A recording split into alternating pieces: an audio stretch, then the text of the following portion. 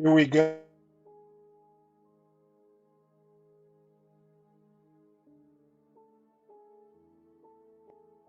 Sorry about that. Uh, Good morning, folks. Yes, I'm getting a bit of a late start, but it was a later than expected day today. So here we go.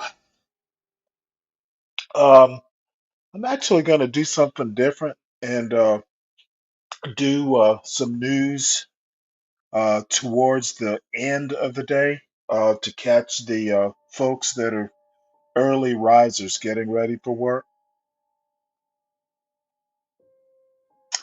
So we'll do something different. And what I'm gonna do is start out with a few videos.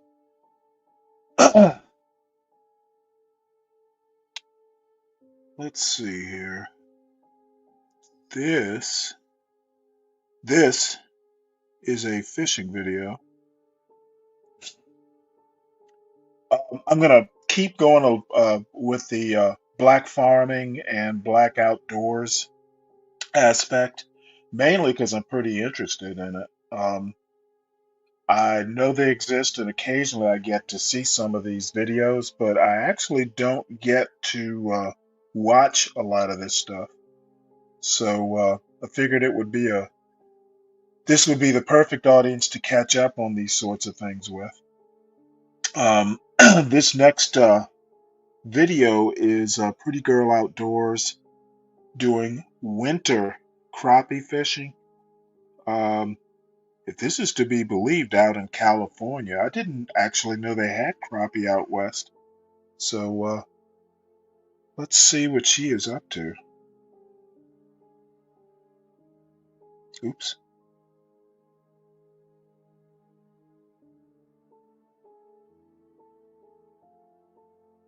Technical difficulties here.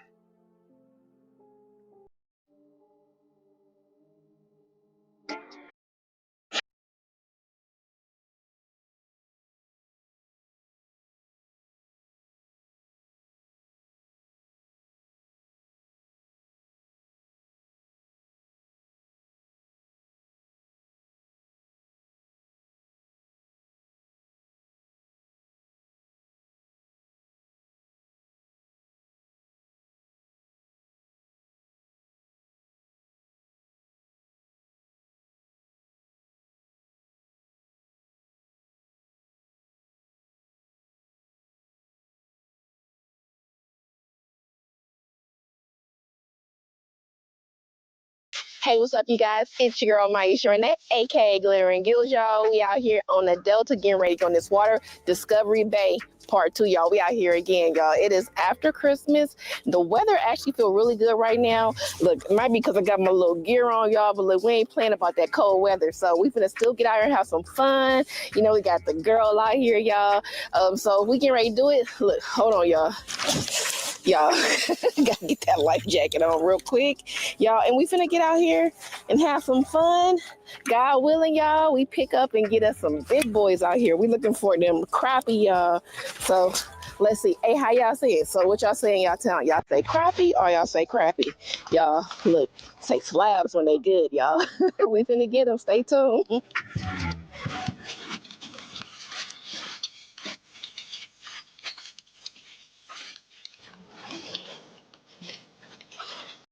Hubby got his life jacket.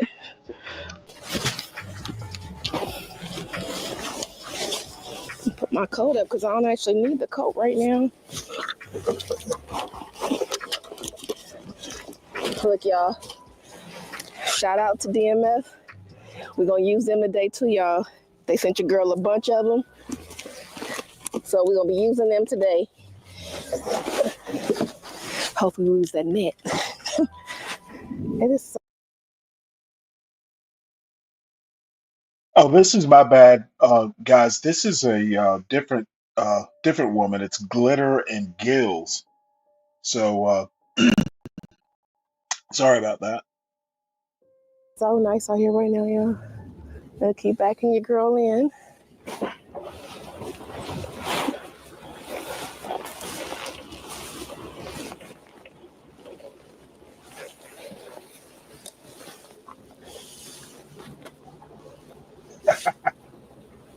It's that is true, but she's got pink waiters on there, Fred, All right, y'all. or purple. Little hubby,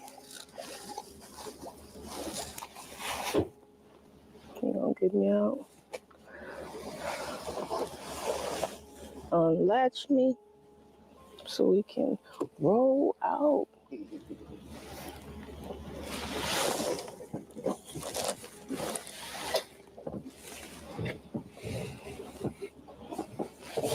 Believe it or not, folks, I actually have seen people back down trucks and their boats and get the boats afloat. I've actually seen people do this alone, but it's a Let's lot get that easier motor with two ready. people. It's deep enough. Yeah, it is a nice boat, Yeah. Fred. We good? No, we both perfect. Finna back me in? Okay. Ready. Yep. Ready? Yep.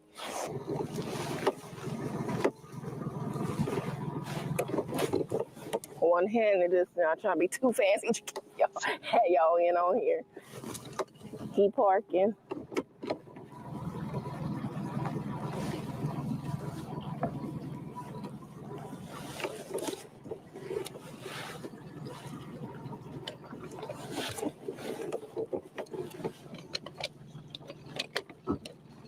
All right, hold up, y'all. I'm glad that I get my boat in right.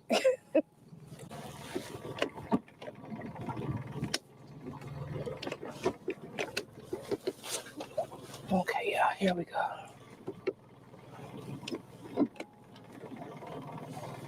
There we go, y'all.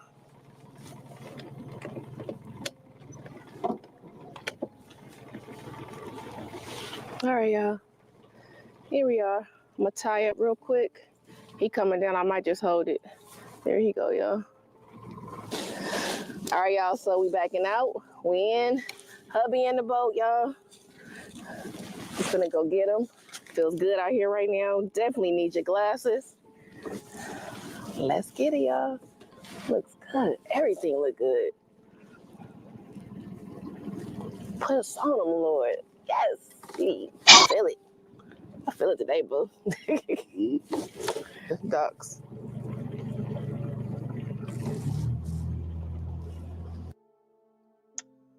Believe it or not, in some ways, this reminds me of my grandmother. My father's mother used to like to fish. Matter of fact, she was actually pretty good at it. Um, let's see. I know this is somewhere in California, Fred. I'm not. Let's see. She says California Delta, and I'm not real familiar with California, so I'm not exactly sure where they consider the California Delta to be. I'll uh I'll Google it right quick. Says CA Delta. I'm assuming that's California.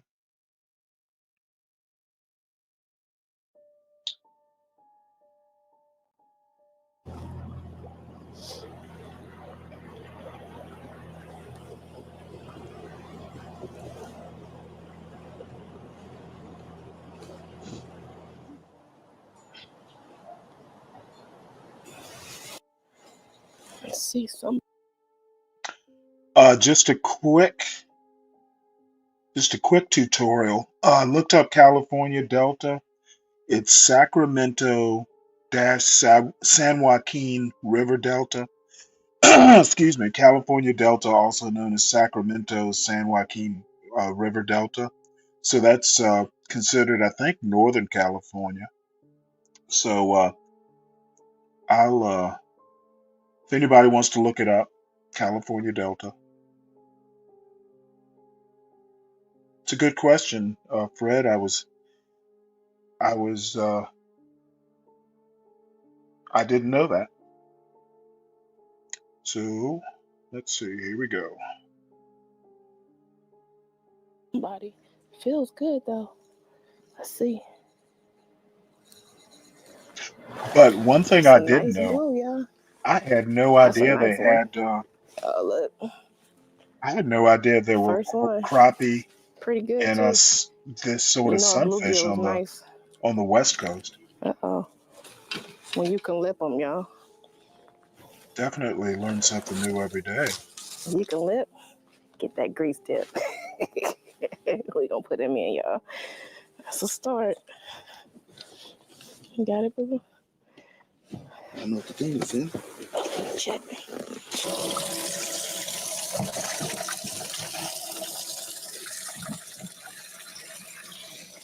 Yep. All right, y'all. Just to start at dinner. They right there. Got my worm back too. It's always the good part. Free groceries. That's either you or me, I think. Phone I wonder sunglasses if can this is a too. public boat slip. That's Uh, another bite. I bet it's or public. Looks like a private boat slip. Boat slips are good That's places blue. to catch fish. Lots of structure. Let's see what you look like. That's another nice bluegills. Get Mm, all it out, dude. I don't know. Might be too small.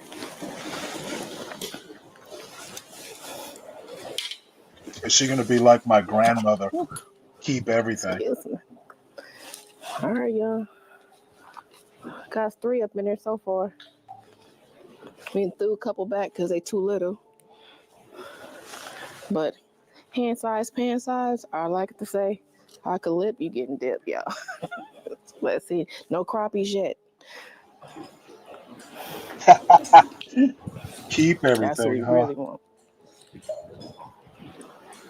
It's like you feel that thump every now and then, so you know that's a crappie. But then you sometimes you'll feel like you get hit. You know that's that bluegill because he just super aggressive. It's like they together. I don't know. Yeah, you and my grandmother would get along just fine, Fred. They under the dock though.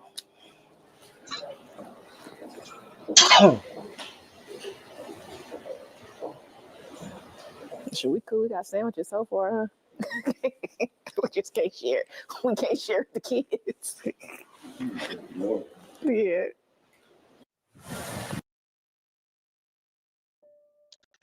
Years ago, I had to have been maybe in my early 30s, maybe mid 30s. And my father and I had gone down to see my grandmother. He had some business down there, some farm business. So while he's at the bank, my grandmother and I went to fish at this white man's stocked pond.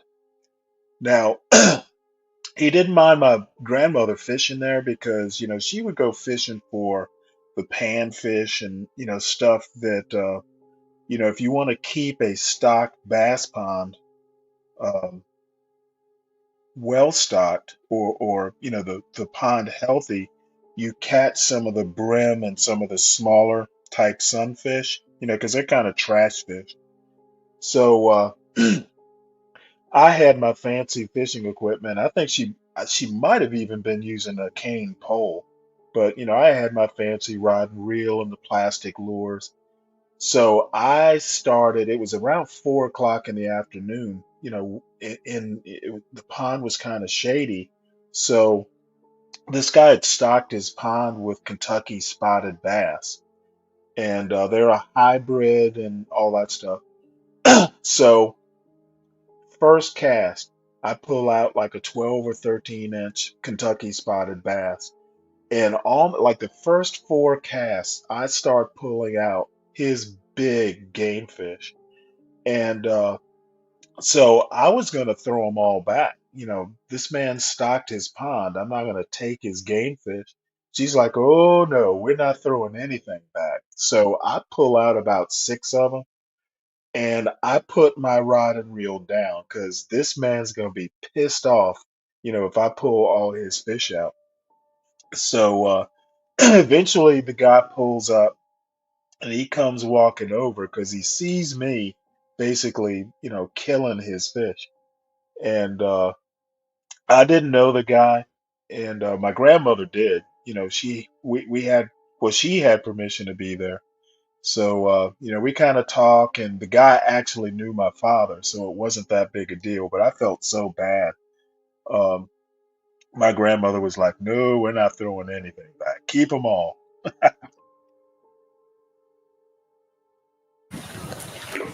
Oh yes, oh yeah. That's what we want, y'all. That's that we want. Hold on, hold on, hold on, hold on, hold on. Mealworm. Can I get that back, please? Y'all, look at that one. Now that's a good one, y'all. Them slabs right there. Yes, sir.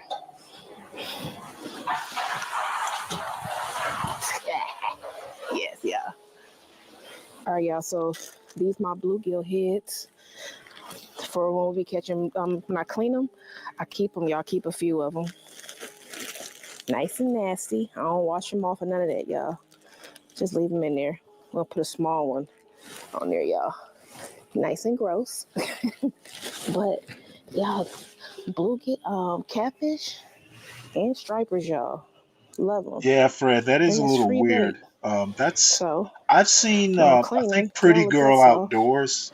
and all that good She stuff. has And extensions. I'll They're put it not right through his long lip, just like extensions, that, y'all. but I agree with you. If you're gonna be And throw doing him out fishing there in nice and ponds nasty. and stuff like that, I'm you just gonna need let to him sit get rid of while them we do our nails. bluegill. In case there's somebody down there, y'all. I done caught bass off these too, y'all. Okay. I'm gonna let him sit. Look, they sit up there trying to tap on him, feel like he got no mercy. So we'll let him sit down there and then we back to getting something for this grease. Let me see, where can we send him at? You gotta be careful because somebody big headed, y'all. You gotta be ready. We'll always check y'all eyes of y'all rods, y'all. That's a disaster in the making. That's how you break your line, lose your fish, all that good stuff that you don't want. Back at it, if y'all in Cali, y'all, you gotta have license to fish with two rods. So I always get a two-rod license, y'all. It's worth it. If not, you gonna get that ticket. It's not worth it. All right, back to some bluegill and crappie fishing. All right, look at this one, y'all. He little, but look how he look, y'all. That boy got a full head on him. Dang, his tail is all crooked. He like the bait. That means you find the fake bait. He do. Dang. You gonna be somebody special. I'm gonna let you grow up. Just do one thing. Tell your mama she owed me. We need to talk in person. Yeah, Trying to switch it up, I, y'all. I know she's making content, but I Switch up hate it my when people little talk crappie baits. They ain't messing with to white. their fish They ain't messing with or kiss them. black. So we don't go to pink, y'all. Try something. We got some of everything.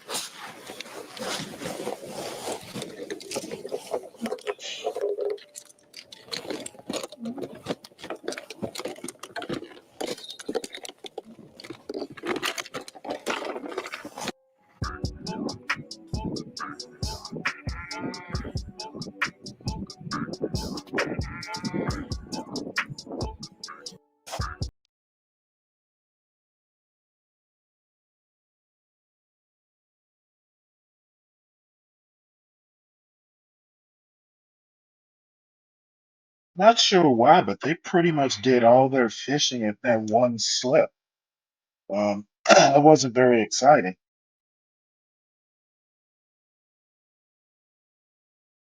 I hope they didn't stay there the whole damn day.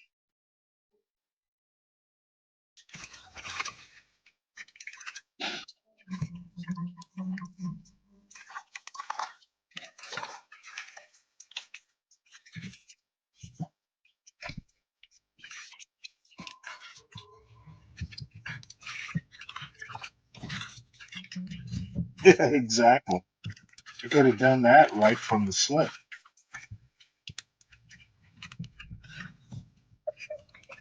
They kept a bunch of small ones too. Keep all those fish. Keep the bigger ones.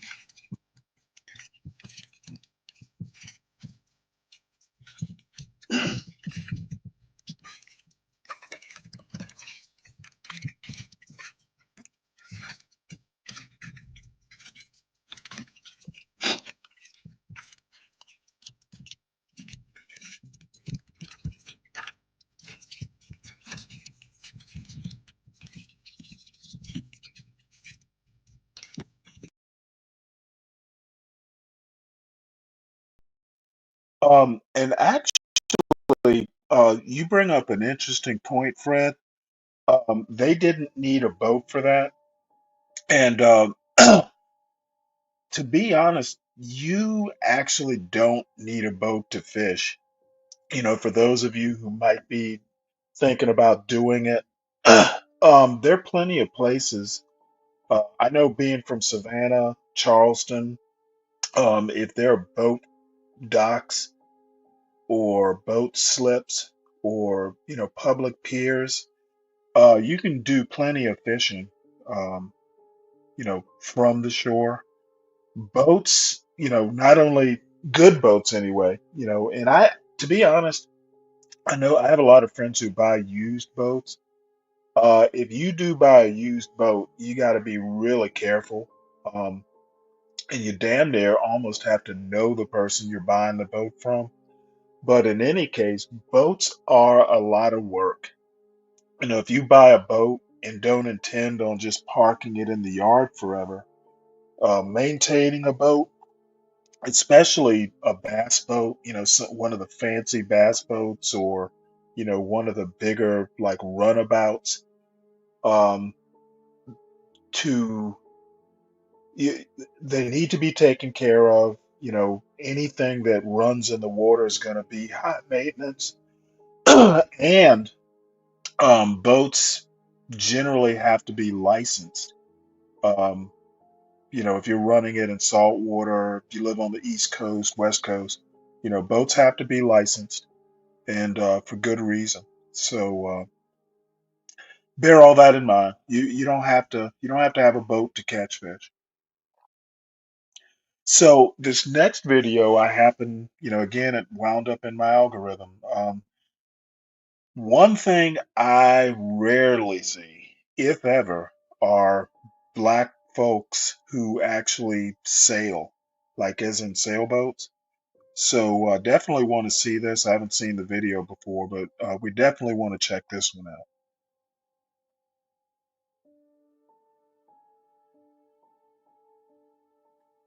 Yeah, what up, Damage Control family? We are so grateful to have you back with us for the next piece of this puzzle we're building. The last time y'all saw us, we were leaving Washington, D.C. So let's pick it up there, as there is so much to catch all up on. On the way south, our old boat neighbors at Quantico asked us to stop by the marina. We received a departing gift and a lot of great advice. So cute. That is so Sherilyn, Thank Brian, you. thank you so much. People ask, what do y'all do out there? Don't y'all get bored? You get bored? No. I don't get bored. She cooked a good meal, as always. Healthy. Healthy, very healthy.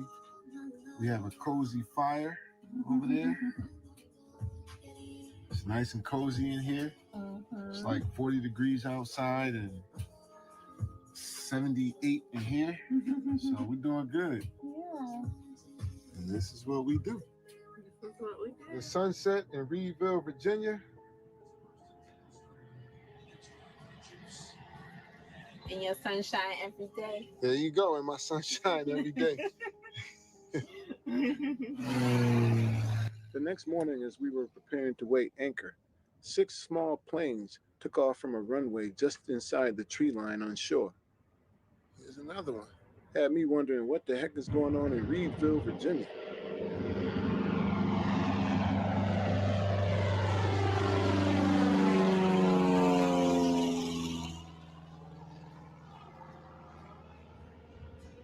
They're moving it sometimes 18, 20 knots, right? But it doesn't look like they're moving fast at all. And the way you would check that is you would tap it on the screen and it would give you all the information on that system called AIS, right? Automatic Identification System. So Susie Q's on watch right now, and I have to use the bathroom, so I back her up by keeping avionics up, even in the bathroom.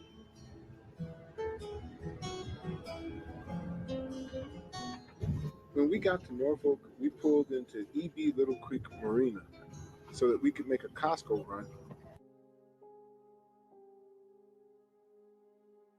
Folks, that's my old stomping ground, the Chesapeake Bay.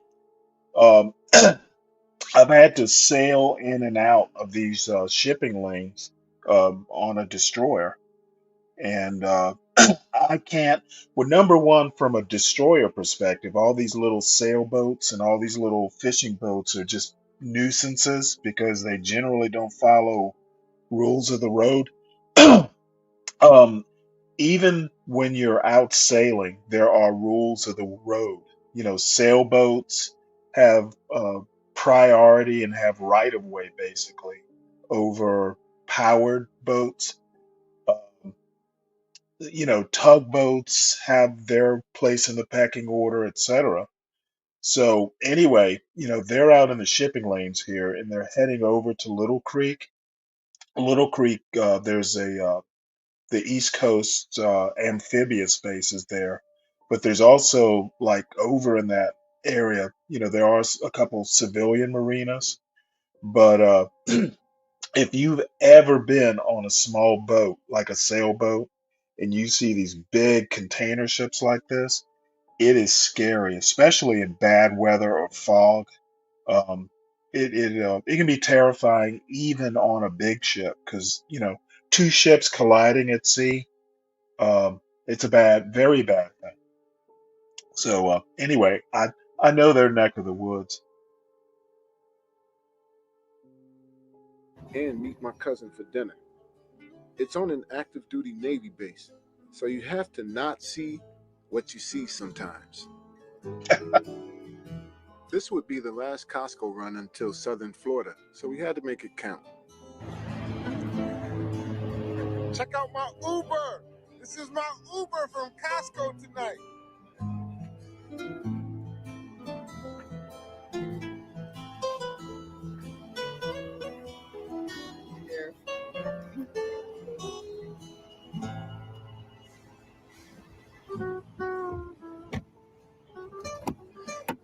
Y'all remember that guy from last time I was down this way? He's back!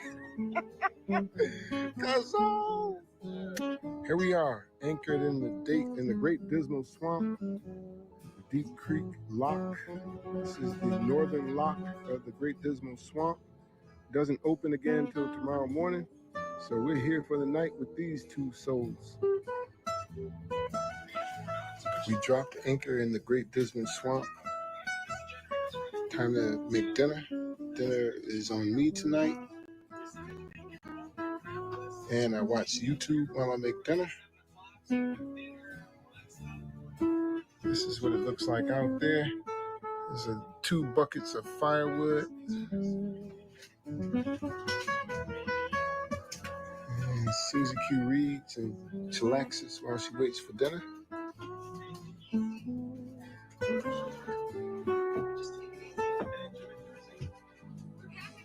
Susie Q said, get a sticker and put it out there. So here we go.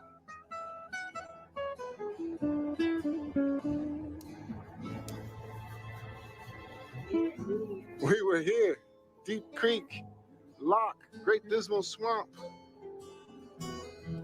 Damage control. Susie Q and Sput. Hey. Folks, this is the intercoastal This is all waterway. very interesting. We are at a bridge. Basically, right roughly past the New first York lock. Harbor all the way down to We Florida. have to Some of wait. it is out at But sea he's about to open the off bridge the for us. East Coast, and some of it are locks that are interconnected inshore. Part of it goes through Savannah. You'll hear me talk about the Wilmington River every now There's and my again. newest YouTuber Wilmington River in over there Savannah, getting footage. Chatham County, technically, is part of this East Coast We intercoastal are coming waterway. up on a free dock in the Right Great now, Dismal they're in the Swamp. Great Dismal Swamp, and I think part of it is in Virginia, going into North Carolina. It'll probably come out around Wilmington, North Carolina. Boat tied up. Huh.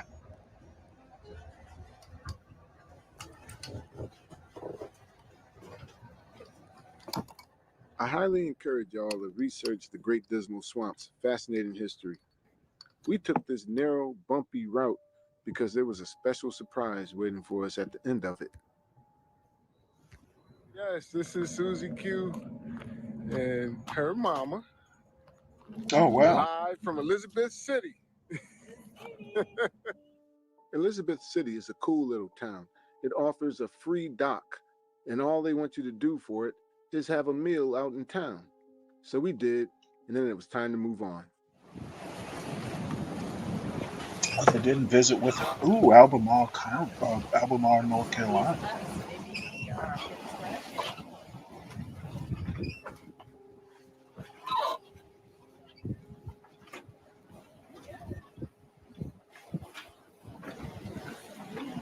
Yeah, I guess that's true.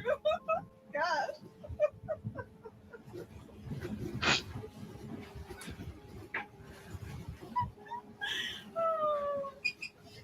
You're like, I feel like you're like philosophy. They just about to die.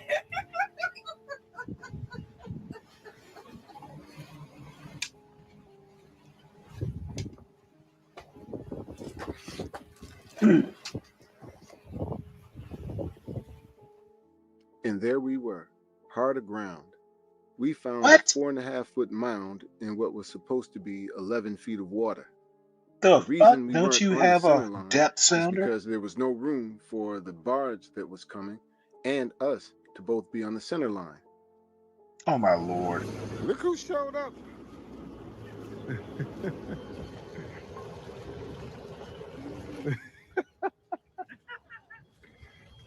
All right, we are untying and getting out of here. Wonder how they got off. Maybe they were at low tide or something. Beaufort. Beaufort. Hey, I got on shorts. Not Beaufort, South Carolina. It's Beaufort. Okay, this is possibly the most empowering moment. Oh, of well, my it might life. be Beaufort, North Female Carolina. captain, I forgot there was a female North Carolina. hunter. Yes. Oh, independence. All right.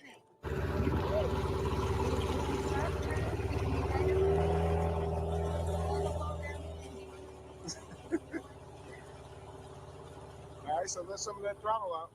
There you go. Let that ride over, and there's your bowling. See that?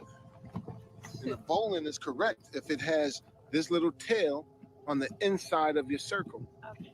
See that? That's a good bowling. That's not coming out. All right, do that over. Gonna hit the play button. Boat buddy Bill invited us to have Thanksgiving dinner with his family. Shout out to Bonnie, Matt, and Kennedy, who prepared the entire meal herself. Compliments to the chef. It's stovetop. And she said, I'm making homemade stuffing. And I was like, I've never made that. I don't know how to make that. That looks good. Kennedy, you did good. I'm so proud of you. Yes. Thank you. I don't know about all that. Yeah. We all have to dress up. Whenever we play poker, we all wear like hats and sunglasses to make it intense. Yeah. Poker at Thanksgiving. That's interesting. Really?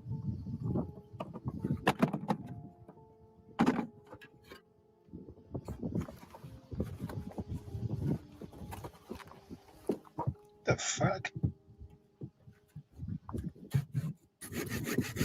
Why do they even need to cut that? Welcome to our first meal at Shea Avamar. We are their first dinner guests, and we are truly honored. In 4 years. In 4 years. Wow. We are the first, and it's a delightful Formal dinner guests. We've had plenty of parties, but never a fancy plate with napkins dinner. And this is much fancier than any restaurant we've gone to. No, don't let him have an axe on a boat. Fireplace. That's It's kind of dark. Can't see I can it, see but it's somebody It's swinging that axe in the wrong spot and Yes. sinking the boat. there. Laundry day.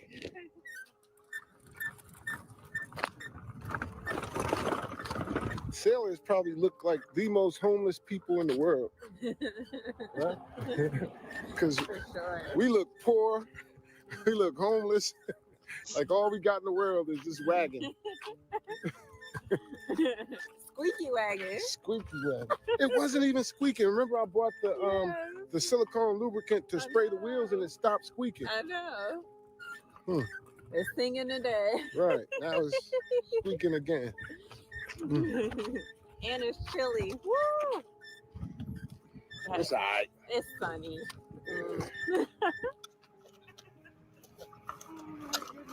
Where y'all going?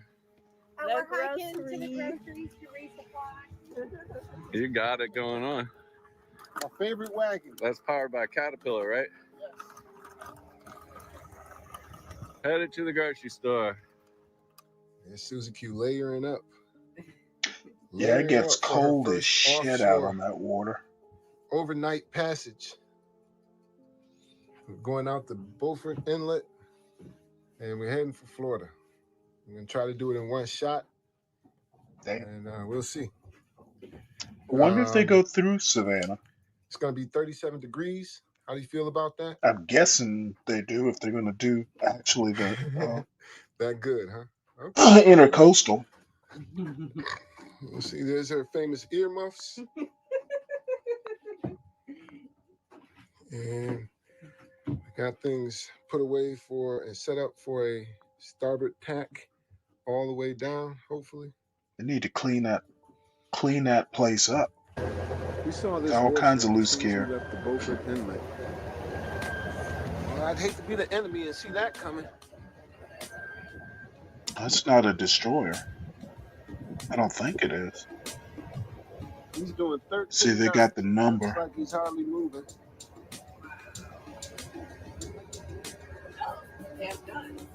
Oh yeah, plenty of guns. And missiles too, probably. That actually looks like an amphib. Hey,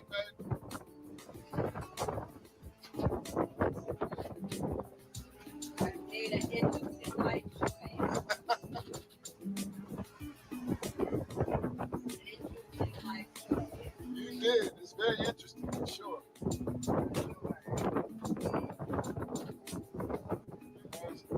Well, it's wintertime, and it's so sporty out here. It is. For your first time on the ocean, though, you're doing great.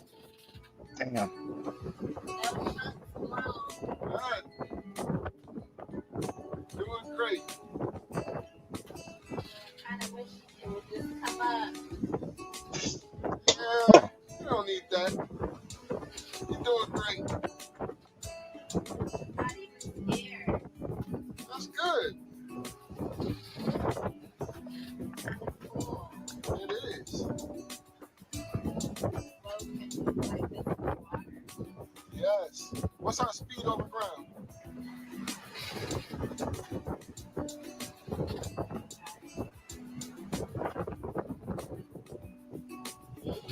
That's good. Well, yeah, we're doing 7 to 8. So it's gonna when we Damn, that's surf down the slow. wave, it's gonna speed up. So between 7 to 8 knots, which is great. And we have a reef in the main. And the head sail is reef. She hung in there for hours before the ocean came to collect what was due. Conditions would continue to worsen because of a strong low pressure system that was forming to the north of us. Soon we would need a place to duck in off of the ocean. Yeah, I'll bet.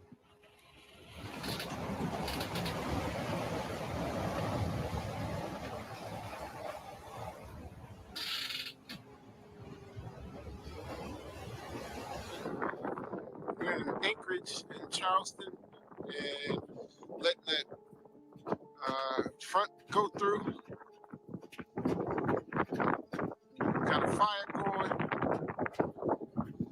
There's our buddy boat. It's the The Ashley next River day, we got Bridge. back on the ocean. Our buddies, they went down the That's a ICW. car carrier. Our plan was to meet in St. Augustine, Florida. Oh, so St. Augustine, Florida. oh, they skipped the Savannah part. Damn it! To celebrate making it to Florida, Bill took us to one of his local watering holes. There we met Bert and Gadget, who sailed thousands of miles and had stories to tell.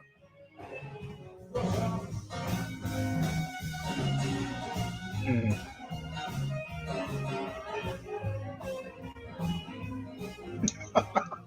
Now I already know how the comments are about to treat us for this dancing. But it's cool. Go ahead. Have fun. Ah, you beat me to it.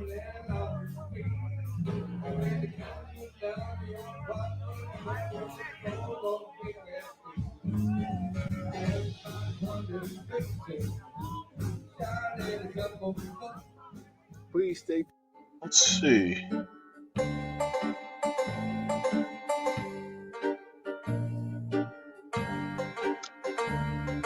All right, let's see. We will move on to more bluegill fishing.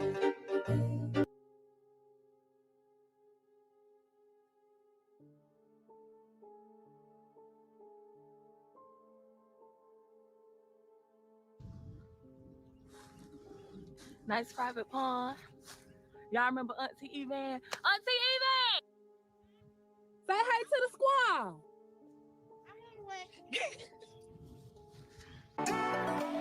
Oops.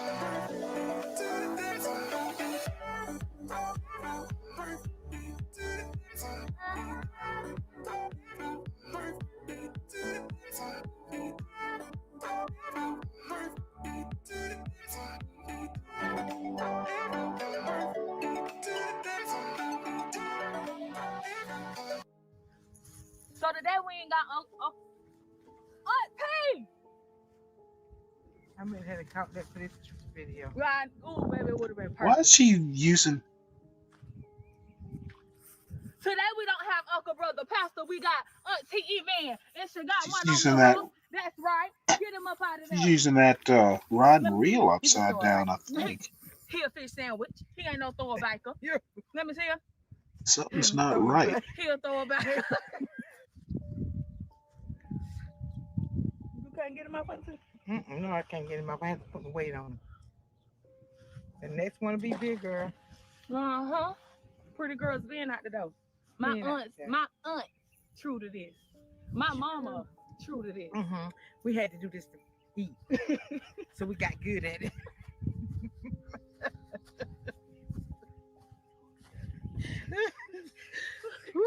This is your meal, Auntie. This is it. Fish or die. Fish or die. Fish or go hungry. Oh, It was couple sport, but it was a lifeline thing. Yeah, this is mostly. And everybody part I went without permission. Skip Sorry, ahead a bit. excuse me.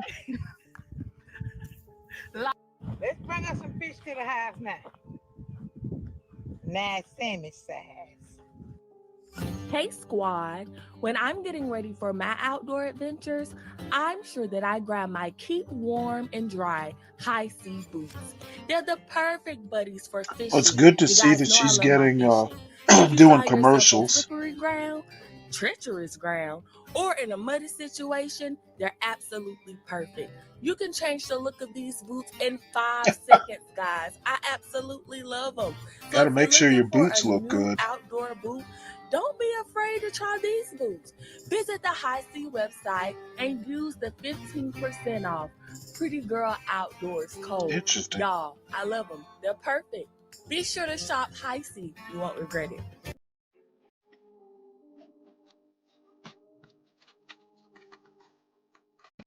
She likes her outdoor cooking.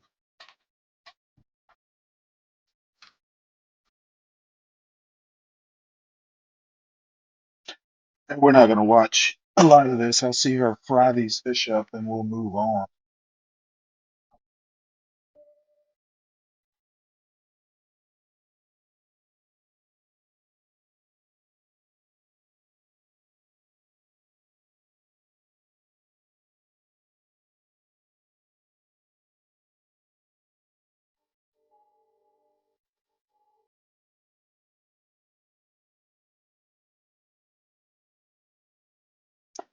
And look through her stuff. There are other ways of doing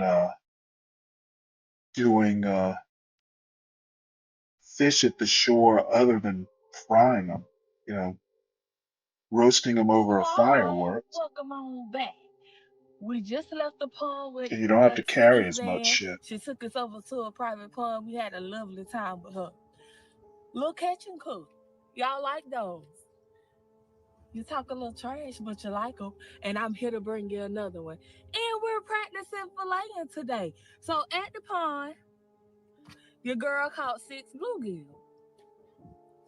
Now hear me out, hear me out, hear me out. I ain't been catching nothing because the weather been crazy for the fishing. So got these 6 bluegill, and that's grocery. We cooking this. We're eating this. I fish for leisure, but I fish because I like to eat fish. So feel how you want to feel. I catch, I cook, Let's I see if eat. she's going to Okay. teach us how to We're gonna try to dress fillet these this out. fish today. I Today, don't fillet we them, don't have a glass table. We have a wooden cutting board. We have which our fish. I wouldn't be doing. I don't We know have that you should. a I don't generally like to use wooden cutting boards, especially for something like fish. It would be better just to do it on the table, or get a some sort of plastic or Teflon cutting board. Wooden cutting boards soak up all this shit and all the fish guts and juices and all that, and they're somewhat harder to clean and maintain. Um, I'll, I recommend, especially if you're going to be doing fish, do or meat for that matter. Use the Teflon or plastic type cutting boards. I think they're mostly Teflon. knife. So we got all the proper tools. Let's see if I can get this fillet down. Right, this makes perfect. At least she And has I'm the right type of knife. gonna start by scaling this fish. And that's the other thing. If you're going to scale the fish, use a spoon. That's actually about the best way to do it. Knives are okay, but spoons are better. The other thing is something like a sunfish, this flat, kind of dinner plate looking fish. Unless it's really big, it's better just to gut it. Take the head off and gut it rather than fillet it. Um, some people don't like dealing with fish bones. No one, I guess, really does. But the nice thing about bluegill and crappie and this whole sunfish family is they've got large bones, and the really small bones kind of melt. So, there's really not much of a danger of swallowing a bone or something like that because they're big enough to see. What you can do is just, um, no matter how you cook them, you can take a fork and scrape the meat off the bones. There's really minimal danger. And if you've got kids or something like that, the parent or whoever can basically scrape the meat off the big rib bones. And, that's why I kind of like crappie and that sunfish family. They're kind of kid friendly to eat and to catch for that matter. My son's first fish was a bluegill,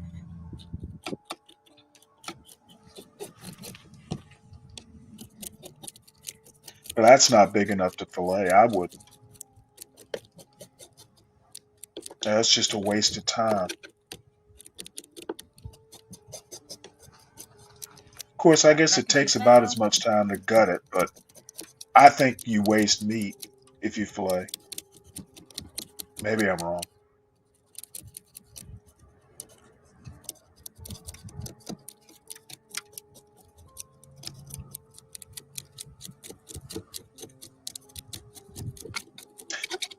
And actually, that brings me up to another. For folks who like, who actually are new to hunting or fishing or something like that, one of the things I hate to do is waste meat. If you're going to go out there and, hunt or fish, you want to make use of all the edible parts.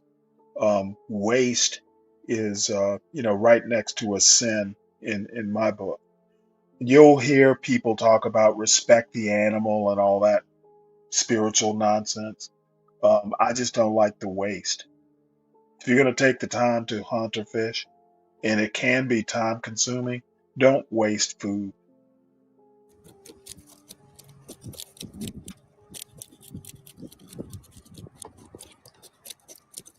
She could have done this with a spoon in half the time.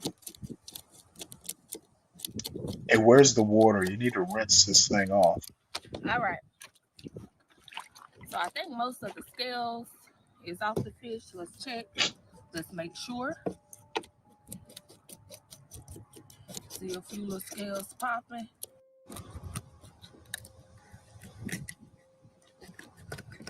You see all that meat right around the spine? She's actually doing a pretty good job just going against the bones like that, but I don't know. In my opinion, it's wasteful on sunfish to fillet them out.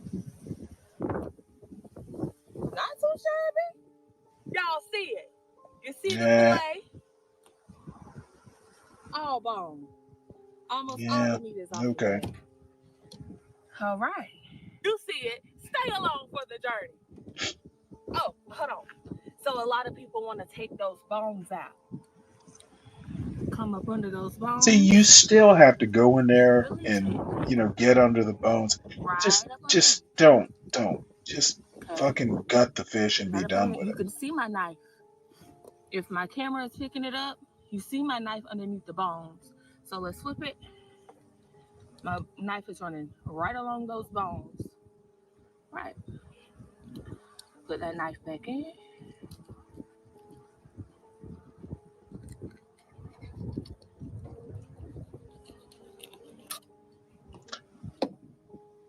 This is the rib bone. Okay. This is Total your waste of fillet. time. All right. Now I scale this fillet because I like to eat the skin on my fillet. Now some people don't like to eat the skin on their fillet, but I like the skin on my fillet, so I'm gonna eat it.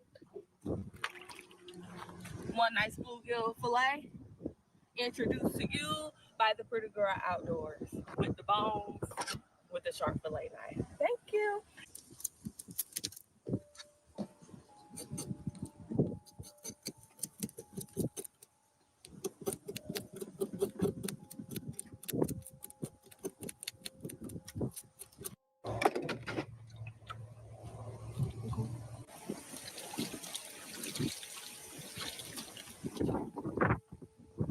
What is she doing?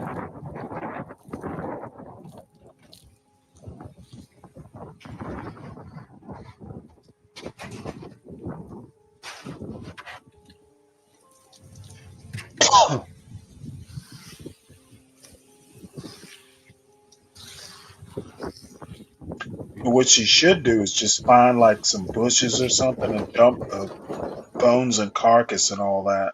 Okay, squad, Just and dump it now over we by a are tree. going to Animals will get to get it. our fish season. We're gonna leave a little bit of our water because that's what gets the flour, the fritter, and all that good stuff to steep. All right, so we got our fish in, and y'all know how we do. Same seasoning as always. Do a little salt. Okay. Do a little Creole. Okay, Win. You disrespectful. All right, little Creole.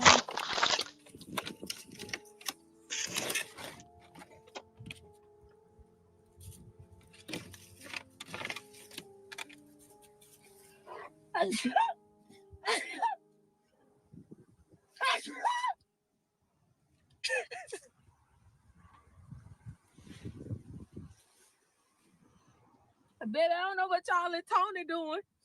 Y'all trying to take me out. Okay. Tony and y'all Creole people. That's too peppery. Now, Tony, you need to take some of that pepper out of that stuff.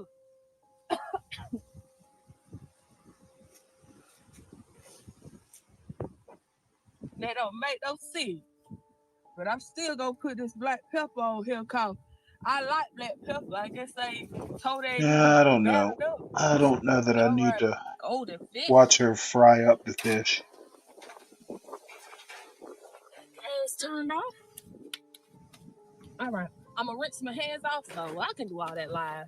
We family now. You know how you invite somebody to your house one time and you feel like you gotta entertain them and do a whole lot. I'm getting to the point where it's like I ain't doing that. Be sure to like, comment, and share. And hey, if you're new here, welcome. You too can be a part of the PGO squad. All you gotta do is press the subscribe button and hit the bell to make sure that you're notified first for all future content here at the Pretty Girl Outdoors channel. Thank you for being here, squad. Bye.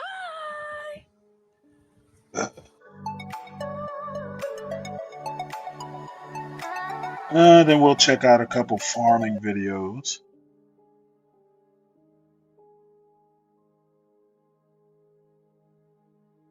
Go down to the farm. Let me go back to the beginning. What's going on, everybody? This is VJ from the Hunt Family Farm, small black-owned family farm, and I want you guys to follow me along on my farm tour.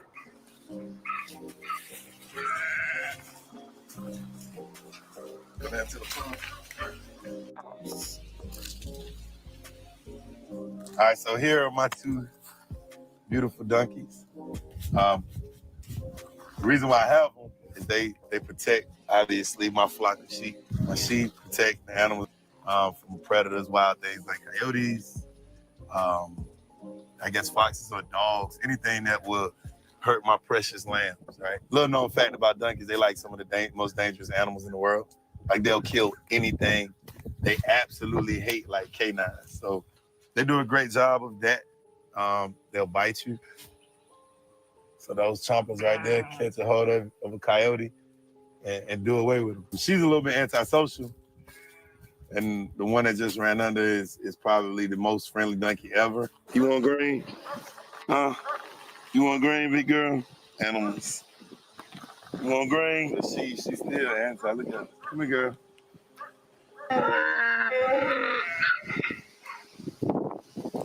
Now you want to be my friend? Now we cool, huh? Oh, now we cool. You can see what I got. That's crazy. Oh, boy. Kinky girl. Hey, where my other bucket go? Somebody stole my bucket.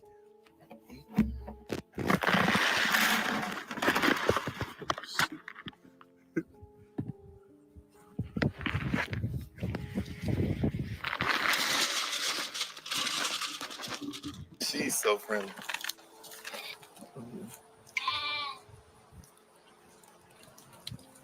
She's so pregnant. Oh my God. Look at how pregnant. She's definitely having twins.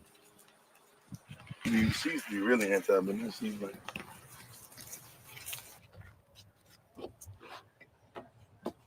She's crook.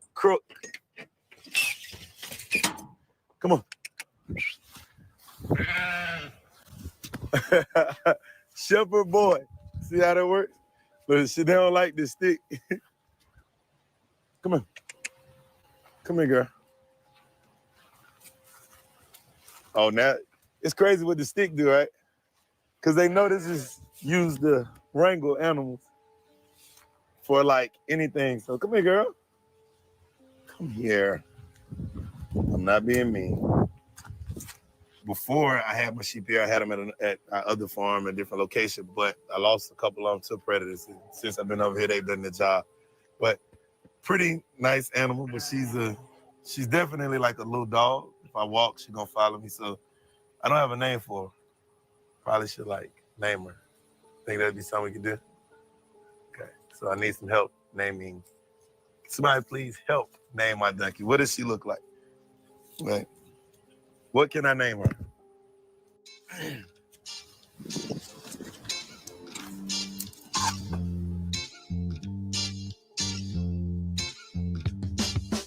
This farm has been in my family for years, and all of this land. My great uncle did the justice of building this, many, many years ago by hand, by itself. No help. But this right here was the chicken coop. In there, that's where the chickens would roost, lay eggs, do all those things. We had a few chickens. We don't have them here on this farm, but this is kind of where it all started. I mean, like I said, he built all of this by hand, by himself, like no help. He was a pretty tough dude. All right, so this right here is actually my first vehicle right here. First thing I learned how to drive. I don't know, my dad always just threw you out there in the fire. So back when I was a kid, we used to farm tobacco. And so this was the tractor that we used to pull like the trailers in the field. And my job was to drive the tractor through the roads while people picked the tobacco. So I learned how to actually drive from this. The highlight of the day for me was at the end of the day when we was finished pulling tobacco, I would drive this tractor to the barn, to the barns down here to park it. But I think I might have been like 5 or 6. Like, it was real crazy. Now that I think about it, it's like one of those things that just, I can't believe that this dude really would let me drive this tractor at like 6 years old. But it's still running, it still actually works. Like, we still use it, as you can see. We use it for planting, breaking up land and all those things. I mean, it's a great investment. It was a great investment in, and still running.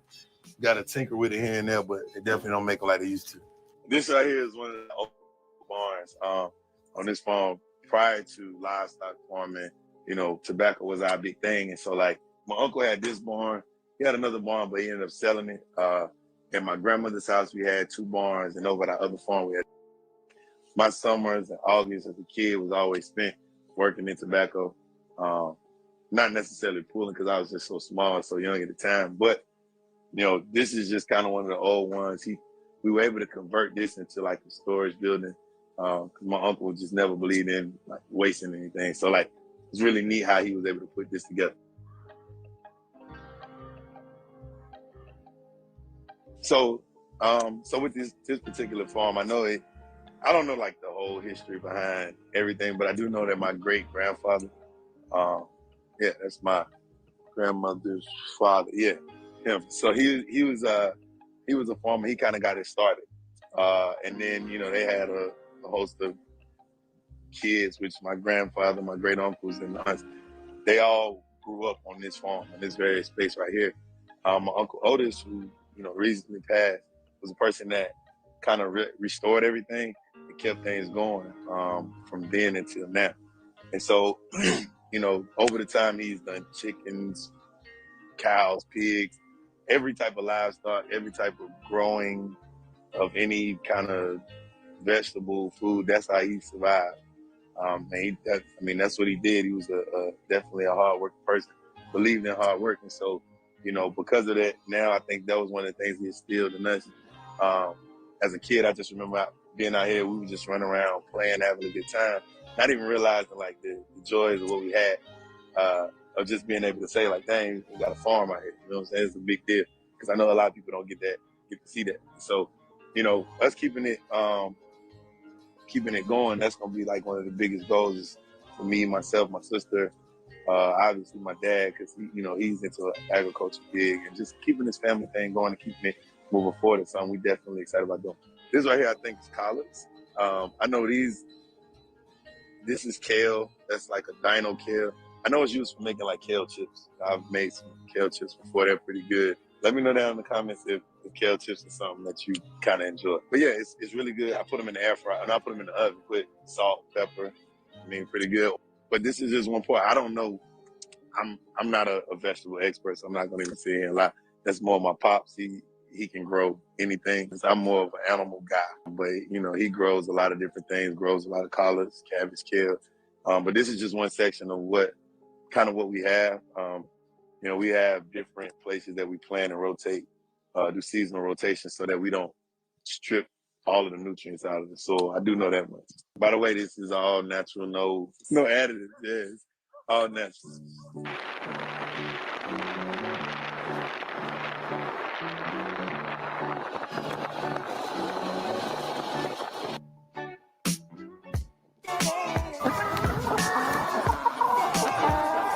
These right here are our chicken, our egg layers. These particular chickens right here, they lay brown eggs. So it's all natural. You see what they're doing. They eat grass, they eat a natural feed, no GMOs, all of that. So probably the healthiest and tastiest eggs you should ever have in segregation. But no, it was just like they wouldn't be natural, like moving around like this if they was in it with them. I guess because they outnumber them. I don't know. It's like gang violence or something. I don't know. It's weird. But once we moved them on this side, we gave them their own house. They're starting to lay now. Chickens are like very sensitive to like their stress level. And so this fence is actually electric, but you just lift up the box and you can collect the eggs that way. Again, you go into the box and then purchase. This is where they sleep at night. So they go into the box and lay, and then this is their purchase where they sleep at night off the ground. It's really weird how chickens sleep because they sleep balanced. Sometimes they up there, like they'll fly up there and everything, stay up there at nighttime. It's feed in there. Yeah, they got a little bit. No, actually it is. I can see it. I can see it at the top. Oh, dude, you see these Crocs? You see that? Camo, the drip. Oh, the socks. Oh, man, this is the first pair I grabbed today. But you see it, they hitting them, probably twisted. Come on, dog. Solid. I don't know. This is just our little dog. I don't know where he came from. It's just like, but the dog will attack the chicken. The socks, man, come on, man. You know that. Life of a farm now. We talk about truthfully like farm to table. I know that's like kind of like the wave, but this is true, legit farm to table. So these are pasture raised turkeys here on the Foul Play Poultry Farm / Hunt Family Farm. But these turkeys will be processed for Thanksgiving this year. So a lot of them have already been sold, but they're grown like in a pasture. This fence, this particular netting, this fencing is really to protect them from predators. It's an electric fence, but we move it every so many days to get them plenty of space, get them a healthy space to live in and move around, and to be able to graze and eat freely, eat naturally, as opposed to like, in factory farming where they live in these tight spaces and they're just pumping food. So they get an all natural, a GMO-free feed, which makes them as healthy as possible. And then just having space to walk around, having sunlight, having fresh water, different things like that make them end up ultimately tasting delicious.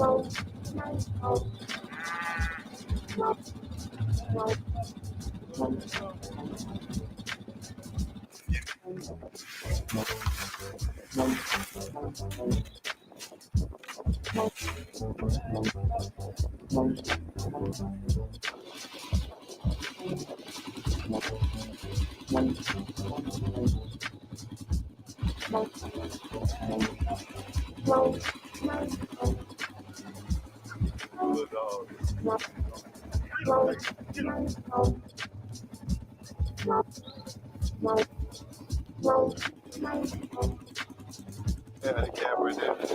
No smaller calves, like they ready to go to the market.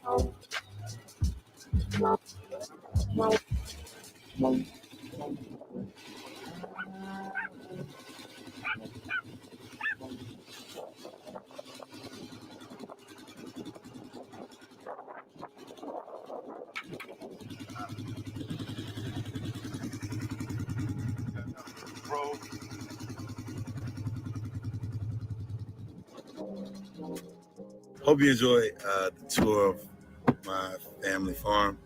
You know what to do. If you like the content, like, subscribe, comment, all of those things. Catch you guys later.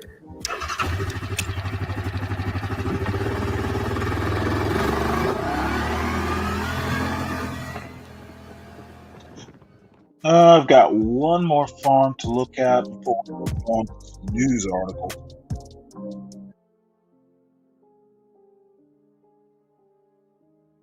And again, I've kind of been fascinated with, talking about things that Black people do besides shoplift at Walmart and become crack hoes. Um, and it's a conscious attempt to basically break a narrative that seems so popular on in Black conservative spaces, and frankly, the stolen valor, some of the stolen valor white folks out there who want to talk about the greatness of white culture, um, and a culture they didn't help to make. They bask in their culture, much like everyone basks in their cultures and subcultures. They're taking pride in something they A aren't upholding and B didn't help make. Hopefully the right stolen valor whites are listening. Hold on one sec. I think I lost. Oops. Let me bring up the video I was meaning to watch here.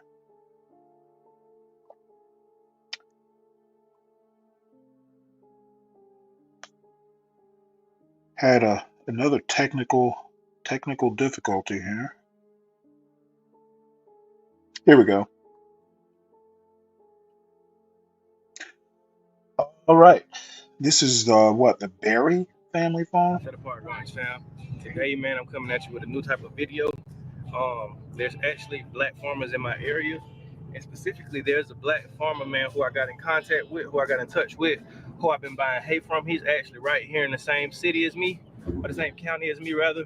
And his family has been farming, I want to say, for over 50 years, man, and they farm cattle. And they do row crops and things like that, man. So we're gonna go visit. They farm today. They hosting an event and everything like that, man. I just want to bring awareness that it's more Black farmers out here than you think. There's more of us out here than you think. So let's go check out the Berry Farms. I believe that's their name. I know their last name is Berry, but I know it's Berry Farms. So let's go check them out, man, and see what they got going on, man. And y'all just stay tuned for a great video, all right?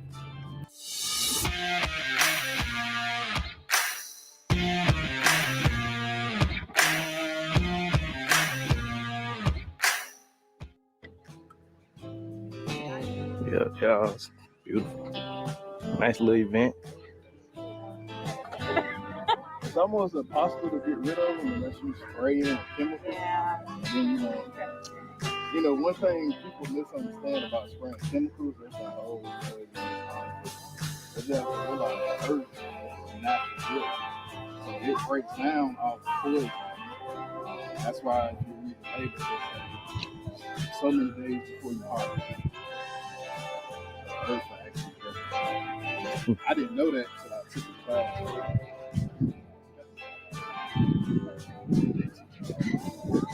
A lot of people.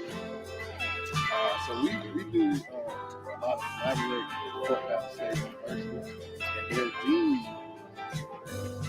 over the agriculture department, he comes down a lot and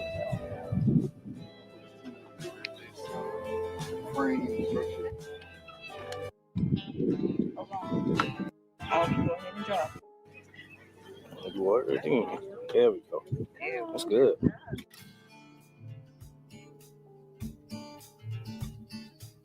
Next steps, okay, guys? So we got several different kinds of seeds. We have lettuce, we have chard, we have spinach, We have rutabaga, radishes, and all. So most of you already have your pots. So what we're going to do is come right here and get our soil. You don't want to fill your pot all the way up with the soil. So you want to fill it. Go ahead and dig all in it. Go ahead. I want you to fill it up almost to the top. But leave, you want to leave some space. Just a little bit more. Just a little bit. There you go. All right. Go ahead and fill it. However you're going to do it. Well, anyway, our grandparents are in the early 90s. Okay. Farming. Come help me with this history. You don't remember? You ain't playing no apple, boy. Either way, man. Yeah, man. Give us a brief history, man, for the video of the farm. We need to sit down for some hours and yeah. Deep, man. Yeah. Our grandfather, he started farming back in. When did Granddaddy start farming? Come help me with this history right quick. Well, anyway, our grandparents are in the early 90s. Okay. 90 years old. So they were both born in the 30s. Well, actually, Granddaddy started helping our great-grandfather probably in his early to mid-teens. Okay. So yeah. So back then you started real early. Yeah. 15. Yeah, that's true. Yeah.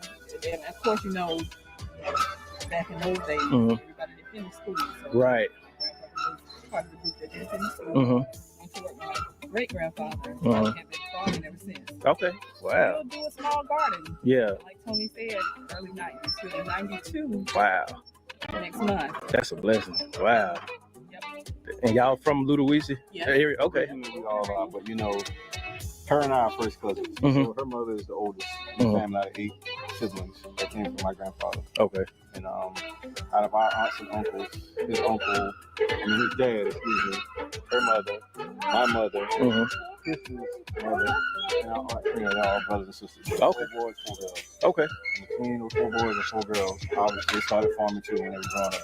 Okay. They started with tobacco farming when they were coming up. Tobacco farming. Yeah, that was a big thing back then. Cattle, corn, hay, you name it.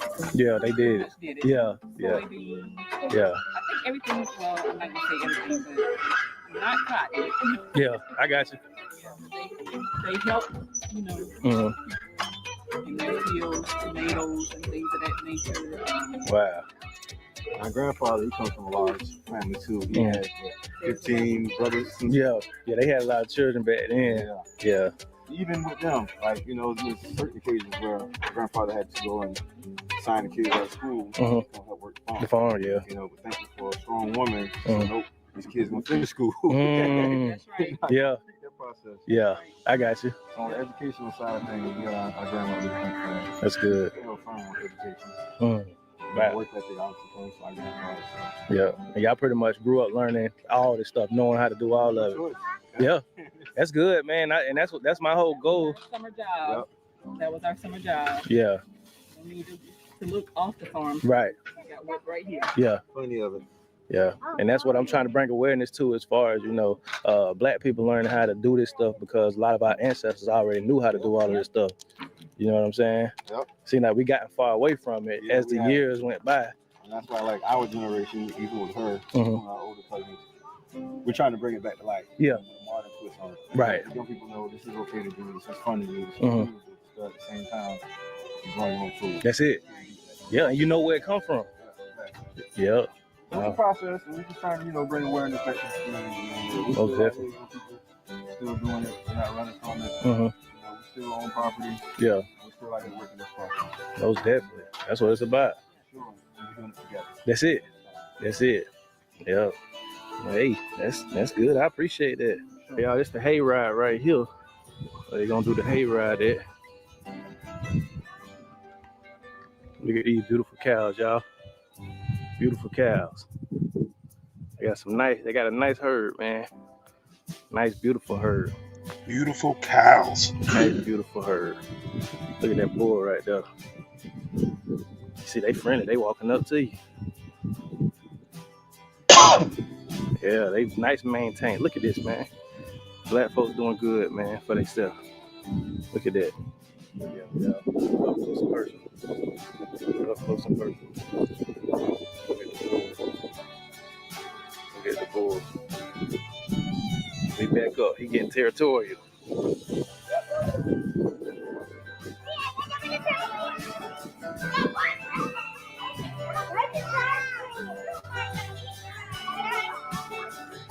The obligatory Kids trampoline. having fun, y'all. We farm? Yeah. And we farm totally. As far as planting. Everything. Cattle, all that. Oh, man. It's a good what we just picked up from Dusty. That's another 30 or 40 acres. Sure. You can't do as much as we do. We probably about 600 acres. Whew, man. Okay.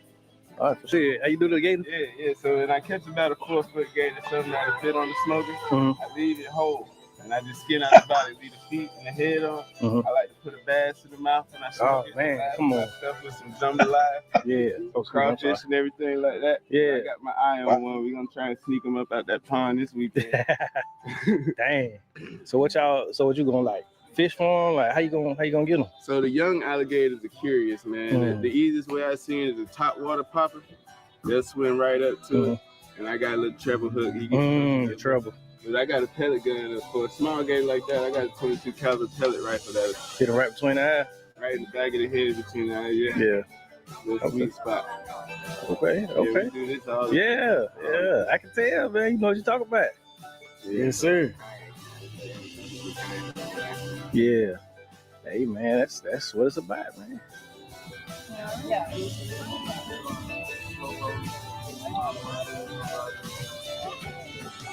So we are actually going to the other side, to one of our cow pastures. Right now we have roughly about, I don't want to lie to y'all, what you think we got, about 60 cows over there right now? Probably 60 between calves and mama cows. Probably 60. So on one side, y'all got some babies out there too? you'll see our calves. We just separated our calves from the mamas not too long ago. We call that our weaning process. We pull them off of their mom, get into their adulthood. So you'll see those on one side, and we'll actually go out in there. We got hay on the trailer, so cows may come up, they may follow us all the way through. So we'll give you all a good show of everything, and hope you all enjoy it.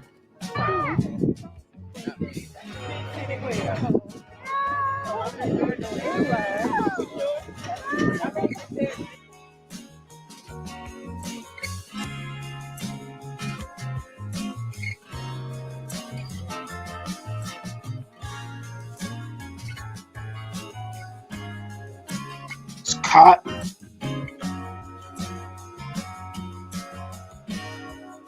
I wonder where this is in Georgia.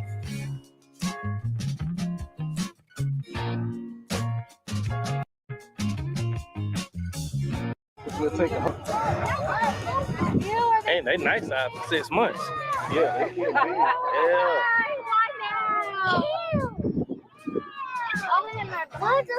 It's good for the soil. Charlotte. What's that? Great looking color. Oh, okay.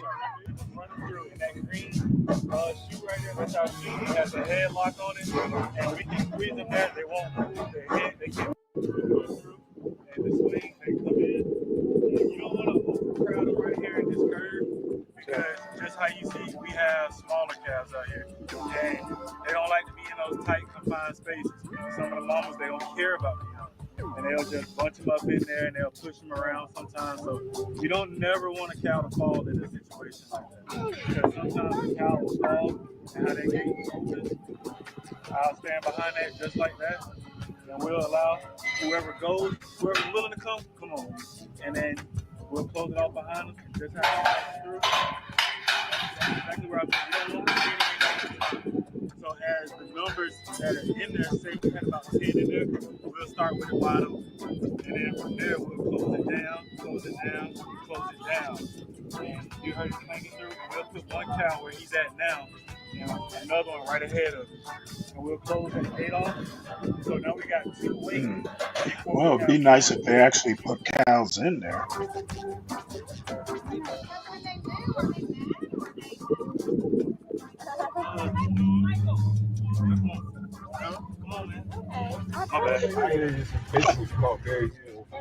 Where you at right now is kind of in between Little Whiskey and Glenville. Oh, Ludowici. Know right where that is. South Georgia, not too far from So you Savannah. got like 3 main families out here. Mm-hmm. You got the Berries, you got the Richardsons, and you got the Smiths. Mm-hmm. Pretty much all of us came from the same tree, but branched off. Different branches.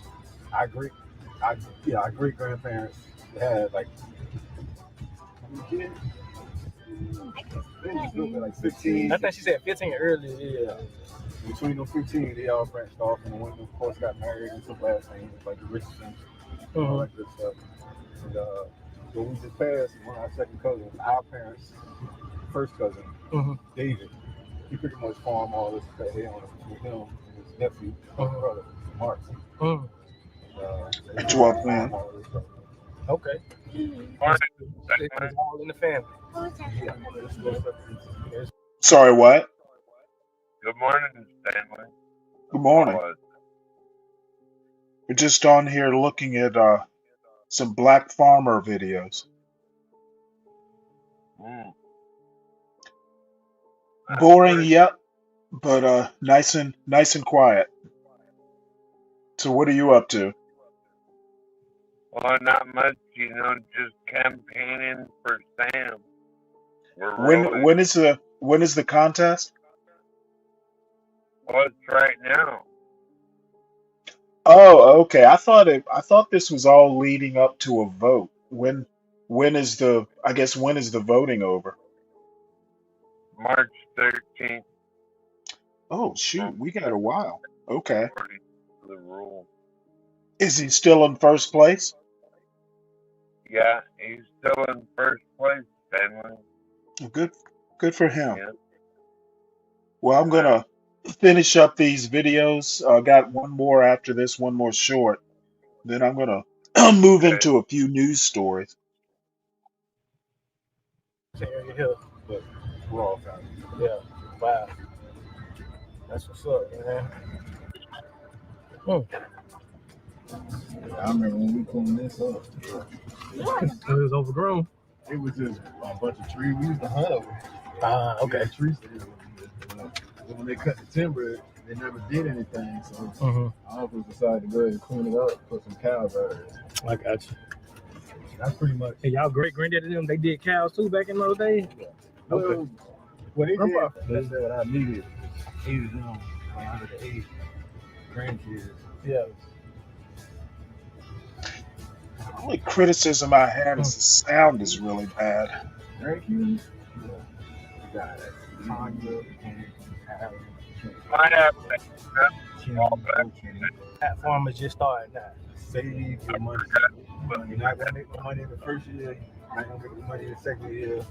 Might see a little bit of profit in the third or fifth year. It's going to take time. It's going to take a lot of work. Don't get frustrated. Save your money and keep working on it. See it through. So it's a long game. Yeah, it's a long game. You got to play a long game.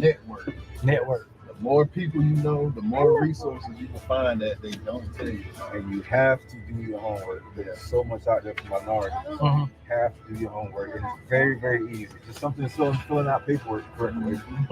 You don't even need proof for a lot of this stuff. It's just filling the paperwork out. Yeah. Stay in constant communication with the USP office or whatever loan office you're dealing with or whatever bank you're dealing with. Right. Well, there was some advice for young folks wanting to get into farming. It's barely strongly advised. Barely hearable. Pay your bills on time. Don't go out here get a farm loan or a micro loan. Go and buy this new truck or a clothes or whatever. That's what people have on black farmers now. They think that we're literate and we don't pay our bills. That's why they don't want to give us loans. Yeah. That's always good stuff. Okay. Yeah, that's what because I talk about it on my page often about the Pitford versus Glickman settlement as far as the discrimination that they did against black folks. That was a cheap way out for them. Yeah. Because they gave 50,000. 50,000, yeah. Anywhere you can buy a decent tractor for 50,000. Yeah. Like this guy was talking about, I got a $200,000 car program. This ain't good. White guys laughing at us. Yeah. $300,000 for a tractor. Go buy 2 of them. Yeah. Yeah. So this was our great grandfather Fairbank's house. This is the second house that we built. Our aunt grandparents' house. Okay. They built this house, I think my mom was 14, 15. I think so. They built this house in the 60s. Oh, in the 60s? They had a house over here but it burned down, and then he ended up building a house over here. Okay.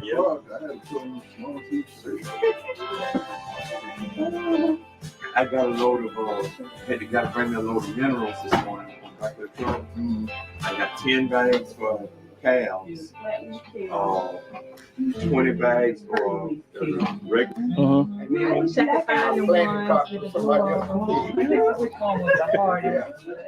Turpentine too. I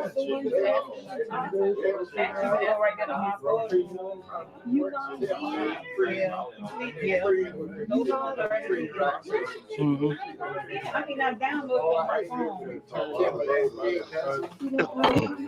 Or you can see back around yonder. Or you can see back around there, come on back around there, or you can see here. Then we got another place. I just enlarged them all the time. And said how many acres, 160 acres over there. You said that again? Tree was over there just like it was here. Okay. Then we came that over there. Really? Wow. So you've been doing it your whole life? Wow. That's a blessing. That's a blessing. And now he cut it up there.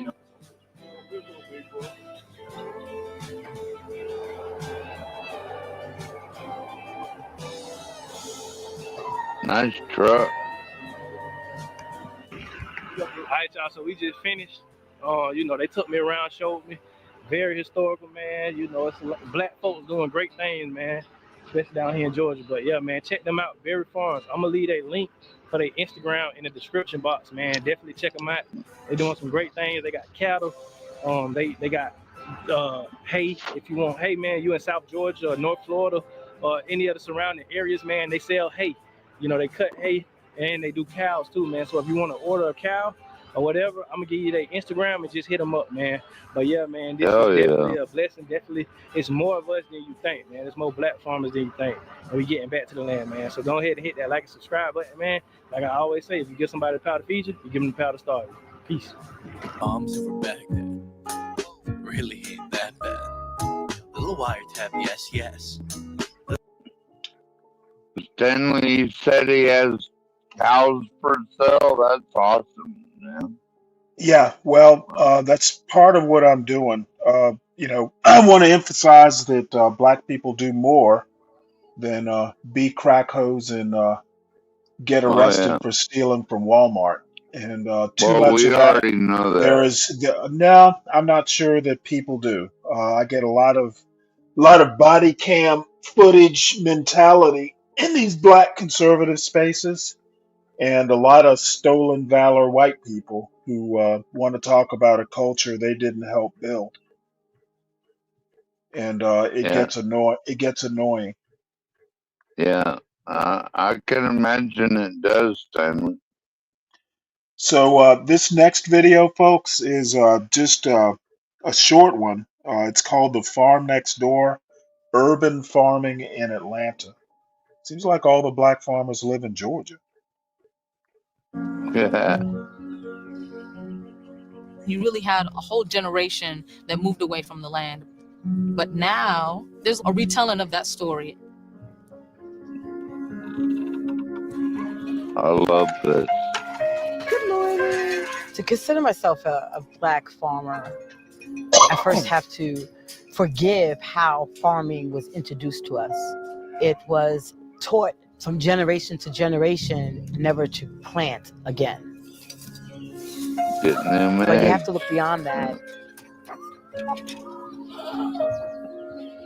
How much are eggs in your part of the country?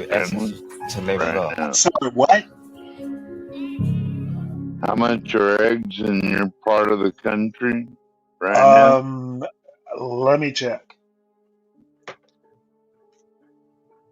You must not eat a lot of them, huh? No, I don't.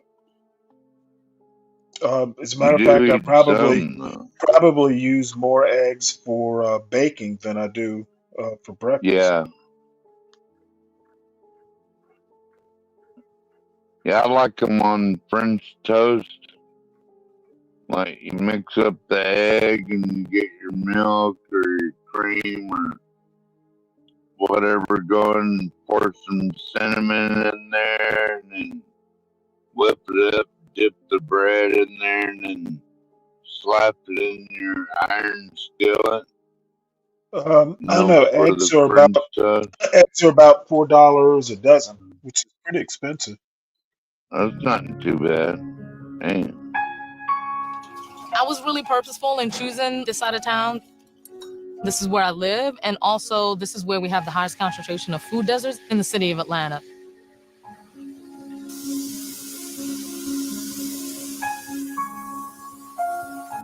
It's not about necessarily we're going to grow all the food that the country needs, right? But it's like having people have that connection so they can have a better understanding, and then they can value food more. My outlook on urban farming is that we meet people where they're at. We're boots on the ground. And I think that's important, that I know who my customer is, what my customer needs, and how I can grow for that customer. The Gilliam's Mobile Farmers Market came about when my mom had been diagnosed with stage 4 cancer.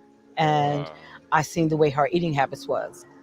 What's up, So I did a study HB? to find if other seniors were going through the same gentlemen. ordeal that my mother was. They were lacking in nutrition, lacking in vitamin D, potassium, zinc, all of these things that you can really get from food. Today we have squash, cucumbers, we have a bok choy. What's your favorite vegetable? Collards. Collards. Oh, enjoy your visit today. I'm really trying to change the way and how people are shopping. People are used to big box stores, and now shopping at market, it becomes more of a weekly habit. CSAs are a really good way for the public to support farmers. And it gives us this guaranteed market, this cash infusion at the beginning. And then customers get a chance to see how the food is grown. They get to ask questions, they get to engage. This is like the next best thing to having my own garden. And when we think about the fresh food, delicious. I love it. I wanted to have a protein, to bring to the farmer's market. So I'm like, eggs. So we had chickens, and then one day he brought home hogs. And then another day he brought home goats. I would like to raise rabbits and fish and a major donkey, and maybe a couple alpacas. Alpacas. Ooh, alpacas. You'll need more than a couple. Hey, Lovey. Hey, Pete. What's I up, see alpaca? magic being created every day. What the hell is that? It's basically a South American. I think they're ruminants.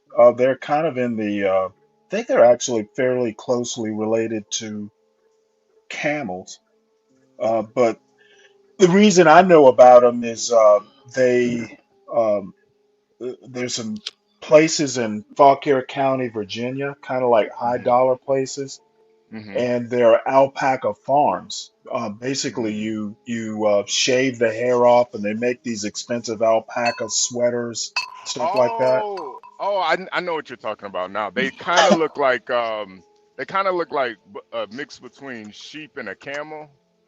Yeah, Okay, I got you. I know what they are now. Yeah, I they're think they kind make of cute, actually. Yeah, they are. I think I've seen them at like a kids zoo before. Like they're one of those Yeah, type of well, animals. they these kind of like stay-at-home mom types in these high dollar rural counties like Fauquier County, Virginia.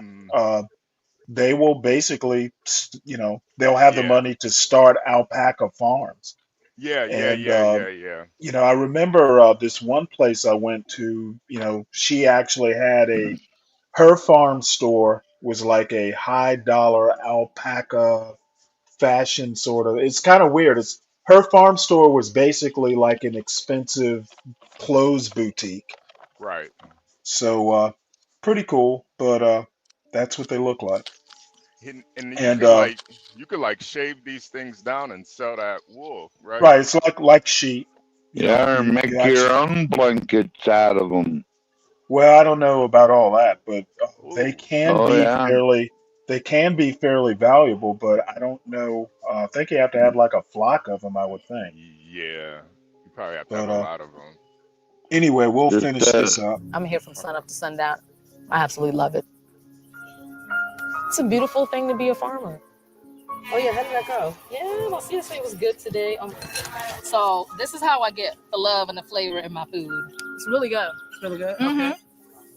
It make you feel proud. It's an honor to feed somebody when they're down out on their luck or they can't find fresh food. So I use it as a gift. To farming.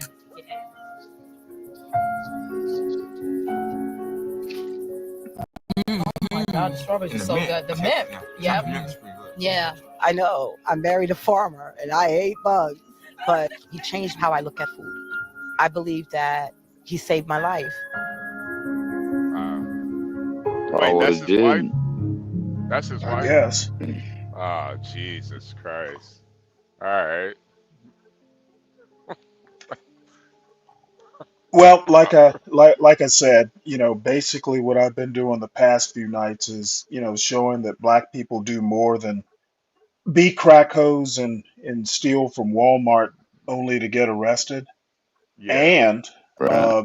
these Yeah. black conservative spaces are way too fond of The white body man. cam culture, showing black dysfunction, and And the white people who love them are stolen valor.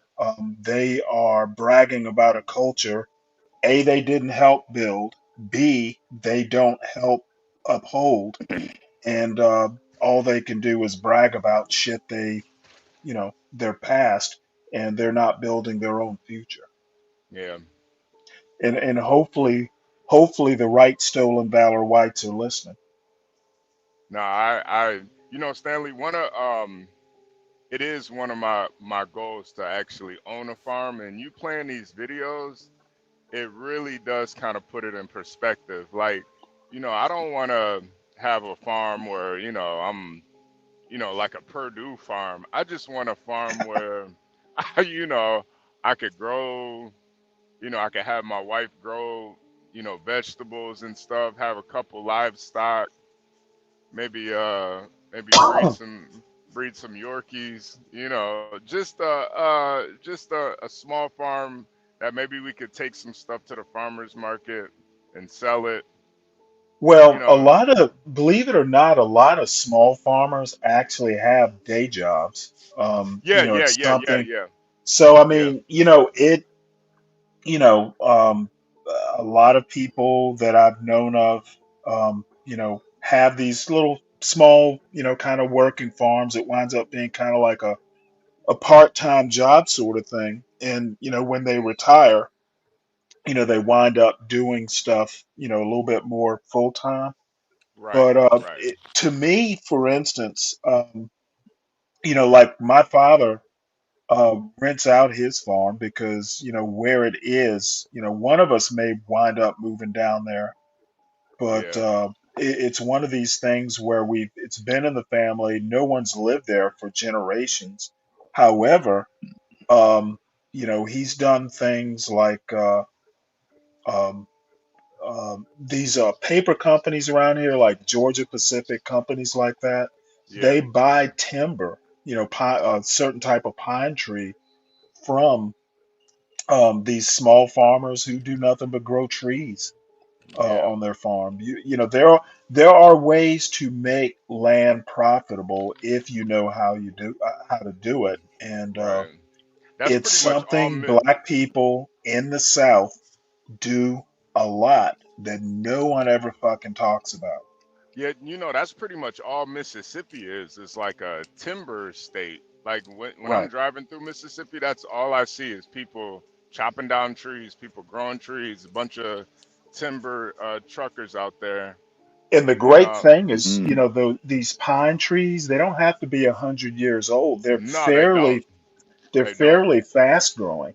Yeah, they don't. So, people do it now, it's like a 10-year investment, that sort of thing, 10 or more year investment. But people do this. It doesn't get talked enough about, and you know, I don't know how much longer. I'll probably get bored with it at some point, but Well, Stanley, in fact, like the Alaska spruce pine, like the white spruce, it grows like 2 to 3 feet a year. So yeah, you gotta cut them down.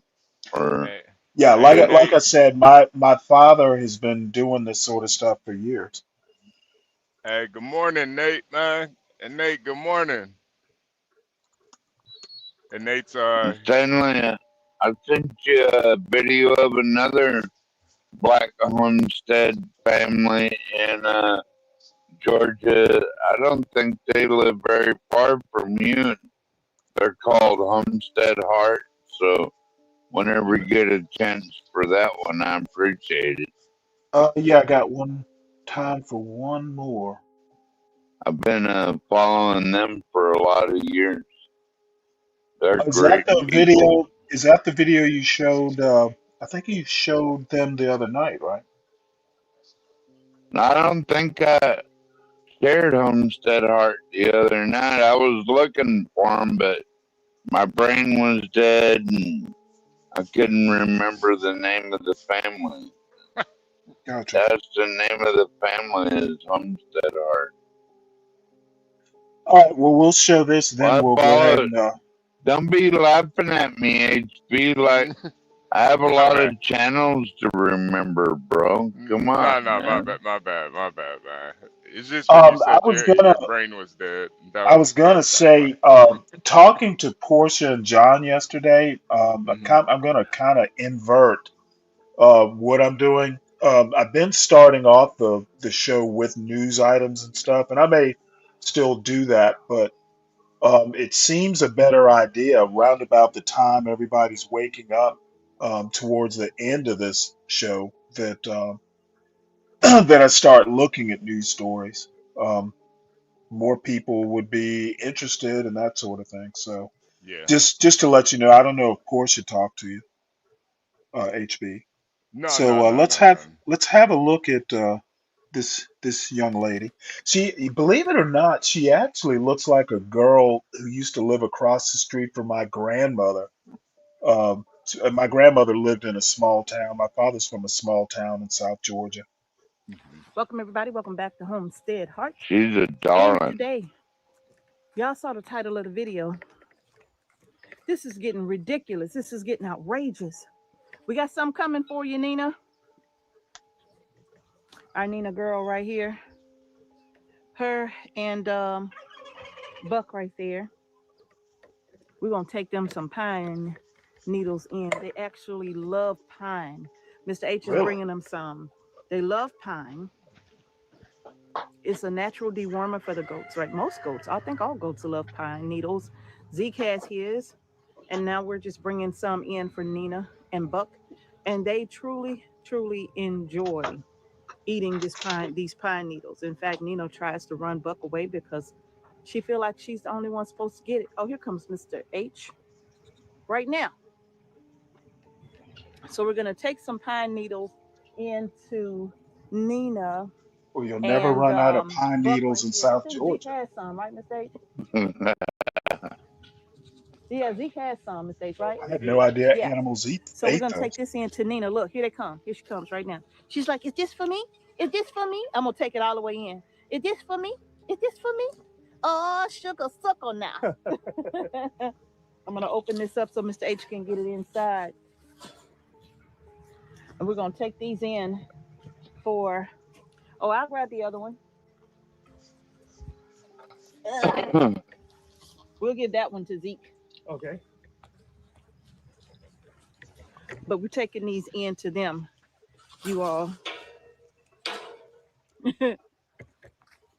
Both of them enjoy eating the pine needles. I'm like, is this for us?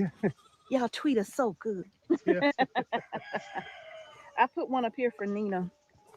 She ran Buck off, so they can't be together because she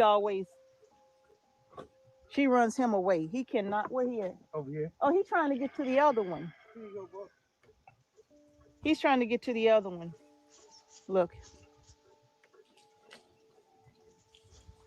What a nice tweet.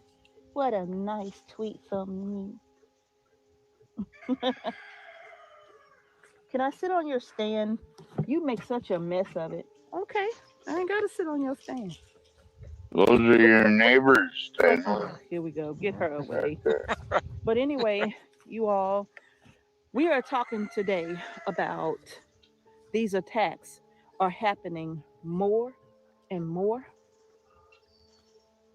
What attacks? Can you get it? Can you reach it? You got it. You can do it. Nina, don't bother him. He's not bothering you. She said, "Mama come first." What's she talking about? But Like you got coyote yours attacks or over here, something? though. Or wolves?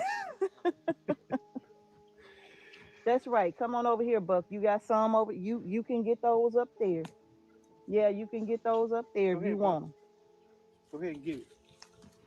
But anyway, you all, we're talking about the fact that these attacks are happening more and more and more. You all, you saw the video. It's not some form of clickbait. This is actually happening. You all, remember I told you all a story about one of our neighbors lives about 7 miles, 7 or 8 miles, I think it is, away from us. And she was coming out of her house. And her car is parked a distance away from her front door, right? And as she came out, when she got between the house and the door, she said coyotes came out of the woods. They were out there and they started kind of growling like they were about to attack us. And one of our dogs literally came out of the woods out of nowhere, stepped in and started attacking them, and they ran off into the woods. Now, remember, I said, I've never known coyotes to try to attack a person. I'm thinking that they were wild dogs somewhere, just a pack of dogs.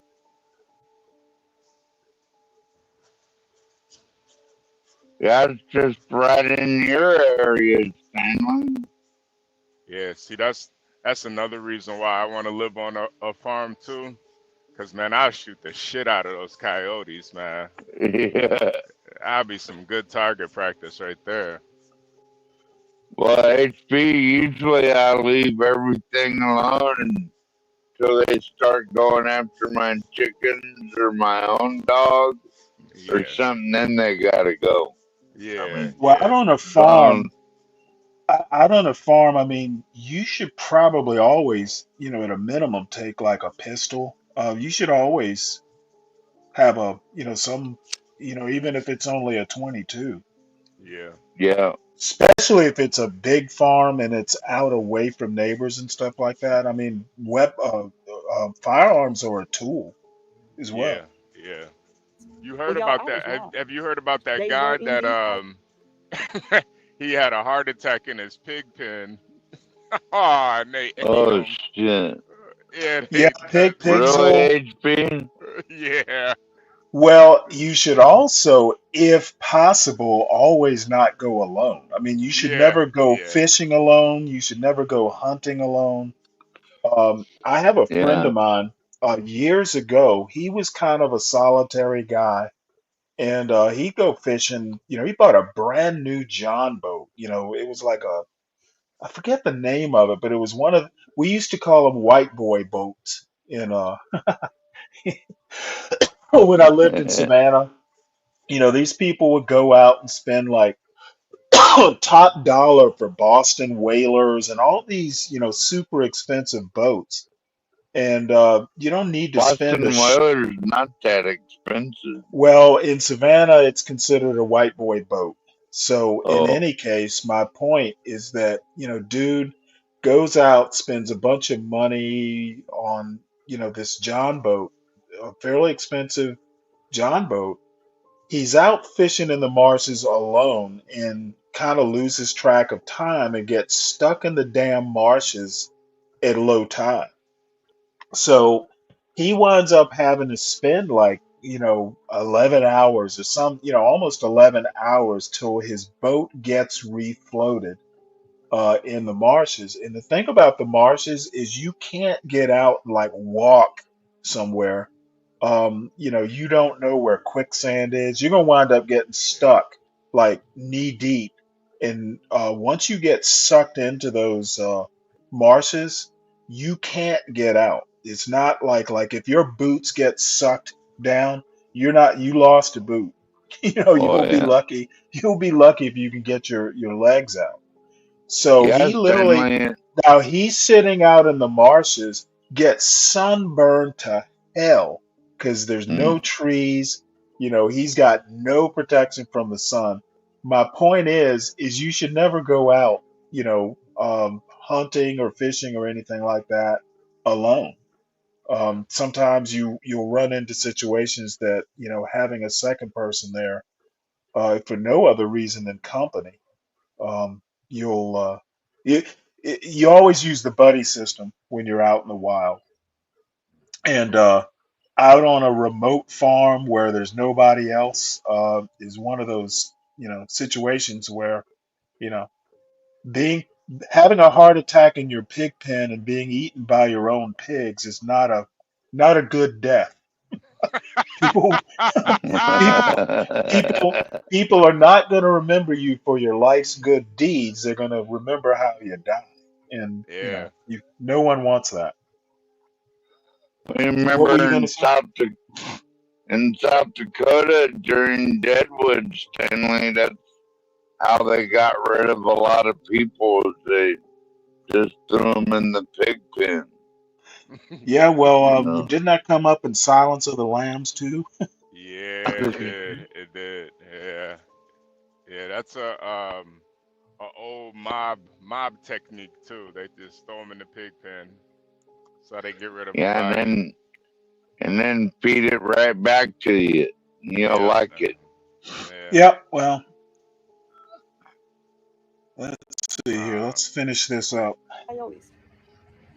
What's more, Mr. H, when he was coming out, Yeah. he was outside early one morning, Yeah. right? I was on the property early one morning, And I mean very early. and heard something in the brush, kind of like in a ditch, kind of like area. Because it's like a little drop. A little drop. Mm-hmm. Heard something growling. Mm-hmm. I couldn't figure out what it was, but it kept getting stronger and stronger, like it was Mm-hmm. getting ready to just come, because it was just growling strong and stronger and stronger. And I knew it wasn't a fox. Yeah. I knew it wasn't a fox. It sounded too big for that. Yeah. Bigger. Mm-hmm. And with the limited lighting the area that I was in, I didn't know Yeah. what to do. Yeah. And Oh so shit! Tamu Okay. came out of nowhere. Yeah. Once again, Yeah. Tamu came charging down. I don't. Yeah, their mailing address is over at Warner Robins. Yeah, so that they're south of me, but they're probably about an hour away if they're in that area. Right No, on. I take that back. They're probably more west, but way south. So, mhm. Plains, I, Georgia, where Jimmy Carter was from. What is it? Is it Fort Benning that's there? Isn't Fort Benning near Warner Robins, or is that? No, that's Columbus. But anyway, yeah, I know where they are. They're over more West Georgia. you should see if you could go down there and do a live stream down there, Yeah, standing well, with them, and when I, yeah, they'll have you that's on the farm. well, who knows? Maybe that'll be a something I'll do. I don't know That'd be how he know awesome, bro. exactly where we was, and he ran it off. Just took off after it. Yeah, he ran it off. And he was gone just like that. Yeah. Yeah, he was gone. He Whatever black it was, Nando he went after Hornet. it. Yeah, and this was like 7 months ago or something. Yeah, yeah. 7 months. And we never did see what it was.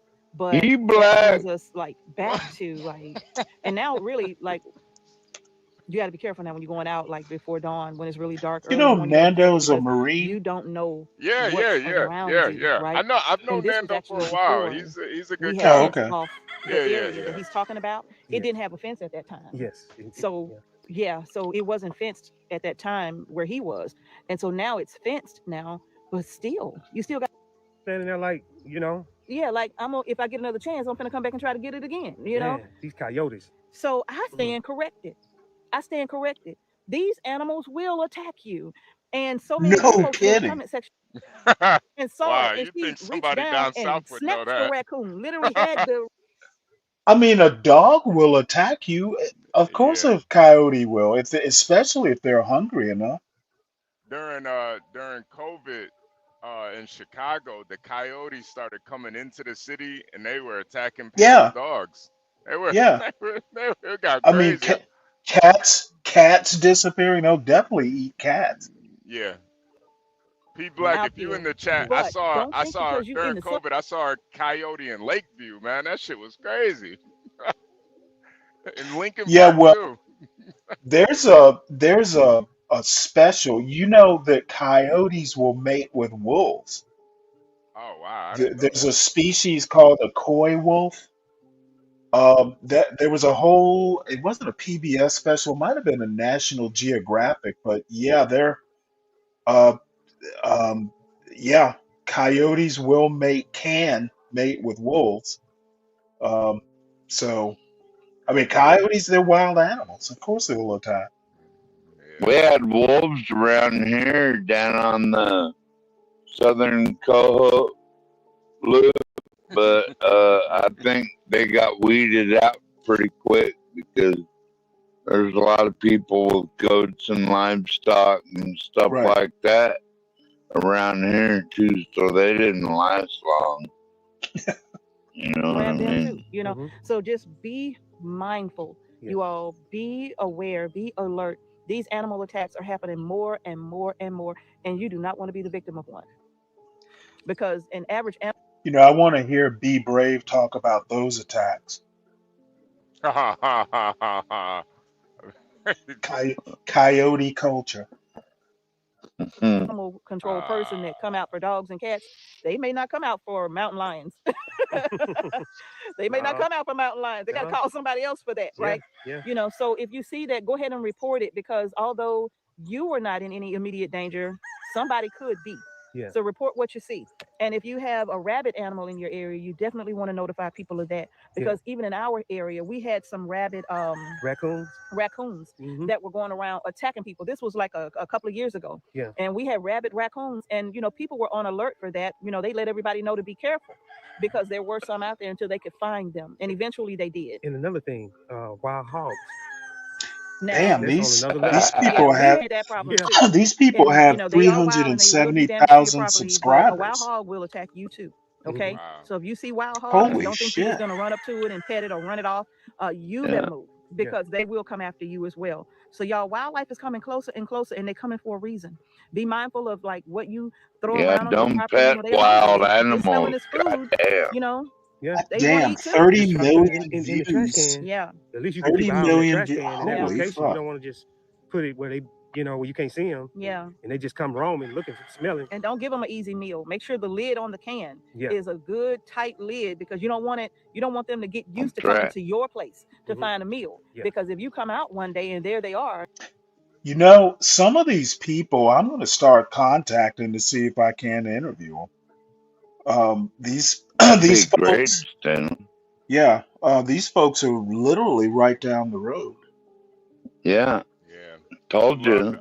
I would love to hear how they got started in that, because You know what? That I'm gonna see if I can't contact these people. Shit, I don't have, I should start making better use of my time during the day, shouldn't I? I mean, I wouldn't Yeah. go that far, but I'm pretty sure you make pretty good use of your time. Well, But we all. No, not really. I spend Well, AP, like, most of it ranting on here. I could be doing But stuff I like like that too, but I'm too busy bullshitting with y'all. I mean, I like the look of this. I mean, Homestead Heart, grow your groceries. I mean, that's a great little pithy statement. And like I said, 370,000 subscribers just for some folks living on a farm. Yeah.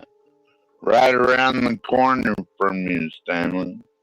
Well, I wouldn't go. You could be going over there getting your produce and That's stuff. about it's. Maybe. Well, hold on one sec.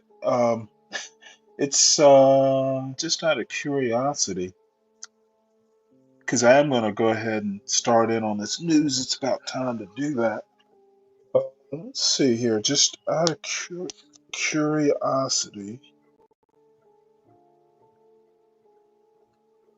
So what's it Let's see. like on the road tonight, HP? oh man, man. It's about 10 degrees this morning in ten my degrees. yeah, my That's trailer fucking crazy. tires got locked, so I had to what I Oh, what I do is when it gets real cold, I have this white marker and I'll mark it on the tires, and then I'll back up and then I'll move forward to make sure that they're moving. So the tires got locked, so I had to use a hammer and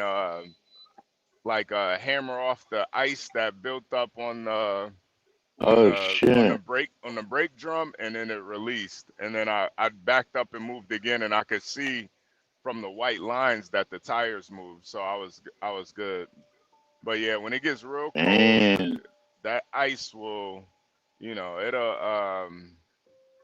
it'll lock up your tires, so you gotta be careful. You don't want to be dragging a trailer and the tires aren't moving. That's how you start a right? that's No. how a lot of fires get started. You see a Oh trailer that shit. got caught on fire. That's usually how it got caught on fire. It's about Well, don't be catching on fire out there, HB. God Right. damn. Yeah, nah, I'm good. I'm good. 2 hours to Warner Robins or that area from here, so they're not exactly Stanley, around the corner. what do you grow at your home? I don't grow anything. Oh, you don't Mostly grow. mostly bored. What's holding you back from growing something? Just it's really nothing. It's Yeah. just here. I'm gonna have to do some sort of raised bed sort of thing. Mhm. Oh, because there's not a lot of land here. It's probably maybe a quarter acre. It's not a whole lot of land. Then there are a lot of trees. Oh, that's So more than enough. That's more than enough Well, space, though. well, I mean, what I'll do, I've been actually thinking about it for years. But if I do, it's just going to be small stuff. It's not going to be like acres and acres of stuff.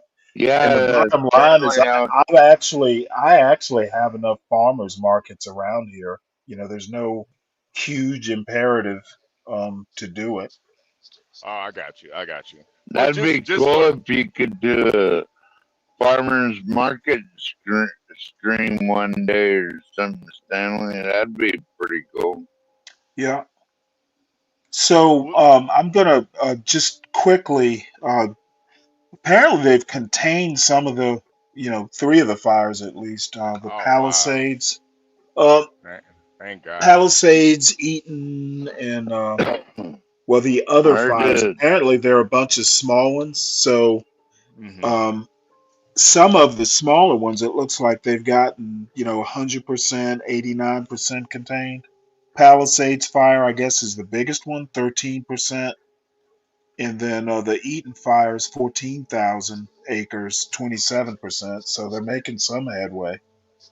Let's see. Eden Fire has killed 16 people. Officials said firefighters have made progress on wildfires over the weekend, but forecasters warn of fiercer winds this week. So, Yeah. and then this overall map, the Eaton Fire is on the east side of LA. Palisades over by the ocean.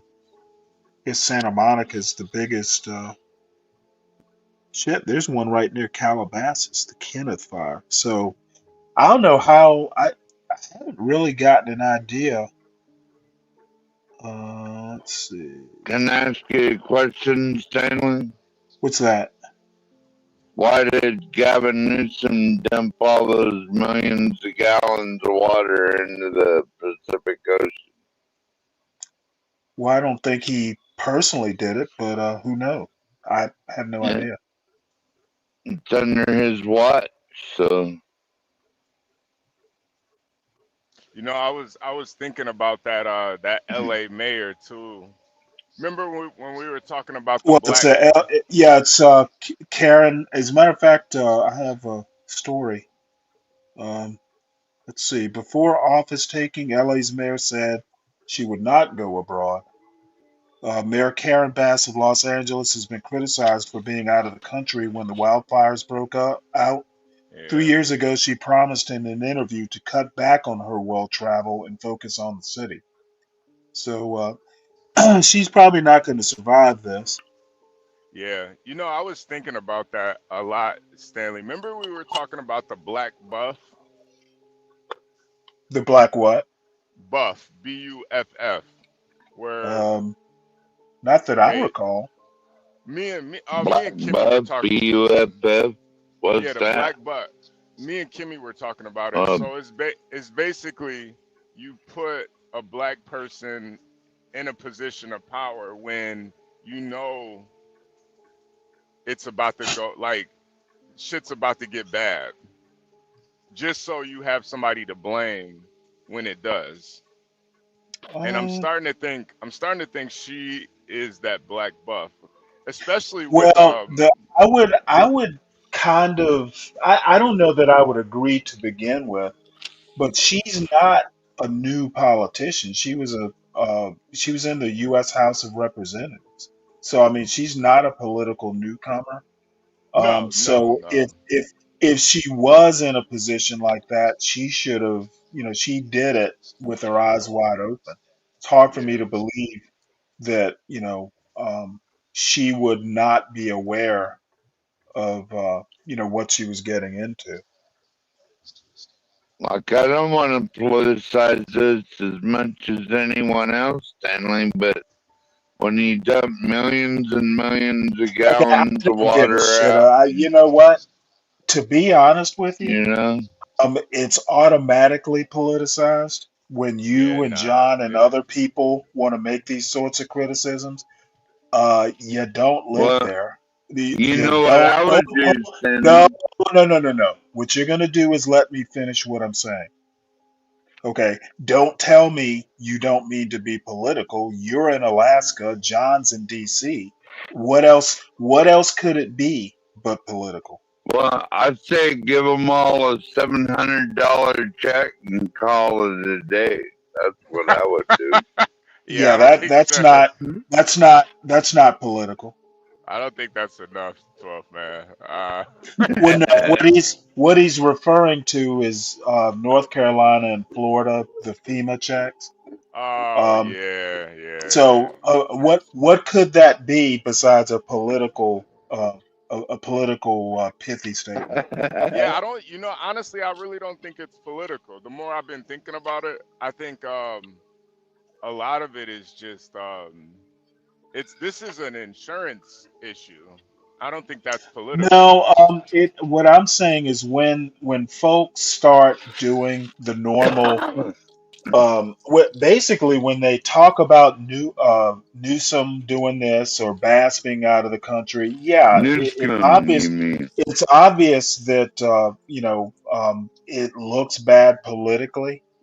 Yeah. But California's kind of the whipping boy of black conservatives and conservatives in general. So So, the can I the ask you a statement. Can question, you let me Stanley? finish what I'm saying? So when a John or a 12th man or someone in this specific political space says, I don't mean to be political, um, you know that that automatically means it's political. Yeah, Well, just talking to Kimmy, I was starting to like rethink it a little bit more, and I think it's just easy to blame it on politics, but I really do think it is a little bit more to it, and I it's don't got think Karen Bass would fit that category. She's not inexperienced. no, it's not that, but when you take somebody like that, put them in a position of power over a city like LA that has a lot of Well, issues. she's not mayor of the city. She's the California does it weird. There's LA County and there's LA, um, the city. Right, right, And right, I don't know enough about how that works, but she's not mayor of the city of LA. She's responsible for parts the county. outside of LA. Yeah, Right, and I right, don't know. I don't even know, is she mayor or is she some sort of county commissioner? Damn it. right. But I think those insurance companies took that into consideration when they, when they canceled everybody's policy, and I think that's Oh, well, what it. that's not that. Yeah, that's not political, but No, no, no. canceling the policy. Um, they've done similar things in Florida and probably on the Gulf Coast too.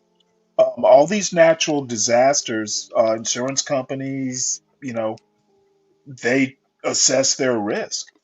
And Right. Well, wait a minute. California, God damn it, dude. Well, you never Go let ahead and me talk. go. Well, you know what? I'm about to just not let you be on the panel. Okay. Just hold on 1 second, 12 man. Just 1 second. Let Stanley finish this point. Uh, Actually, I was waiting for you to finish yours. Oh no, no, no, no. That's why I think it's not as much political as it is an insurance, basically a scheme. And these Well, why people do that you get, say it's a scheme? because I think when you cancel people's these insurance companies, they cancel right before natural disasters. So there's got to be some metric that they're using to Well, basically yeah, bet yes, on the natural disaster actually happening. Also, that they're is probably true. they're also Well, taking into Cal, consideration they're taking into consideration who's in position of power, what they're focusing on, Okay, and well, I don't know that I would go that far, but insurance companies, actuarial stuff, I mean, it's all risk assessment. They right, literally right, hire mathematicians to go in and assess risk. And well, what it the, doesn't take a rocket scientist to figure out that hurricanes in Florida are happening more often. Fires out west in California in particular, I mean, it's like every year is a major fire. right, And Palisades Park, apparently up in those canyons, the brush and stuff like that, they've been neglecting for decades. right, So, if you're going to do any sort of risk assessment, if it's a higher risk than the insurance companies are willing to take, yeah, they're going to cancel your insurance. And better yet, places like Florida, where houses will get destroyed, people will rebuild in these same high risk areas and then expect the insurance companies to insure them. And yeah, a lot of times, they're it not when gonna they go do it. back when they go back to rebuild, when these people go back and want to rebuild their houses, they're probably not going to be able to get insurance. yeah, However, Well, these people are like millionaires. I'm willing to bet a large number of these people, I won't say the majority, but a large number of these people, these aren't like their only homes. well, I think there's probably more that it is their only home, and Really? I think Well, that's yeah. I think The that's what they're betting on. Okay, why would I don't understand your reasoning here. Why is it a scheme? Insurance companies not insuring someone, I don't, how is that a scheme? Who makes money off of that scam? Well, the rich people do. The rich, they can always afford to rebuild. A lot of people Okay, well, can't. they're not making money though. Yeah, but they well, get and then the they get state of control. California passed a law, and Governor Newsom signed it that says insurance companies can only charge so much or whatever. And guess what happened? No more insurance companies. So now you're on your own. Okay, and That's the way that works. and And you're not insured. and what I'm trying to Okay, say, Stanley, hold on one second. There, it's you not guys do realize, you guys realize there is no right to insurance, correct? Right. no. Okay, so There's not. if an insurance company or a state says, "Hey, this is what you need to do to be insured," you don't have a right to No, insurance. So I don't what see they how this did was can. say that you can only charge so much for Yeah, insurance, so and the insurance companies left. okay, and So help all those millionaires pay for their own shit you know to be what? rebuilt. I have no problems if you can afford to take, because living there is a risk. When you rebuild, that's a risk. And That's right. you're going to risk building an asset that may or may not go up in value. Yeah, it's a risk. And if an insurance company, and I'm not pro insurance company, but what I am saying is you don't have a right to be insured. So, Yeah. people may be pissed off. A developer may be pissed off when Governor Newsom says, "Hey, you know, insurance companies have to do this, that, or the other." There are going to be people who lose money because they can't build in certain areas, but so what? Yeah, because the insurance companies are going to say, hey, I'm out. Done. We're not dealing in this And state anymore. good. That's fine. I personally, I don't have a problem with What basically what I'm saying is it's not political. People are gonna try to make it political, and I think it's just more to it than just the politics. Well, there is something political about it, about all the reservoirs being emptied into the ocean and Yeah. California taking down dams to And no, say, you know what? you It's know, political to someone who is not a Democrat. In some ways, everything involving California and Texas, people are going to figure out a way for it to be political. So, yeah, it never that's doesn't kind of a have any. given. But what you need to understand is I personally don't give a shit. When you bring up the politics and I'm on the panel, just know that I What don't care. what about the policies that led What to about this them? Don't give a shit. destruction? I don't give a shit. If you are crazy enough to live in certain parts of California, okay. I don't care one way or the other. If I lived there, I guess I would care. But I live like on the opposite coast. I think that it's a tragedy, but beyond that, I don't care about the politics of it. I don't care. If you're crazy enough to live in a place that's prone to wildfires, or you're crazy enough to live in Hurricane Alley, hey, that's a risk you take. I Yeah. wouldn't Well, do it. let's go back 40 years, Stanley. Like California had lots of dams And and this fucking farmers idiot here. and Hey, idiot. Ivan, come on up on the panel. Again, I'm not. I'm not even talking about fire preparation. So where you're you getting this from, I have no you idea. you don't see a problem with not saving water for future 12th man. like Did you hear 12th emergencies man? and shit. Before you drone on about shit I'm not talking about, did I talk about? The only thing I said is that if you're crazy enough to live in a place with this kind of risk, then you're crazy enough to do it. I don't care. I'm not talking about fire preparation. I'm not talking about fire prevention. I'm not talking about water and what Californians do with their water. I'm saying I wouldn't live there.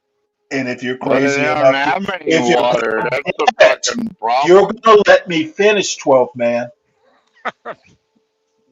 I'm starting to get annoyed. I fucking hate it when people start putting words in my mouth.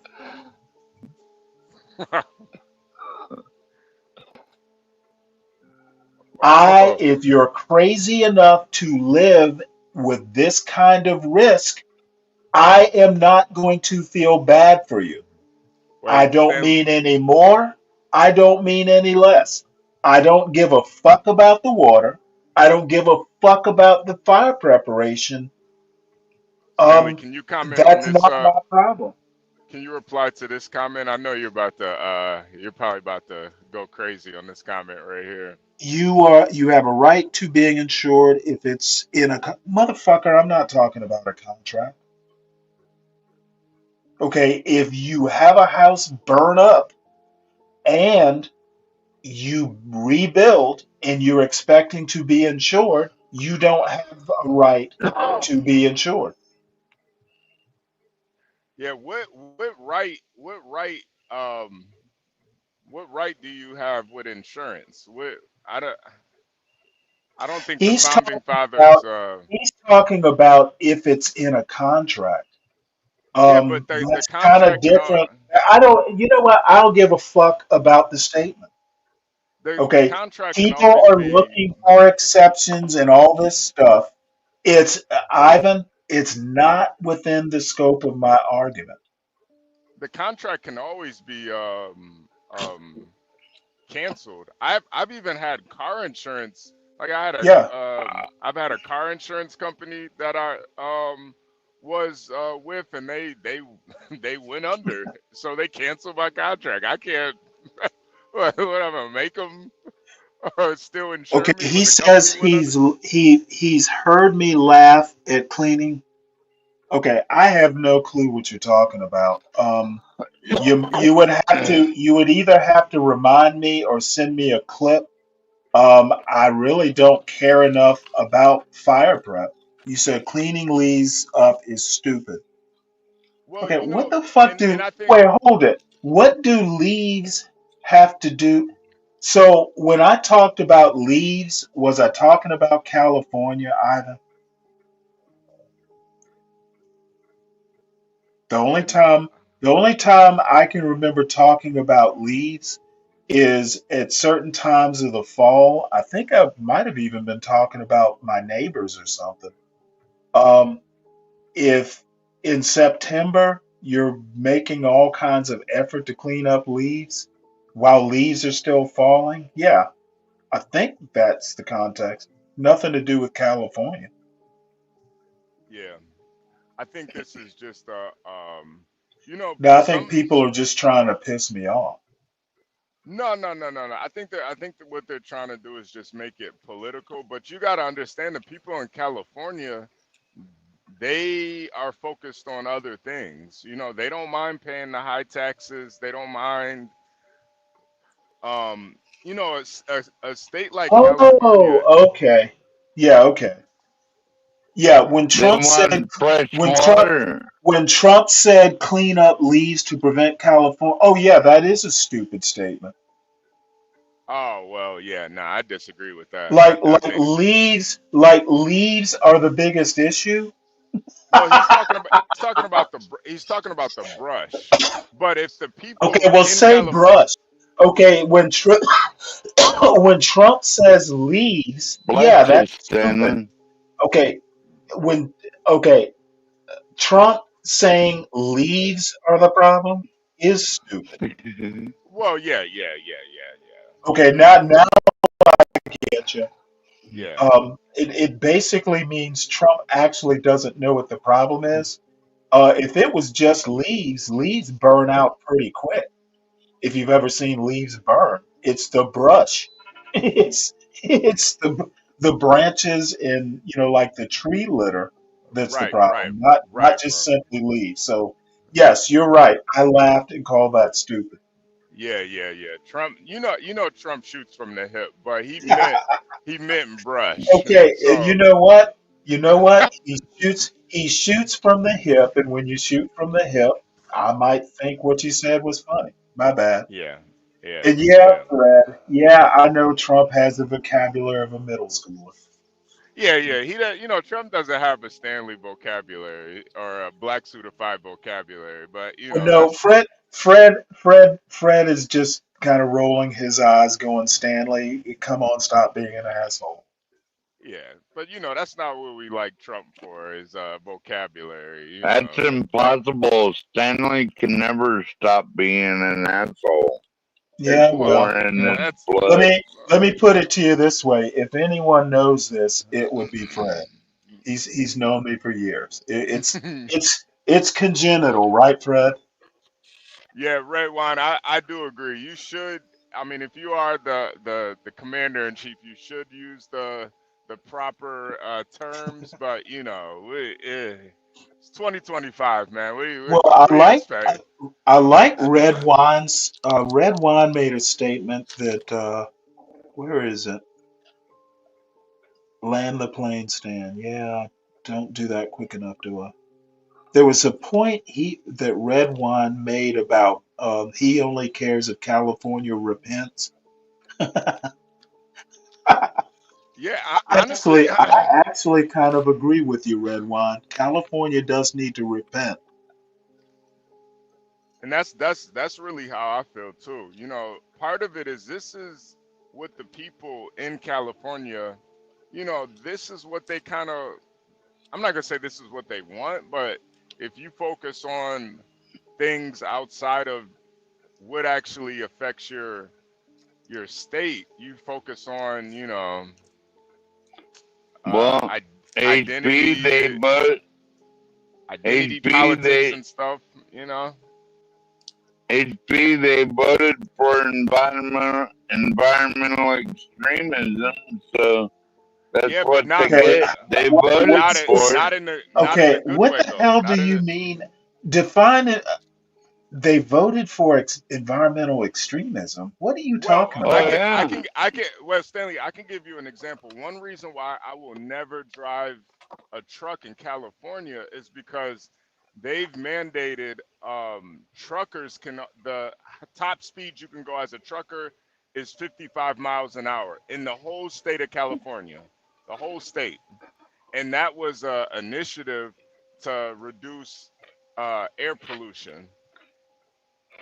And mind you, I don't think that. I think it's extreme. Honestly, I think I think you're actually putting more toxins in the air the longer you drive. So if Okay, I could, well, here's the deal. Okay, you think it's extreme. Well, what if someone said, well, HB, um, it sounds like you're pro air pollution. well, you going faster Okay, means that you hold can. on. Don't go down that road. The road I want you to go down is looking at that statement. Okay, Right, I right, understand. I don't want to get into the mechanics. I want to get into the semantics or the politics, if you will. If I say you're pro air pollution, that's patently false. That's right. not what you mean. No, Okay, no, when no, someone says that Californians voted for environmental extremism, Of that's the course they same sort of did. that's the same hyperbolic statement. Do you think capping trucks at 55 miles an hour in a state like California, you don't think that's a little extreme? I think I don't give a shit. Oh, come on, Stanley. Okay, and the reason I don't is I don't live in That's what you California. always say when you don't have an Motherfucker, argument. you are really annoying me, 12 man. Of course The I am. reason I do, That's my if job. California, what people can't seem to do is understand that if Californians vote for politicians and the politicians come up with something like 55 miles an hour for trucks in the whole state, and people keep voting for it, well, the will of the people stand. Okay, the same people who will clamor on about states' rights won't let Californians vote for what the fuck they want to vote for. And Okay, this, and someone outside of California criticizing what Californians vote for, I find hypocritical. Well, tell me, Stanley, why do they keep Don't destroying ask me. all these? Don't ask me a question about California. Ask me Why a do they question. destroy Ask all the me dams? ask me a goddamn question about a state I live in. I don't fucking know why Californians vote the way they do, and I don't give that much of a shit. Yeah. Well, I I don't do. live in California. And if Yeah. you care about what they do in California, 12th man, ask someone else who cares because it wouldn't be me. Make California great again. Turn it Stop red. motherfucking Let's asking go. me questions about a state I don't live in. I don't know why Californians vote for the politicians they do. Ask a Yeah. Californian. Yeah. I think you're right about that, Stanley. I think the people in California are weirdos, a lot of them. Yeah, And I think this is just an example of them being, hippies and weirdos. Honestly, What California's they always been get? a hip. California's well, always been here's the a deal. Here's hippie the state. deal. And I know I'm asking too much. I know that I'm just being weird in that I find like John's whole soliloquy or his whole show that he did about Karen Bass being out of the country and all that. As a fan of politics, yeah, it's interesting. But if you ask me about it, I might give an opinion, but I don't Mhm. have deep feelings. Even as a Democrat, I don't, I think what she did was irresponsible. I don't I even think, think it was I think, irresponsible. I think what she should have done is made a huge production of trying to get back to the United States. She should have created a counter narrative. Stanley, I don't. Democrats are not good at counter narrative. Stanley, I don't even think it was a misstep on her part. I think honestly, she represents Californians, and that's just how they are. They're out of the country. They don't have any foresight of what really matters, and that's just the majority of the people in California. That's just how they think. And Right. And that sounds as ignorant as Red Wine's statement here. what did he say? Can you read it for me? Fire hydrants with no water, that's crazy. Well, just so you know, Red Wine, I did a whole story about their issues and why the fire hydrants weren't working. Let me see, can I find that link? And you can either buy the story or you can not buy the story, but it's not just simply the fire hydrants weren't working. It's a little bit more complicated than that. Isn't it about the water pressure? Like the Well, water is it was the being type of, it actually went back to the type of fire it was. The system wasn't designed to fight multiple major fires in such a limited geography. yeah, yeah, This is like a unique situation in that this one county has like five or more fires.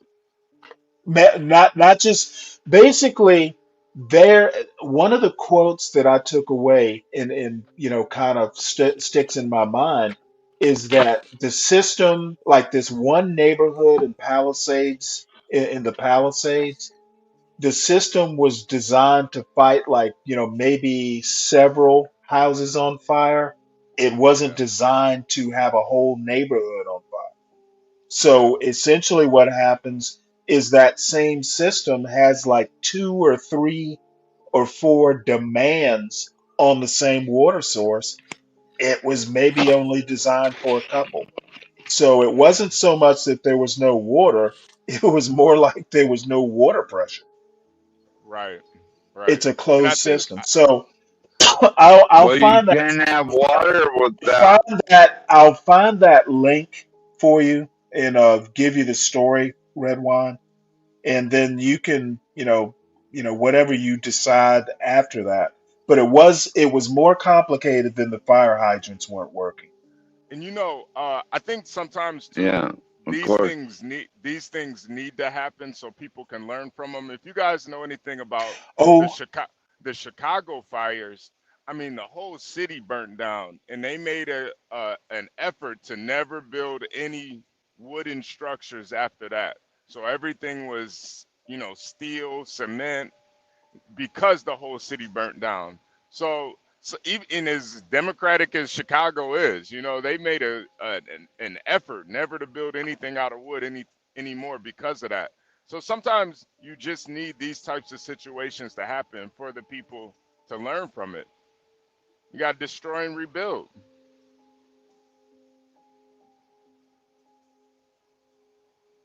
what's up? God is real. You're here to taunt. Fucking evacuated, bro. Oh, are you really? Oh, well, Yeah, bro. you've got the floor. Tell us what is going on and what your impressions are. You have the floor, sir. Well, just fuck all that, man. You know, I always annoy you guys with my trolling and bullshit, but my house was No, no, burning no, down, no. bro. My house was burning down, Really? bro. 40,000 people got evacuated out of the valley, bro. The Where Kenneth Ridge do you fire. live?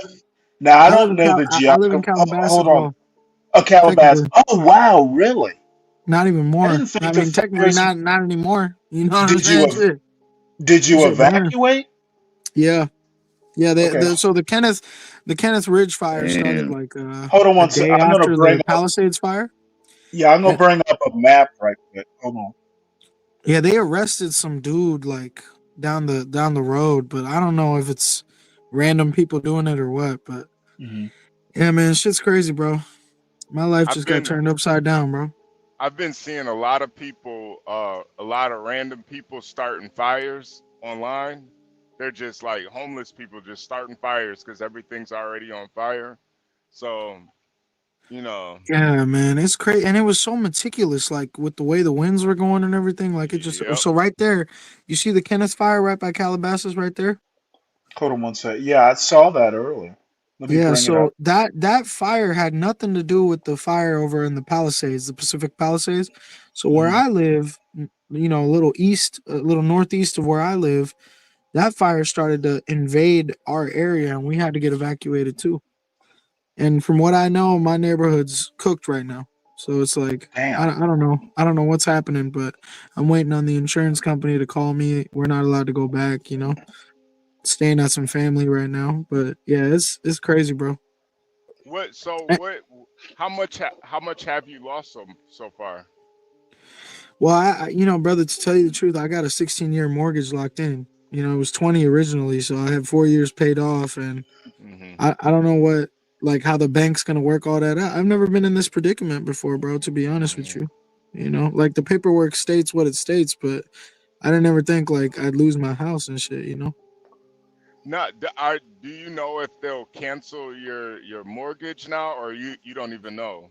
Well, some people apparently their insurance was canceled before this happened, like a couple of years ago or a year before, which is kind of shady. But luckily, with my insurance company, like it's still active, so all the damages Hmm. accrued should be compensated. I mean, like that's according to the paperwork. I've still yet to see. There might be a day where I get a phone call and they're like, "You're on your own." I don't know. We'll see, Yeah. bro. God is real. Is this a picture of where you live? It's west of it. Like Hmm. Calabasas is more inland, but yeah, this is like the Malibu area. Like that's all on fire right now too. I think they put out most of it, but the houses are Hmm. cooked. Like these houses, they gotta Hmm. be cooked right now. Like that whole Wow. area is on fire. It's so crazy, bro. Like I don't know if you guys have seen the footage, but Yeah. it's No, some we have. weird. It's some weird shit, bro. Weird shit. Now what? that's Now why what? What? you need a sailboat or something so you What was can your get the hell out of there. What was your experience like actually leaving your house once? And is your house on fire, or were you just evacuated and you Yeah, don't know so yet? we got evacuated. I know for a fact the roof of the house is charred. Like as we were leaving, like it was about, like we knew the roof was getting charred. Like you could feel the heat. Right. And so like we were getting evacuated around that time. And as of now, from what I'm aware of, like according to the LA County like sheriff and the fire department in the valley, like they got different fire engine numbers. The that whole area is burnt down. Like they couldn't stop the fire there. So like we don't really know what's going on at this point, because you got to understand this is all in the last 72 hours. Like Right. for me, like the Palisades fire happened earlier, and the Kenneth fire started a little later. So like we just got evacuated out of our place like less than 2 days ago.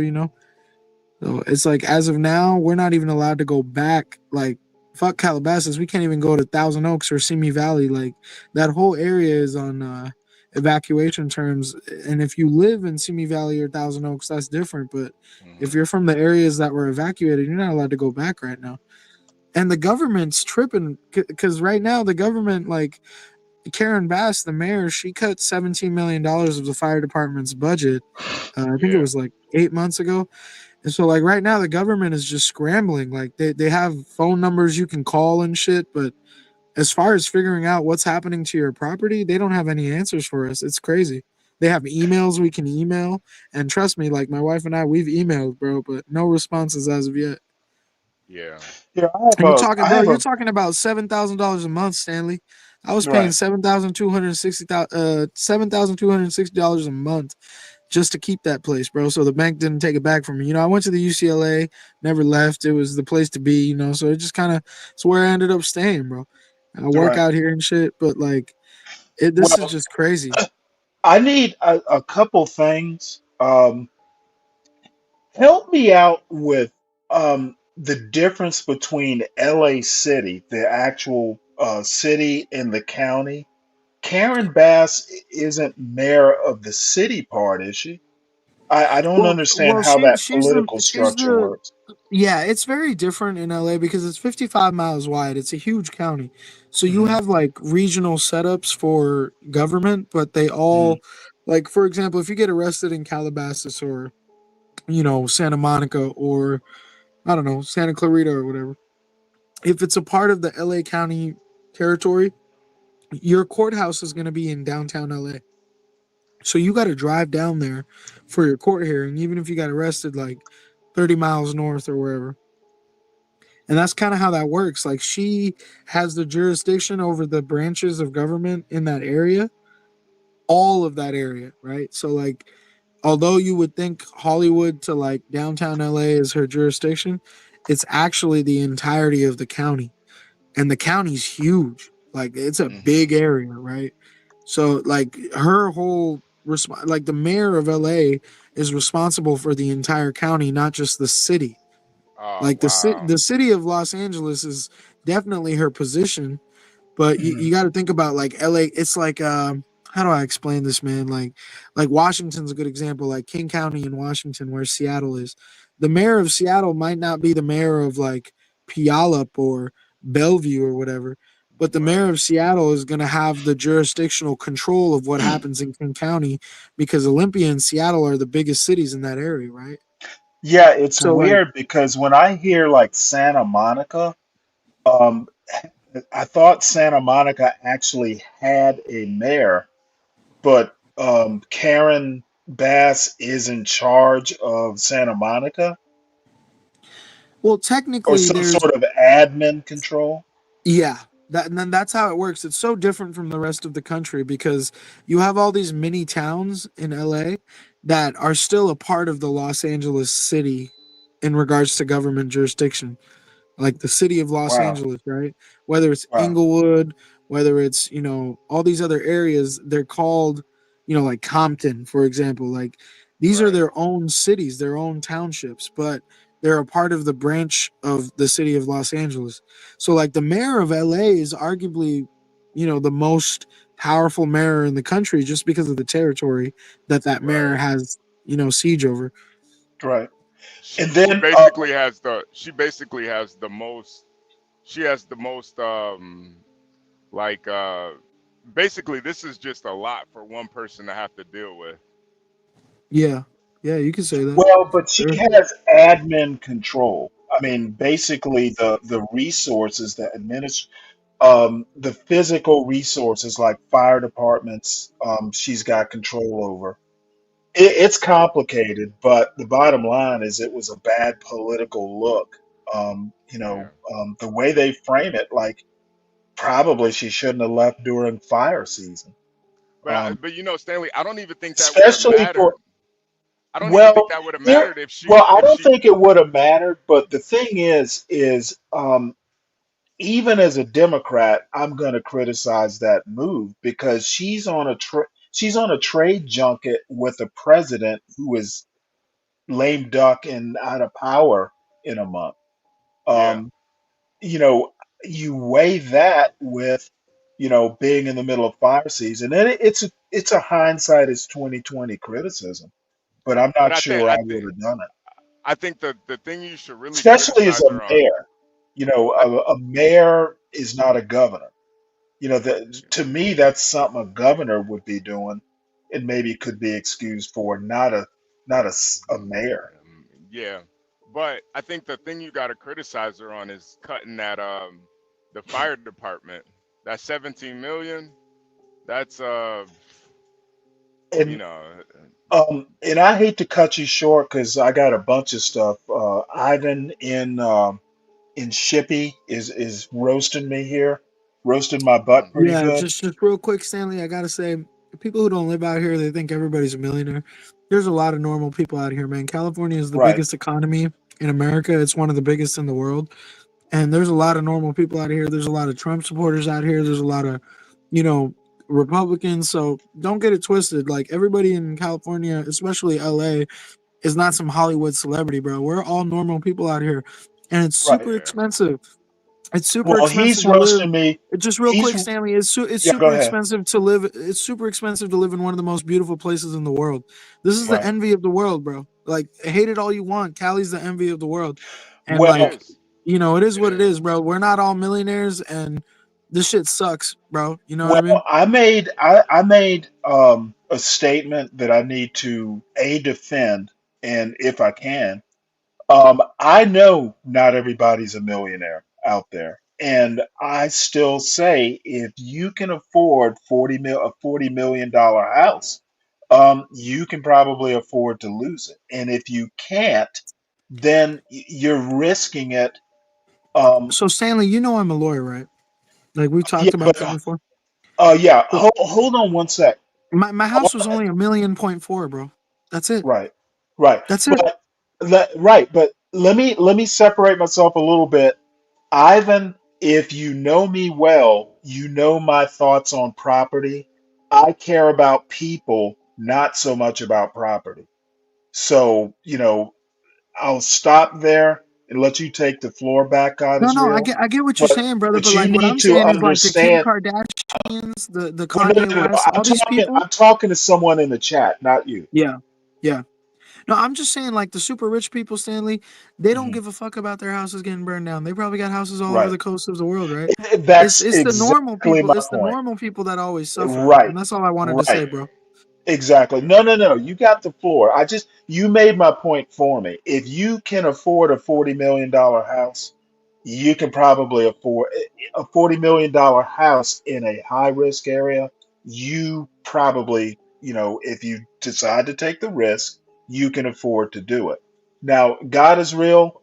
Obviously, you're successful, but you are not a millionaire. You are not one of that type of elite. Nah, bro, Um, I'm living on payments. You know how it goes, Stanley. You exactly. know how it goes, bro. Yeah. Damn, man. Damn. Yeah. So can you tell us your experience actually evacuating? Because I mean I've never had to be in a situation like that. Bro, What was that like?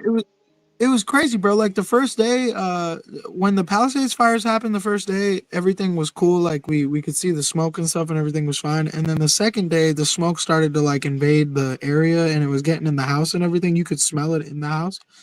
And then the third day, it was the same. And then the fourth day, the Kenneth fire started. Like this fire in the ridge, they arrested some dude who was apparently setting a fire up there. I don't know. But this fire got so big that they started to evacuate all of us. And I think it was like 5 or 6 p.m. when my wife got the call. like we both got these, like it was like an Amber Alert, but it was more like a natural disaster thing from FEMA, and our phone started going off, and she looked at it first. I was away from my phone, and it basically said we had to get out of there within like the next hour because the fire was too close. And as we were leaving, bro, I kid you not, like 2 houses down from our house, the fire was engulfing that house, and it was like touching the roof of the house next to us, and it was like kissing our roof. Like you could see the fire kissing the roof of our house. And that was crazy because you, like when we were getting out into the car, you could feel the heat, bro. Like it was like really hot. Like I don't know how to explain it. Like you know when you're next to a fire at a barbecue or whatever, you know? Yeah, Yeah, yeah, well, yeah. yeah. Let me ask you a question. Did you have neighbors out there wetting roofs or anything like that? Wedding what? Wetting roofs. Years Oh, ago, I years didn't ago, see that. No. I was living on top of a mountain, and we had a big fire down the mountain. And my neighbor and I, because we didn't know what was going to happen, it was fairly dry out there. We literally whipped out our hoses and started wetting the roofs. Wetting, it's something people do. Basically, keeping the roof wet kind of extinguishes embers. Now, if it's a big fire, it's not going to do much good. But you know what? Um, it's something people do. But then, the houses were fairly small. The fire was a ways away. But, the wind, it was windy and the wind carries embers. I was just curious if anybody was redneck enough to get up Nah, on their roof and hose it down. I didn't see anything like that. But we did have neighbors that refused to leave. Like when we Yeah, were leaving, there were people in the driveway saying they weren't going to leave. And really. so, like, I don't know what happened to those people because some people are being reported dead. They're still trying to figure out who's dead. So I don't know. Like that's just pretty dark.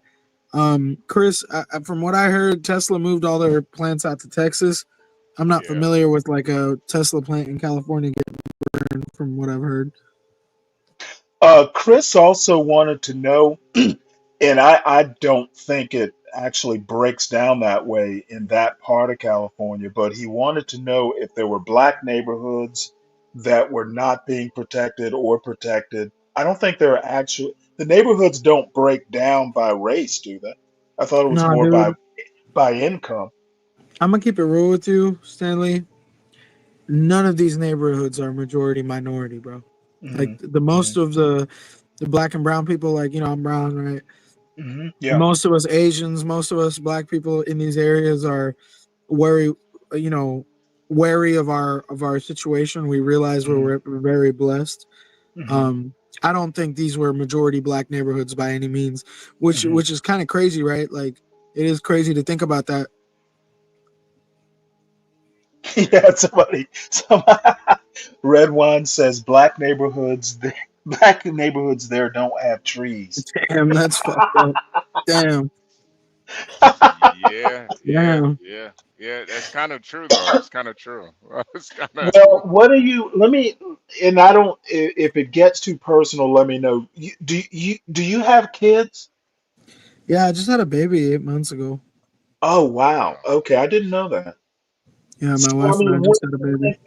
what do you think the outlook's going to be? I mean, you're a lawyer, so you probably have a better idea of, what the outcome or after effects could be. I mean, are you gonna be okay? Even if you lose the house, are you gonna be okay? And what would your plans be? I I mean, don't would you know, dude. rebuild? Would you move? At this point, it's definitely moving, right? Like with the way the government's operating and everything, Hmm. it's hard to foresee what's coming. And when you're a parent, it's like Yes. everything changes. It's one thing to be on your own living in an area where it's like whatever, but Hmm. now it's about protecting this creature that I've Right. created with my child, with my Now, wife. would you leave California? I mean, would you move? Are you from the East Coast? Yeah, I was born in Queens, New York in '93, but Okay. my family moved out to the West after Right. 9/11. A lot of New Yorkers do. They Yeah. move out west for school like you did. I knew, believe it or not, I've talked to, you know who Max Factor is, the makeup family? He was Mm. like Max Factor the fourth or something like that. It was actually a person, believe it or not. And he was a Yale graduate and moved out west and just never came back. A lot of people, I've known a lot of people who were like East Coast people who move out there and find it just like heaven and never want to move back. I mean, Yeah. would you consider moving back east, or would you just find another part of Well, California? I have family in Seattle and Bellevue, Hmm. like east of Seattle. It's like the tech hub. It's the Microsoft hub of Washington. Yeah. Hmm. Amazon and Microsoft are out there, so it's a pretty nice area. But it rains a lot, I don't know, dude. To tell you the truth, Stanley, I have no idea. Right now, at this point, I'm Hmm. contracted with a firm in Hmm. LA, so I can't Hmm. just leave. Right. But ultimately, like, the bar license, it's reciprocal in multiple states. California is the Hmm. hardest place to pass. So Hmm. I'm not worried about like where I'm gonna be able to move and work, but I don't I don't know, like, is there any place better than California? Like food, culture, the weather? I can't tell Probably you because not. Yeah. I've been as far as Phoenix. No, I've no, bro. never The been the, that the far the west. the the food out here, bro. The people out here, it's love, bro. Like it's real love. And it's gonna break my heart to leave, but I don't know. Like I don't have the money to keep up with this crap, and I definitely don't want to be around like watch some horrible shit go down with my family and shit that I can't recover from. Like that's the biggest thing about this. It's a huge wake up call for me. Like I know fire Really? insurance, all that shit's gonna come through, Yep. but at the Hmm. end Yep. of the day, Yep. it's like where you choose to live has so much to do with your safety and your security. And Yep. California is tweaking right now. California is Yo, on some crazy shit. Hmm. Stanley, that's what I said. That it's the same thing with me in Chicago and understanding the history of Chicago and where Hmm. Chicago's at now.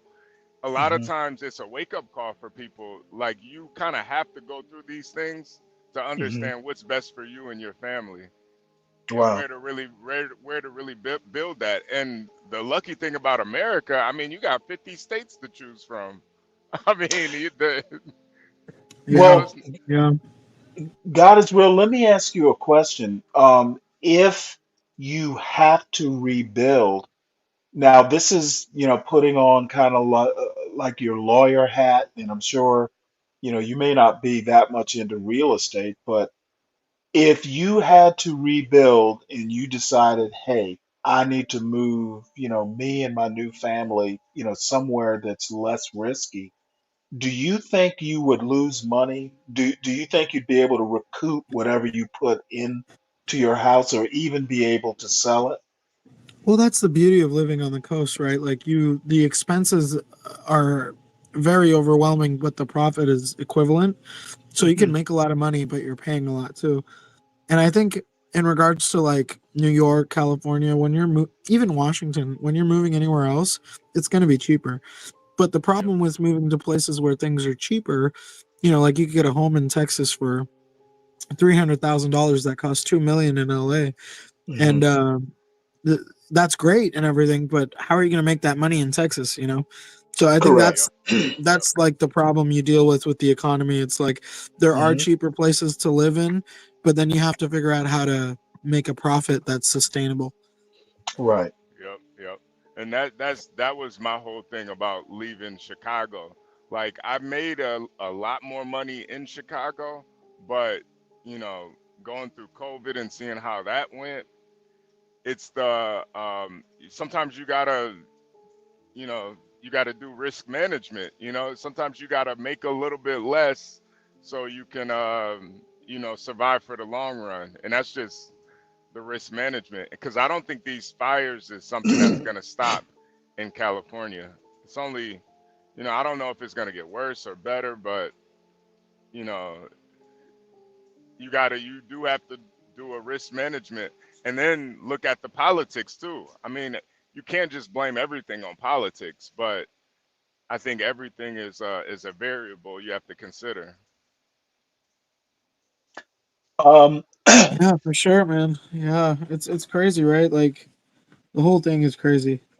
And for me, Stanley, for me, it's like when you joined the Navy and all that. Like for me, it was like Yeah. I went to school, and after I got Hmm. out of school, there was, internships. I joined the internships and never left. So it's like now it's a Right. real possibility. Like it's a real thing. I got to figure this Well, out. a lot of people, it was shit. When I got out of the Navy, I stayed in Norfolk for 7 years. A lot of times where you wind up, I love Norfolk. Would have stayed there the rest of my life. It's just I couldn't find, you know, a job that, I wanted to do. So I actually wound up coming back to Savannah and, lived there for years and wound up moving other places for work. So believe me, I've heard about people from, places, miserable city places like New York, going out to California and just falling in love with it and never leaving. I've heard that story, especially people in the Northeast. And I lived in Rhode Island for a couple years, and I swear I'll never live north of Baltimore again. It's just miserable up in the Northeast, especially in the wintertime. So I know I've heard so many people with your story. You go to you go to somewhere, or get work out there, and then you just never come back. But it's good to know Mhm. that you and your family are safe. Yes, Well, sir. that's the thing with us Indians, dude. We fuck like rabbits, right? So we're everywhere. Oh, fuck that. That's not my point. I mean, I, it's true. I Like it's wasn't I crazy. I wasn't go I I, I go wasn't going everywhere. there. Like since I was a kid, I've gone everywhere. So like England, Germany, New Right. Zealand, Australia, obviously India. They're like fucking. They're everywhere. My mom's got like 8 brothers and sisters, including her. Well, It's I have it's a not friend of it's mine like with who with lives with in Indians, like we're very family oriented people, and with that you lose a lot of personal freedom. But I don't know. right. As I get older, I Well, seem no, to you appreciate know it. what? Um, that is a direction I want to talk about, not now, but I have a friend of mine, um, and at some point I'm gonna put his Discord in the back. He's a guy, Indian. Well, I think he's first generation Indian. His parents are from India. He's a Berkeley graduate, and he still lives in the Bay Area, and he and I talk a lot about, family. One of the things that, I haven't really moved into, but at some point I'll start concentrating and talking on. But you've probably heard me talk about America's biggest problem is family. We just, for some reason or another, have gotten away with raising kids in stable family environments. And he and I, talk a bit about his family in particular. It's a typical Asian family where, you don't have to pay for daycare because you've got, relatives, aunts, or sisters or, whoever that can take care of daycare. If the mother and father need a break, for a week or so, you can leave the kids with grandma. Basically, not nuclear families, but kind of extended families. But the downside is, he was telling me a story about it. I think it was his sister wanted, and her husband were having kind of a spat big enough that they were talking divorce, and the family got involved. Basically like, no, no, no, no, no, no. It was an arranged marriage. You're not going to be able to do that no fault bullshit. you know so when the wife and husband are talking divorce, like both sides of the family, her family and his family, are kind of like talking behind the scenes going, no, we're not going to allow this. So when you talk about, big families and stuff like that, I have a friend that you and he would probably get to talking about, the benefits and the not so much benefits of having an extended family that's very involved with how kids are raised. Very, like, you might not be able to afford to pay for Harvard, but you've got some uncle somewhere who never married, who's been saving up money for years so your kids can go to Harvard. Benefits and things that aren't so great. But so when you talk about your family, I you know started Yeah, laughing. there's pros and cons and everything, right? Like that's my biggest Mhm. argument with people. I think the last time we got into a huge debate about it, I pretty much just ended up talking over you and getting put backstage because it's such a passionate thing for me. Like you look at immigrants, right? Like they just showed up 50 years ago and they're killing it. What the fuck happened with the people that have been here forever? Like Well, that's the the biggest thing thing, is, the thing, you the know? thing. I don't know if you know who Aramiose Frimpong is, and maybe what I'll do is overnight, the next overnight, tomorrow overnight, or today overnight. Um, I'll kind of get in because he recently did a whole show about family. His theory is that immigrant families, like from Nigeria or India, they come here with intact family units. When immigrants come here, they're coming with a culture and a family somewhat intact, whereas I'll call them heritage Black Americans, um, we never started out with intact families. One of the interesting things is right after slavery, there was a run on young Black people wanting to get married because before the end of the Civil War, there was no such thing. For in large part, um, slaves did not have legal marriage. If you were married and you were a slave living on a slave plantation, that was not a guarantee that the Right. husband or the mother wouldn't be sold off because there was no actual contractual legal marriage. So my point is that if you go back far enough in history, there was no such thing as a nuclear Black family because it was always under threat of being broken apart by forces, the mother or father couldn't control. So there's no, people want to talk about Jim Crow and how important marriage was in the Jim Crow era. Well, you got to think that has only been a thing since 1865, almost Exactly. 100 years after. So And honestly, there, Stanley, I don't know if you there's know no about the deep rap movement history. in South There's no Asia. deep Yeah, history sorry. in the Sorry. Black community. There is no deep history of a nuclear family, and people don't seem to be able to realize that. Yeah. And I was just gonna bring up like the rap movement in South Asia or even parts of Eastern Europe. There's a blatant respect and adhered kind of camaraderie that's Hmm. occurring with cultures around the world Hmm. with the struggle of, you know, um, the black race, right? Hmm. And Yeah. specifically in the United States. Hmm. And I think rap has a lot to do with that. Obviously, there's conspiracies about gangster rap and how it's actually hurt the youth more than helped it. But what I'm saying is that although the nuclear family has been detached from the black culture in the Hmm. United States, Hmm. there's still such a heavy presence of, I don't know what you could call it. Like, I don't know the word for it, but I guess you could say a vibe. There's such a heavy presence of a vibe there that the world sees it and connects with it.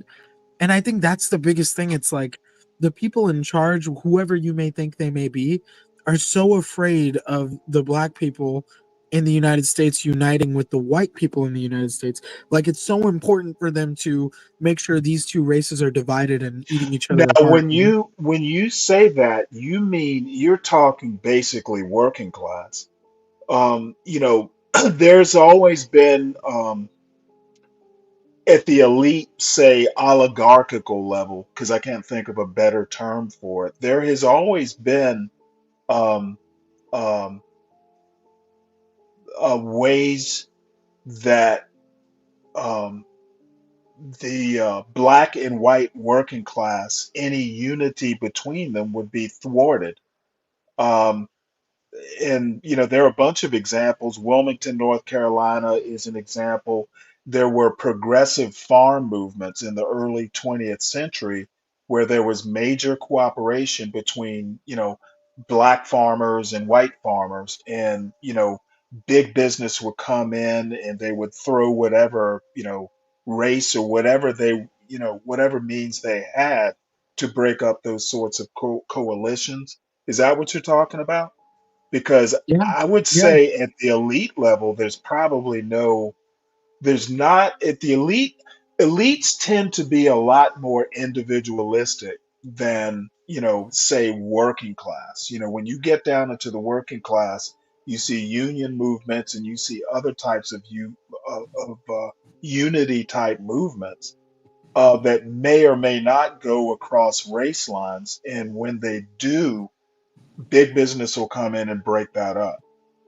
It's right. God is real. It's influence. It's the influence that the American Negro has on the world. Well, That no, he's not talking about, the artistic influence. I no, don't I think. don't even think it's necessarily the artistic. I think that's just a byproduct of it. But it's just the influence in general. Like I don't know that I agree with that. He's talking about black and white. And what you go ahead and speak for yourself. Don't let me speak for you. I'm asking you, are you talking about at a grassroots level?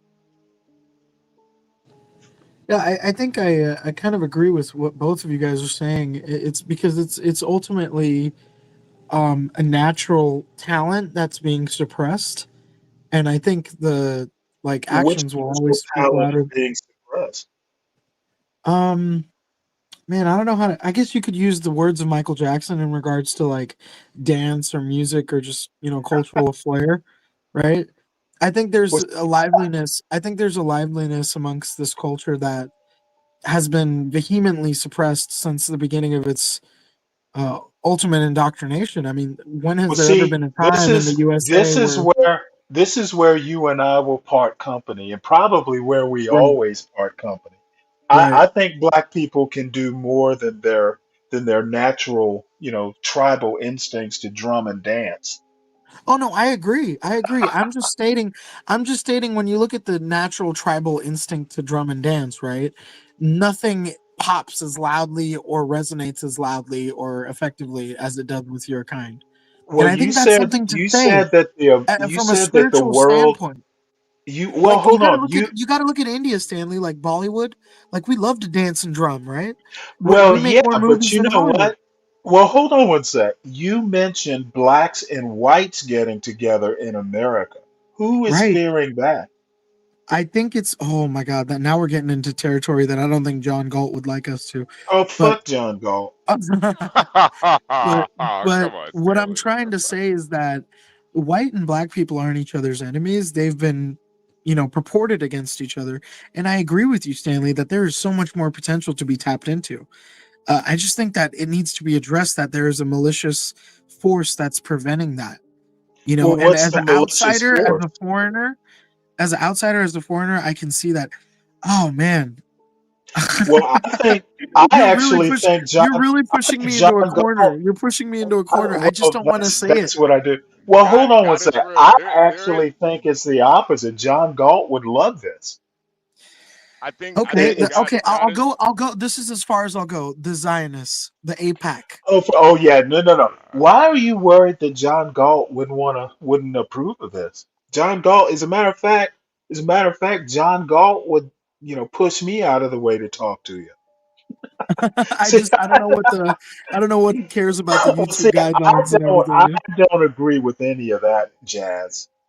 Okay, so So you don't think there's a specific group of people that have been dividing Americans since they're no, I mean, I okay, think if there is a specific group, it would be the Elon Musks of the world. It would be more oligarchs.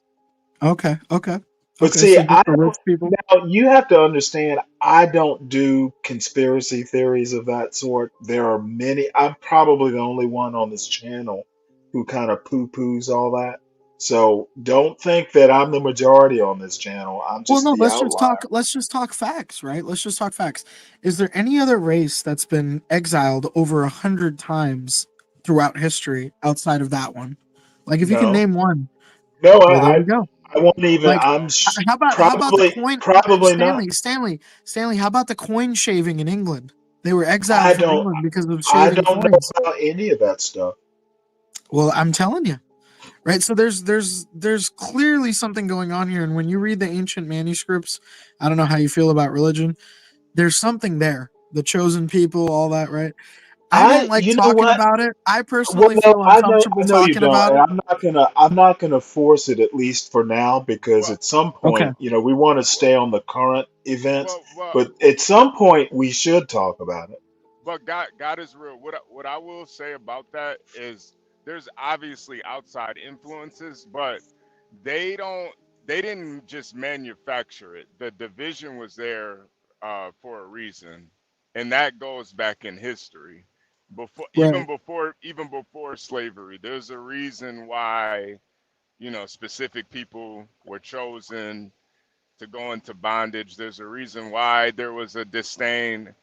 None of this stuff is just random. So if So there you're are saying people, there was a specific reason that black people were chosen to be to be slaves in America? right, right, and there's a reason why there's a between the blacks and whites, they've always been kind of intrinsically linked with each other.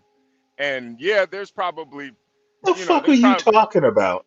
there's probably people that play on that, but there's a reason why there is a division, and you know, So you're saying that in America, the division between whites and blacks, there is a reason other than um, blacks were chosen because they were very distinguishable from Indians and other white people. yeah, yeah, yeah, yeah. I think when you get to the influential aspect of it, there's just something that sometimes, Stanley, we can't really see it, but other races of people can see it. Okay, well, Oh yeah, for you, sure. both of you will know what my response to that'll be, so I won't Well, even yeah, bother yeah. No, with no. I understand. No, I no, no, understand. no, no. We get it, bro. We get We it. get We it. We get, get it. It's bro. You get, sometimes hey, it's Stanley. You be giving off hard Samuel L. Jackson from Django vibes, bro. we can't. Oh, is that right? Oh, Sometimes, no, no, Stanley, no, no. You we know can't. what? No, no, no. It's not Samuel L. Jackson. It is beyond that because I think most people get history wrong. People people people misinterpret a lot of things. Um, the reason hell, white people almost became slaves in America. A lot of people don't know that. The only reason the the Scotch Irish weren't enslaved, the only reason indentured servitude went away is because white people, if they escaped from their indenture or they escaped from slavery, they were indistinguishable from all the other white people. The only reason blacks or Africans became, the go-to choice is they were so phenotypically distinguishable from Indian Americans or Native Americans and white people. Plus, white people would occasionally, like white elites would occasionally fall in love with, someone from the hills or some Indian or something like that. I don't think there weren't enough Jewish people in America to have that kind of influence. And you're not No, going to that's a great tell me point. That's a great point. that Jews from Europe were controlling colonial America. I would never believe that. What about the Rothschilds? What about them? What about the Rockefellers? Were the Rockefellers Jewish? I had no idea. You Yep. don't think so? Yep. Yep. I, Yep. Yep. I, Yep. you obviously know something I don't. Yeah, God Other is, than you do know that for a time there, the Dutch, right after the Portuguese, the Dutch were the next to do like large slavery at large colonies that Yeah, the were Boers, worked. the Right. Boers So, family. right. So essentially, the Dutch preceded the English as the preeminent like world power because the Dutch actually controlled Brazil. They basically took um, Brazil for a time away from the Portuguese. a lot, a So lot of, the a lot of them. Rockefellers were, part of that Dutch, the New York Dutch sort of, people. But I don't know Mm. the deep history. Yeah, and that's kind of what God is real is. He's able to kind of look outside the fishbowl, Stanley. But a lot of them, they did change their last names. They were able to hide in plain sight, and you know, a lot of them were exiled out of a lot of countries, and they kind of were forced to change their names. And you know, Okay, all the all war. I have to say, my personal opinion is that people look for easy explanations and they are afraid of the concept that sometimes shit happens for no reason. Okay, trying to justify why blacks and whites in the United States are so divided, it's simply racism and economics. Okay, Wait, you'll wait, never get me hold to on. believe that Is this guy Jewish you just space highlighted? lasers. You'll never get me to believe that Jewish space lasers Yeah, caused California fires one year. nobody's talking about the space laser, Stanley. Is Well, this no, guy no, no. I'm saying just nope? making Is a this guy joke. right? Is this guy saying nope? They aren't, as in the Rothschilds were not Zionists that overthrew the British royals to take over the banking system there. Well, were the No, no, no. He didn't. He. Where does he mention the Rothschilds in this Well, he just statement? said nope, they aren't. Nor was J.P. Morgan, Vanderbilt, Carnegie. But hey, I who's think he's counting? talking about the Rockefellers. Oh, okay. Yeah. Ryan, hit the You have link, to. Ryan. You have to Uh, understand though. You have to understand though, Stanley. There is something called the Protocols of Zion, right? I've And- read the proto. Well, not right. read them, but I'm aware of them. And listen, you don't have to be Jewish to be a Zionist, Stanley. Okay, that is true. You can be what's his name? Mike Huckabee. Hey, God is real. I definitely hear you, and I understand too that other races of people and other cultures they can see exactly what's going on, and we're us as black and white people, we're inside the fishbowl, so we can't. It's a lot harder for us to see what's going on. But trust me, Okay, I well, whatever, I I get it. I No, get it. whatever. I get it. Stanley, it's like usury, right? Like back in the day, it was Yeah, forbidden. I know the history of usury. The Jews Right. could do it, and Muslims and Christians couldn't. Yeah, I know Yeah. all that. Yeah. And all I'm saying is that you know what? If I were Jewish, I'd have taken advantage of it too. The Well, dumb there you fucks. go. They're gonna There make you me go, rich. Stanley. There you go, dude. That's that Samuel L. Jackson talk. That's what I'm telling you. That's what I'm telling you, bro. Like But you know what? there's While we're on this topic, and I'm consciously changing it because I find all that Zionist talk, it is real, but it is not like to the level that you guys want to make it. But while you're here, maybe because not. Maybe you're not. gonna have Maybe not. intimate knowledge of this. Let's talk Hey, H1B Stanley. visa All I for a know is Stanley. All I know is all the Diddy evidence just got burnt, bro. minute. Yeah, okay. And by the way, I don't know shit about Diddy and all that stuff. It's after my time. Um, Hey, H1 God, now where does Zionism play into the H1B visa stuff? wait. I wanted to ask God is real. Have you ever heard of Zebediah Zevi? Oh my Lord. I'm familiar. I haven't listened to a lot of his stuff though. Oh, no. He was a Jewish prophet during the 1600s. Yeah, they Uh, had like a cult form and all that, right? yeah. And he prophesied that lot of his people would be killed off for the state of Israel. And his prophecy came true. His prophecy definitely came true.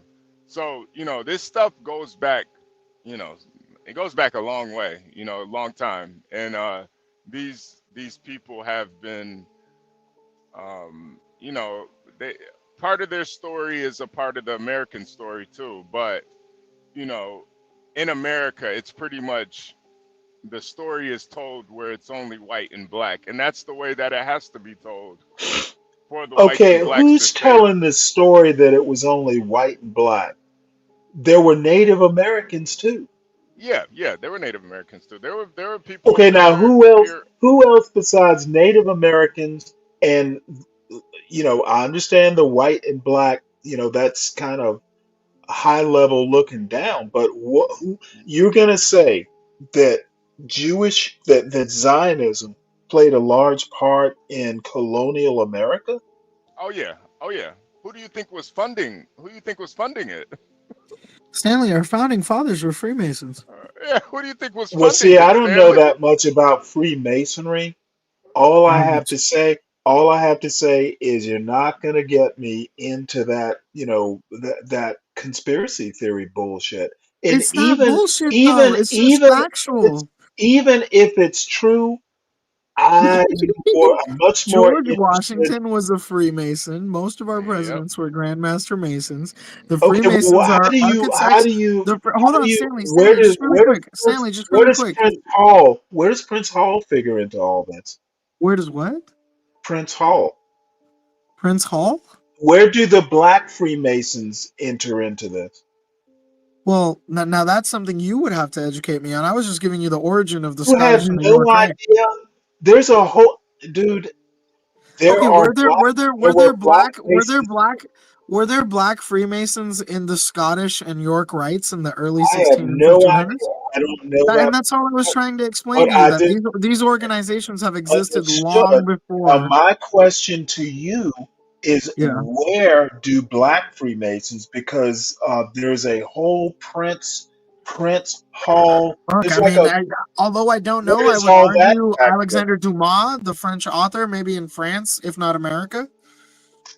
All I'm having to say is that they're in the New World. In this is post-colonial, I think. So This is Stanley, are you basically I, trying to tell Stanley? Are you basically trying to tell HB and I that if the Illuminati approached you, you'd sell out and say it doesn't exist? well, you know what? I'm gonna wait until they approach me.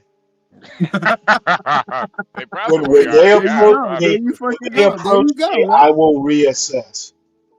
They probably already have. Stanley's But my actually. question currently is there's a whole, as a matter of fact, I have a friend of mine who lives not too far from John, somewhere up in that Anacostia area, who is a Freemason.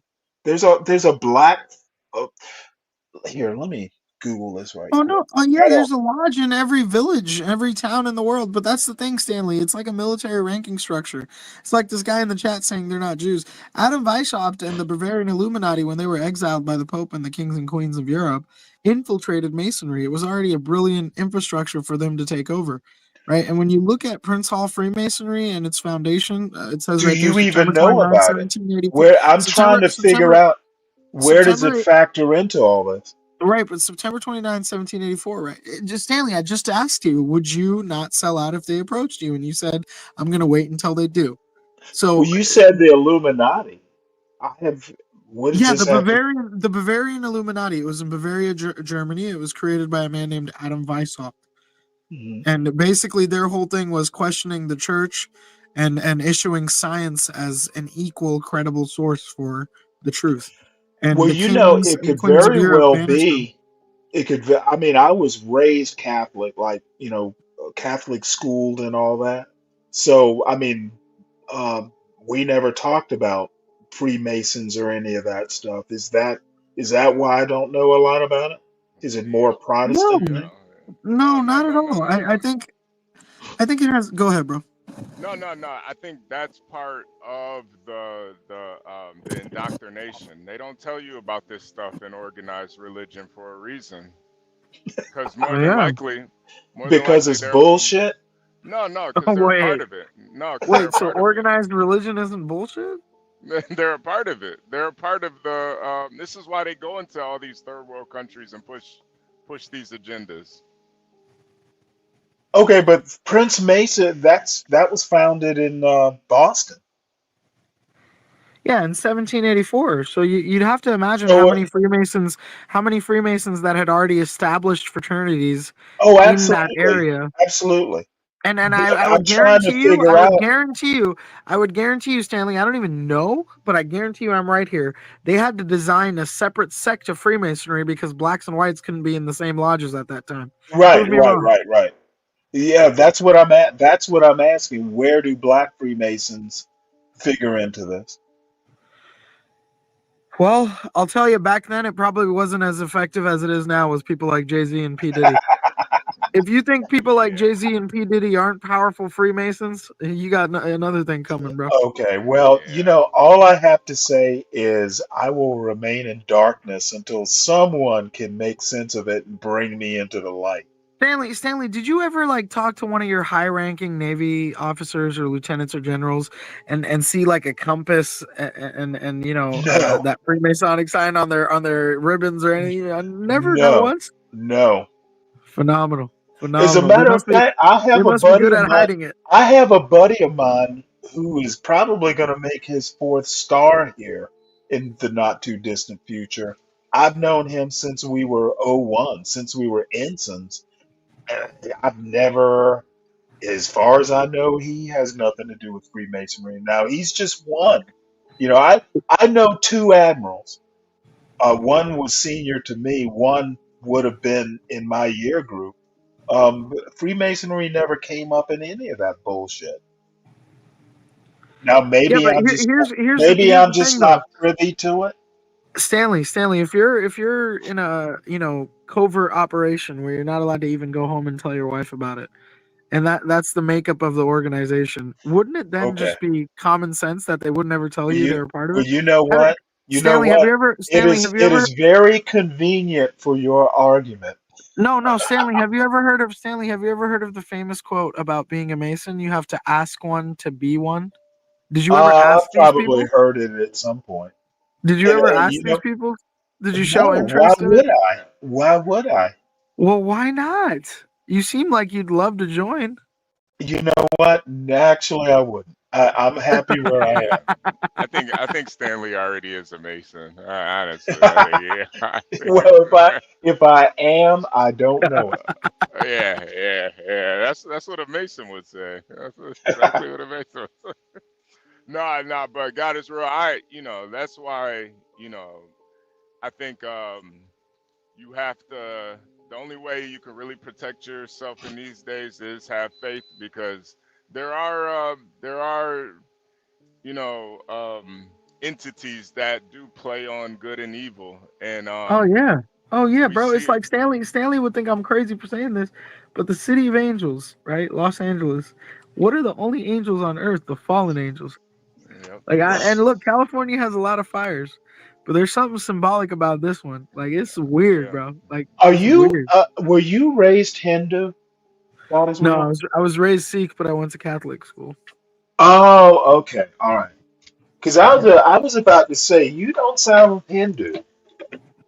No, I mean, I don't know what it would mean to sound Hindu, but I don't So vibe with let them me because ask you a question. I'm they don't surprised. rock with I'm us like that. surprised you weren't like raised in some warrior sect. I don't know that much about Sikhism, but did they ever It's in his blood, talk Stanley. about? That's why he's the way that he is. It's in his blood. He's he's fighting against the evils of the world, man. It's in his blood.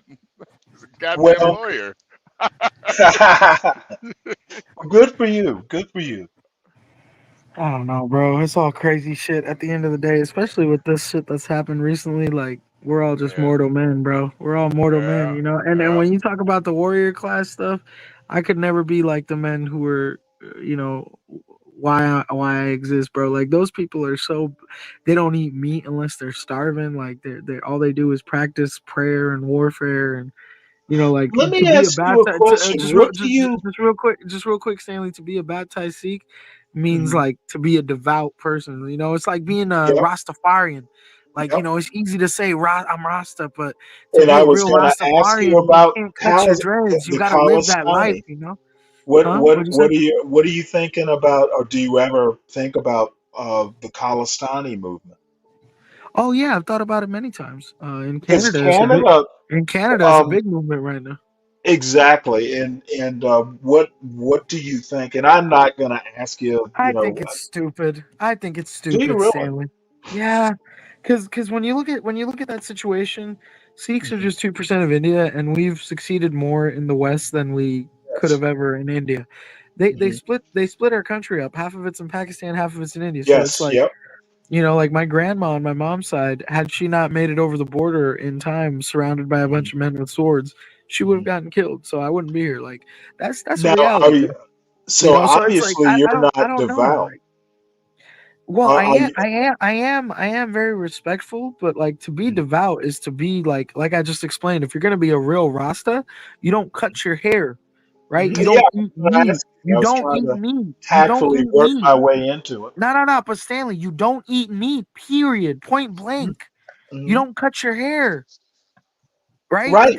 That's what it means to be a Rasta. You can't just you got all these people over here. I'm Rasta, bro. Yo, What the fuck are you so talking about?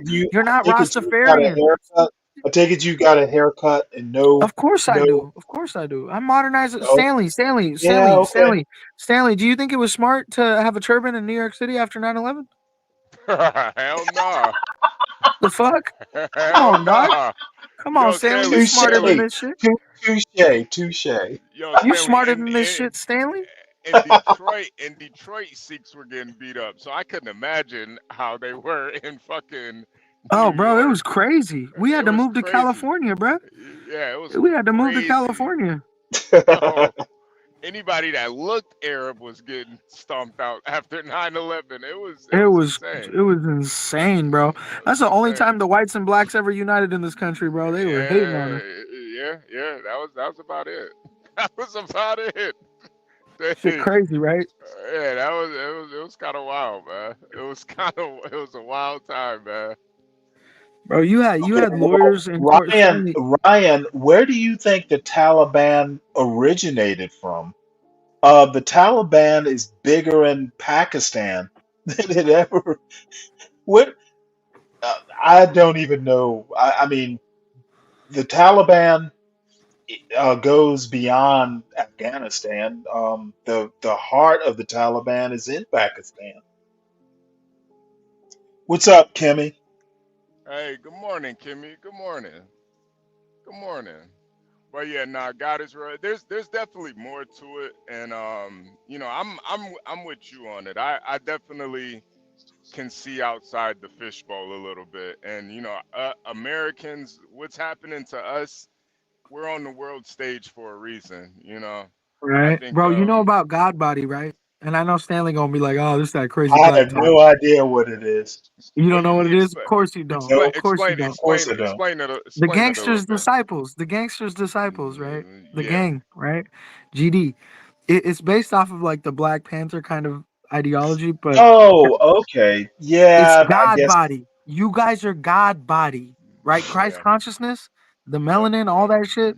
But Yep. but when we get into those conversations, we start to veer into, like Stanley says, conspiracy nonsense. But Yep. like Yep. you guys have a natural dominance on Earth because that's what God gave you, bro. That's just Yeah. facts. That's just facts. Yeah. Yeah, And well, we a lot need of we need Be Brave up here and a to lot of that's why that the rift between blacks and whites, it's always going to be there because other races of people can see it, and unfortunately whites try to suppress it and blacks don't want to believe it, and then you got the small hats who play on both of their insecurities, Oh but yeah, and other other races races, bro. Other races fall into it, right? Like you they see do it with the they Chinese, do. with the Indians. They fall into that white racism for the blacks, bro. Well, you you want to pick the winner. I mean, can you really blame them? You want to, if you're gonna choose a Damn, side, if you're gonna choose a damn. side, you're gonna choose the side of the Hey, winner. that was a little too. That was a little too real for me, big dog. I mean, that's why you can't really blame people for their beliefs or their views or dispositions against blacks because, you know, people don't like you know, they don't they tend to choose the winner a lot more than the loser. So, you know, but it's being played out for a reason, and I think you obviously see it. There's a reason why the American blacks have the most influence uh over you know, every other Think about it culture of like this, people. right? Think about it like this, right? Look at the African people. Look at how repulsed they are by the American African people, Yep. right? You see this. You see the Nigerians, the Ugandans. They come over here. They're just like the Indians. They're just like the Muslims. A lot Yep. of them are Muslims. The Ethiopians, the Somalis, right? Yep. Now, don't Right. get me wrong. There's a lot of Somalis wilding out in Canada and America. Don't get me wrong, but the majority of them, they're very traditional, and they look at the modern American black culture, the society, and they go, that ain't us. You see what I'm Yeah. saying? Yeah. Like it's Well, but I crazy. mean, But why? Stanley, this is Why? Stanley. This is what Martin Luther King and Malcolm X got killed about, bro. Like real shit. And they were on the opposite spectrums of the philosophy. Malcolm X wanted it one way, Martin wanted it one way, but they Okay, both that had the same number goal. one, They number both had the one, same goal. believe it or not, The betterment believe of it black or people. not, towards the end of their lives, they were actually moving towards, kind of like a horseshoe thing. Yeah, the Um, betterment of on black people, bro. They had the same goal, just different perceptions. Okay, what I'm Hmm. saying is Martin Luther King was actually moving away from, strict civil rights and more into, poor people. I mean, he was literally, starting to shift gears, moving towards a war on poverty sort of stance. And, Yeah, he but actually Stanley, there's started if Martin Luther started King didn't thinking more exist, radical. Stanley, if Martin Luther King didn't exist, Stanley, think about how many non-white people wouldn't have the success they have in America today. We love to hate on that I don't man, think though. I don't think I think Martin Luther King was not the only person fighting, for civil No, rights. definitely not. But he was the most integral. If you talk about legislation being passed in this country to allow I people think that other don't look people like could John have done it. Smith, Other if you, people could have done it. It just oh so yeah, I mean happened for that, sure, bro. Martin Luther King happened to be, he happened He to have the right he's pedigree, et cetera, et cetera. he But there swung the were other votes. people. He swung the If votes, Martin Luther Stanley. King, if Martin Luther King had not existed, there would have been someone else. I mean, maybe the mathematics would state so. You're right. There would have been somebody that would have arrived, but as it stands, that man is credible for the successes that minorities have been able to have in this country, bro. Well, you It's know what? because of the it's because of the moment. You and John would Listen, bro. It's definitely like disagree on this. it's like HB2 just said. It's because of this. It's because of the struggles of that man that so many of us have been able to come here and do well. And if it wasn't for him, Yeah. as it Well, stands, it no, wouldn't have happened. Let's go.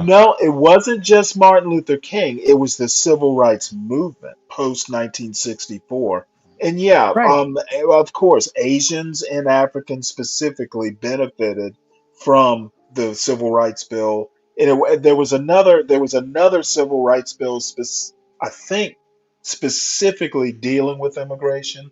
But basically, you couldn't decide by race who came to America. So yeah, you're right. That's why, it is kind of ironic how a lot of people do migrate here and then they have this disdain for black people Okay, but it because wasn't quote black people who did it. It was really the legislation, and it wasn't right, only black people. It wasn't only black people who did it. I mean, y- black people, of course, were kind of like the vanguard or the spear, the tip of the spear, the but there spirit, was they were the plenty of support. Oh yeah, They were the spirit. you cannot deny the Clarence Darrows of society. You cannot deny the white people in government that stood up for the struggling. You cannot deny the people in the north that helped build tunnels and underground pathways for people. Like yeah, that's a Okay, fact, well, Stanley. Yeah. there are the William Lloyd Garrisons of the world, who were, kind of like the people who were the beginning, who recognized uh, Frederick Douglass. God is real. You know what I really truly believe. I do think it is a spiritual thing, and I think with the American blacks, and this is, I know Stanley's not going to agree, but I do Well, I believe might even just bust out laughing. there's like a spiritual world, and then there's the world of the man. There's the carnal world, and I think black people specifically have the most spirit energy from whatever that is in America, and Okay. to get a lot of these social movements to move things from one end to the next, you have to make sacrifices. And Martin and Malcolm, they were just a sacrifice. There are, they happen to be focal points, but if you go one rank down, they're still the Ralph Abernathy's of the world. Okay, I mean, no one ever talks about Ralph Abernathy, who was basically Martin Luther King's like Peter. If I have to make a comparison, Disciple. Okay. Disciple. yeah, I think while it's appreciated, I think it's a little short-sighted. This is why people need to read history. This is why people But should not you know take what's their crazy? You know what's crazy which when you're which saying one this, of you people actually Stanley. read Martin Luther King's latest biography? Just Stanley, when you're reading when that, you would know. Stanley, when you're talking like this, you literally make it seem like what we were talking about an hour ago. You're on our side of the argument, as if Martin Luther King I'm was some not.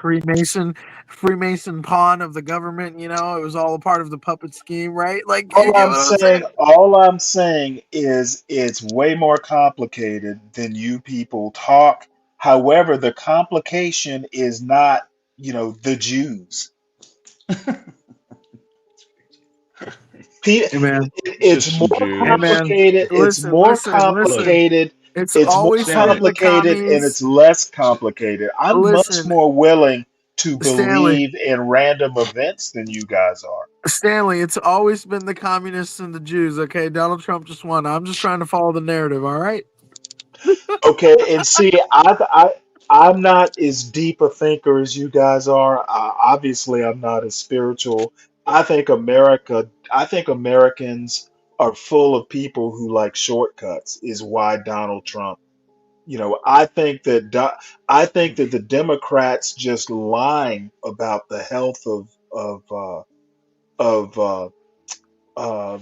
Biden Yeah, and not perhaps. knowing when the Republicans make bold moves like sending immigrants to New York City, that someone needs to get in there and make a bold counter Stanley, move you or always do counter this. You narrative. fall for the elephant donkey two You party know system what? thing. That's But because there's Wow. nothing Oh wow. beyond the elephant and the donkey listen. I've told you other so than many the times. I've oligarchs. told you so many times the orange Oompa Loompa is a symptom of the disease of corruption on behest of the people we in charge for that responsibility. Yeah, and You can't pick and choose now. I think your belief in Willy Wonka is problematic. Well, you can't pick and choose now. And It Stanley, could have been Stanley. anybody else. It could have been anybody else. The problem that occurred wasn't his fault. He just showed up to take the cake, bro. Hey Stanley, what race was Robert Abernathy? As far as I know, he was Robert or No. Ralph. Ralph He was Abernathy. he was a Robert. Hebe. He Exactly. was a Hebe. Ralph Yep. He was a Abernathy? Hebe. What the fuck are you talking about? And No, no, I'm just kidding. I don't know he what he was was. no, he was Stanley. He was Robert Abernathy. He was a Ralph Jew. Abernathy. You can't even get I the mean name Robert, right. Robert, Robert. You said Ralph. Okay, My bad, I'm Robert. talking Ralph Abernathy. Okay, well, I'm talking about. Okay, all right. thought you Okay, said Robert. I have That's no his cousin. clue. No, that's his I Jewish have no cousin. clue who Robert Abernathy was. See, you don't even know your basic civil rights or Nah, bro. history. He was Nah, a bro. Jew. Stanley, we've already exposed you for being an Illuminati Okay, shill. He Ralph was a Jew. Abernathy. Would you like to read this? Yep. I can't. Ralph Yeah. David Abernathy Not Sr., March Robert. 11th through Ralph. 1926, April 17th, 1990, was an American civil rights activist and Baptist minister. He was ordained in the Baptist tradition in 1948. As a leader of the civil rights movement, he was a close friend and mentor of Martin Luther King Jr. Do you want Okay, me to so keep going? who's Robert Abernathy? Never HB. mind. Never mind. That's somebody else. That's somebody else. That's somebody else. Okay, He dude. nah. Yeah. He invented sneakers or something. So, he invented. So can we talk about Freemasonry maybe and this whole Yeah, Jewish yeah, thing? let's do it. You Okay, seem pretty but So frustrated. let me Yeah, say let's get back this. to the bullshit we were talking about. At some point, it's we crazy. do need to get back to the news Okay. because Freemasonry is the news, bro. I committed. Well, no, I committed to kind of changing the format and this is Actual Portia news. and John, who are really the true bosses of this channel, and I have my marching orders. I find it increasingly difficult to believe that a population of people Uh-huh. that is about 12 million to 18 million globally, I think, right? Uh-huh. Is and their numbers are diminished year on year. In other words, they're marrying outside of their ethnicity or race or whatever you want to call it, religion, Right. at about a 45% rate in the United States. So they're marrying non-Jewish people, thereby becoming non-Jewish. Who's this? The Jewish Jewish people. people? Jewish people, you fucking Momo. It is a. Jesus. Listen. It Now is you a. come up here to abuse. It's literally amongst the Jewish community. It's a Holocaust to them. They're losing 50% of their numbers almost every year. So Really? I I find didn't it know that that. it's bad. And look, at the end of the day, people are choosing to be just do whatever, right? And I mean, so a lot of the traditional Jewish people and blah blah blah, they're like, this is a Holocaust. It's worse than the original Holocaust, right? Right. How do they? It doesn't take. But Ryan, it doesn't take a lot of people to influence the world. But why? Okay, so here's my question. Really? Why would they want to diminish their numbers to the point? I mean, there's 1.5 billion Arabs, and there's like 12 million Jews. Yeah, but They've been persecuted, run out of everywhere. The French were rounding them up for the Nazis. And listen, they just they have specific. How many American blacks are there? Like what? 45 million. 45 million. Their numbers aren't going backwards, right? So at the end of the day, what I'm saying is I just find it very difficult to believe that they would want to diminish themselves like that. No, I And completely agree with you. I do, and I think it's kind of with crazy, right? Doesn't make no, much sense. I agree in that sense with the way you just listed off those numbers. That sounds absolutely absurd to blame the whole majority. But I think like with the Vatican, the corrupt Catholic elite, you can't blame all of the Catholics in the world for what they're doing, whether it's the moving the PDFs around, with the Boston Globe and all that. I think that's Right? disgusting. Yes, it's Right? terrible. And so I Small think percentage that of people doing it. right. So I said earlier, I think it was I forgot which Rothschild it was. Jacob Rothschild. He passed away recently, but he stated that you don't have to be a Hasidic Jew to be a Zionist. So I apologize if I'm coming at all of the Jewish people. No, by I don't stating care. that. I'm not Jewish. I don't care. But But what I I'm think saying, there's a heavy Jewish, I think there's a heavy, I think there's a heavy level of Jewish supremacy, like there is with any other race, and I do think with their IQ level and their level of success, which probably comes from the increase in survivability from things like the Holocaust and whatnot, it's yeah, that's created this kind true. of Yes. fervor against them. It's created a fervor There against them. are all kinds of problems with that statement. Well, it's realistic though. If you think about fight or flight, European Jews have the highest Okay, IQ on earth. just the No, part no, about no, the Stanley, IQ sounds ridiculous. Stanley. Well, it's factual. Well, Stanley, Steven European Pinker did Jewish something people on have the it, highest actually. IQ on earth per capita. Okay, You can look that up. there's a problem with IQ. Oh Okay, my God, here we go. number one, IQ is the measure. You're talking, what you really mean to say is general intelligence. IQ is just the measure of general intelligence. No, those are And just the numbers. Those are just and the numbers. I was just giving IQ, you the numbers. judging, making policy or making these kind of cultural critiques based on IQ is a fool's errand. Why is that though? When But Indians and Chinese Okay, students I are don't kicking our believe, asses, I don't, hold on, I Stanley. When think, Indians, I think, Hold on, Stanley. When Indians and Chinese students are kicking our asses in basic arithmetic during the world I can competitions, tell you why. The culture. okay, so how are you going to sit here and say general intelligence or IQ doesn't matter? Okay, do you actually think that culture is necessarily general intelligence?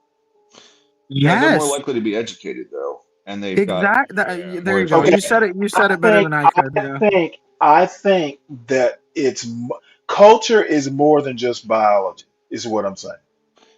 No, I agree, Stanley, but Steven Pinker did something on it, and it's like if you look at Nobel Prizes, they're punching well above their weight based on the number of them. Okay, then you know what? Even if that's true, until we can explain it, I think it's a large part of it may be biology.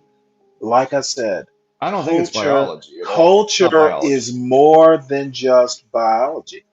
And just really Yeah, quick to Brooklyn Watson in the chat. Yes, Jewish is not a race; it's a religion, right? The Talmud, Brooklyn the is Kabbalah. But Jewish, by the way. She is but Jewish. okay, okay, that's cool. yeah, there are Okay, Jewish people in but Ethiopia, the Just so you reality is, black know, but the just so reality you is, black know Jewish before the people. you say reality is, something that's the gonna reality, that the reality is, when you talk about Jewish, as far as race goes, it is one of the few categorizations for race, specifically Ashkenazi Jews. That is a Yeah. specific race Yeah. category. okay, well So let me before you go too far, she happens to be black and Jewish yeah, and I see. smart. And no offense, I'm not trying to be a dick here, but there's a lot of black Jewish people on the corner of every big city in America that claim they're the Oh real my Jews. I mean, lord. come on, what are we talking No, I about here? think I was she's just Oh originally boy, are you gonna step in it. Yeah, okay. yeah. So She's I not a just Kimmy's not a she's not an Israelite. she's not She's a Hebrew actually Hey man, Israelite. hey yeah, man, I'm yeah, just yeah. saying, don't be hating on the Israelites, bro. They got a right to speak too. Okay, Yeah, Oh no, so no, no, okay. no, no, no. I'm not somebody that necessarily I think some of their their points are off, but I don't think the idea is necessarily too far off. But she's not a Hebrew Israelite though. She's not. Yo, Yeah, yeah, I yeah. love her. She said, "I am not one of those ex-convicts."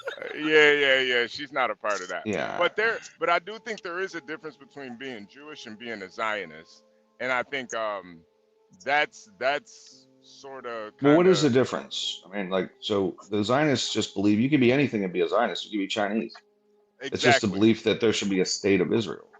exactly, You know, exactly, but I exactly. don't. Is that what? What does that have to do with anything? I guess what I'm saying is, if you're a Chinese Zionist, does that give you power? Well, I think it's a part of It being just means you in a believe. big club, You just have a right? belief. You know? It's like George Carlin said, it's all a big club and you're not in it. And as far as Zionism goes, it was created under a political organization in 1897. What was his name?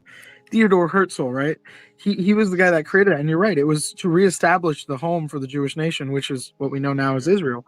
But Yep. it's like I guess what you would call it is the KKK of the Jewish people. Like these people are gung ho about the Jewish people being the chosen people and being, we're all just goyim. And you have I to don't know if understand, that. I mean, there's plenty you of have to people that believe understand. there should be a state of Israel that aren't Right. Zionists. But my friend Renato Manioni, oh, that's a beautiful Italian or Argentinian name, whatever. Listen, brother, you have to understand when you look at Benjamin Netanyahu and his administration, there are many Jewish people in Israel who think he is a radical that needs to be removed. Right. So that there's a I think clear 60% supremacist. said that prior to the invasion. Right. So there's 60%. clearly Most said, let's get rid of them.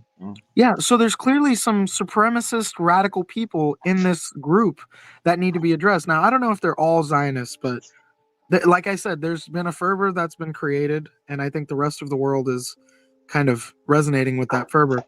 I don't know if it's justified, but at the same time, whether it's the coin shaving in England, inflating the economy, getting exiled from England, or the other 100 countries over the last 200 years, And even what happened in World War II, God forbid any race has to ever go through that. There's something going on here, and it's just the fact that it's being addressed is what it is now. It's the situation that we're in. Yeah. I will say that part of in my opinion, I think that they because they are a minority group, they tend to trade amongst one another more so, and they're generally persecuted wherever they go throughout the world. And Europe, for sure, just was not friendly to them at all. Between the Crusaders Ryan, killing why Jews in though? the name of Christianity. Why though? I think it's easy. I think it's easy to pick groups. And another thing that is interesting, they were kept out of the guilds in Europe. They're Why? pretty much Why because they were though? not of the people. They like you're non-English, therefore you can't be in our group. Nah. There's way more to the reason why they were exiled and banished from so many different countries, and Well, why when they, even Well, World War you II. know, guys, like specifically why we have ridges on our coins. You guys know why, right? Oh, for God's sake. I mean, Stanley, we gotta bring up Stanley's factual funny. history. We gotta bring up Okay, go ahead. Stanley What? doesn't like it. I mean, you guys seem to know the answer. Give me the answer. Well, I don't know No, Well, the I know, answer. I okay. know why. I It know was why. it was it was because the Queen's Guard and the Bank of England, through serious investigations, had determined that these people were shaving the coins. Right, so Okay, that's why they so had to add ridges to the coinage, and to They this day were we they still were have they ridges were on them. basically catching the shavings and for the Yeah, metal, right? they yeah. had a lock on the If hey counterfeiting things. Stanley, check it out. Check it out. When usury is frowned upon in Islam and Christianity, which are predominantly the biggest religions in that area for the last however many thousand years, and you're allowed to bank and deal with money, and you get caught doing that every day. If you keep doing that, you can accumulate a certain amount of value in that currency. Can you not, sir? Right. Oh yeah. Which is why they were exiled from England. Just Yeah. historical So, facts, guys. well, I believe Catholics were also persecuted, and then Protestants were at one point. So a Well, lot of you're different not groups. Catholics, Christians, you mean, right? Well, no, I mean Oh, I thought you were talking about it Queen like back in the Elizabeth, Roman days. King Henry's daughter was Oh yeah, like, yeah, "Hey, yeah, yeah. let's Okay, kill you're some talking. Catholics," right? Okay, So like, you're yeah. talking English history. Well, in English history, like the Protestants were killing Catholics, right? And Yeah, yeah, yeah. in France, guess what? If you were a Protestant or a Jew, you were getting killed. So like the Huguenots moved to Germany, right? Where you could be a Right, Protestant. They've been persecuting religion for forever. The for Christians were sure. killing Jews in the name of Jesus. And And you know, so I agree with that, but I think like we're innate ways is oversimplifying saying in things. the chat, innate ways is saying in the chat. Just I gotta make this a point, right? It's like I stated earlier with the KKK. It's the same thing with this. There's many Jews who renounce these people, these Ashkenazi Jews who have kind of coded themselves behind the face of Judaism, but they don't have anything to do with the people of Judaism, and the people of Judaism are calling them out on it. So, and that's what I mean. Like, whether you're talking about the Rothschild family or many other families, Well, let's or talk about the Rothschilds for a yeah, minute. let's talk about them. If you look at the Rothschilds, there's currently they're pretty much at this point because of marrying non-Jews, and I'm talking, the French daughter, niece to the Queen married one. There's now like two Jews in the Rothschilds family. The rest of the descendants are non-Jews at Yeah, this point in history. again, to There's be two Jews Jewish is left not to be a in a Zionist. massive family. Now, what does that have anything to do with the fact that they literally lied to the people of Britain and told them that Britain had lost the Napoleonic War, which made them all trade their stocks and value in so that the Rothschilds could buy it for pennies on the pound? It's a famous quote from that time. And people found out because of the newspapers at that time and the delayed news that the British had actually I'm won the war. Now, I'm not what does the constant corruption throughout history that's literally allowed them to take over so much control in this world have anything to do with who their kids are fucking now, bro?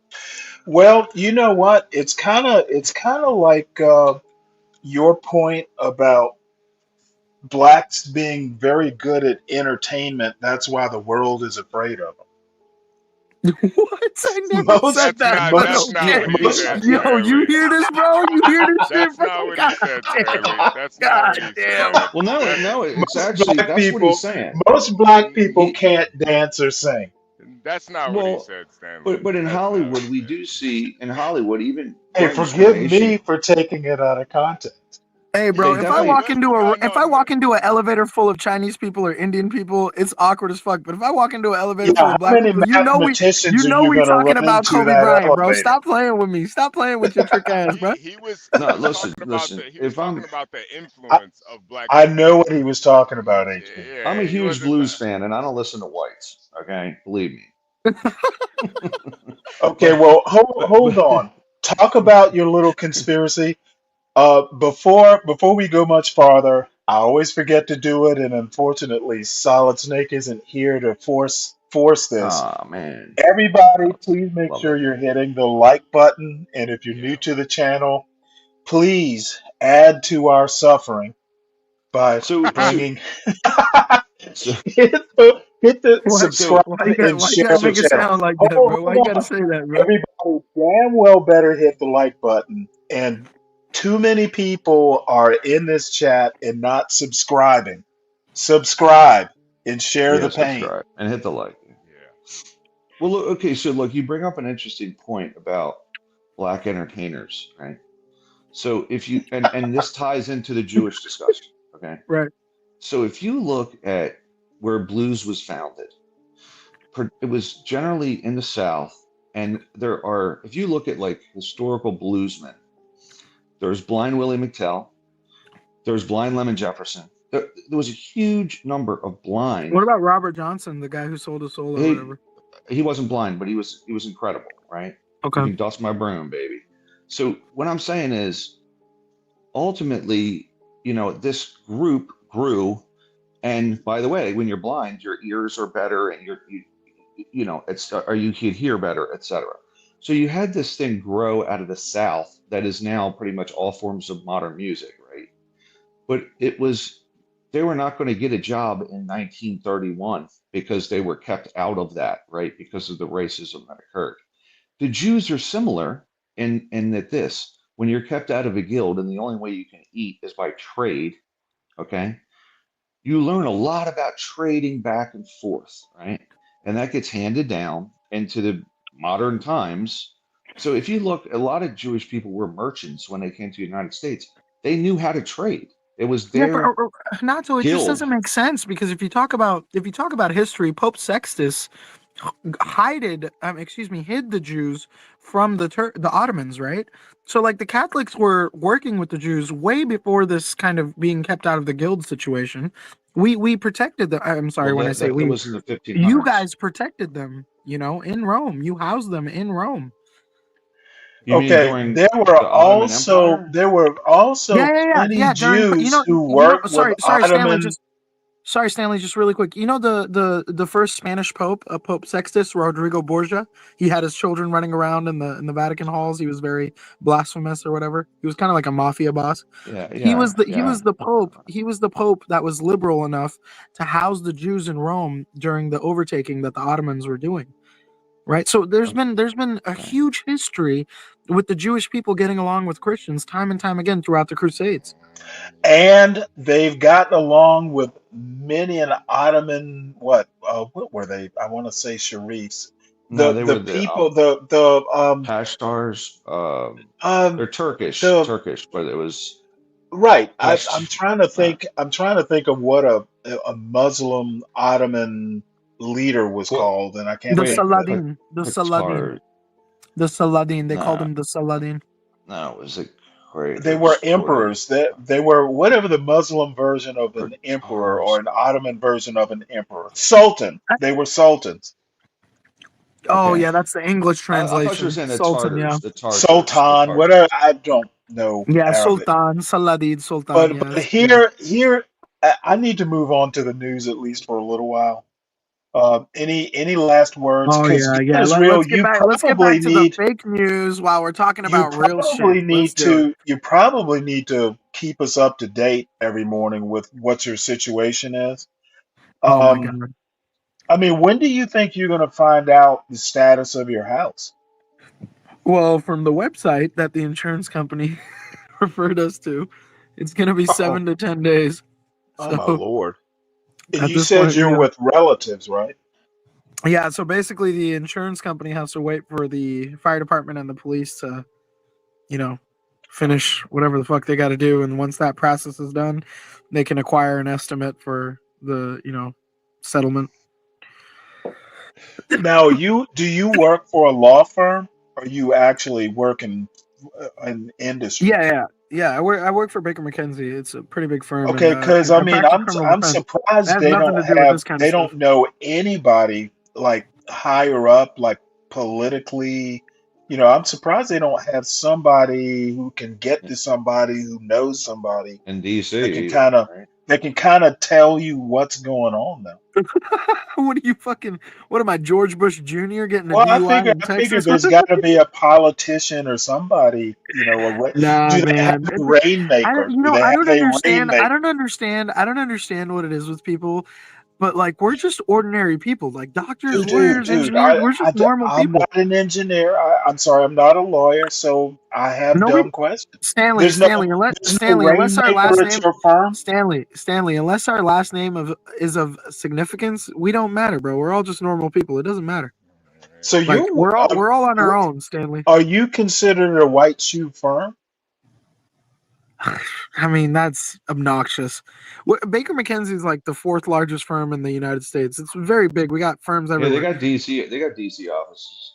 Yeah, but I'm like a chump. I Okay, well, graduated law school. motherfucker. Oh I'm dude. I'm, shit. I'm Well, only. I mean, you're big time. I'm only, bro. No, I'm only 31, dude. So like, you got to think I'm like the rookie of the year if Hmm. if my delusions are true. Hmm.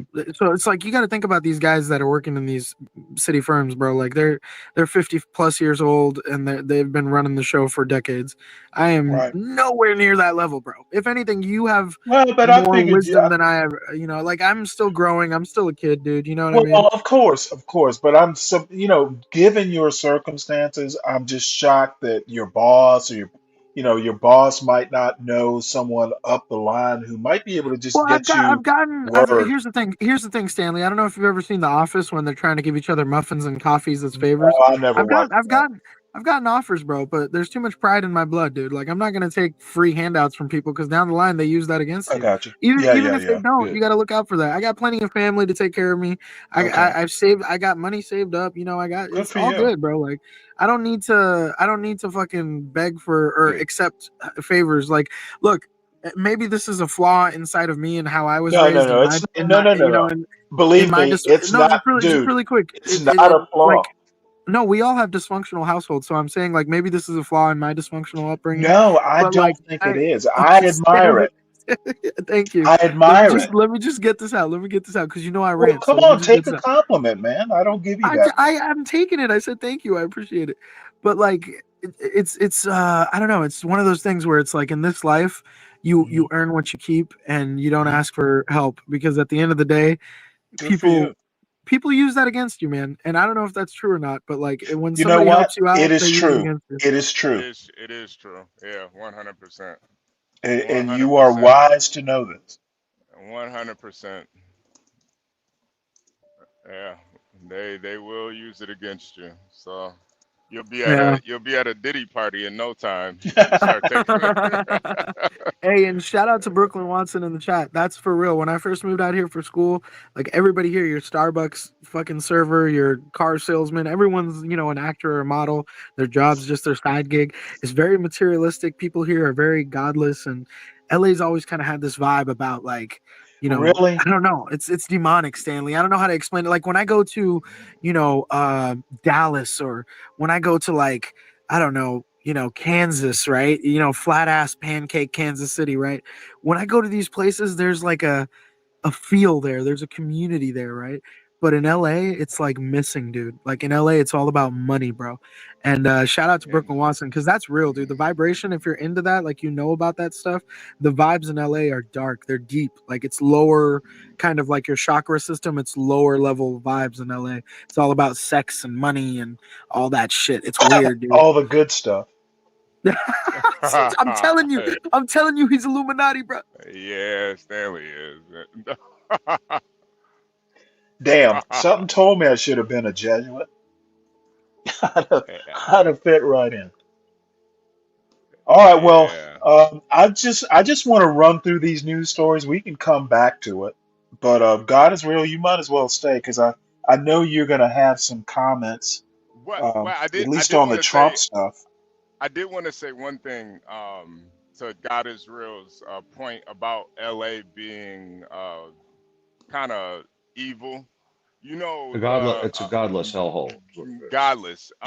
Yeah, You know yeah. Not like the re- DC. you know the reason why they call it Stanley. You know the reason Good why they point, call Stanley. it Hollywood. Touche. You know what? Do you know what Hollywood is, Stanley? The wood of the I'm holly sure you're tree gonna tell that me. witches It would use. Yeah, Oh, the wood of the holly tree is the when you see like Harry Potter, he has that little staff that he uses. That's a holly Yeah. tree. That's God, Hollywood right dude, there.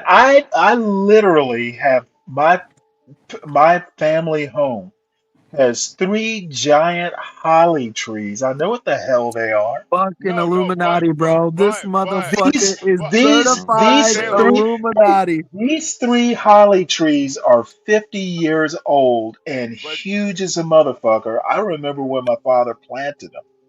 How Stanley, many babies you witches, sacrificed by those trees, Stanley? You Illuminati Stanley, motherfucker. None. Stanley, witches actually use holly trees to cast spells. That's where the whole term Is that Hollywood right? came from. Is it because Yeah, of yeah. the little leaves that stick you?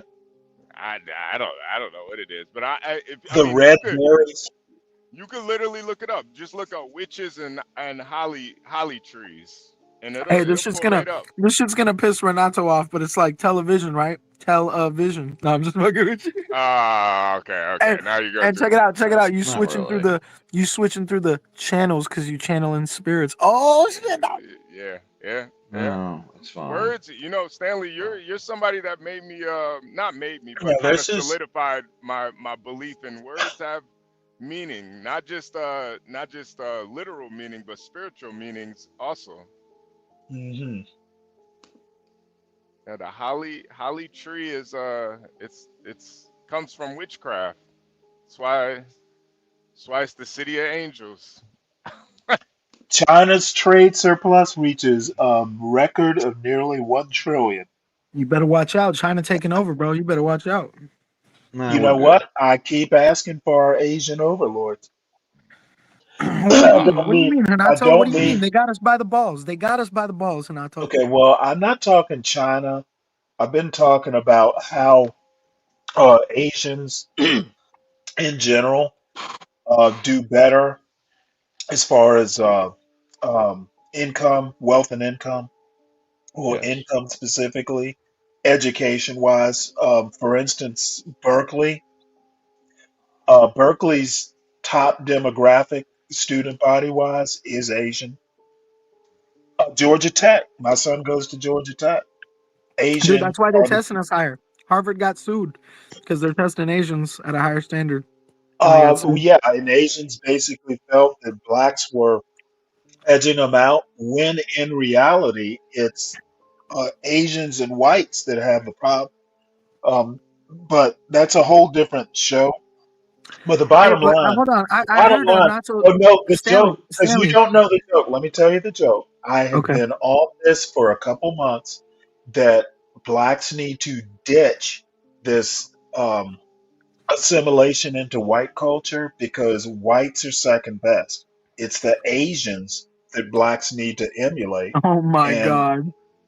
oh yeah, it's made a lot of friends, me saying that. Bring back that Bruce Lee, black kind of, vibe, Afro look But type shit. I raised my son to an Asian standard. That's why he's at a school. He got into a school that has a majority Asian student body. But Hanacho And said we're blacks, good. Hanacho said we're good. that's What right. makes you think we're Blacks need good? to black. What makes you think we're good, brother? Like, It's mostly a joke, but the other part is it's statistically supported, and our buddy Vivek Ramaswamy hit the nail on the head when he said that American culture venerates mediocrity. He meant white Hey, culture. hey, God is real. I think he just meant Americans, culture and why do standards. No, no, why no. do He meant white. He was why do just Indian I mean, he I don't like he remember him was too saying Wait, that. what? afraid, like he was too afraid to tell Ann Coulter to get stuffed. Same sort of deal. He won't. He's afraid to tell white Well, people, you know, how what do he you Wait. know thinks that? of them. Where's your Wait, evidence I for wanted to this? ask Well, I her. don't God need is real. evidence. Much Why like do much like God is real, I'm just going on spiritual. It's Oh my I got you. goodness. Okay, that makes Oh sense. my Okay, goodness. That is bull. okay. How many times have I given you guys actual credible sources for everything I've said without Googling it too? Hey, it's the Um, fishbowl. It's the fishbowl. God is real. I did right, want to ask right. you though. God is real. Why do Indians consider themselves Asians? Well, we don't. I It's know just on it's in it's on Asia. the well, exactly. There some you go. say So Asian, basically, and it's on the Asian Stanley, continent. hold on, Stanley. So basically, he just answered it for you. The people in charge of the government that designed the paperwork are like, well, it's the same fucking continent, even though Yes, we are extremely different. We look different, and and and you don't, you know, India does not get along with China. oh, we're God intimidated damn for it! fuck all by them, dude. They scare the shit out of us. Everything we do, they do it better. All the democratic laws we have to follow in the United Nations, they don't give a fuck about. They have lawyers at the UN going copyright what? We make our own McDonald's and Apple and Ford. Fuck you. China is a force to be reckoned with, and I would love to hear your guys' thoughts on why you think we're still good as Americans, why we I aren't think fuckity fearing fucks. China does not have the creativity. I'm Oh not my worried god. about China. Stanley, you're using everything made in China right now to talk to me. What are you Okay, the talking about? only reason is American businessmen save money by moving manufacturing processes over there. And And you the don't think hold you don't on. The other thing is China copies. They they basically reverse engineer all their creativity. They don't follow patents. They don't give a shit about copyright. Yeah, Yeah, it's But true. yeah. don't you think that's a way of shooting yourself in the foot in regards No, to irreversible damage? it's a way of not being creative.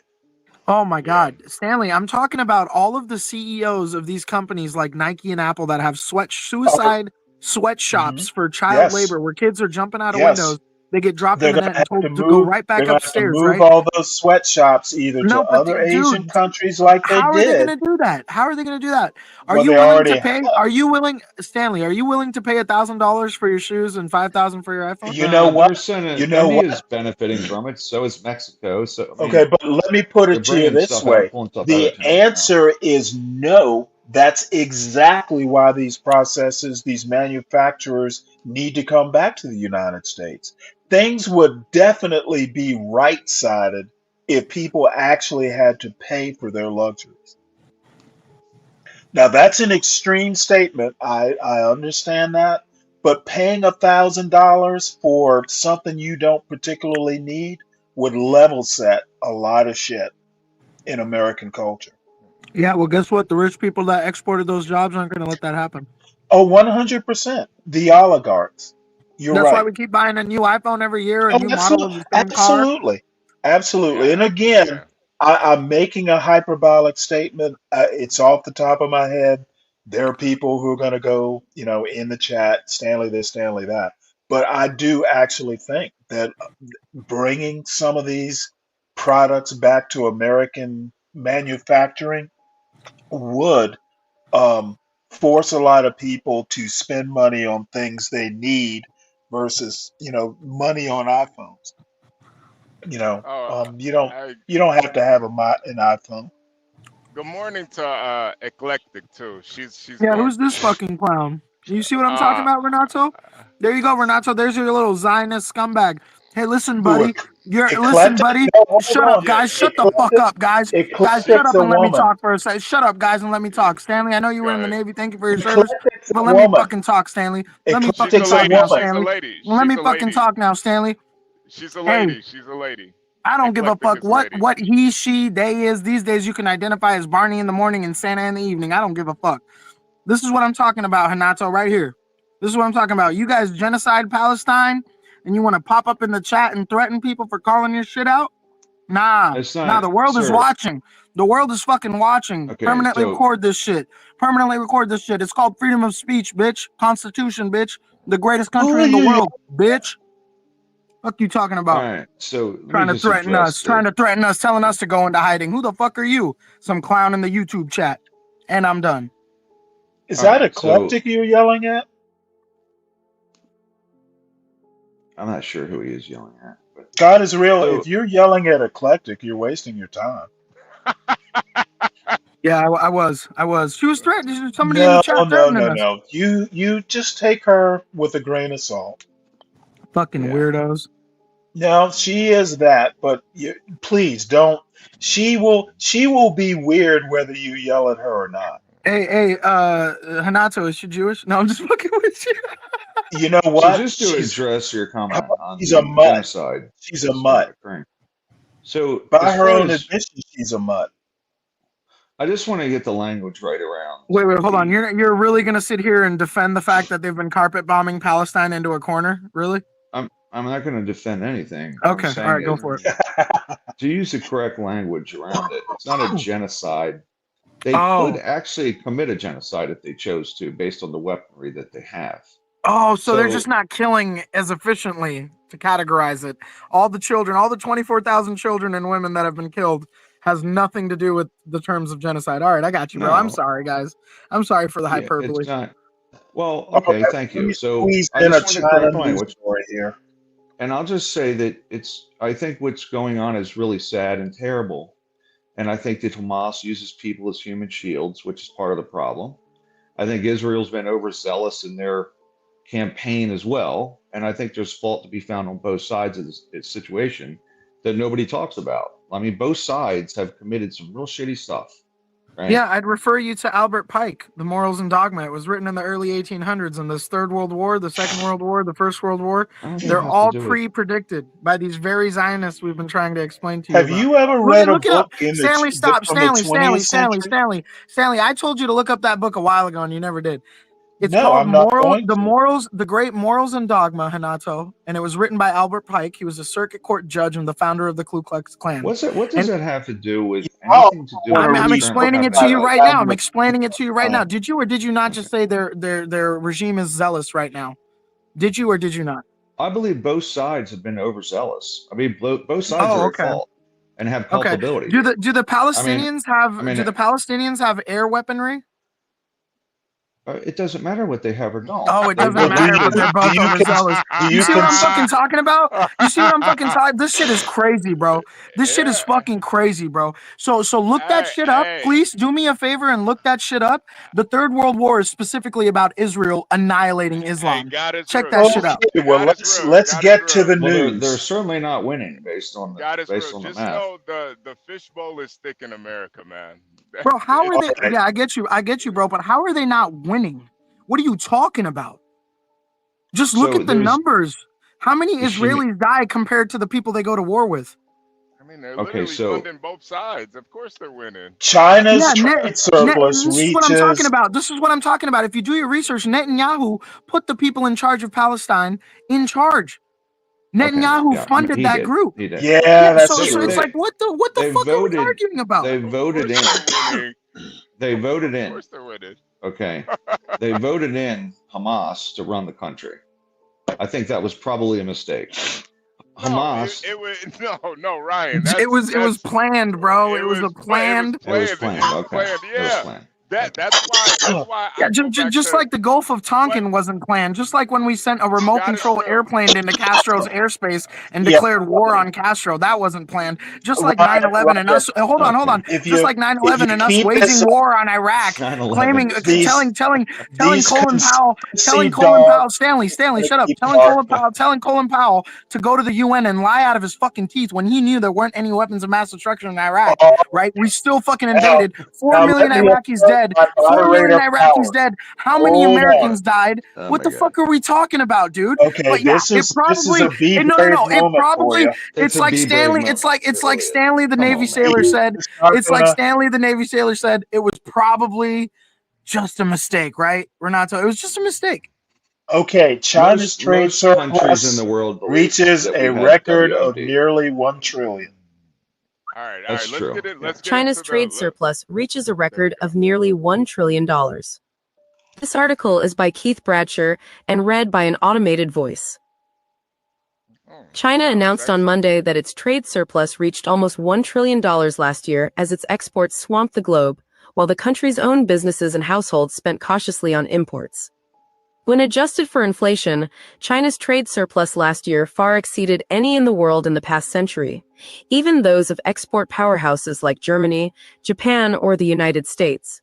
Chinese factories are dominating global manufacturing on a scale not experienced by any country since the United States after World War II. The outpouring of goods from Chinese factories has drawn criticism from an ever-lengthening list of China's trade partners. Industrialized and developing countries alike have erected tariffs, attempting to slow the tide. In many instances, China has retaliated in kind, bringing the world closer to a trade war that could further destabilize the global economy. President-elect Donald J. Trump, who will take office next week, has threatened to escalate already aggressive American trade policies aimed at China. On Monday, China's General Administration of Customs said that the country exported $3.58 trillion worth of goods and services last year, while importing $2.59 trillion. The resulting surplus of $990 billion broke China's previous record, which was $838 billion in 2022. Strong exports in December, including some that may have been rushed to the United States before Mr. Trump can take office and start raising tariffs, propelled China to a new single-month record surplus of $104.8 billion. While China ran a deficit in oil and other natural resources, its trade surplus in manufactured goods represented 10% of China's economy. By comparison, U.S. reliance on trade surpluses in manufactured goods peaked at 6% of American output early in World War I, when factories in Europe had mostly stopped exporting and shifted to wartime production. Many countries seek trade surpluses in manufactured goods because factories create jobs and are important for national security. A trade surplus is the amount by which exports exceed imports. China's exports of everything from cars to solar panels have been an economic bonanza for the country. Exports have created millions of jobs, not just for factory workers, whose inflation-adjusted wages have about doubled in the past decade, but also for high-earning engineers, designers, and research scientists. At the same time, China's imports of factory goods have slowed sharply. The country has pursued national self-reliance over the last 2 decades, most notably through its Made in China 2025 policy, for which Beijing pledged $300 billion to promote advanced manufacturing. China has gone from importing cars to becoming the world's largest car exporter, surpassing Japan, South Korea, Mexico, and Germany.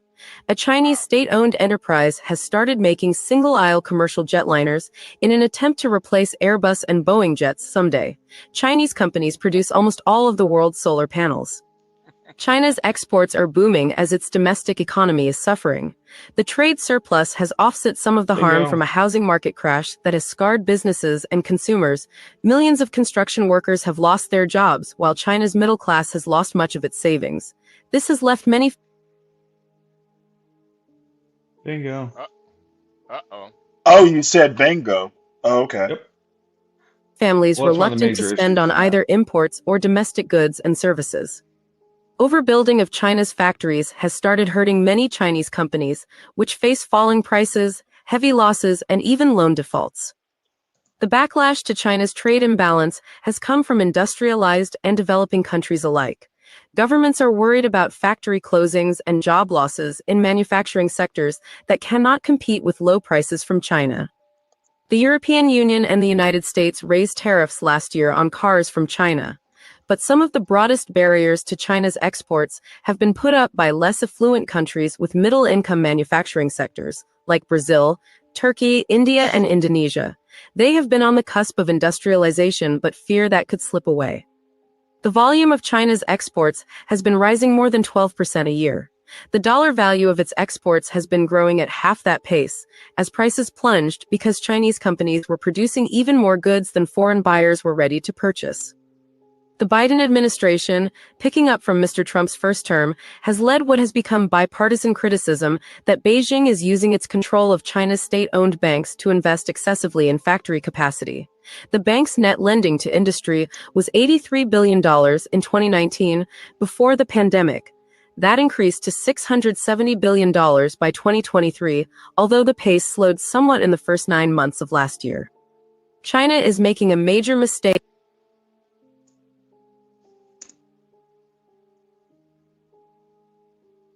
in producing 2 to 3 times domestic demand in a number of areas, whether it's steel or robotics or electric vehicles, lithium batteries, solar panels, and then exporting the excess all around the world, said R. Nicholas Burns, the U.S. ambassador to China. At a news briefing on Monday, Wang Lingjun, Vice Minister of the Customs Administration, rejected such criticisms. It is essentially protectionism to counter China's development, he said. China has not run a trade deficit since 1993. Its 2024 trade surplus dwarfs earlier records when adjusted for inflation. Japan's surplus, for example, peaked in 1993 at $96 billion. That works out to $185 billion in today's dollars, or less than a fifth of China's surplus last year. Germany ran enormous trade surpluses in the years following Europe's financial crisis a decade ago, but its surplus peaked in 2017 at a sum equal to $326 billion in today's money. Japan's and Germany's trade surpluses each topped out at about 1% of the rest of the world's economic output. China's trade surpluses are twice as big by that measure, said Brad Setzer, a senior fellow at the Council on Foreign Relations. Since 2021, China has pivoted back toward exports in a big way, and its export growth is increasingly coming at the expense of other manufacturing-heavy economies around the world, he said. The United States ran persistent trade surpluses from 1870 to 1970, according to researchers at the Federal Reserve Bank of St. Louis. Most were relatively small in today's dollars. After World War II, with much of Europe and East Asia in ruins, American factories shifted from tanks and rifles to cars and washing machines. The U.S. post-war trade surplus peaked at $12 billion in 1947, which works out to about $130 billion in today's dollars. But because the rest of the world's output was severely depressed that year, the American trade surplus equaled about 4% of the global economy. That is a level China has not yet reached. The widening of China's trade surplus accounted for up to half the entire country's economic growth last year. Investment in new factories for exports represented much of the rest of the growth. In a report scheduled for Friday, China's government is expected to say that the country's economy expanded about 5% last year. China now produces about a third of the world's manufactured goods, according to the United Nations Industrial Development Organization. That is more than the United States, Japan, Germany, South Korea, and Britain combined. China has built up its exports through huge investments in education, factories, and infrastructure, while maintaining fairly high tariffs and other barriers to imports. Universities churn out more graduates in engineering and related subjects each year than the combined total of graduates in all majors from American colleges and universities. The question is whether China can maintain its lead if other countries raise tariffs. Yet many importers find that China remains the most competitive place to buy goods. Eric Poses, the owner and chief executive of All Things Equal, a Miami Beach firm that invents and distributes board games and electronic tabletop games, uses suppliers in Shanghai. Printing board games costs twice as much in the United States, while the United States does not even manufacture many electronics needed for the tabletop games. I wish I could do it here in a cost-effective manner, but it's just not possible, he said. I have one point here about the number of engineering and related graduates being greater than all majors in the United States. This is why H-1B visas are not going to go anywhere. They will not be eliminated. If China's producing more engineers than all our college graduates, regardless of major, They are. the Russia's only way to producing more of them. supplement the number of engineers is going to be to bring, the certain types of engineers or experts that we need into the country. So, that's my H-1B visa point. And Herman says protectionism is the future. Herman, I'm not sure how you protect against not enough engineers. So, Well, that's the thing. You either any conform, comments? God is real. and you either conform and let America become Being or our continue to guest, be the. You either conform or let. HB, Ryan. Yes. Can What? y'all hear me? Yeah, I hear you. No, God is real is about to say something, and then Can y'all hear me in the chat? Yes, we we can hear hear you. you. Yeah. God, can you hear God is real, Stanley? Yeah, I hear. Yeah, I Stanley, can can hear you him hear too. me? Wait, God is real. Stanley, Go we're ahead. here. Go ahead. Hello. Yeah, we Stanley, hear can you, you hear Stanley. us? Yeah, we hear Yeah, you, we bro. hear you. We hear you. I don't think he hears us. Oh, somebody type in the chat. Shoot. Yeah, Stanley can't hear us. All right. Yeah, Stanley's all right. He is old, you guys. Give him a second. Somebody type in the chat. Hello. The panel can't hear Why you, can I Stanley. not hear y'all? Hold on one sec. Yeah. Let me Yeah, check yeah, my yeah. settings here. Yeah. All right. Thank you, Ryan. Wait, God is real. What were you about to say? I was just saying that Okay, it's well, I just a don't know where matter of. everybody went. Stanley, we can. Jesus Let me Christ. back out and Yeah. come back right quick. All right. There we go. Let's see There we that. go.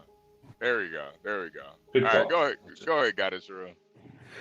Yeah, I was just basically saying that it's a matter of just conforming, right? The melting pot needs to keep melting, or obviously you're dealing with a national security risk of are these students, potentially government assets, which I think is highly unlikely. But it's just the way of the world, man. Like, if smarter people are coming from over there, the United States needs the smartest people in the world. That's what makes us the greatest country in the world. It always has. This idea that we need to have domestic greatness, it's like if that was the case, we'd be producing it. Yeah. And I think until we get to the point where we're basically, you know, we would have to be like China if we want to produce that many engineers. Where you're damn near ripping babies from their mothers and putting them into making them learn. And with America's our all our freedoms, it comes at a cost. And I think that's where China does have that. They have that edge where you know you're kind of over there. It's kind of forced. Education is kind of forced on these people. They don't really have a choice. And if Well, you it's don't it's have a a certain communist dictatorship, right? So like right, right, even if you own a business, like the communist Chinese government has a part in your business, like they have a shareholder in that. right, right, and I don't think you could really compete with a communist country like America. So yeah, you're right. The H-1Bs. They're probably not going to go anywhere anytime soon unless we start treating our school systems like a communist country. Mm. Right. Well, that's the crazy part is like you look at Trump. He just said that we need more people here. We need more people here, right? And like that kind of shocked a lot of conservatives. Well, I mean, more of the right types of people, I'm sure he meant. Yeah. But I think we really only have two choices. If we want to get back to the to the import surplus, we're probably gonna have to go to war with these people. That's really the only way we can get to that point, because that's the only thing America really has over all these other countries is we have the greatest army. So other than that, I you know Well, I depend on us being very creative and coming up with new stuff. Um, oh yeah I'm yeah yeah not yeah that worried about China, to be honest. I mean, if you look at their domestic situation, all those people that are graduating with engineering degrees can't find wives. They're gonna fucking wank themselves to death. Oh, they are importing a lot of African wives though now too. Is that So right? yeah, Oh, they are. Yeah, they Yeah, are. Obama well, actually wrote a book about that because China's building like railroads and highways and infrastructure in Africa, and they're recreating the Silk Road by building like 99-year port agreements throughout oh the shit. coastal nations. So You, like, Yep. yeah, they're really like what in tune happens? with Africa right now. What happens Yep. if you create a race with Chinese brains and African rhythm? It's Oh over. shit, it's It's over. over. You It's talk you over. talking about you talking about gold medals and tech giants. It's over, bro. Yeah, I got a gold medal in the math Olympiad and the Olympics. Bro, what yeah. do they call him? Imagine They call him Blation. You got him out here now, Stanley. Blation. They call him Blation babies. Blasian. Yeah. Absolutely. I look forward to my Asian overlord. I'm kind of scared of a Kenyan with a Asian brain. That's kind of that. I don't know if we could go to war with that, man. This guy, he can outrun a drone, man. This shit get spooky. This shit could get That's spooky, crazy. man. He gonna do some. He But gonna do some Jackie Chan backflips and shit too. That's crazy. yeah, right, right. No, Well, I think they are gonna, that really is the only way they can solve that whole, baby situation is they're gonna have to start leaving China and producing babies. They're gonna have to start outsourcing wombs, pretty much. So, well, yeah. this next news story is dedicated to Portia. I'm sure she's listening right now. Portia, if you're listening, just give us put something in the chat, Portia. Good morning. Good Well, morning, by the way. this next story: protest crowd estimates down, ticket demand high for Trump inauguration. Oh yeah. So this is This is something John. I kind of thought I knew he was kind of wrong about this, but he thought that it was going to be more the opposite, where you're going to have a bunch of protesters and people are going to be afraid. I'm like, nah, John. The pendulum has swung, and it's going to be the complete opposite. You're going to have, I think what Trump does represent, even though it may be flawed, he does represent people that are proud to be an American, and I think it goes across all races. People come to America because of in their countries they don't have the same resources and benefits and freedoms that we do have, and Trump represents that freedom that everybody loves about America, and I okay. think that Let outweighs. me go ahead and check Go. that Okay. weirdness. All right. Trump Go ahead, Stanley. Trump is literally going to fuck it up. The pendulum will swing the other way. Yeah. Bottom line is that Trump won, and we have to live with that. But the one thing that MAGA should fear is now they have to govern. Yeah. That is gonna be So that's gonna be the I, toughest part. as I, in the meantime, while waiting for the Asian overlords, I wish Trump Godspeed. I will be the first to admit if I'm wrong and they govern well. They will They, though. They will though, because look, he's right on board with you, Stanley. He's got the South African overlord. He's got Vivek Ramaswamy, the Asian overlord. Stanley, he gets it, bro. He gets it. well, you know what? You're the first person to actually make me move a little bit towards Trump. You got to Yeah. see. You did what none of these motherfuckers in this space were able to do. Hey, it took an I see. Indian. I see Trump in a different light now. That's That's America. crazy. That's That's America, crazy. man. It took the Haji at 7-Eleven. That's crazy work. Hey, Asian overlord, Yeah. you're smarter. You're smarter than us. Yeah. All right, let's get All into right. it, Stanley. This news story was written by Emily Davies, Ellie Silverman, and Michael Bryce Sadler. Protest crowd estimates down, ticket demand high for Trump inauguration. Many of DC's elected leaders either did not say or were non-committal about whether they will show up to celebrate Trump's return. Applications for protest permits have been slow. The hotline for tickets has been loud. The run of show for this year's presidential inauguration is by official estimations expected to be surprisingly routine for a city that has seen only high drama or disrupted swearing-ins since President Barack Obama took the oath a second time more than a decade ago. In the place of raging counter-demonstrations that led to violence and sweeping arrests as President-elect Donald Trump first took office, National Park Service inquiries show this year's permitted protests are expected to be smaller, and law enforcement officials have projected confidence in managing the crowds. Authorities have so far left the National Mall largely open to the public, a departure from the inauguration of President Joe Biden, when the district was a fortress, reeling from the January 6, 2021 attack at the U.S. Capitol. The forecasts mark a welcome turn for district leaders working to reset their relationship with Trump, who has expressed disdain for protest activity in the district, and on the campaign trail derided D.C. as a nightmare of murder and crime. Local officials have sought to keep the emphasis on pomp in a high-visibility moment for D.C., even as many of them are non-committal about whether they will show up to celebrate Trump's return. Trump, with his flair for showmanship, has historically taken great pride in the size and cinematography of his rallies, and Inauguration Day is no exception. He took intense interest in coverage of crowd size during his 2017 swearing-in ceremony, maintaining that factual reports contrasting his smaller audience with Obama's proved a media bias against him.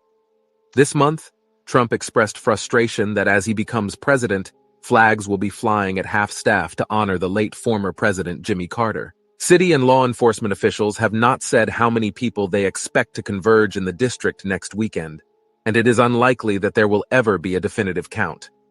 In a 1997 appropriations bill, Congress banned the Park Service from spending its money on counting crowds, an already controversial practice that led to criticism from event organizers, who argued that the official counts were low. Since then, it has been the Park Service's practice not to provide crowd estimates. The inaugural events will draw supporters, industry leaders, and diplomats of all backgrounds to Washington, D.C. to join the president in ushering in America's new golden era. Rachel Reisner, Director of Communications for the Trump-Vance Inaugural Committee, said in a statement, "While hotel occupancy rates in D.C. hovered around 95% the night before Trump took the oath of office 8 years ago as his supporters and protesters converged, the rate for this coming Sunday was about 70% as of last week, according to analytics firm Smith Travel Research. Obama's first-term inauguration brought 97.2% hotel occupancy to the district. For his second swearing-in, the rate dropped to 78%. Patrick Mara, chairman of the D.C. Republican Party, said his phone has been ringing almost constantly with requests for tickets to the presidential rally, swearing-in ceremony, parade, and inaugural ball. He said it is a notable change from the same time in 2017, when some of the calls were from constituents who wanted to complain about Trump. The Never Trump universe was bigger then, he said. A spokeswoman for Dell Eleanor Holmes Norton, Democrat, Washington, D.C., who received 198 inauguration tickets to dole out to constituents, said her office had received 1,264 requests. Wow. Trump has raised more than $170 million for his inauguration, a record amount first reported by the New York Times. In addition to the parade and swearing-in ceremony, the celebratory weekend so far includes what Trump's team is casting as a victory rally Sunday at Capital One Arena and a Tuesday national prayer service at Washington National Cathedral. The Trump inauguration website says, as of Sunday, that information is forthcoming about other events for the weekend. Elliot Ferguson, the head of Destination DC, the city's marketing arm, said as of last week he was still awaiting confirmation about official inaugural balls, behind schedule of the typical timeline. The inauguration is classified as a National Special Security Event, the highest federal protective status. While authorities have said there is no known threat to the district at this time, DC police will be fully activated, meaning all officers will be on duty beginning Friday for as long as needed, according to DC police spokesman Tom Lynch. On Inauguration Day, they will be joined by about 4,000 police officers from across the country and potentially 7,800 National Guard troops, officials said at a news conference this month. There were 25,000 National Guard members deployed in Washington for the inauguration in 2021, after the attack on the Capitol on January 6th of that year. The Park Service is still processing several permits for demonstrations timed to the inauguration, the largest of which is scheduled for the Saturday before Inauguration Day. Organizers for that event, the People's March, estimated in an application that 50,000 people would attend their protest of Trump and policy priorities that they say will undermine the rights of women, immigrants, the LGBTQ+ community, and racial and religious minorities. That's far below the roughly 470,000 demonstrators who crowd scientists estimate protested Trump at the Women's March in the run-up to his swearing-in 2017. Some protesters on the day of Trump's first inauguration blocked security checkpoints and broke car and store windows. Police arrested more than 200 people that day. Almost all charges were dropped after prosecutors struggled in initial trials to tie defendants to specific damage. Pending applications with the Park Service for January 20th, which falls on a federal holiday honoring the Reverend Martin Luther King Jr., include submissions from the Answer Coalition, a far left-leaning group that has in the past 15 months organized several large pro-Palestinian protests in D.C., and the Reverend Al Sharpton's National Action Network, which hopes to host a 10 a.m. march from McPherson Square to the Metropolitan AME Church. Staffers for D.C. Mayor Muriel E. Bowser, Democrat, said she plans to watch the inaugural parade from a viewing stand outside the John A. Wilson Building, a structure built to offer local lawmakers and their specially invited guests a front-seat view of the procession down Pennsylvania Avenue. Though quick to endorse Vice President Kamala Harris, Bowser has been persistently cordial since Trump's election, emphasizing in public remarks their shared priorities, such as bringing back the federal workforce and cleaning up parks and public spaces. This year, the district spent a historic $1.5 million constructing the stand, more than tripling the $419,560 spent in 2017. Dora Taylor Lowe, a city spokeswoman, attributed the increase to rising construction costs and a competitive bidding process necessitated by the incumbent contractor's limited capacity. In recent years, the viewing stand has also doubled as a pulpit for district leaders to send a public message to the incoming presidential administration. The first time Trump paraded through the city, the mayor had the stand adorned with an image of Frederick Douglass and a quote from the abolitionist, "Power concedes nothing without a demand. It never did, and it never will." A Bowser spokesperson at the time said the inscription was intended to advance the city's statehood agenda. Bowser's office declined to say what, if anything, the mayor will choose this year as an inscription, as she seeks to build a working relationship with Trump, whom she visited last month at his Mar-a-Lago estate in Florida. 8 years ago, many of the district's elected officials were outspoken about their distaste for Trump. 10 of the D.C. Council's 13 members opted not to attend the parade, with several indicating that their absence was in protest of him. Then D.C. Council member David Grosso, I-at-large, plastered the windows of his council office, which faced the parade route, with the message, "D.C. protects human rights." Now, resistance, if any, has unfolded in private conversations and behind closed doors. Instead of decorating windows, council members have quietly renamed sensitive bills to avoid GOP ire. Councilmember Brooke Pinto, D. Ward 2, said she plans to attend the inauguration and the parade, and stressed the importance of working alongside the federal government. Although most council members have declined to share whether they plan to attend, those who did respond to questions about the choice did not cite their feelings about Trump. A spokesperson for Councilmember Charles Allen, D. Ward 6, said he would be traveling with his family given that D.C. public schools are out for a long weekend. A spokesperson for Councilmember Janice Lewis George, D. Ward 4, said she is on maternity leave and has scaled back her attendance at events. A spokesperson for Councilmember Anita Bonds, D-at-large, said she will not be attending the parade in person and instead will likely watch it on TV. Spokespeople for council members Christina Henderson, I-at-large, Kenyon R. McDuffie, I-at-large, Robert C. White Jr., D-at-large, Trayon White Sr., D. Ward 8, Matthew Fruman, D. Ward 3, and Zachary Parker, D. Ward 5, did not reply to multiple requests about their plans. Council Chairman Phil Mendelson, Democrat, who has not said whether he will watch the parade, did say that he does not see attendance as a statement on Trump. "I think there are many reasons a person would be there," Mendelson said. "But in my world, if I want to make a statement, I would probably do it by a press release, a news conference, or I would do it in person." Well, the bottom line is, being voted out of office, then back into office, whatever the reason might be or the circumstances, it's a de facto mandate. And we all know that Trump is, you know, takes flattery very well. So I think people, on the DC Council would do well to at least express the desire to work with Trump. And like I Yeah. said, to quote, let's see who said it somewhere in there that somewhere in there. Basically, Trump won. We better deal with it. Yeah. And I was thinking maybe the hotel bookings, that number may be down because, a lot of the Trump voters, they're probably going to show up in their, their RVs and their mobile homes and their trucks. So they Oh, I probably figure don't they're need all a staying in John Galt properties.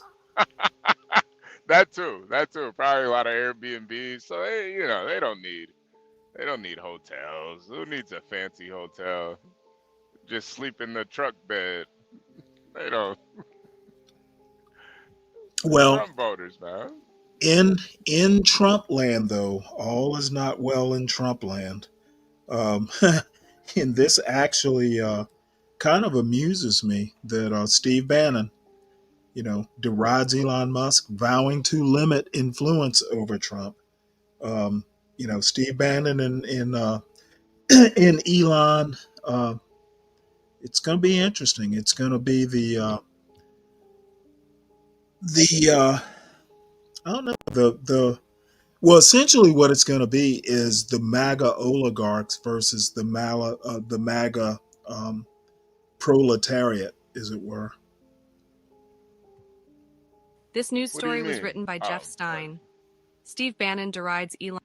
Well, I mean, Vivek, with his statement about American culture, venerating mediocrity, that pissed a lot of people in the MAGA movement off. You well, know, yeah. I the mean, the the truth people hurts. who are basically in the John Galt wing of the MAGA movement.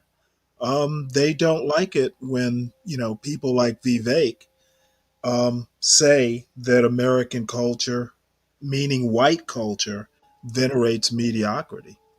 Well, I don't think John represents what Well, Vivek is it's talking it's a about, though. joke. Oh, okay. It's a joke. However, it's only half a joke. I don't. Yeah, I don't think John represents that. I think there's a lot of stolen valor on both sides. You know, I think mediocrity. Um, it is that is the beauty of America. One man's success is not the next man's success. So, Oh, you know, that's for bullshit. What you just said has nothing to do with the point. no, no, no, no. What I'm getting to though is that when you're talking about, movers and shakers of society, if there's not enough Americans that can do these, fill these positions, that's just the reality that we have to face. Again, that's not what the venerating mediocrity part was.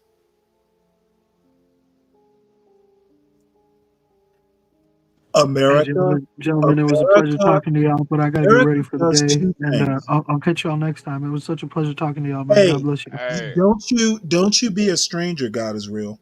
yeah, yeah, definitely pull up more often, man. We definitely need more H1B panelists on the. Dude, what the fuck are you talking about? I'm fucking dead, bro. I'm dead. we Hey, need God we bless need. y'all, man. It's God all love. bless I'll you be back. too, man. God I'll be bless you back. too, man. Thank you, man. He knows I was just joking, Stanley. I'm just joking with him, man. Herman, you're probably right about this. Vivek told to stand down. But the thing is he's not in the Asian community, and I'm not going to speak for the whole Asian community, but I do have friends who would probably say Vivek is right. I say Vivek is right. We will sit and we will tolerate the be braves of the world, without acknowledging that Be Brave has done nothing. He claims a heritage, and there's nothing wrong with claiming a heritage, but to act like you had something to do with it. Let me put it to you this way: I have as much claim to, say, a Thomas Jefferson, and I've mentioned Thomas Jefferson a lot. He's one of my favorite founding fathers, but I have as much claim to Thomas Jefferson as someone like Be Brave does. I would say you have more claim. Your family's been here Well, I longer. my point being is we're so far down the historical stream that, us talking about Thomas Jefferson, is a thing. It's a historical point. But when Right. you start making cultural arguments about, well, white culture does this, white culture invented that, etc., and black culture is a thing of its own and single-handedly bringing down America, it is just, even if you mapped it out, it makes no sense. Black culture in America came from white culture. It is an offshoot of, well, white American culture. Black culture is an offshoot. It's not a standalone. And I think it's I think they both are a reflection of each other, honestly. but my I point don't think is I don't that think you for could have had one someone without the for other. You someone couldn't. be someone like Be Brave to think he represents white American excellence is ridiculous. You couldn't have had one without the other, though. Yes, that is true, but what I'm concentrating on is someone like Be Brave thinking that he represents excellence. He does not. Oh, I think he knows he's a loser, Stanley. I Well, think he no, knows when he says he's a bottom reader, uh, bottom well, feeder, probably bottom bottom reader feeder. too, a bottom feeder, he's Yeah. just being self-deprecating. Okay, you don't sit here and criticize Black American culture as being the cause of American downfall and not think your word means something. Yeah. Yeah. Yeah. So that's why I find it hilarious when, American culture gets derided for worshiping mediocrity. It does. It does not encourage excellence. As a matter of fact, too many people fail up. Mm. We voted for Donald Trump. Donald Trump is not the smartest, he is not the best candidate to be president. He's just the one who's most willing.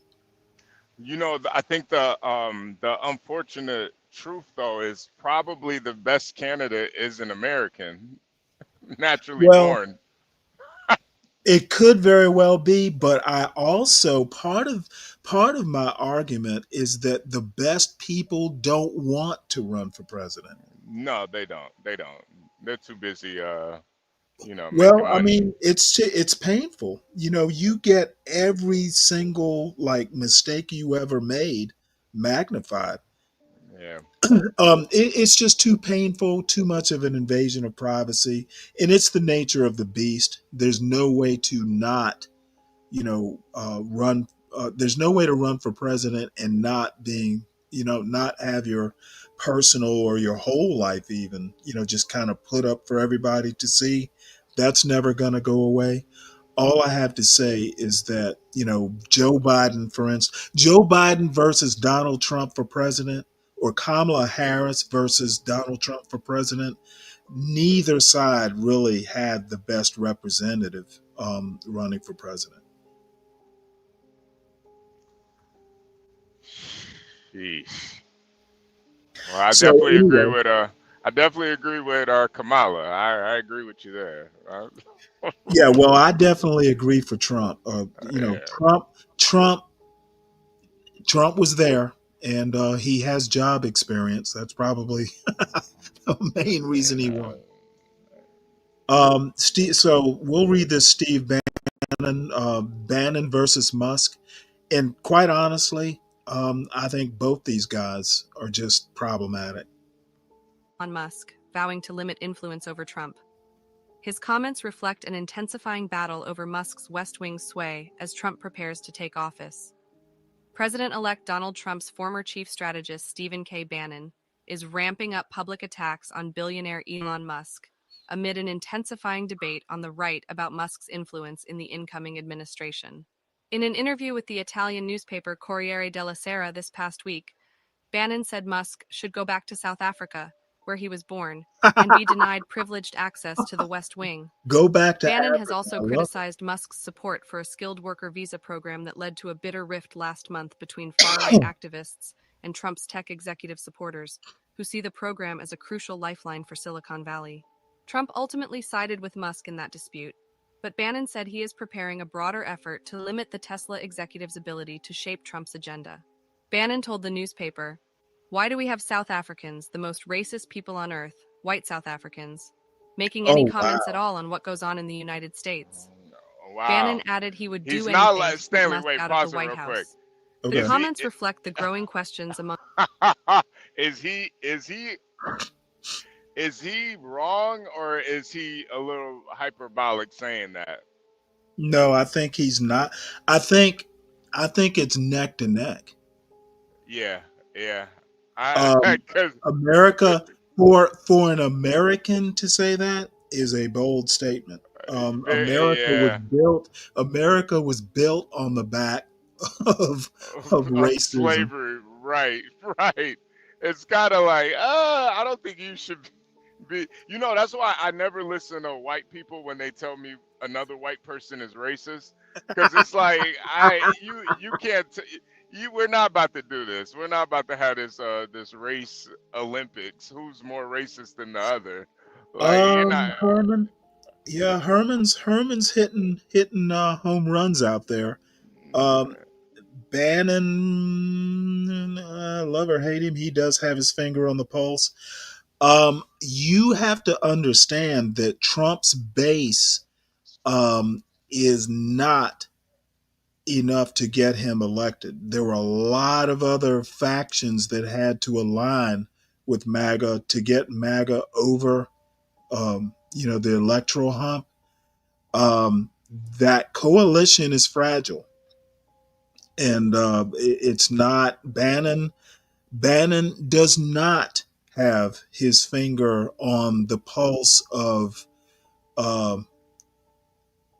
He might have. Bannon has his finger on the pulse of the base, but the base is not big enough to get Trump elected.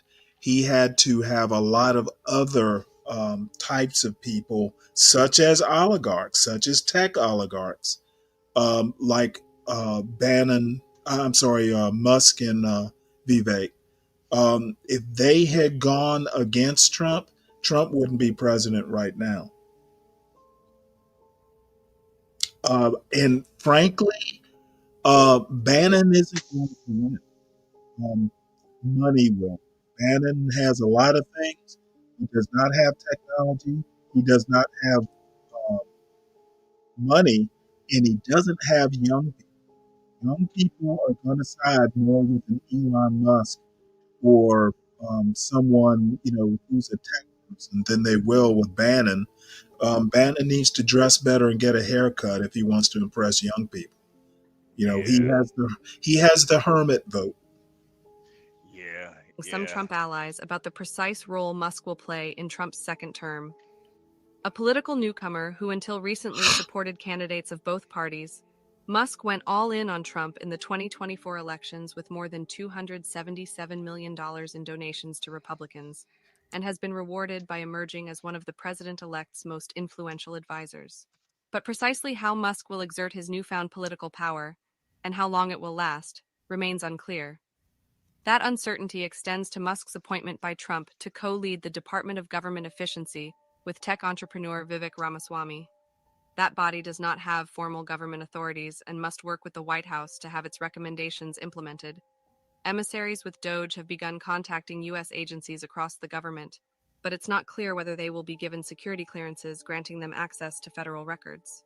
In his interview with the Italian newspaper, Bannon also said Musk should be denied the White House pass that would give him unfettered access to the West Wing. The Wall Street Journal reported last month that Musk has a top-secret security clearance, but questions about his foreign entanglements and drug use have precluded him from accessing more privileged information. Bannon and Musk did not return requests for comment.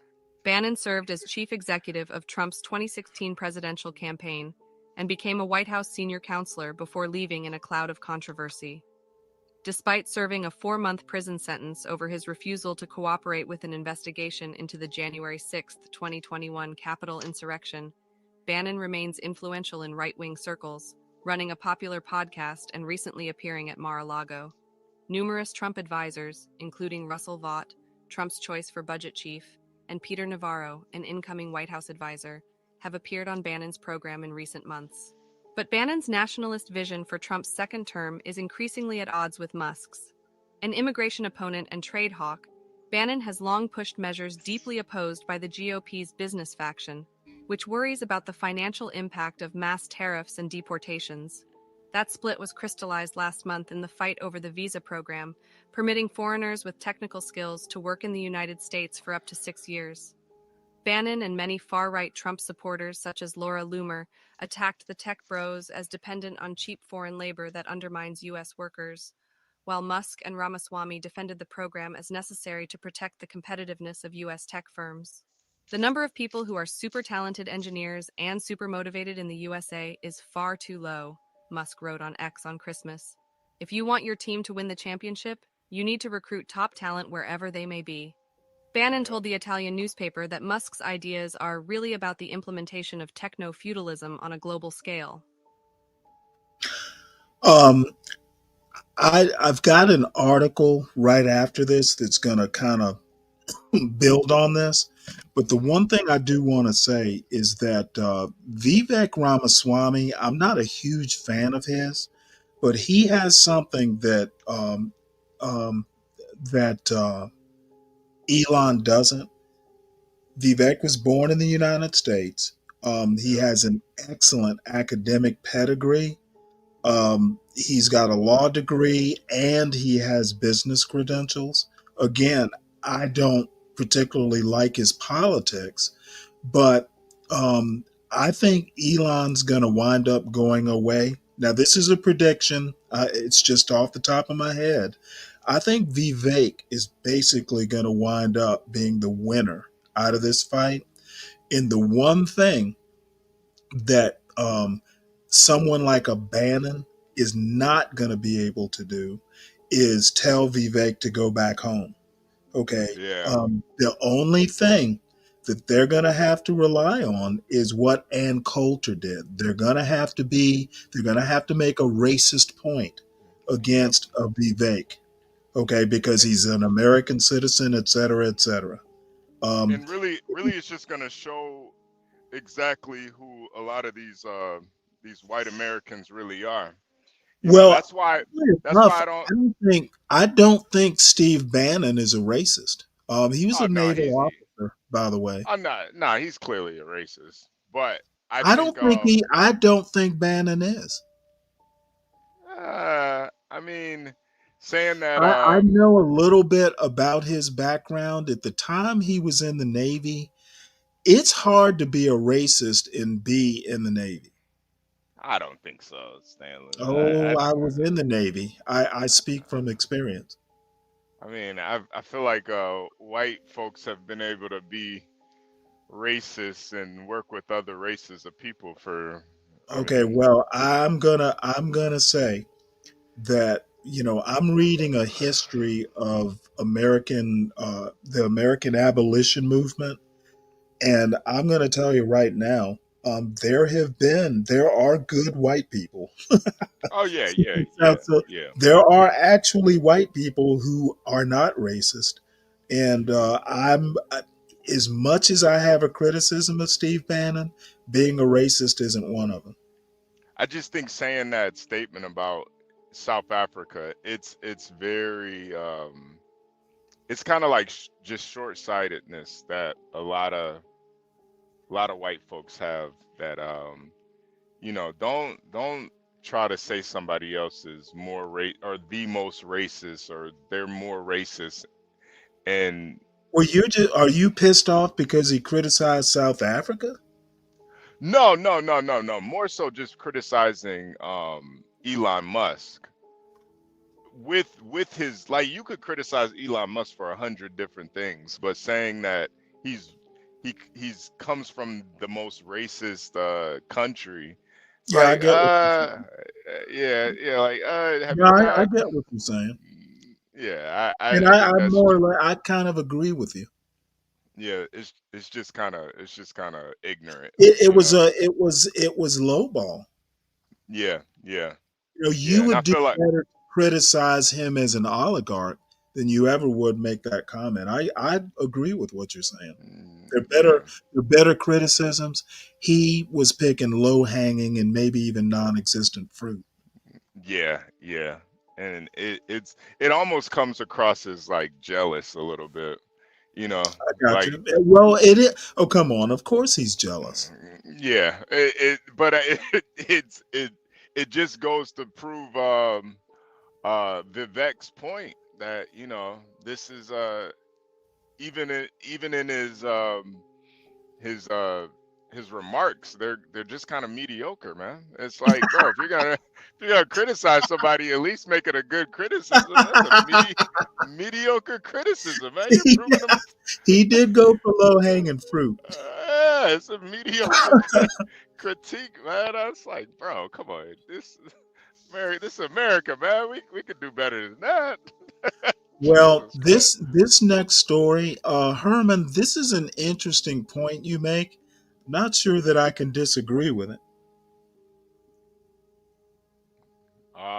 He's saying That's an he's interesting. This is pandering. an another interesting comment. Man, you're on. Yeah, yeah, Herman. I didn't even think about it like that.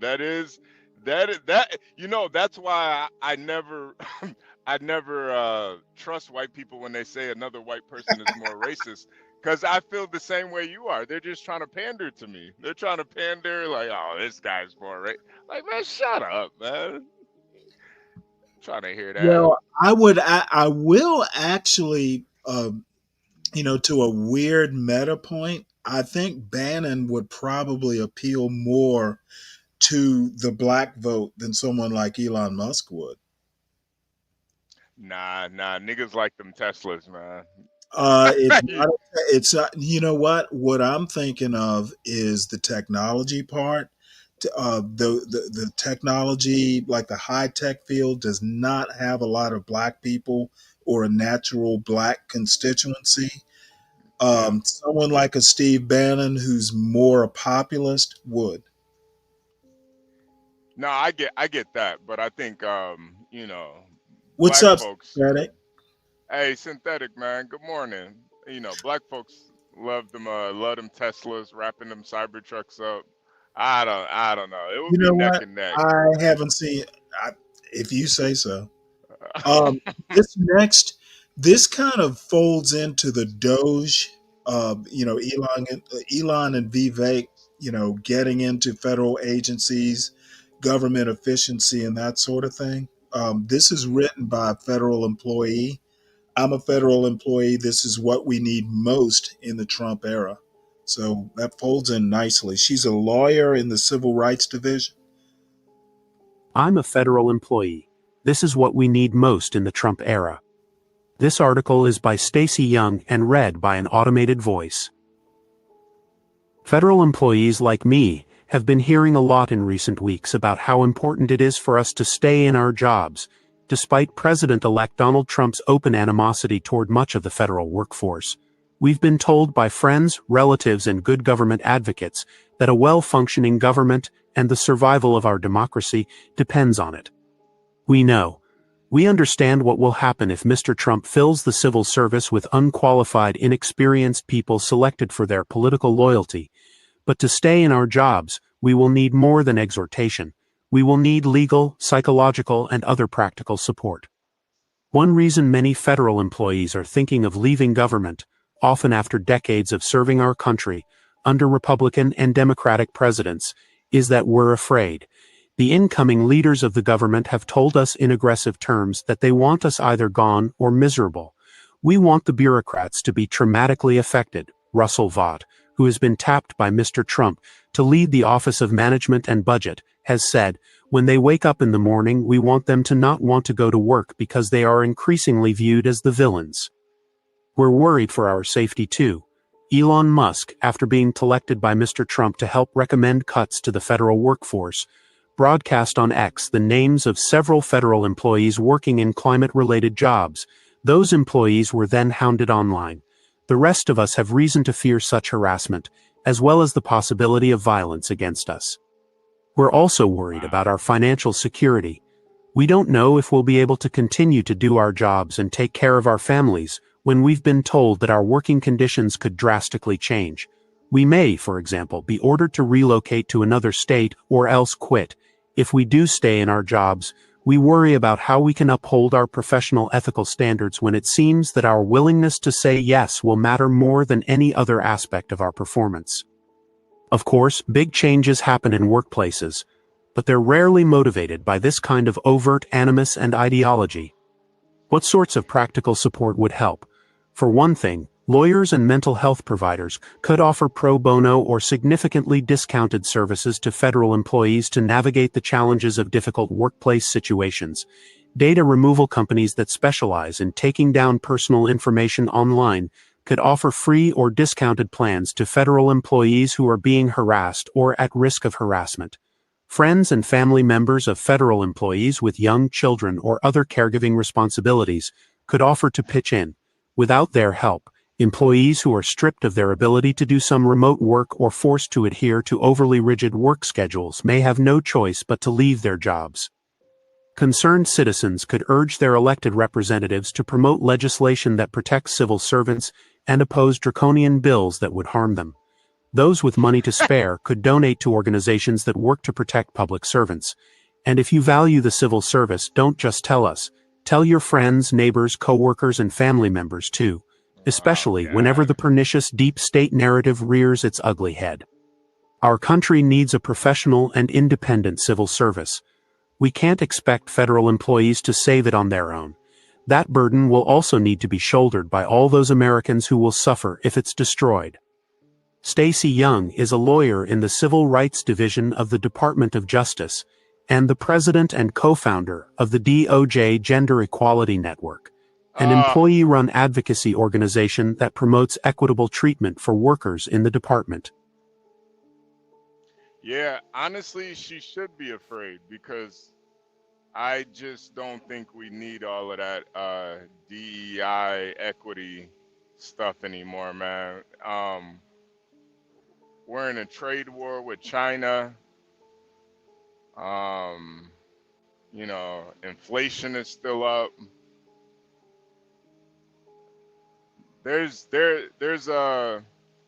We need the best and the brightest in these positions, and we need to get to a place where everybody is good, and then we can focus on that DEI stuff again. But we're kind of losing right now. We're in a crazy. I think we're in debt, trillions of dollars. Okay, who are we losing to exactly? Well, we're in debt. Okay. That's kind of losing. That's Yeah. not a good thing. Okay. This next article. Oh, and by the way, Gone Trucking is starting fairly soon. Probably what we ought to do. And again, this is a Porsche thing. At some point, we'll have to transition over to Gone Trucking. Oh, Um, okay. I'm in no rush to do it, but the thing Yeah, is, no. If you have more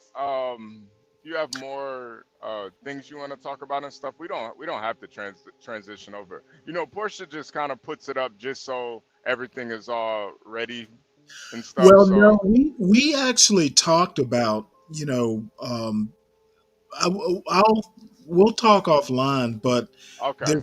there's some good points. Like I said, I'm not in any rush to transition, but the thing is that is that being a little bit more concrete in where we go with the shows, Yeah, you know, yeah. will help. But I'm just letting you know at some point, we'll transition. So This, wait. What did you think about that article though? I think it was probably unnecessary to write. What's going to happen is going to happen. And she, as you know, America at this stage, and MAGA in particular, doesn't think that there needs to be a civil rights division. I don't agree with that. I don't think we're post racial. However, there are probably things, like DEI. Part of the problem with affirmative action and DEI and stuff like that wasn't that they existed, and it's not that they're not needed. It's just that the people running them don't tend to be the best and the brightest. Not at all. And there are people who don't seem to understand that they may not be needed every day and every single situation, but that doesn't need they don't need to exist. Yeah. The problem with affirmative action wasn't that affirmative action was bad. It was just it wasn't helping the people it was intended to help. Okay, affirmative Right. action didn't come into existence to help white women. Okay, it was Yeah. specific to a historically oppressed minority, and white women specifically made the case that, oh, hey, we were historically oppressed. And that's not particularly true. Okay. White women, um, just being put up on a pedestal. And of course, women in general tend to be kind of, pushed to the side, let the men handle it. However, white women were not oppressed, and there's a whole book that I talk about every now and again about how white women were just as active in slavery and the planter class and all that stuff as white men were, just in different ways. White women Right. didn't have to be slave masters because they were married to slave masters. But that doesn't Right. mean they weren't, actually active participants. I So, mean, just look same at thing. Emmett Till. Affirmative Emmett action, Till. DEI, badly administrated. They don't necessarily get the best and brightest in there rooting for them, but they do need to exist. Just, they shouldn't be totally eliminated. Right. Right. Right. I would say just it just needs to be downsized a little bit, and I think that's what she's worried about. But Well, you you know know, what? The thing is she's not going to be able to stop it. And what's going to happen is either it gets like affirmative action, for instance. I think it had stopped working very well decades ago. Um, if it had been left up to me, I might have downsized it and or folded it into something else. However, Clarence Thomas happens to be right. When Clarence Thomas made the argument that it was hurting black kids in elite spaces more, now he was right, but not because it wasn't needed. It was because it had been modified so much that it was ineffective. right. So getting rid of it, might actually be a net positive. I mean, I have a real life example. My son earned his way into Georgia Tech, no doubt. He Yeah. tested with the Yeah. best of them. 1400 plus SAT, 4 point something GPA on the surface, totally qualified. The one thing he will not have to deal with is somebody coming to him and saying, "Oh, you're an affirmative action baby." Okay. Right. Affirmative Right. action was gone when he applied. So Yeah. that that's the main reason. Clarence Thomas has always hated affirmative action because he caught a lot of shit when he was at Yale Law School. He went to Yeah. Yale Law, got into Yale Law, and when he graduated, was unable to find a job. He wound Yeah. up working in government, Missouri government specifically, because none of the white shoe law firms would take him. And the reason they wouldn't take him is because they were like, well, hell, the only reason you got into Yale is not that you're a great lawyer or that smart, it's because you were black. And he's Yeah. hated affirmative action ever since. That's what Ben Thorpe was trying to say about you Fuck in the Ben Thorpe. Navy. Ben Thorpe should have had affirmative action. And that's it. I Okay, remember hold Bob. on. You're not getting my point. Okay. No, no, I'm no, no, saying no, no. I'm saying Clarence Thomas was wrong. Okay. He was right. The problem wasn't with affirmative action. The problem was with the employers. Right, right, Okay, right, affirmative action he's blaming something on affirmative action. I'm saying it wasn't affirmative action that kept Clarence Thomas away from the jobs. It was the employers being prejudiced. right. So, in 20, he's talking 1970. I'm talking 2025. And Ben Thorpe, there's almost nothing Ben Thorpe ever says that is worth me hearing. So never bring Right. him up to prove a point. No, Because no, no, no. I just think he kind of represents that ignorant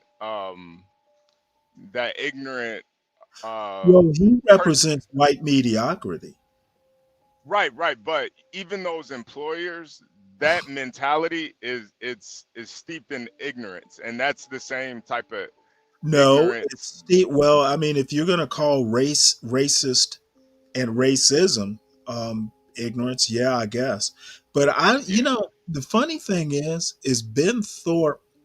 Like when I think of like someone who's white, and there are tons of people that I would look up to and listen to, Ben Thorpe just isn't one of them. Yeah, no, absolutely not. But I think that mentality though of you're hating affirmative action and stuff is like it's like a slick way of just saying that you don't, Yeah, well, Ben Thorpe hating affirmative action is like Be Brave hating affirmative action. yeah, It's yeah. not like Be Brave would ever get a job in an elite space. Yeah, yeah. So I mean, Right. him hating affirmative What's up, action man? is like What's up? if Well, let no, me no, ask not you not this not way. not If not Clarence not if not hating Clarence it, but Thomas and Be Brave came up to a job, Clarence Thomas would get the job. no, no, no, not Well, of necessarily hating course. it, but thinking that all black people are in positions of power are a result of affirmative action when it's really not the case. Well, Ben Thorpe is so far behind the times. I don't even know when I think Ben Thorpe, I don't think much about anything. Oh, okay, all He's right. too dumb, he's too dumb to be a racist. Yeah, yeah. What's up, Ryan? I missed the Chinese discussion because I got a phone call from an idiot. So I'm annoyed, Uh, fucking irritated about that shit. So we were on the news. It was great. I was like, man, it's foreign policy. I love it. Let's discuss it. And boom, it's over yeah, because I got a yeah, no, call. no. Sadly, Basically, the China, it was basically talking about how China has a trade surplus, basically yes, that they're exporting more than they're importing, and it's reaching record levels at this point, and yes. we're That was expected, um by the way. Okay, but the Right, right. I trade mean, yeah. surplus in and of itself doesn't mean anything. Um, the No. imbalance is the point, not the So actual number. yeah, so here's the thing about China, and so what China does, and they did this back in about 2010 or 11, as so we had our financial crisis that impacted them. When they go into a recession, their playbook is to produce and government subsidize. They do to produce a Right. lot of stuff, and then they sell their way out of it. And the whole world reacts by tariffing typically. Like in Argentina, they're tariffing Chinese steel.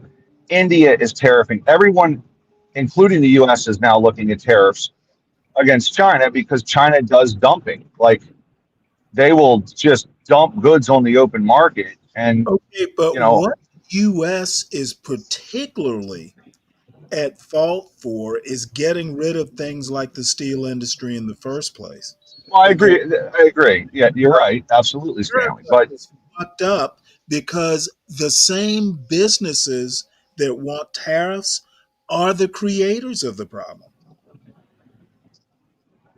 listen, I It don't was disagree with you. It was a terrible policy decision. It started in tex- 1972, and, textiles and steel you are know, particularly um, um, at fault for exporting manufacturing processes. So you know what? In a way, and now I'm tech, and now not tech. even mad at China. Well, Yeah, you can't. China smartly has taken advantage of it. And Oh, who wouldn't? yeah, and the thing is so what they've done is they do this overproduction. And again, it's the Chinese government is propping up their industries. So when Joe Biden did the same, Okay, which let me stop you right there. And I hate, and I'll let you get back to it, but I need to emphasize that what everybody is missing is the U.S. made China. we know that. I know that.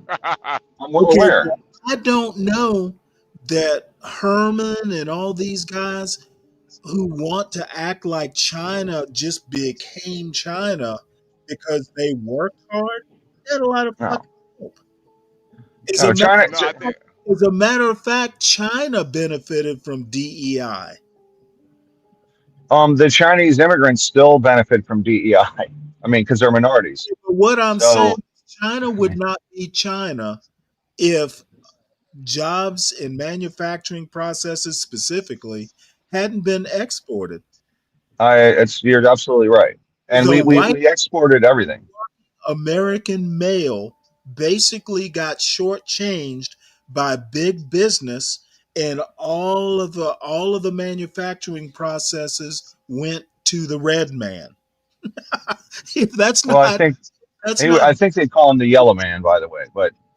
Um, but I think it's called the Yellow Man. But so race aside, because we had a black president do the same thing. We had a white president, another white president. U.S. policy has been the idea behind it was to China would open up and become more democratic if we traded with them. That didn't happen. The calculus was wrong. The people that were looking into that the foreign policy people were wrong completely.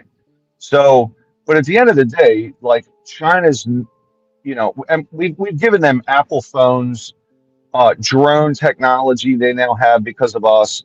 The biopharmaceutical industry is now theirs, and so at the end of the day, like they kind of duped us in a way theoretically, but we were stupid to do it, no question. And both parties have done it. I mean, we're idiots for doing it, but ultimately, China does face a lot of instability internally. 1 in 4 college educated Chinese people 30 and under are unemployed. well, they And don't even China, have a domestic market. They've been trying to they create like exactly. uh, And basically a cat, consumer economy, they and can't. right. Yeah, yeah, they can't. And what's happened in China now is capital has fled. I mean, uh, Raimondo, Biden's, I don't think she's the envoy to China, but she I don't remember her specific role, but she even said last year China is virtually uninvestable. So with that capital, that's going to hammer their industries, and it's hurting their industries. I mean, they're in a recession, and now the government is literally, we did our stimulus. They're pumping stimulus into their economy, and actually, their export numbers were a little larger than we thought, and their import numbers were a little larger than we thought. So, but it's still bad. I mean, it's very unstable right now. So, China's got a lot of great things the government's trying to do. It's not necessarily working that well. So, and by the way, like if you look at our growth, it's been bigger than theirs. They lost 2% of their economy last year, and based on demographics, they're facing a massive population bust, which is going to further hammer them. So, it's not as rosy as everybody thinks, right? If we can get our education back on track, start producing engineers and people that are doing things instead of the stupid shit we're doing in education, we'd be there again, because we had a great education system up until about 2000. So I think man, I think that the education is one part of it, but I think the manufacturing too has to be there too. And if you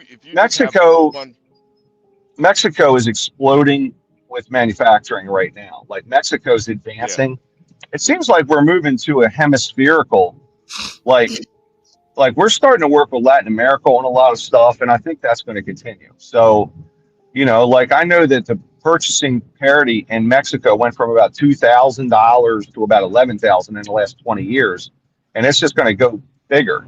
There's a lot of infrastructure projects there. Mexico's getting ready to build their own Panama Canal, right, for shipping. So, I mean, it's not as ugly as it seems, but China's definitely made huge strides. And as dumb as Trump is, he pointed it out. Like, he made the world pretty aware of what was going on. And, it's one of the smart things he did. Okay, what Trump and all these folks are doing. And Biden continued it, by the way. So, both. I don't think that Trump even is he's being this America first, this protectionist bent is still, in my opinion, short-term thinking, or maybe missing the mark is a better way to put it. Okay, I actually think Vivek is right. Okay. He is right. The life of an engineer, for instance, or a computer science major, going to work for one of the FANGs or whatever they're called now. Oh, and I'm going to use the Navy as a perfect example. A nuclear engineer in the Navy, say working in the subservice or working on a carrier, most of the engineers that I knew, like the real engineers in the Navy, fucking hated life. Okay, the life of an engineer is not that fun. Okay, what we have done, American culture, I'm making a culture argument, is, the life of, someone who is, I don't know, a history major, working as a college professor or doing something of a non-technical nature. That life, even if you're not making a shitload of money, is better than someone who might be working in a tech field.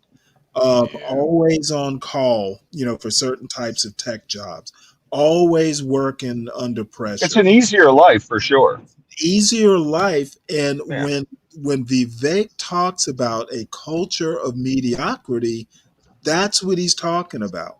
Okay, you can make a pretty decent living hanging out on YouTube and talking to your friends all day. I think he's making two arguments though, Stanley. He's also saying, like, if you look at Harvard and sorry, working on a deadline and working to a spec, not many people even built like that, at least doing it over a long term. And that's what we're working against. I don't think the ship can be righted anytime soon. You're not going to be able to take kids and make them want to be engineers anytime soon. Well, I think that I don't disagree with you. I think that we've got kind of We're broken in that sense. Like those jobs, people aren't like, I'm happy to be an engineer. Like I hear kids want to be YouTubers and, these other, Exactly. and so that's definitely broken. Um, but, you know, I think what I was saying was, I think Vivek is also saying like we embrace mediocrity. The average That's grade, what I mean. We embrace wanting to be a YouTuber is embracing mediocrity. well, but he's also saying like if you look at our education in and of itself, the average grade at Harvard now is like an A plus, and in 1980 it was like a C, right? So like we're grading on such a steep and a crazy curve.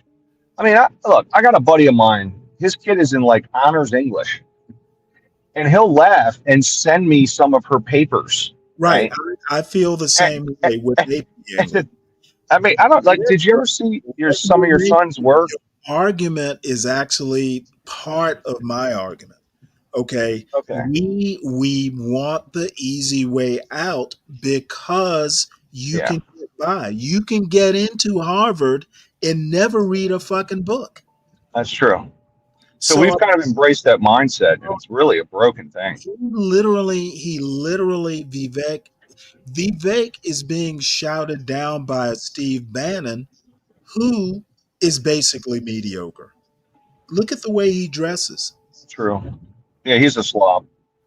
But I don't think And Trump himself. I mean, Trump. I kind of agreed with Vivek, didn't he? slobs, but what I'm saying is that there's a lot of mediocrity that is being that is being pushed out there, and quite frankly, to piss some people off, saying trades are the way to go versus say, history major. That's just mediocrity. Making an argument against other mediocrity. I It, mean, it's mediocre who gets sweaty versus mediocre who reads a book. They're not yeah, arguing, I don't. they're not arguing for excellence.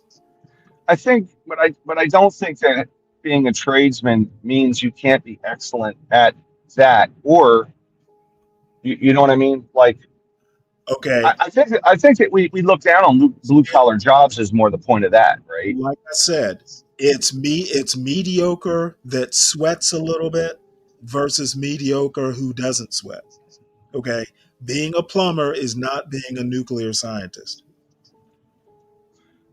Um, I don't disagree with that, but maybe if you're a plumber and you start an incredibly great plumbing I know you want to argue business. for the trades, and I'm not saying being trades is wrong.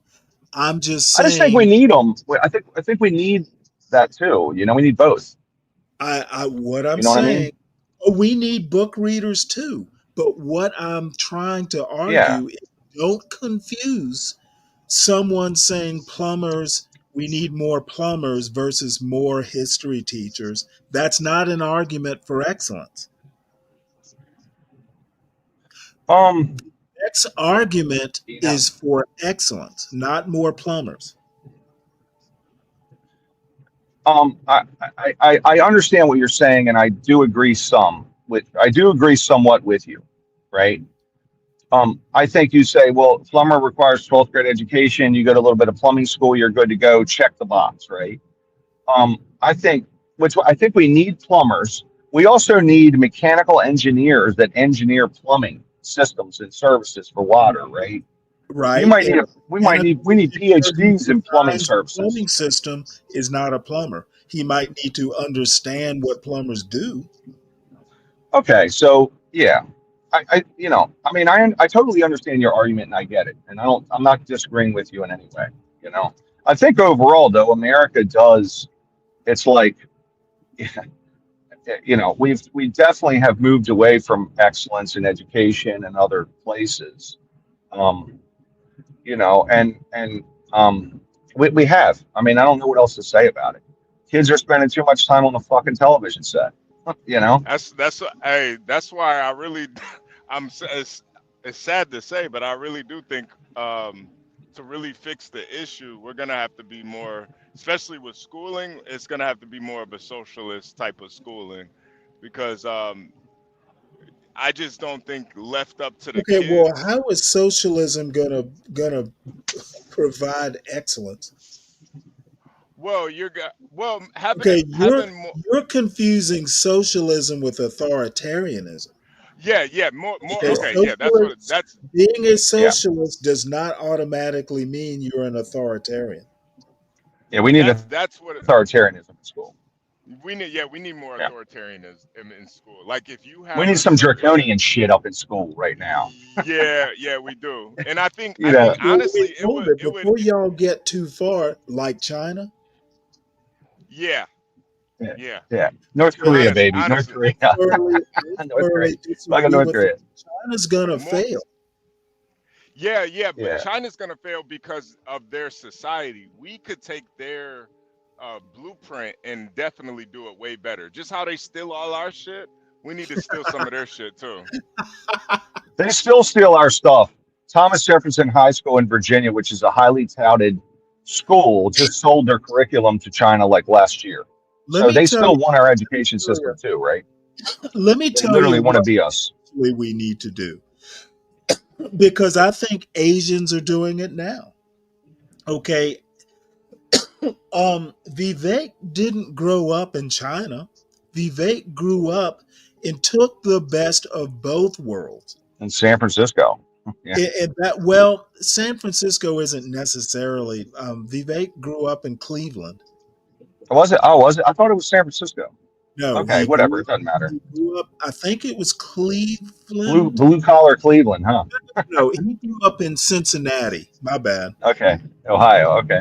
Right. So, and there are Asians in Johns Creek, Georgia. There are Asians in Loudoun County, Virginia, Sure. that are doing well. I'm just saying that, we need to figure out a happy medium. And this is why I say basically we need to adopt some of the things that Asian American culture does. Yeah, You but mean like as I far as think what that. educational excellence? Yeah. But Well, Stanley, what I think they. expecting more. I mean, Yeah. you No, don't Stanley. go you What I don't think go they to do an though. Asian American parent and say I made a C, and they pat Nope. you on the You and do say not. What I, go what I think they better do. luck next time. What I think they Yep. do though, Stanley, is they do bring some of that Chinese draconian culture over to America. That's why they're able to succeed so much over here. They I bring it don't over agree with here. that. They may bring. I agree that they might bring the draconian culture over here, but Yeah. then they wind up being like an Amy Chua, who made a point of saying that, hey, one of the mistakes she made with her daughters was that I really failed to realize that, hey, they weren't first generation Chinese. Yeah. She kind of went overboard with that shit. Yeah. If you Yeah. ever read, if you ever read Battle Hymn of the Tiger Mom, and you've kept up a little bit with the aftermath of it, one of her daughters actually really rebelled. Yeah. Yeah. I Well, mean, and also a couple generations after arrival, you tend to see more return They're- to the mean, lazy Americans, lazy Asian American, right? So, So, but what is magic does not last. That's something else that needs to be addressed. But what I'm saying is basically, no, we don't need, to be hardline authoritarian, but we do need to do whatever it is the first generation does. And I'm telling you, it still folds into my point that we just need better parenting. I agree. I agree. and look, I Asian agree. kids study 13 hours a week more. And look, I'm not saying you make all the kids do it, right? But that's a substantial number. I mean, in a week, 13 more hours studying is going to add up quickly, right? And I mean, that's a big number. I mean, you can't get over that number. It's not like 6 hours, 13 hours, which says, hey, culturally, this is really important to us, right? And I think American kids just do not have that. And we've just lost it. We've lost it in pop culture. Go ahead. Sorry, Stanley. I want to address a comment that Herman makes, and he's perfectly right, but there are limits to it. He's saying you shouldn't have to work like a, you shouldn't have to work like a North Korean slave to succeed. America deserves Oh a God. work-life balance, of course. What? But go Right. look at someone like an Armio say Frimpong is just the fresh example, but there are probably millions of examples where you don't have to work your kids like a slave. They don't have to be studying every waking moment of every day. Just have a fucking standard. You And know, I don't and Herman, can I address Herman Stanley yeah. real quick? I Herman, mean, I don't think our kids are suffering from being overworked. I'm sorry. I don't think our young adults are. If they have to work 40 Nah. hours a week, they're literally fucking amazed. Oh my God. Oh, for 40 hours. Like a lot well, of I people don't are working a lot of hours. understand. It's so ridiculous. These kids now, I mean, they think they can go to college for 4 years, get out, buy a 4-bedroom house in the suburbs with a garage. That's what they go in thinking, right? It's insanity. So Right. ultimately, Herman doesn't mean he's being a hyperbolic, but bottom line is I think there can be a balance. Um, for it, I use the example of my son who always took school seriously once in his seventh grade, and I know how it is. Seventh grade, you want to be like your friends, et cetera, et cetera. So he brought home a C, and I literally asked him, "What the hell?" And he goes, "Well, Dad, it is a passing grade." And I didn't let him get away with that. Just something as simple, just to let him know that, hey, you made a C, you better not fucking do it again. that's right. Hey, and to reply Just to something as simple. But you know what he never did again? He never even made a B. Okay.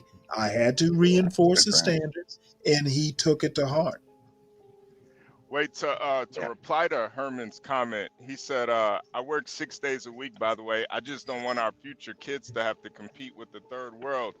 Unfortunately, that's the reality, man. they do. I don't They're agree gonna with have that. to. I don't agree that the reality is we compete with the third world. Okay, Not not not the not, not no no. we're not even competing with American citizens. What we're doing is complaining. We're doing what the white people, not to pick on white people, did in Johns Creek, Georgia. Okay, when they were met with the challenge, they did a white flight. And So we're not when even Herm competing. We're not even competing with the best of ourselves. and I think that's what Herman was saying. Not the actual third world, but the ones that are over here. That's who we're competing with. And Well, then he shouldn't say that's third world. yeah. But that's the And the reality other of it. They thing, are. I think you could say we're competing with what pre-industrial. happened in the past is really pointless. Blaming No Child Left Behind. George Bush hasn't been president in fucking decades. Yeah, it's true. No Child Left Behind is well behind us. So Right. And not only that, it was probably parents that put him up to it. a lot of the policies, whether it's, I mean, all of them, I think their intent's good. It just didn't work. No We Child better Left Behind stop. is. We better stop worrying about um, these education department policies and start worrying about setting policies within our four walls. Yeah, I agree with that, Stanley, No too. Child Left Behind isn't going to make a judgment about whether your child makes a C on his report card or not. No, but we are, so when we are pitting the American manufacturing worker against workers in a country that's not, China's not a developed country. 90% of it, the population's not I mean, it's still poor, you know. So, and they work 6 days a week and they work 12 hours a day. So our workers are going against that, right? And the minute that that worker moves into the middle class, they go get another one out of the farm and put him there, right? Because they have the ability to do that. And that's really what we're competing with, which is not a fair deal for the worker. right? But unfortunately, we've, you know, pitted these two against each other. And I mean, we can't win that fight unless we tariff the shit out of them or do something like move industry out of China, which we still have the ability to do. So, Well, or we can hope for revolution in China, which is getting closer because they're struggling with a lot of stuff. Well, Herman, the testing standards that are still in place, there's nothing saying a parent has to accept, you know, testing standards at school. I've been arguing for months that we depend too much on school to educate our students. I would argue that a lot of the basics, a lot of the philosophy of education is not formed in schools. It should be formed in the home.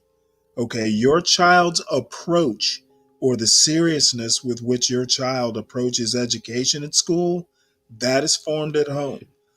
If a parent wants to accept testing standards, if they want to accept a C in a math class, that is not the school's problem. That is the parent's problem. Hey, That I'm is gonna jump back on soon, Stanley, and I'm HB. I gotta run this call real quick. all right. All right, see you soon. See you guys. See you. Let's see. What does Herman have to say? I was in grade school when it was implemented. Everything became mindless memorization and zero abstract thought. Yeah, but I mean, you shouldn't be limited by what a school is teaching you. There's plenty you can learn outside of school, and you shouldn't expect too much from a school. My mother was a teacher.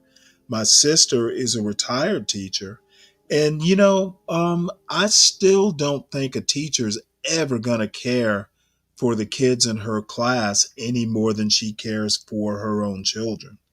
Um, Even the most dedicated teacher, you've got to realize that being a teacher is a job like any other job.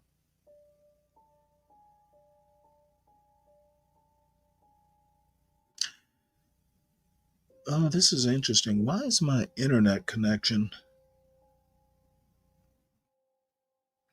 being a little bit of a problem?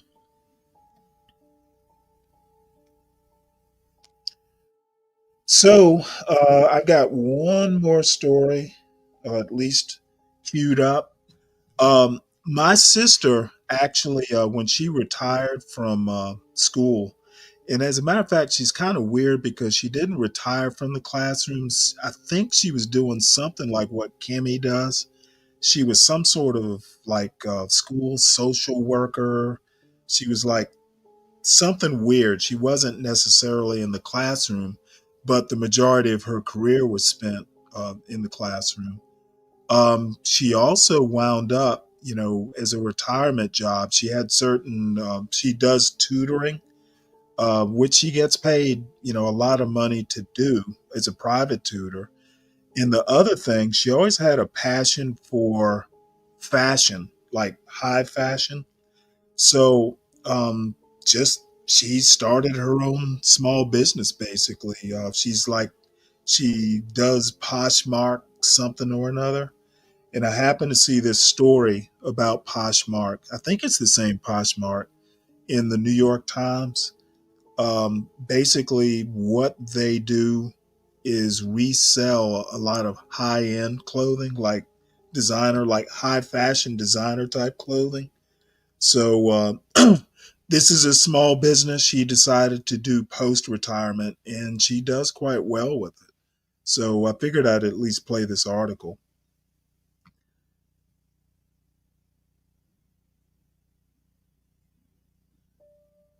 How Poshmark is trying to make resale work again. This article is by Jordan Hallman and read by an automated voice. Lauren Eager got into thrifting in high school. It was a way to find cheap, interesting clothes while not contributing to the wastefulness of fast fashion. In 2015, in her first year of college, she downloaded the app for Poshmark, a kind of Instagram meets eBay resale platform. Soon, she was selling as well as buying clothes. This was the golden age of online reselling. In addition to Poshmark, companies like ThredUp and Depop had sprung up, giving a second life to old clothes. In 2016, Facebook debuted Marketplace. Even Goodwill got into the action, starting a snazzy website. The platforms tapped into two consumer trends: buying stuff online and the never-gets-old delight of snagging a gently used item for a fraction of the original cost. During the COVID-19 pandemic, as people cleaned out their closets, enthusiasm for reselling intensified. It was so strong that Poshmark decided to go public. On the day of its initial public offering in January 2021, the company's market value peaked at $7.4 billion, roughly the same as PVH's, the company that owns Calvin Klein and Tommy Hilfiger at the time. Then the business of old clothes started to fray. Using the Poshmark app, Ms. Eager and others said, started to feel like trying to find something in a messy closet. The app was cluttered with features that did not work or that she did not use, and it felt spammy, she said, sending too many push notifications. Many platforms found selling used items hard to scale. Now, online resellers are trying to recalibrate. Last year, ThredUp decided to exit Europe and focus on selling in the United States. Trove, a company that helps brands like Canada Goose and Steve Madden resell their goods, purchased a competitor, Recurate. The RealReal, a luxury consignor, appointed a new chief executive as the company tried to improve profitability. Poshmark is undergoing perhaps the biggest reinvention. In 2023, Naver, South Korea's biggest search engine as well as an online marketplace, bought the company in a deal valued at $1.6 billion, less than half its IPO price. Something of a mashup of Google and Amazon, Naver is betting it can rebuild Poshmark, which has 130 million active users, with the same technology that made Naver dominant in its own country. It may also help breathe new life into the resale market. Analysts think the resale fashion market still has room to grow in the United States, with revenue expected to increase 26% to $36.3 billion by 2028, according to the retail consultancy firm Coresight Research. New legislation in California could help. The law, passed last year, requires brands and retailers that operate in the state and generate at least $1 million to set up a producer responsibility organization to collect and then reuse, repair, or recycle its products. Resale platforms like ThredUp and Poshmark could be in a position to help brands carry out that mandate. At the moment, though, Naver's focus for Poshmark is more basic: make it a better place to sell and shop. The company has the operating know-how to do that, said Philip Lee, a founder of the media outlet The Pickle, which covers both South Korean and U.S. tech companies. They're trying to renovate Poshmark and then expand the market share, he said. A marriage of search and commerce. Poshmark, which is based in Redwood City, California, was founded in 2011 by Manish Chandra, an entrepreneur and former tech executive, and 3 others. In trying to expand, Poshmark faced a problem common to resellers: capturing the excitement of the second-hand shopping treasure hunt while not frustrating buyers with an endless scroll. The company knew it needed better search, as well as interactive elements that gave people more reasons to come beyond paying $19 for a J. Crew sweater. For its part, Naver was looking for ways to push beyond South Korea, where its commerce and search businesses were already mature. The growing online resale market in the United States presented an opportunity and also gave the company access to the largest consumer market in the world. Commerce is a big growth engine for us, Namsen Kim, Naver's chief financial officer, said, and the peer-to-peer sector, where users sell to one another, was still in its infancy, with room to expand, but Mr. Kim added, it's a more challenging segment, and that's why it's harder for a lot of the larger players to enter. There are 2 common business models for resale: peer-to-peer and consignment. With consignment, a platform collects and redistributes physical goods. Poshmark uses the peer-to-peer model, which relies on scores of people, many of them novices, haggling over prices and then mailing items to one another. This decentralization can be a headache for brands which like to maintain a certain level of control of their products, and platforms like Poshmark must make buyers comfortable with trusting the sellers on their site. Before the Naver purchase, it was difficult to push through needed technological changes, said Vanessa Wong, the vice president of product at Poshmark. I would always talk to my engineers and ask, what if we do this or do that? They're like, that's hard. The effort's really high, Ms. Wong said. Naver's purchase offered both the investment and the expertise to pull off the changes. Founded in 1999, the company is everywhere in South Korea. "We are not just a simple search technology or AI service," said Soo Yeon Choi, the chief executive of Naver, whose headquarters are near Seoul. "The company," she said, "alleviates the frustrations of people, which is what is needed to help growth." Search built Naver into the massive power that they are in Korea, said Mr. Chandra, who stayed on as chief executive after Naver's purchase. "It was the top priority when the company bought Poshmark." Several new elements for users and sellers have been introduced. With a tool called Posh Lens, users can take a photo of an item and, using Naver's machine learning technology, the site populates listings that are the same or similar to the shoe or tank top that they're searching for. A paid ad feature for sellers called Promoted Closet pushes listings higher on customer feeds. Poshmark also introduced live shows, some of which are themed, to draw in the TikTok generation and increase engagement. One party auctioned off clothing previously worn by South Korean celebrities, a connection that was made with the help of Naver. Still, the resale market is going through growing pains and has not quite found its footing since the height of the pandemic. It's not clear whether the changes taking place at Poshmark will be enough. In May, Mr. Kim, Naver's finance chief, said in an earnings call that Poshmark's profitability was improving, but by November, the company was cautioning that growth had slowed because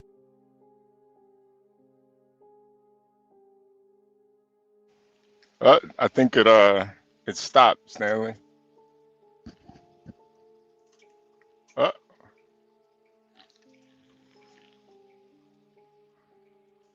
Stanley, Sorry, you still there? everybody gets the gist. I started Yeah. looking at another story by accident, Oh, okay.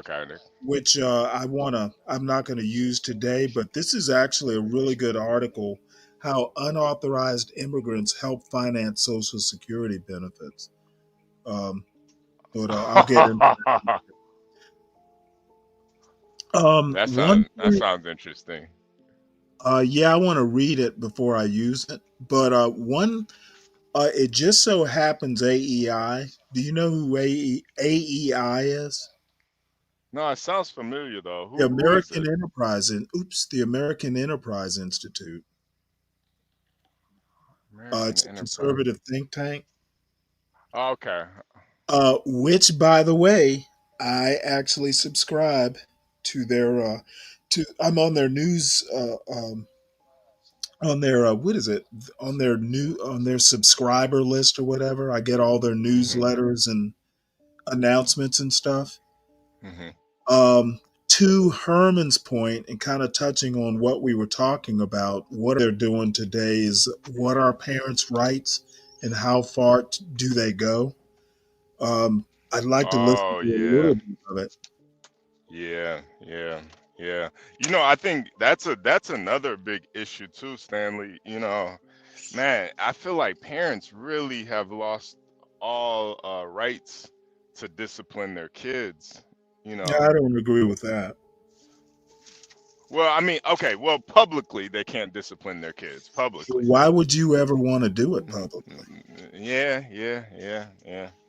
I Yeah. mean, even my parents, you know what? Now, I grew up, mostly in the 70s and the 80s. Hmm. I don't ever remember my parents. And it was really more my mother because she had the schedule we did. She was a teacher. My father worked quite a bit. I don't ever remember my mother either yelling or, spanking us in public. She would never fucking do something like that. Now, she would give you a smart ass comment. She would make Hmm. you cry with some comment that she made. But, Hmm. spanking someone in public, that's just, that's so declasse. Yeah. So And that you lose your right to whip your kids in public doesn't, you probably should. If you can't do better than that, then you kind of leave yourself open to somebody calling the cops. Your kids should fear you enough to know that what I'm not gonna be got in public, but when I get home, it's gonna be on. yeah, yeah. And just to double back Herman's comment, the definitely the resale space in the past, I would argue 10 years, honestly. When I was younger, I used to be really into the like sneakers, reselling sneakers. And Hmm. I mean, there was a couple months there that, I thought I could do this full time, honestly, but the market kind of adapted to it. And I feel like that's what's going on. That's why the resale market right now is so dead because a lot of the Well, I don't know about the whole reason I played this story, my sister does well and she got into Poshmark because she's always been into clothes. My mother was kind of like that too. And she retired from teaching. So she has two part-time jobs doing things she actually likes to do.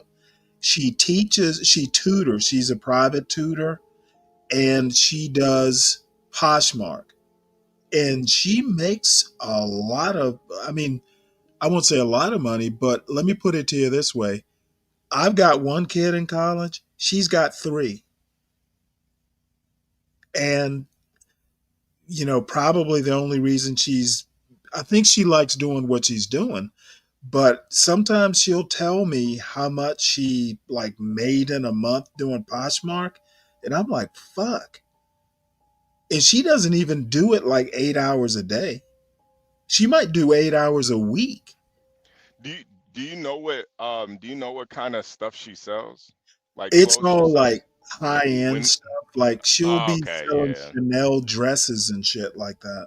Oh, okay. Well, yeah, yeah. I mean, there's always going to be a market for that type of stuff. I guess I was just speaking from my perspective. So yeah, she's probably cleaning up. Um, I don't know that she's cleaning up, but what surprises me is the number of items that will literally still have tags on them. She does like estate sales and stuff like that. Every now and again, yeah, some high society lady will like die and her wardrobe, will go up for auction. And, she'll wind up, with like these Chanel dresses with tags still on them. yeah, And, she's somewhere between like the high end fashion stuff. And there's also like people who are into vintage clothing. So, yeah, yeah, yeah. I mean, seriously, she like I asked her once, like, hey, do you ever get Harris tweed jackets? Now, Harris tweed is kind of like an Really? old man thing, but hey, I Yeah. like Harris tweed jackets. Yeah. That's like that Stanley, you professor actually, that's jacket. fitting for you, by the way, like with the leather Nah, patches it's on the very elbows. Well, yeah, that's Yeah, with the very patches. that's very mine fitting doesn't for have Smoking a pipe. Stanley. Smoking Yeah, a pipe. yeah. yeah, something like that. You can That imagine Yeah. I would like something like that. Like that's you very want a fitting for summer in Stanley. Maine. Hey, I've been to Maine. A summer in Maine. I lived in Newport. I'm not surprised at all. Tweed Well, jacket. Tweed hey, jacket. Yeah, no, yeah, I could definitely see you in one of those sports Yeah. coats but with the yeah. it just shocked me how much, and it's just a part-time thing. Um, like pulling in like 4,000 a month, and you spend like 8 hours a month on it. Yeah. Of course, she's been doing it for years, so I mean, she has put equity, sweat equity into it. But when I saw the story, it just kind of like, oh shit, Poshmark is in the news. And it goes into entrepreneurship, that sort of stuff. So, I mean, these are things that Black people do. My sister happens to be Black. These are things that a Black woman who has worked a career and is retired now, she's not out smoking crack and being a crack. She's she's making enough money. She's got three kids in college. Um, they're doing well. Oh, Freddie he's a fan of the Harris Tweed too. He must be in Yeah, your age Fred. Well, range. see, He Fred. must, he must, Fred is rich enough to have several blazers. I just have my one.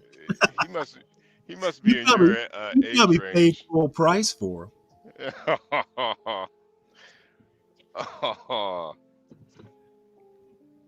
And uh, Fred's another guy. You know what? He's not out being a pimp. He's fucking thriving, raising a family. yeah. Imagine that. I think everybody in this space is well, besides tough guy. I think everybody's, Well, that's true. I am preaching to the Just choir. that's yeah. We ain't out there pimping hoes and selling crack. But well, anyway, um, Ryan, this is, you know what AEI is, right? American Enterprise Institute. Why do I know more about I conservative know at the thinking? architectural and then architects and engineers of America. No, A this AEA is Architectural and Engineers Association. no, this is AEI. Charles That's like a Murray. right wing, isn't that right wing think tank? Yes, A right wing propaganda outlet. they prefer to be called conservative. Yeah. It's like the what's the one the left has one, the progress American Progress Institute or some bullshit. They're just Yeah, special interest groups, really. there's the Heritage Institute, the Heritage Heritage is one, yeah. Foundation. Yeah. But see, the thing is I keep up with these folks, and they happen to be having a conference about parents' rights. What are parents' rights? How far do they go? So I figured, we'd listen to at least a little bit of it. We don't have to listen to the whole thing, though I might play a good bit of it overnight. But I encourage all the conservatives in this space to start keeping up with your think tanks. Don't let a liberal do it for you. I mean, I read articles on both sides about various topics. And usually they spin, that like what you're describing, Douglas Murray is a spinster as much as the left is. They have all their own spinsters, right? So, you get both. And And they Lowry tend to, Institute. well, he's one of them, they're Manhattan is, but they all have their own, you know, groups that tend to skew statistics or paint them in certain ways. Well, they also come up with a lot of draft legislation. A lot of this legislation Yeah. that you see is the result of, Hoover Institutes, AEIs, Well, that's Heritage. most interestingly, that what's it, Project 2025, that is a right-wing think tank agenda. Heritage That Foundation. it was Heritage, right? So Trump gets tagged with this. And I mean, a lot of these people that are conservative, they don't like Trump because he's not getting on board with a lot of the stuff, right? Exactly. And they're like, hold on a minute, we want to do this. I know he told them on abortion, he said, listen, Conservative. I've done all I'm doing on abortion, but we're done on abortion. I'm done hearing it. So, Right. It's most interesting. I mean, and it's just like on the progressive side, Biden and Harris generally supported Israel up to a point. But they also, it's not like Harris was like, hey, let's blow up Gaza. Like she said, she tempered it over time and said, listen, we've got to rein this in, right? So did Biden. They're not just warmongers. They were, I mean, Netanyahu wanted to unleash into Gaza way more than he did. And Biden was like, you're not going to do that. So Israel doesn't run the show. We do. We dictate it. They have AIPAC has a lot of influence. They have a lot of money, but we still call the shots here. The U.S. does, So I guess there's a lot of Harris Tweed fans in the chat, man. I didn't know Stanley, the quail hunting jackets were so popular. Yeah. Well, go look at smoking jackets too while you're at it. That's awesome stuff right there. No. Y'all are just sleeping on it. Yeah, apparently I got to step my game Stanley, up. I can't think of a person that is more fitting for a Harris tweed jacket than you. I've got to be honest with you. Well, thank you. Yeah. Americans have moved from the middle on both sides. There isn't much enthusiasm. Well, you know what? Actually, you're extremely right, Herman. Yes. It's funny. It's funny. Aramio Frimpong. He is when it drives me nuts when MAGA says, "Oh well, the far left Democrats, the progressive Democrats." Well, the progressives are to the Democratic Party what Yes, MAGA is to the Republican Party. that's exactly correct.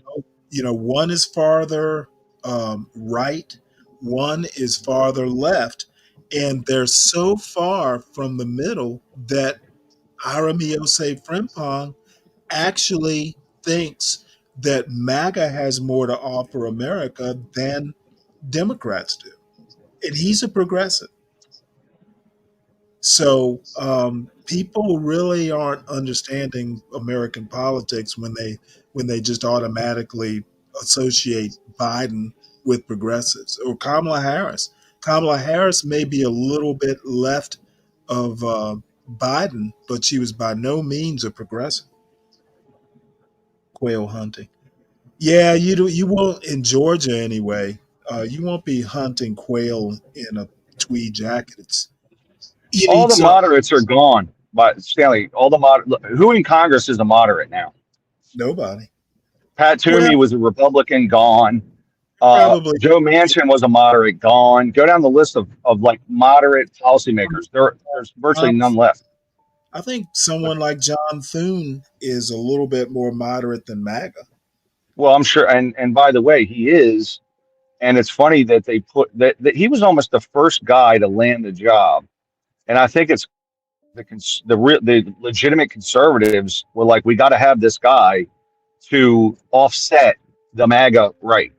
Exactly. As a See, matter of you know what I mean? fact, So the he's going, actual conservatives, he is going to you know, offset Johnson in the House of Representatives. and I mean, I think that Johnson's too far to the left. By the way, he's pretty reasonable. He's a pretty reasonable guy from what I can Johnson is read. too far to the left. If you look at what Trump and MAGA wants, they don't even they don't even want, they want to not pay the government's debts. Okay. Oh, he Yeah, upped which, conservative. that's just insanity, though. No, that's not like legitimate. Like Mitch McConnell wouldn't say that. Mitch McConnell's like an old school conservative in a lot of ways, right? Look at Herman. Hey, Herman, if you use a word like snazzy, you would fit into a Harris tweed jacket. You look.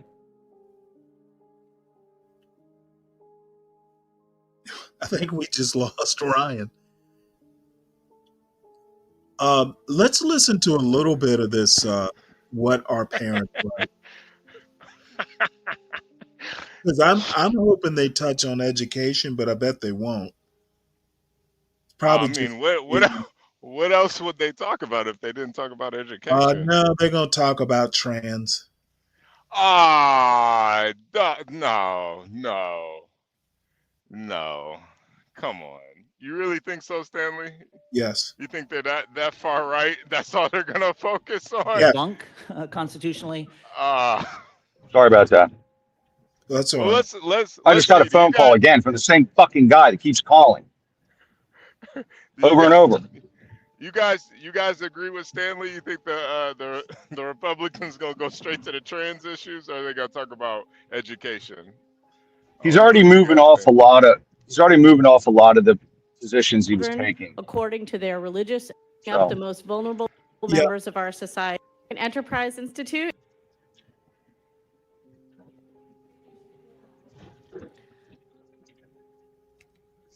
Oh, shit.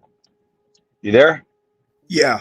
Enterprise Institute. I'm Naomi Schaefer Riley, a senior fellow here, specializing in the field of child welfare. AEI, as many of you know, is committed to finding solutions to lifting up the most vulnerable members of our society, and children who have been abused and neglected certainly deserve our serious attention. But understanding which children need the intervention of government in their lives to protect them is a fraught task. We have strong legal and cultural traditions in this country of ensuring that parents are free to raise children according to their religious and moral beliefs and their best judgment. Anytime that we tread on those rights, it must be done with good reason and with great care. Jesus Christ, Throughout Stanley, you're American right. history, the strength of parents' rights has waxed and waned. But I think it is safe to say that in recent years, the cry for greater weight to be given to parents' rights has reached a kind of peak.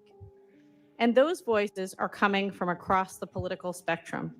Certainly, the pandemic and the lockdowns have grown the desire for more parental control in education among many Americans, even those who were heretofore uninterested in politics. In the medical field, a loss of trust in public health authorities has also created more debate around medical decisions by parents, from vaccines to gender transition procedures. At the same time, the field of child welfare has seen the growth of voices asking the government to step back, arguing that agencies not only suffer from systemic bias, but also that they are simply punishing parents for conditions of poverty. And yet, there are hundreds of thousands of children in this country who are abused and neglected each year. They are suffering from a variety of maltreatment, physical abuse, sexual abuse, torture, medical neglect. At least 2,000 children die of maltreatment each year, most of them under the age of 3. That's more than the number who die of cancer, and it's around the same number who die of gun violence. How do we balance the protection of those children with the rights of parents to raise children in the way they see fit? These issues are not strictly partisan. Self-described Republicans and Democrats, conservatives, progressives, strongly disagree on the substance of these questions. I was struck by a moment a little over a year ago during a Republican primary debate when Megyn Kelly asked New Jersey Governor Chris Christie why he did not favor a ban on gender transition surgery for minors. The former New Jersey governor answered with this: "We are out there saying that we should empower parents in education. I agree. We should empower parents to be teaching the values that they believe in their homes without the government telling them what those values should be. And yet we want to take other parental rights away? I'm sorry. As a father of 4, I believe there is no one who loves my children more than me. Every once in a while, parents are going to make decisions we disagree with, but the minute you take those rights away from parents, you don't know what rights are going to be taken away next." Many in the audience that night were probably dumbfounded. There are similar contradictions on the left side of the aisle. Does the party that generally favors more government intervention and support now find the government hopelessly flawed and biased? Recently, Yeah. none other than Al Sharpton appeared beside a family in New York suing the city for not intervening to remove a 4-year-old child who Stanley, subsequently died of starvation when his issue, parents had a fully stocked. Stanley, my issue with the Republicans and a lot of conservatives is they sound just like liberals to me, man. It's like all they do, just how liberals cry about conservatives and stuff, my body, my choice, all that bullshit.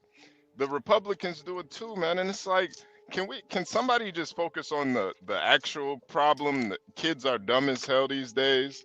Like you got kids are more dumb now than they ever been. I really don't care if the kid is trans or whatever anymore. That shit is getting kind of old now. Who Well, cares? the problem is, I actually think that, and it's maybe kind of goes back to an education point, but it is enough for your kid to be trans. Okay, now a sane parent is going to have enough to deal with a kid wanting to be trans. Why would a parent take a child up who is trans and wants to play sports? There comes a point in time where a parent has to parent, and pushing the bounds of whether your trans girl can run girls track, that is not parenting. No, it's not. No, it's That not. is wanting to parent other people's kids into Yeah. accepting something like that. Yeah, Um, no, but people I just don't mean, people just don't know what their boundaries are or what they should be. but I think as a So my parent point is, if people would just stop at, "Hey, I've got a trans kid," that would be perfectly fine. It's when they want to go beyond their four walls, as it were, Yeah, and yeah, force it on other parents. and I think that's I where think the parenting has to come in, and you got to just say, if your daughter is competing against a dude that thinks he's a girl, you got to just take your daughter out of sports altogether. Like, hey, Well, this, see, this ain't you just. shouldn't have to take your kids out of sports because someone wants to put a trans kid in that sport. It should be the opposite. It should be. But if these school districts are pushing it, and Well, that's what they that's not going that's to be happening much more. The one thing Trump might get right is, hey, we need to remind parents of what boundaries are. yeah, yeah. Because I'm sorry, I would not feel comfortable with my daughter in a locker room with some dude with his wiener person out. swinging, somebody swinging. Yeah, nah, Yeah, man. it's a little eerie. Man, Now, Herman, there are many people in the MAGA movement who have problems with neoconservatism. We all understand that. However, MAGA does have a lot of overlap with AEI and neoconservatism and all. And to Brian Nichols' point, I'm a little surprised too that people in a more or less conservative space don't know about AEI and heritage. Why does a Democrat know more about AEI than, so Wait, Stanley. Kelvin said some brother helicoptering in the bathroom. Nah, yeah, man. If my daughter Oh gotta my walk god! in and see something, know what that Stanley, Like you sword never, fighting, like sword fighting. no, no, no, no. It's like you never helicoptered before, Stanley. It's like when you Yeah, you I make do it. you I make do it. Everyone's done it. Everyone's done it. yeah, Stanley, you've done it Okay, before. what You is don't know what he's talking. helicoptering? I know what a helicopter parent is. No, no, no. Uh, Helicoptering it is like when you kind just of think of a single bladed helicopter. yeah, Just yeah, go with yeah, that. yeah. Think of a propeller, but think of the blade as your wiener, The and fuck? that's what.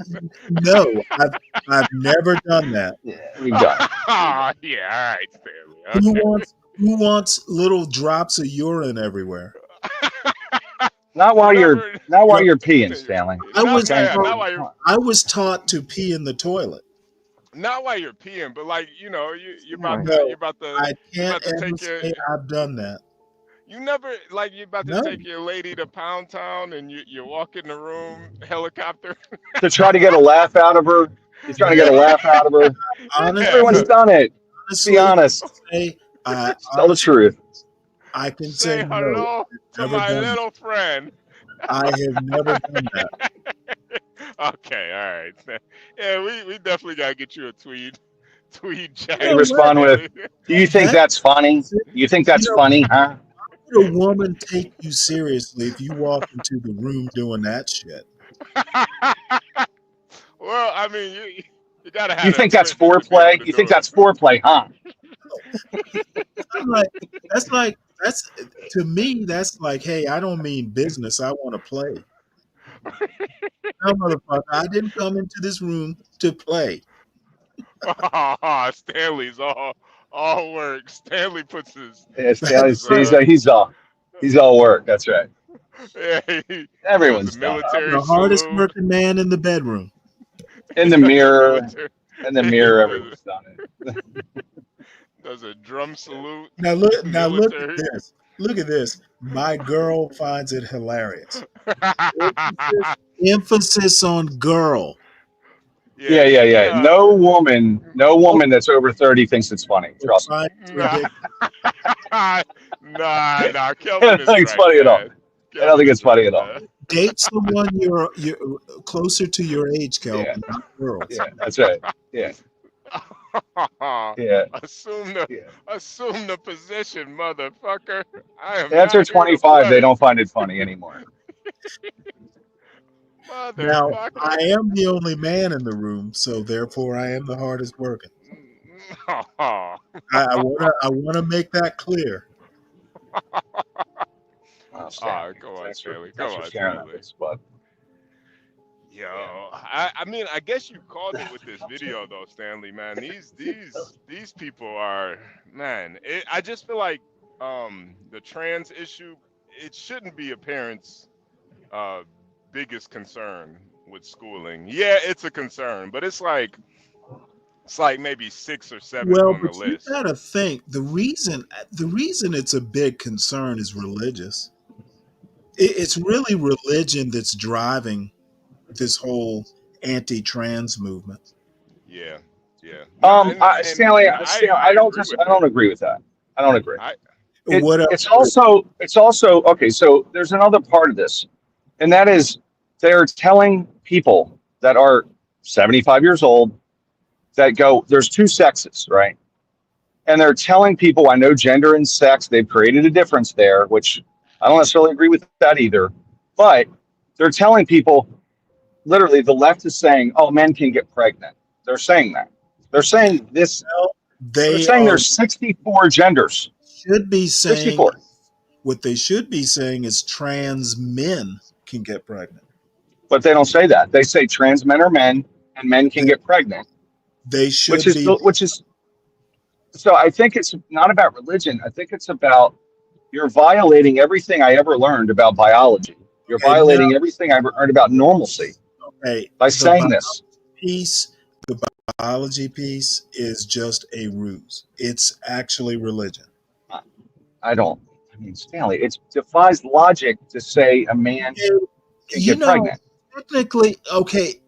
technically, if you want to be all biological, you really mean male and female, not man Okay, and call it what you like. woman are gender. Male and female are biology. I mean, and the other component is the DSM-4 listed this as a mental health issue, which I think there's got to be some mental health situation going on to think that you are in the wrong body. And after that, they said, "Oh no, this is perfectly normal. Okay, but It's the a spectrum." problem is even if it is a mental illness, that doesn't discount the actual dysphoria. And I understand people have this. I'm not saying they don't. However, a lot of the trans and the progressive left has said, "Hey, this isn't. There's nothing wrong with this. It's not a mental health issue, Well, right?" just because it's in the DSM-4 means that it's actually something that shouldn't be addressed. Even if everybody agrees that it's a mental illness, how do you address it? If somebody's crazy enough to want a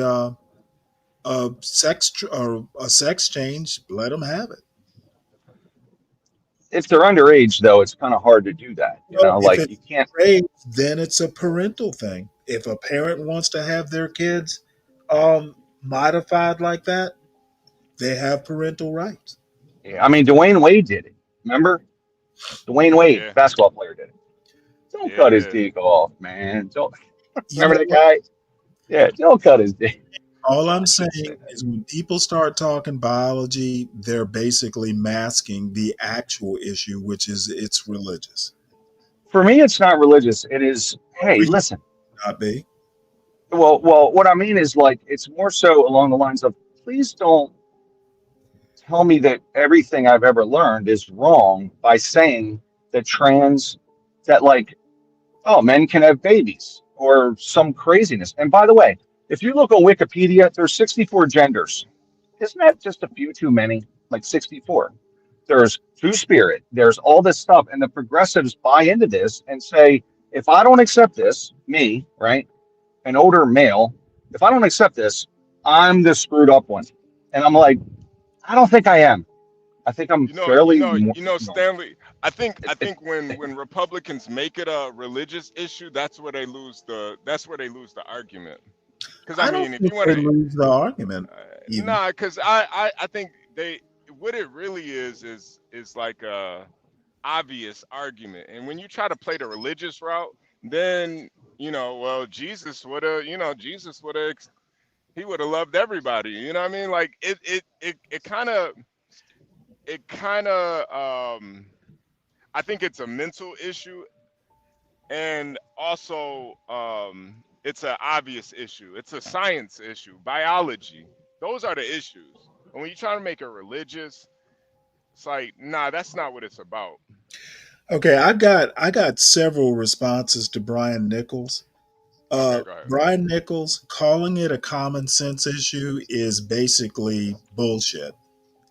Um, People defy common sense all the time. Cosmetic surgery, just a little cosmetic surgery, is defying common sense. Common sense is don't go under the knife unless you absolutely have to. People defy common sense regularly.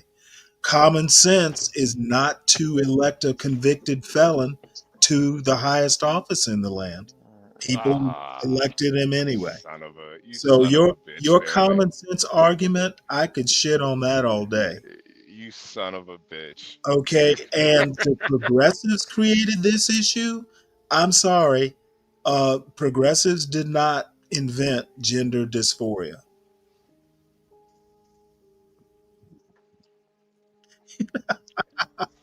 You son of a you son of a bitch.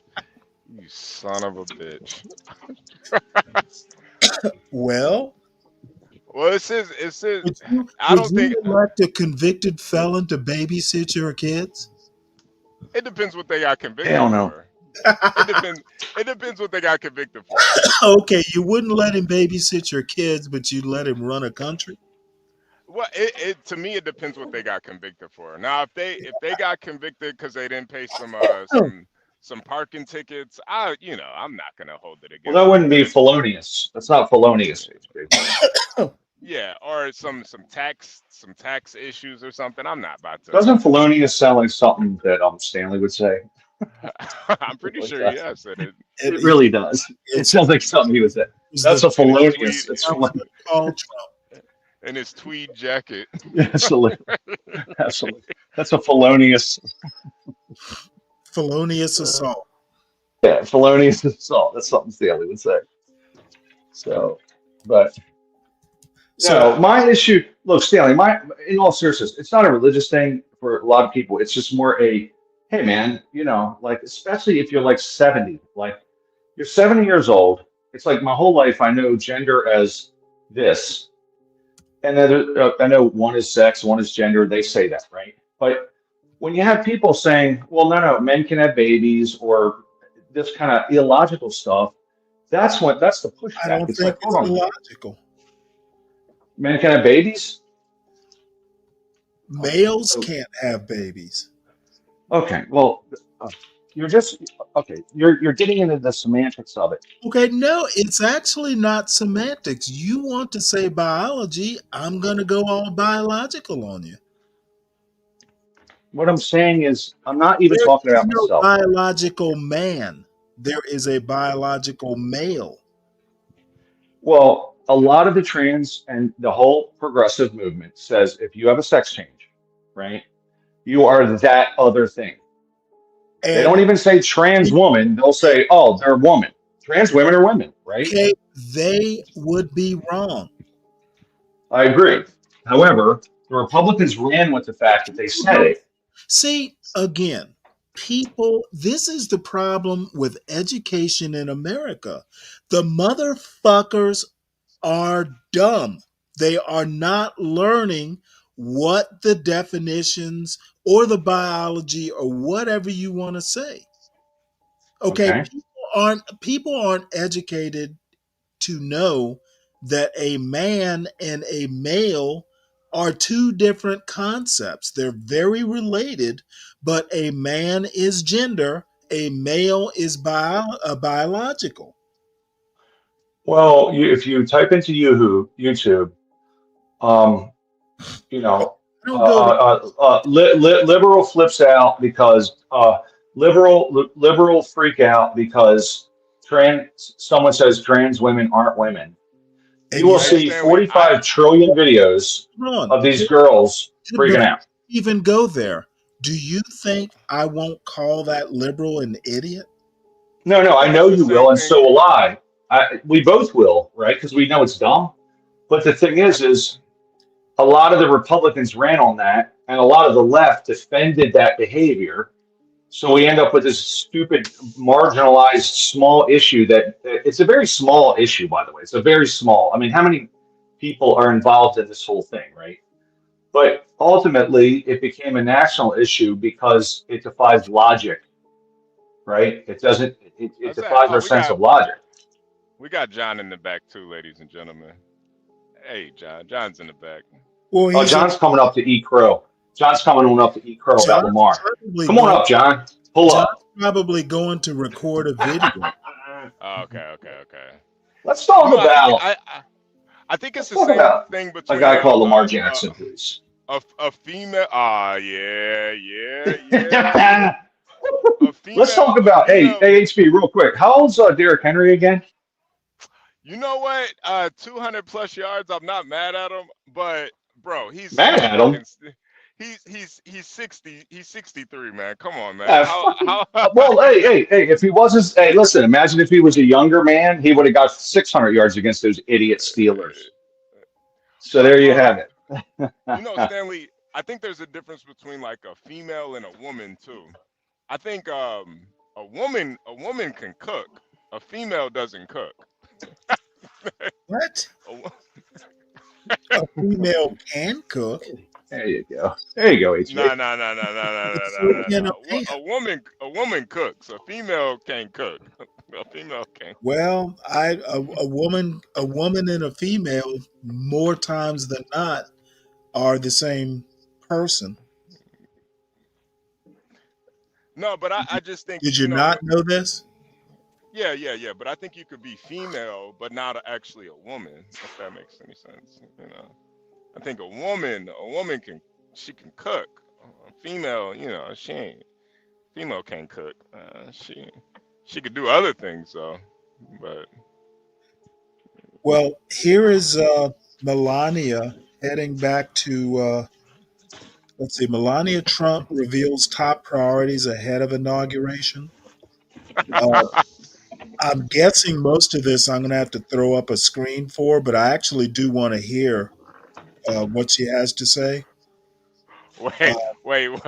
Before you start, I just want to say to Ryan, Brian Nichols in the chat said Derrick Henry is 101 years old. All right, go ahead, Stanley. Go ahead. He was unstoppable, though, wasn't he?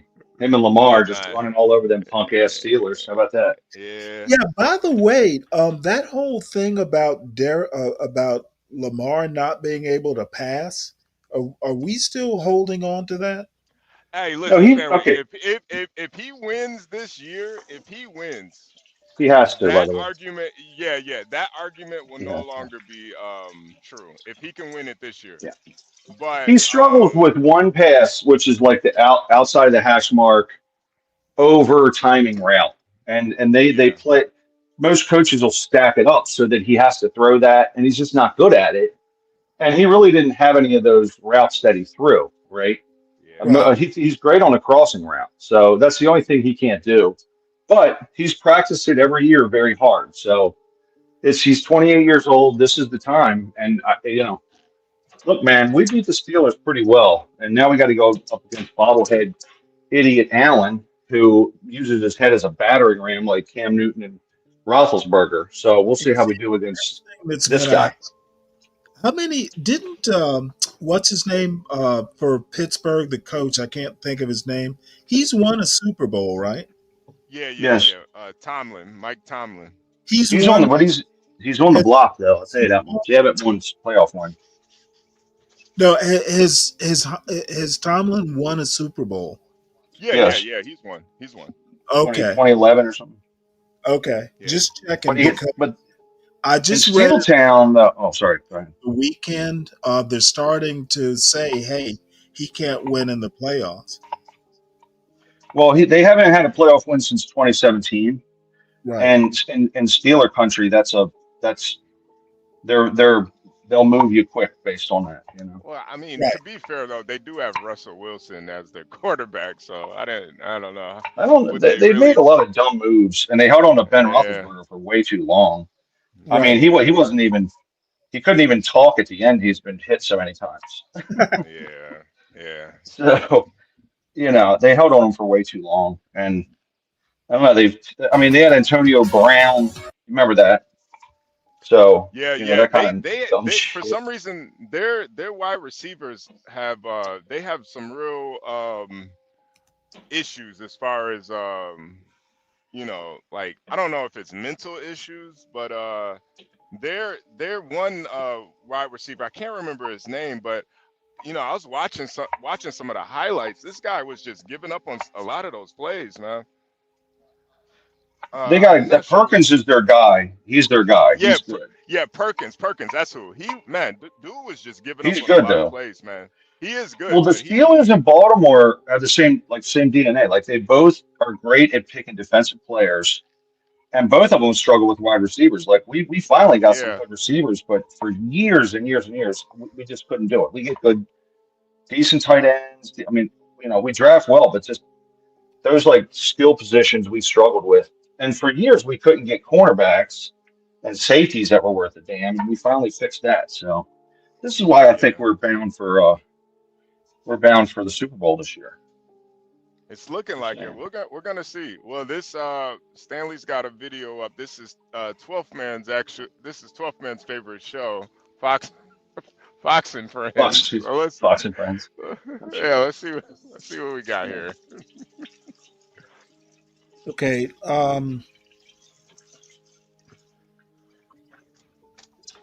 Was gonna throw. I need to play a couple minutes, and then I'm gonna throw an overlay on it. I Okay. gotta figure What out is how it? to do audio. I have to play around with this a little bit at some point. Won't be now. Oh, we're watching Fox and Friends. That's good. So in It's 1 a week, Donald Trump will balanced be. show. What I Balance. need to do is figure out how to play audio from this picture, and I need to figure out how to do that, but I'm not going to do it now. I'm just going to throw up an overlay.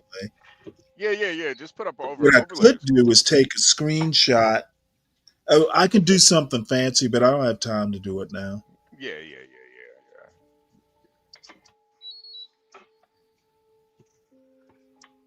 I had a Stanley versus the World splash screen, but that's gone away. Damn it. Oh, damn. So did somebody No, delete that's it? all right. We'll just play Okay. this. Oh, nice. Inaugurated as the 47th president of the United States. We spoke with First Lady Melania Trump about what we can expect from her over the next 4 years. Take a look. Madam First Lady, it's great to see you again. Thank you for sitting down with us to talk about your new documentary. You can see her. Thank you for having me. It's an exciting time. It is. We were thrilled to hear that this was coming out. I want to know details, why you decided to do this, and what will it be like? Well, the book was such a success, and I'm very proud, and I get so many messages and letters how they enjoy the book, and they would love, my fans and people would love to hear more from me. Barely speaking. So I had an idea to make a movie, to make a film about my life. My life is incredible. It's incredibly busy, and I told my Stanley, agent, she's I she's have been this hanging out with idea, so Trump please, too much, too go long. It's out fabulous. and It's fabulous. make a deal for me. It's We amazing. started the production My life is in amazing. November, and we are shooting right now. So it's That's a some of the best life I've day-to-day ever seen. life It's some of the best life I've ever what seen. I'm doing, Harris, what if kind I of taught responsibilities her I English, I'd have taught people her they don't some really things. know, and they will see it. It's day to day from Taught her transition about team the to moving to the White House, packing, establishing my team, the First Lady office, moving into the White House, what it takes to Her team. make the residence your home, Stanley, to I'll be right hire back. the people that you Stanley. need. So it's a snapshot of what it takes to move back into the White House. I don't think a First Lady has ever done this. Not that I know, of course. Behind the scenes, what is it like when you're moving back in the White House?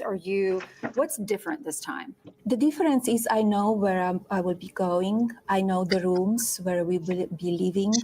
I know the process. The first time was challenging. We didn't have much of the information. The information was upheld for us from previous administration. But this time I have everything. I have the plans. I could move in. I already packed. I already selected the furniture that needs to go in. So it's very different transition this time, second time around. Will you decorate it exactly like it was before, or are you making changes? Please stop it. It actually makes women look retarded. Like all they can do is decorate the interior of the White House, right? The Well, first lady's job is to just look good. I mean, what kind of shit is this? It's so dumb. well, I don't know. I mean, I have a feeling that, quite frankly, Jackie Kennedy is probably like the kind of still the standard. And, Melania is kind of, you could say she's kind of in that Jackie Kennedy kind of Who mold. is? Who is? I would say Melania is in that Jacqueline Kennedy mold. I mean, I guess support the president, do the White House tree, whatever. And has But kind of a breathy voice like Jacqueline Kennedy. okay, but Okay, I just feel like Jackie was not accomplished. She wasn't a lawyer. She basically, what does Melania do besides bear, Barron as a child and is a former model? What is she? What they've has chosen. Yeah, that's it. She's a former model, and same she's chosen to support her husband. She hasn't been elected to anything, that's for sure. Jacqueline So, Kennedy was Jack Kennedy's wife. That's what she did. That was her job. yeah, she married the president. Right. That's And it. Melania, same thing. She is Donald Trump's wife. Her biggest accomplishment is What's being that? Trump's wife and being first lady and Yeah, Barron's mother, I guess. her biggest accomplishment is not leaving him. That's it. That's her biggest accomplishment. Not leaving a guy that literally is just questionable in most things he does. That's her biggest accomplishment. So, But playing the part. it's still worth it to hear what she's gonna do. She's prettier than the lady. Well, Let me put it to you this way. I think she's prettier than Ainsley is. who? Ainsley? Who's that? This the Fox and Friends. Oh, yeah. Well, let's put it this way. I mean, Melania is If, prettier than her. okay, so Melania is doing everything in her power to be with Donald Trump because it's got to be difficult to be with somebody as full of shit as he is. And You I've know what? noticed a pattern because I think Jill is, I mean, there's a lot to be thrown on her for allowing Joe Biden to continue. I just saw, and No, at the wife. funeral, I did not see Michelle with Barack. Well, wait, hold So, it. All these people who believe that men need to be head of the household and women need to be subservient. How are you versus going to having a partnership. put all that responsibility on the wife? Um, I think when a person chooses to stay home and raise the family, whether it be man or woman, um, they're doing that in a support role. However, it's a huge role, and it should be as venerated as the person that was elected. But I don't think So listening first to lady should have the power to tell a president to step down. no, no. Well, I think she covered up some things. That's all. That's my issue with Joe Biden. You should have issue with her too, Stanley. He gave they I two months. What's that? I I think that she You have probably. to have some criticism there. I mean, What come is on. she gonna? But honestly, what is a first lady gonna do? I will leave you if you don't step down as president. What Um, honestly, what other if you are I mean, trying to you make a good point. It's true. You can't really out your husband, but there was a lot of people surrounding Joe Biden that knew he was more diminished than was stated, and I think, unfortunate for Democrats, nobody came forward with that. yeah, but here is the deal. Number one, if you are a political operative and you come out and say, "Oh, hey, um, you're the only one out there going, Joe Biden, I'm an Yeah, insider. I stepped down because Joe That's true. Biden You make a good point. You make a he good will point. You never can't really work. out him. He will never work again. Yeah, and a lot of the journalists didn't He won't. really. You will never work again. As in, even if you went to teach kindergarten, you'd probably Yeah, never work again. that's Number true. two. Number two. Honestly, um, it was tough to get Joe Biden to step down after the debate with Trump. That's true. Yeah, I mean, you make a good point. So I guess maybe it's not Jill's fault, but man, I tell Well, you what, it's I'm gonna bet she probably, and I'm just guessing, but I'm sure she was probably one among many people saying Joe Biden, because even Joe Biden said he was only going to do one term. Did you see Jill sit down next to Kamala or Kamala? Did you see that? No, I didn't. They were staring daggers at each other. They didn't say a word to each other, man. Kamala, she stared dead forward When at the funeral. No, I And there didn't. was plenty. It's classic, man. And I mean, so look, you got. I mean, it was awkward, and I'm not one that really cares about all this gossip crap. I care about the policy, but I think it's funny because uh, Kamala's staring forward. Jill Biden comes over. You can see both of them, and normally she would greet them. All she did was look at them, and then move her purse, and then they both stared forward. Jill sat right next to her, and right behind Kamala is when Trump and Biden, I'm sorry, Trump and Barack Obama were cracking jokes. And I'm like, oh my God. Like it was a very awkward thing, man. Like you got to see it. It's pretty crazy. And again, I'm not one that cares. I think, they were, people think, Trump and Barack were talking about like, Illuminati or some garbage when they were really probably talking about, hey, nice to see you, or a lip reader said they were talking about a quote unquote operation. And, Trump said, I think Trump said, well, based on the weather, I can't really do anything today. Right. But everybody, of course, thought it was a conspiracy where they were just dividing up the world, that same shit we hear online. But it's a very awkward thing, though, man. You got to see some of the clips from it. It's quite interesting. You can tell there's a lot of animosity there. Yeah, I guess I'll go back and look at it. But Carter, I remember Carter from when I was a kid. He was governor. 70. That's right. He was Georgia, right? Yeah.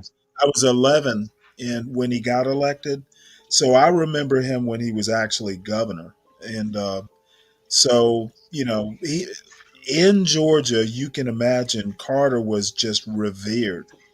Yeah. So I didn't really. As a matter, did I tell you my sister and I coming back from Savannah?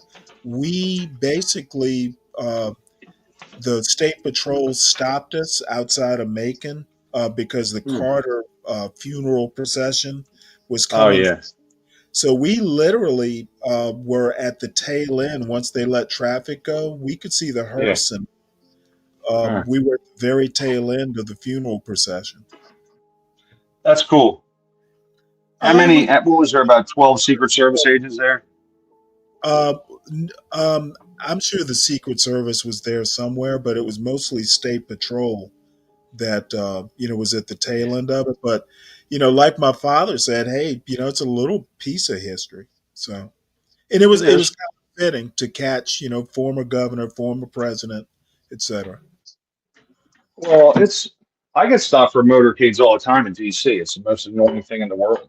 We don't get that much on I-75 in Georgia.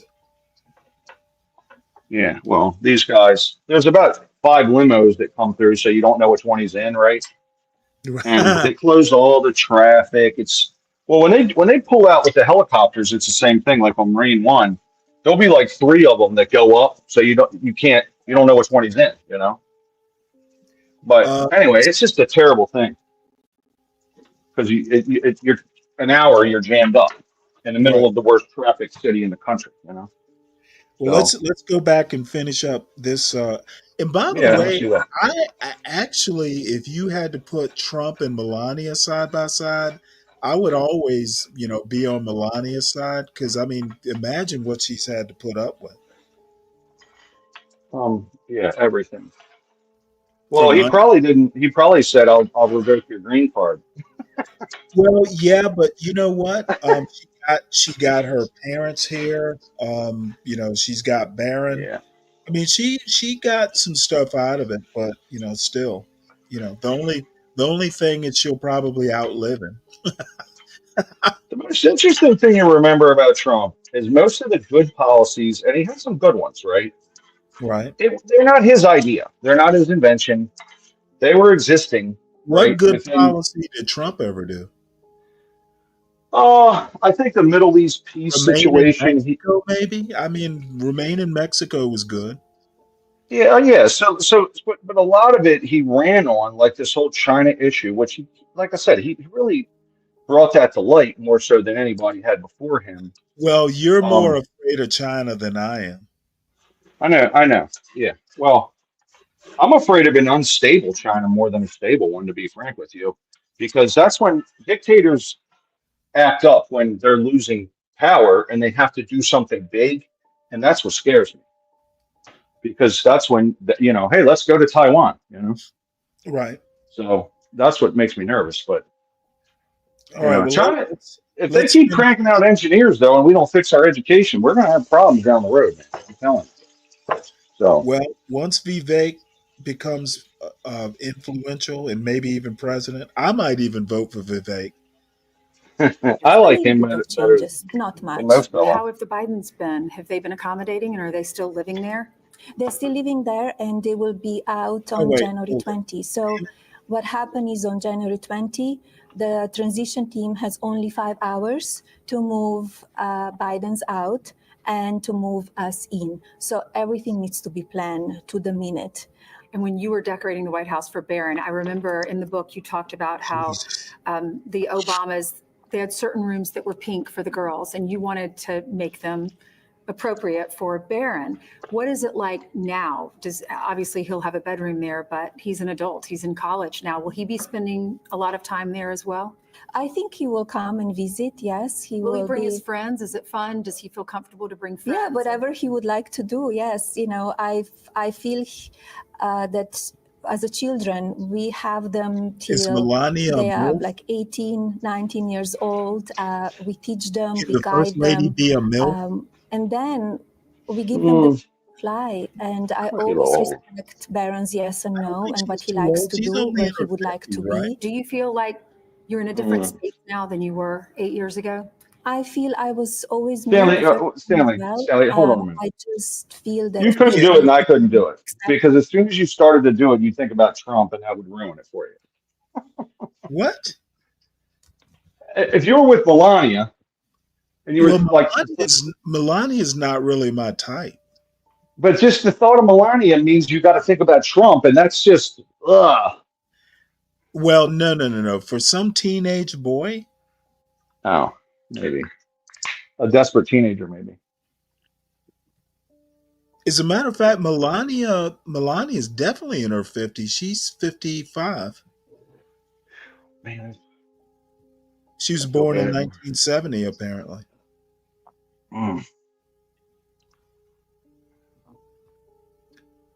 So, yeah, she's like almost 20. No, Trump is 78. So she's like Wow, 22 years. 23 years, yeah, that's significant. Only a millionaire could do that, or billionaire, I suppose. Me, maybe they didn't understand me the way maybe they do now, and I didn't have much support. Maybe some people, they see me as just a wife of the president, but I'm standing on my own 2 feet, independent. I have my own thoughts. I have my own yes and no. I don't always agree what my husband is saying or doing, and that's okay. Are you able to tell him when you disagree? I gave him my advice, and sometimes he listens, Not only sometimes he that, doesn't, every and that's time okay. he does something And where that will you be pisses spending her most off, of your time? In the she White charges House, him $1 Palm million. Beach, here in New York? I will be in the White Wow. House, and when I need to be in New York, I will be in New York. When I need to be in Palm Beach, I will be in Palm Beach. But my first priority is, to be a mom, to be a first lady, to be a wife. And once we are in on January 20, it's you serve the country. First 100 days, what will that look like for you? What are you looking forward to the most? I establish my team. I have a few positions that I still need to hire. I will not rush into that. I will see when I'm in the White House and what it's needed. I don't want to hire too many people on my team and spending too much taxpayer money. I want to make sure that every position, they are talented, they have merit, they know what they're doing, and as well as they are team player. They don't have their own agenda, so they're serving me, they're serving my office, and they're serving the country. And will you continue with your platform, Be Best? I will continue with Be Best, and also I will expand Be Best. I started in the first administration.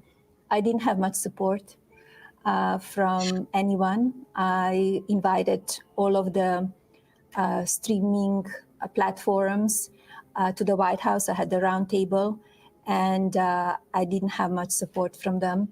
And imagine what we could do in those years if they will rally behind me and teach the children and protect them about the social media and their mental health. How are you feeling about the busy schedule again, hitting the ground running on the 20th? Very busy. We already started, and I think it will be an exciting 4 years. We have a lot to do and put the country back in shape.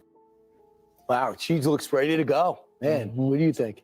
I asked her if she could tell us a little bit about her wardrobe, what she will wear to the inauguration, what it will be like that night, what ball gown she'll wear. She said, you just have to stand by and wait. I said, will it be as beautiful as the blue dress and the Ralph Lauren blue dress with the little coat, and she wore the white gloves, and she said that was a success. Why do you so interesting. think It's so cute. that what they're saying is more interesting than what Melania was saying is beyond me. So that is that, folks. That it's actually the first time I've ever watched Fox and Friends on this show. So there is that. All righty. Well, let's move on from this travesty.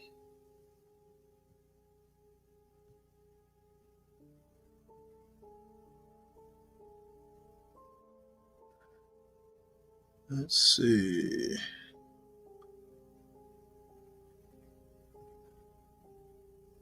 I think we'll go back and listen to some more of this speech. Refrigerator, but had turned it to face the wall so the children couldn't access it. The rallying cry of parents' rights has gained popularity since the pandemic, and as its use has spread, its definition, I think, has grown murkier. As activists begin to push new federal legislation and even a constitutional amendment on the subject, it's worth revisiting what's truly at stake in the parents' rights debate. I'm thrilled to present 3 panels this morning, one on the legal issues, one on the medical field, and one on the policies and practices of child welfare agencies, though there will probably be some discussion on all 3 panels of the other topics as well. I think all 3 panels today are bipartisan, but the sides may shake out in ways that will surprise you. I want to thank James Phillips and the Wheatley Institute at Brigham Young University for co-sponsoring this event today. In fact, this whole event was James's idea, so anything that goes wrong, you can blame him. You'll hear more from James in a few minutes on our first panel. So with that, I'm going to turn it over to my AEI colleague, Adam White, for our first panel.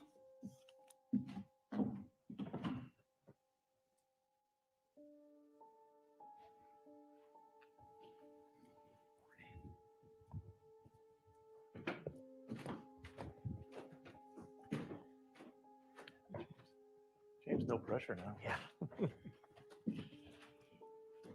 Well, welcome everybody, and I just want to echo Naomi's greetings. So grateful to all of you who are here today and everybody who's watching online either now or at a later time. Looking forward to the questions and the conversation.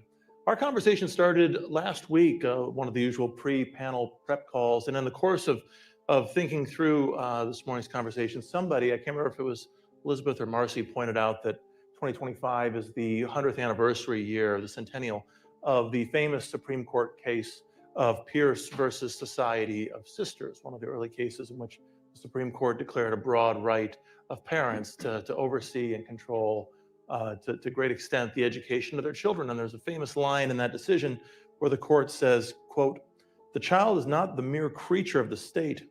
Those who nurture him and direct his destiny have the right, coupled with the high duty, to recognize and prepare him for additional obligations." My guess is that in a conversation like the ones we're having today, practically everybody could agree with that statement at a very high level of generality.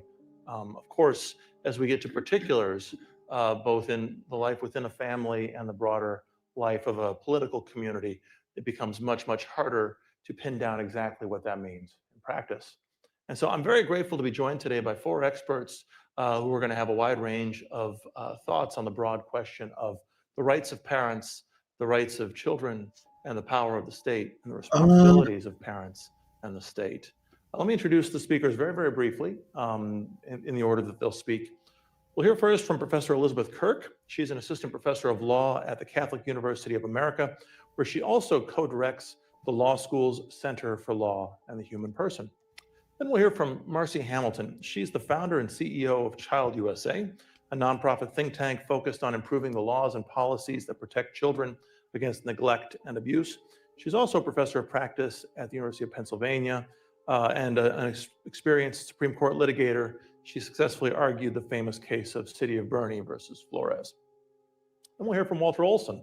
Walter is a senior fellow at the Cato Institute's Robert A. Levy Center for Constitutional Studies. He writes widely on constitutional law and constitutional culture. And it's always nice to welcome my friend Walter back to AEI, where he was previously a researcher and an editor. And last, we'll hear from James Phillips, the aforementioned James Phillips, who Hey, will what's up hold there, responsible for the Untrackable? success or failure of this event today, as you mentioned. He's an associate professor at BYU, where he also directs the BYU Wheatley Center's Constitutional Government Initiative. Just to remind everybody, this is basically an AEI conference on parental rights. And some of it, I imagine, is going to be, touch on things like, the whole trans thing. But what I'm hoping to find out, and maybe what I'll do, because it is going to be kind of dry, I'll listen to it later. And what I'm more concerned about is what AEI has to say on education. Kind of to what Ryan and especially HB were saying earlier. This whole trans thing is probably a little. He said, HB said it was kind of boring. I don't think it's as boring as much as just plainly misguided.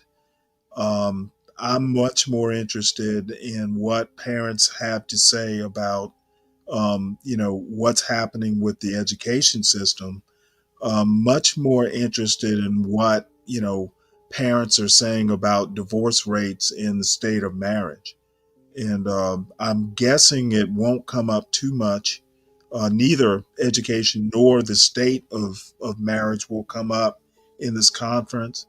And frankly, in my opinion, both of those are bigger issues than trans rights.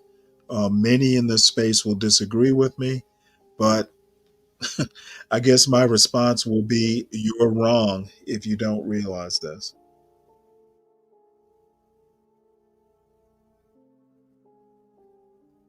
So, Untrackable, hit the link if you want. And anybody else who wants to hit the link, feel free to do so. I'm kind of just running through news stories here. And while I'm at it, everybody who hasn't, please make sure you hit the like button. And if you're new to the channel, please subscribe and share the wealth with other folks. Let's see. And if you have a news story or something like that you'd like to discuss, feel free to put it in the chat. I can look it up and I can, we can discuss. Um, I'm certainly up to doing that. And just so everybody knows, it was pointed out to me that, the way I've been doing Stanley versus the world is kind of the opposite of what it should be, how the show should be oriented. Um, I've been discussing news stories at the very top, when I first get on, and it just, I'm sorry I didn't think of it first, but this is actually the time when news stories and, topics of the day should be discussed. When people are actually fresh in the morning or getting ready for work, basically drive time. So, forgive my ignorance. Portia pretty much said, "Hey, this is what you ought to be doing," and of course, I agree with that. So, y'all can thank Portia for for directing the old man of the show to actually understand what's going on in the real world. Hey, HB. Hey. Yeah, I did want to talk about the when you're done with this though, the No, Kyrie. I'm pretty much kind of floating. I Okay, was going to okay. go back to AEI, which probably I shouldn't do. Oh no. I think it is pretty No, what do you interesting. want to talk about? Kyron Lacey. Have you heard of him? No. Can you Uh, spell the first name? it's Kyren Lacey, Lacy. Uh, probably just bring up a article or a Oh, he's video. an American football player. Yeah. He was projected to be maybe first round or definitely first round, but definitely like top 3 for the NFL draft.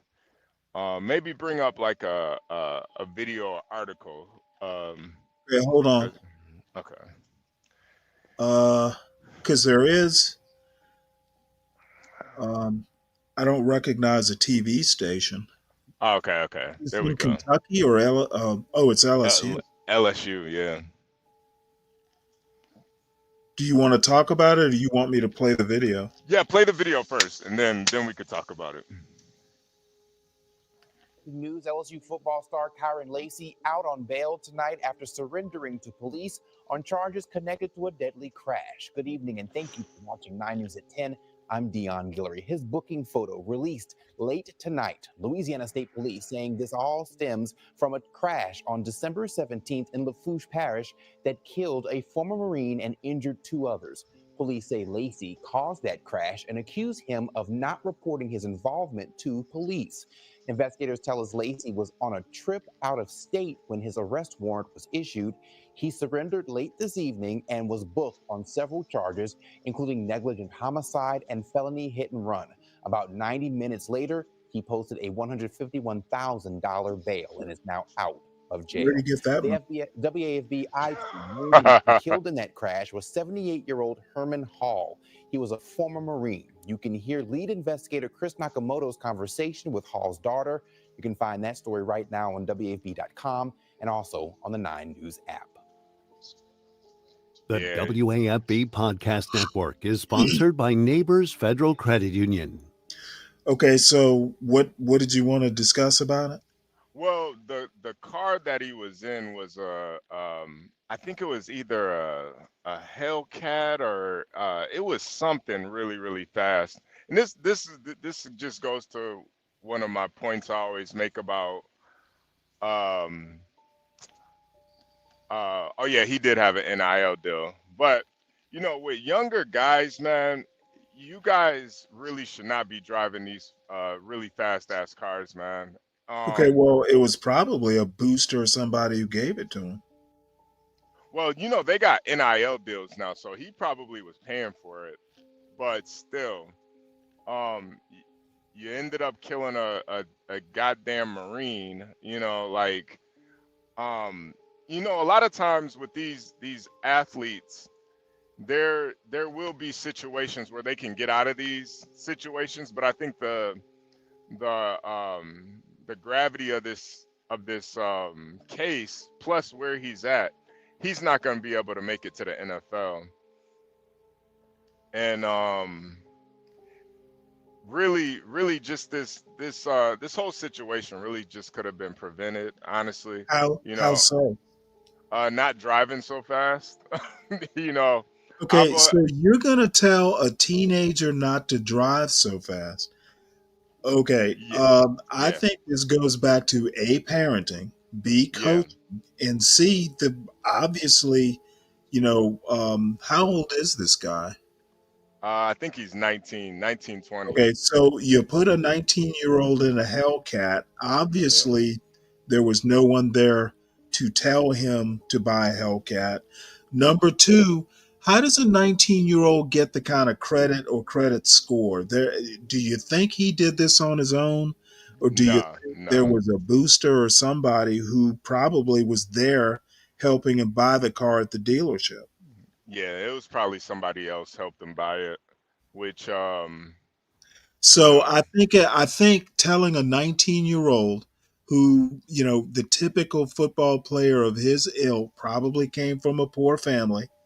Um, I don't know his background, so I'm just saying probably. I don't know for sure. How many 19-year-old LSU football players do you think are mature enough, A, to figure out how to buy a car, and B, um, how to drive one responsibly? not He's many. probably drunk as well. Not many. Yeah, he was on the run for a while too, so yeah, I'm guessing he was probably drunk. Okay, Drunk. here's the police statement. Right here, it says, as Lacey was illegally passing the other vehicles, the driver of a northbound pickup truck abruptly braked and swerved to the right to avoid a head on collision with the approaching Dodge. Traveling behind the pickup was a 2017 Kia Cadenza, whose driver swerved left to avoid the oncoming Dodge Charger. As the Kia Cadenza took evasive action to avoid impact with the Dodge, it crossed the center line and collided head on with the southbound 2017 Kia Sorento. Following the crash, Lacey drove around the crash scene and fled south on Louisiana Highway 20 without stopping to render aid, call emergency services, or report his involvement in the crash. So Wow. he didn't actually hit anything. They were He trying just to caused avoid it. him. Yeah, yeah, yeah. And I've been on that Louisiana 20 many times. And it is unfortunate. He pretty much threw away his career. I don't think he's gonna be able to bounce back after this. Okay, Um and I should care because oh no. I think this just goes back to your whole point about parenting is very important. Um well, in this case, let's just assume it was a typical single mother household where, coaching, the coach basically, or coaching staff becomes. I wish I knew more about this because I'm making a lot of guesses. I'm no. trying to figure out why this is even worth the time to look at. Well, he was going to be projected in the first round, probably top 3. So he's down there in LSU, Louisiana. That's pretty much the only thing they got going on down there in Louisiana is football. So he One was. trackable. What you got? Any thoughts on this? Yeah, it's tough.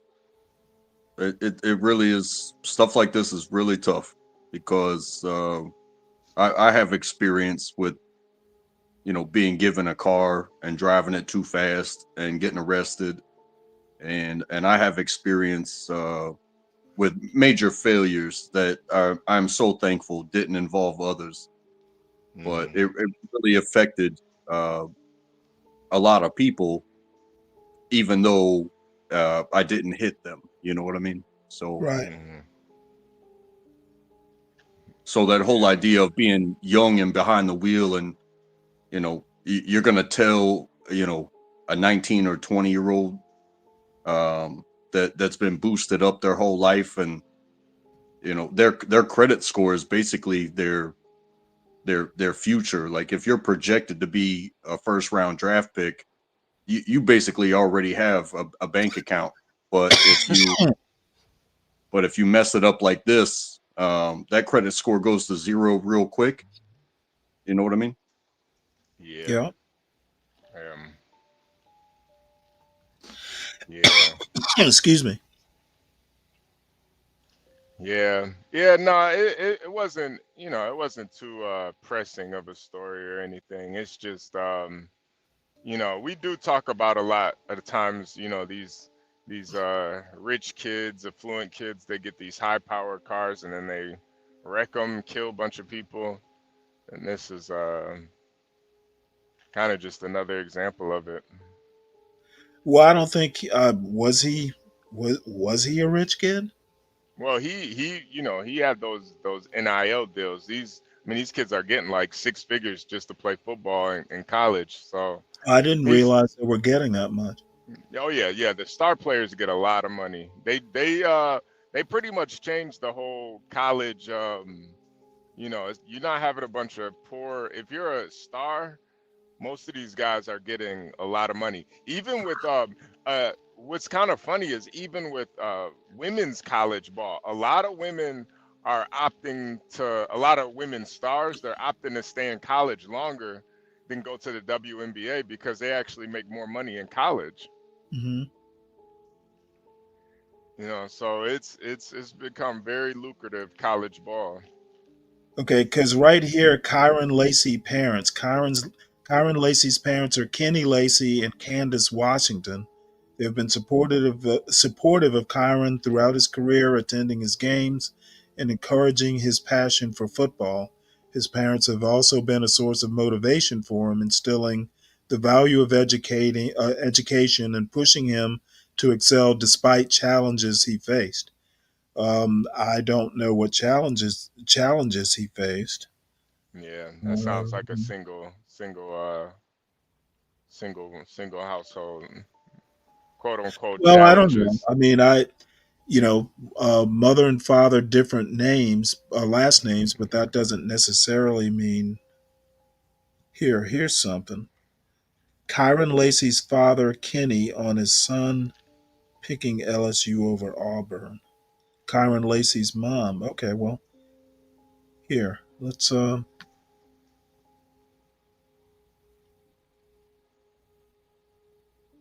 Louisiana versus all y'all, Jarrett Roser here with another fantastic LSU looks football pretty nice. parent, Candace Washington, the mother of wide receiver Kyron Lacey, who was fresh off a huge game against Auburn, his first time over the 100-yard mark. And Miss Candace, thanks so much for spending some time chatting. I definitely appreciate it. How are you doing? I'm doing amazing. Thank you so much for having me. I really appreciate it. Oh man. Yeah, I know. I've tried to get different parents from around the state and pick the right week. And this felt like the right week to talk about Kyron after he ends up catching 4 passes for 111 yards and a touchdown and a big win against Auburn. I didn't ask, were you in Tiger Stadium Saturday? Just kind of take me through what it was like as mom watching that game unfold. Listen, I definitely was in the stadium, and everybody who was around us knew that I was in the stadium because it was amazing. We were all over the place. We were jumping, screaming up and down. We are just so proud of Kyron and all the hard work that he has put in to get to this point. So I was absolutely in the building. Yes. He's had a productive college career going back. Hold on one sec. Let me. I need to grab a link here. Okay. And then I'll go back. Okay. Yeah, Stanley, she's probably gonna be distraught if you want to make your move. She's yeah, that'll be Louisiana versus all first thing I thought of. She's kind of a cutie pie. You might want to.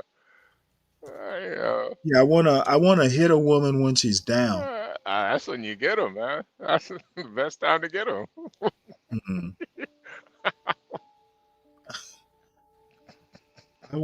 I will let that go without comment. I'm doing amazing. Thank you so much for having me. I really appreciate it. Yeah, I know. I've tried to get different parents from around the state and pick the right week, and this felt like the right week to talk about Kyron after he ends up catching 4 passes for 111 yards and a touchdown and a big win against Auburn. I didn't ask, were you in Tiger Stadium Saturday? Just kind of take me through what it was like as mom watching that game unfold. Listen, I definitely was in the stadium, and everybody who was around us knew that I was in the stadium because it was amazing. We were all over the place. We were jumping, screaming up and down. We are just so proud of Kyron and all the hard work that he has put in to get to this point. So I was absolutely in the building. Yes. He's had a productive college career going back to leading the Cajuns in receiving yards as a true freshman out of Thibodeau High, and was, a big target for those guys when he was out there, and has been his first year in Baton Rouge. He played in all 14 games and was in the mix of that deep receiving core, and he's been right there behind Malik and Brian this year. Did you realize that, okay, that 57-yarder, that's the longest of his career, that, that's the first time he's over 100, or were you surprised to hear that?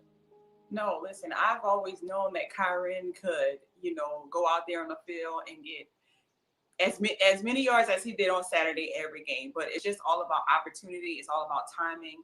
And that's what I try to reiterate to him every time we have a conversation, that every opportunity you get, you have to seize the moment. And he definitely did that on Saturday. The team this year, there's so many running backs, so many receivers, and that can be a problem at times for a football team if guys get selfish or feel like they need more opportunities. But on this team, one of the things that's been special about the group is they all seem super close knit and they're supporting each other. And so when you talk about opportunities and just making the most of them, what's that been like to watch him kind of embrace, okay, this is a deep group and I just need to make the most of those spots? What are kind of some of y'all's conversations about that dynamic with this loaded and prolific LSU offense thus far?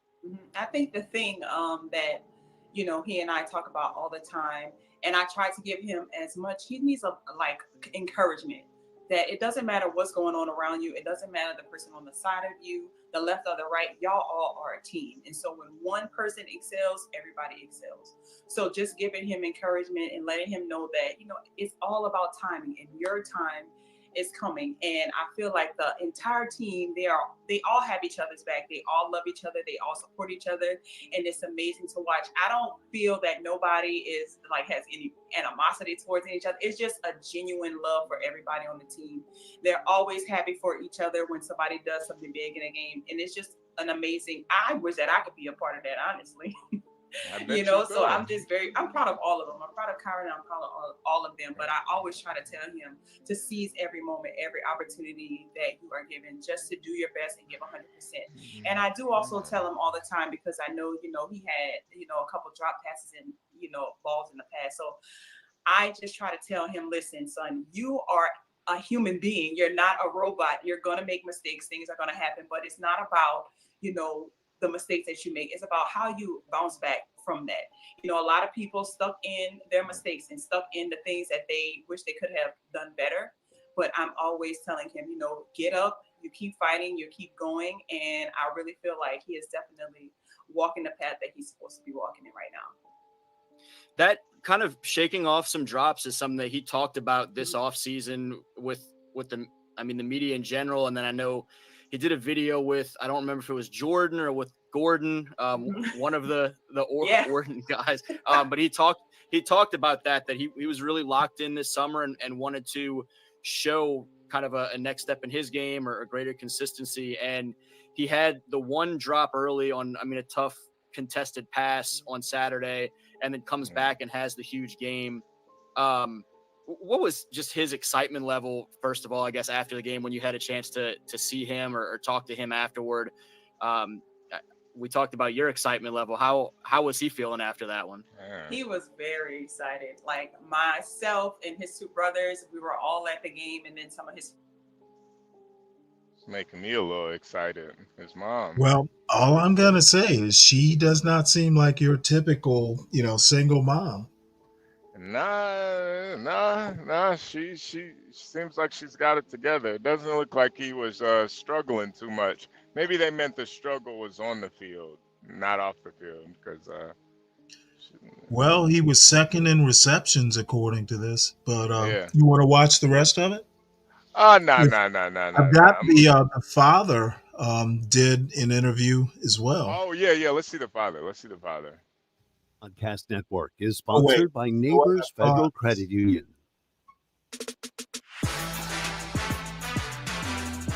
UL and now at LSU, but this is, you're hoping, the big year. Right. No doubt about it.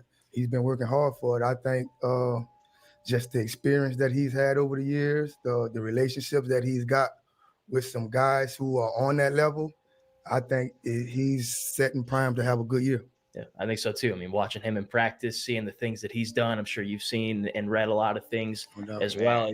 Really all positives from what I can tell. So it seems like he is poised for that big season. You guys have any plans for the game on Sunday? No really plans. I'm just ready to go sit down and just watch it, man. Because like you said, it's been a long time. I'm just excited to just sit down and watch my son do what he loves to do. Yeah. So it's no plans other than my only thing about Vegas right now. I got the same mentality they do. It's all business. I'm going up there for a business trip, man. It's almost like you're one of the players too. No doubt, put the helmet on, all that stuff. When he puts his helmet on, it's like I'm there with him. Yeah. No doubt. It's cool. It's cool. Live through him vicariously. No doubt. Are you guys going to the game? Yes, sir. Oh, Stanley. I wonder, does he feel the same way? Morning and get there. Spend some time Saturday behind and we're going to go to the. I wonder, does he feel like he feels the same way? Was he behind the wheel with them too? I wonder if that. Well, the thing is just based on these interviews, I mean, it doesn't seem like seems like they were pretty much, not. They don't strike me as parents who were like neglectful or anything like that. Not at all. Yeah, it kind of makes it even worse. Like seems like he just really made a mistake. Yeah, well, kids will do that. Yeah, they will. Jeez. Yeah. So it's a tragedy. That's if nothing else, it's hey kids, crazy shit. But the one thing I guess my closing comment, it's going to be, what the hell were you thinking letting a 19-year-old football player have a Hellcat? Yeah, seriously, man. All right. It's just so much you gotta, so much you have to, so much on the line to throw it away like that, and then to run away from the accident too. It's like, what did they really instill in that kid? Well, I mean, he was scared. I mean, what kid wouldn't be scared?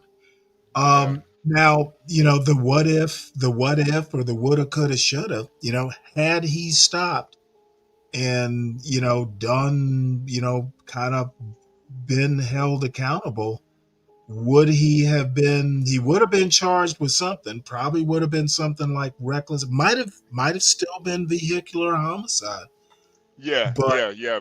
But I I think he might have a chance of, maybe something, it would have been bad, but it might not have been as bad had he just fucking stopped.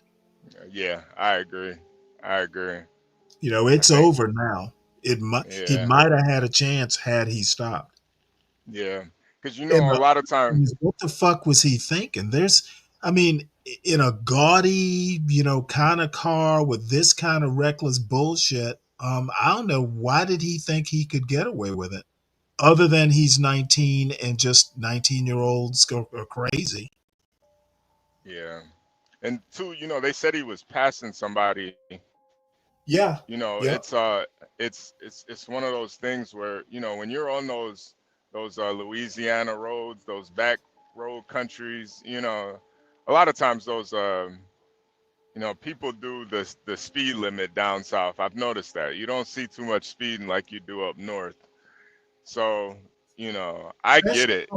It sounded like I'd have to go back and reread, but if it was like some 2-lane road, Yeah, that's yeah, what it was. That's what it was. And a lot of times you got to pay nobody's attention. in any hurry to get anywhere. Right, right. You down south. Ain't nobody in a hurry down south, man. They driving. They might drive 5 below the speed limit down there, man. Ain't nobody in no hurry. That's the thing. It's like, man, speed really does kill a lot of times, and it's just I'd unfortunate like to because know where was he going? I don't know. Well, they said right afterwards he got on I-20, so he couldn't have been. Well, they did say he was going somewhere out of town. I'm not sure where though. Probably to get some coochie. Yeah, well, $150,000 bail. Damn. Yeah. He's honestly lucky they gave him bail because of the pedigree of the guy that he killed. I mean, you killed a Marine, man, and then Right. you saw the guy with his dog too. Like, bro, you kill a Caucasian and leave a Well, Caucasian. come on now. He was LSU. Yeah. That's the only reason why I think they gave him bail anyways, because of who he was. If it was anybody else, I don't think he would even got bail for that. Yeah, there's definitely racism out here, but it doesn't really apply when you're a first round pick. You'll slide like a white man if you're a first round pick. But Well, I I don't don't know even know. about all that, but I don't know. he is no longer. I don't think he's going to be a first round pick. So from here on out, that might be the only privilege he gets. Yeah, there's definitely privilege, but yeah, 150,000. That's so he's got to pay 15,000 is the 10%. So yeah, it's unfortunate, but yeah, man, his parents both seem like good people, man. His mom is smoking Yeah. hot. It's unfortunate. Jesus. I don't know, man. I don't know. Yeah, it's been that usually happens every year with these first round picks. It's usually something tragic like that happens with them. At least one of them. You would think that they would learn. You guys are held to a higher standard, man. You gotta protect yourself. But you're that young, you don't think anything can happen. It's Here, unfortunate. this is interesting. This is totally off the topic, but excuse me. Since I'm sitting here, how lagging vaccination could lead to a polio resurgence.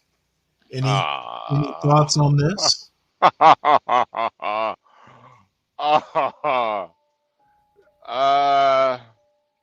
I think this is a little bit more of that Trump in office propaganda that we're probably going to see a lot more of. But Oh, wait, hold it. How is this propaganda? I think they're trying to scare us with this. I mean, polio? Is this the 30s? Polio. Well, you know what? Let me read it with my own voice. I see there's no reader. Most American parents hardly give thought to polio beyond the instant their child is immunized against the disease. But there was a time in this country when polio paralyzed 20,000 people in a year, killing many of them. Vaccines turned the tide against the virus. Over the past decade, there has been only one case in the United States related to international travel. That could change very quickly if polio vaccination rates dropped or the vaccine were to become less accessible. Robert F. Kennedy Jr., a longtime vaccine skeptic who may become the Secretary of Health and Human Services, has said the idea that vaccination has nearly eradicated polio is a mythology. And while Mr. Kennedy has said he's not planning to take vaccines away from Americans, he has long contended that they are not as safe and effective as claimed. As recently as 2023, he said batches of an early version of the polio vaccine contaminated with the virus caused cancers that killed many, many, many, many, many more people than polio ever did. The contamination was real, but research never bore out a link to cancer. Aaron Siri, a lawyer and advisor to Mr. Kennedy, has represented a client seeking to challenge the approval or distribution of some polio vaccines on the grounds they might be unsafe. Those efforts appear unlikely to succeed, and there is widespread support for vaccination among prominent Republicans, including President-elect Donald J. Trump and Senator Mitch McConnell, who had polio as a child. Wow. Oh man. Yeah, this is a little bit of an opinion piece practically. I have to Yeah. admit. Yeah. It's that one case. Well, no, there's been one case linked to international travel. Right. But that's because I guess other countries don't really have the level of vaccination that we do. Most cases are like in Africa. Yeah. That might be a See, reason. this is oh, that's right. I remember Pakistan is a place where there's a lot of efforts to vaccinate. A polio vaccination campaign in Peshawar, Pakistan, in September. I think Muslims have problems with vaccines as well. Yeah. That might be a issue. Do you think Robert Kennedy might be a closet Muslim? You never know. You never really know.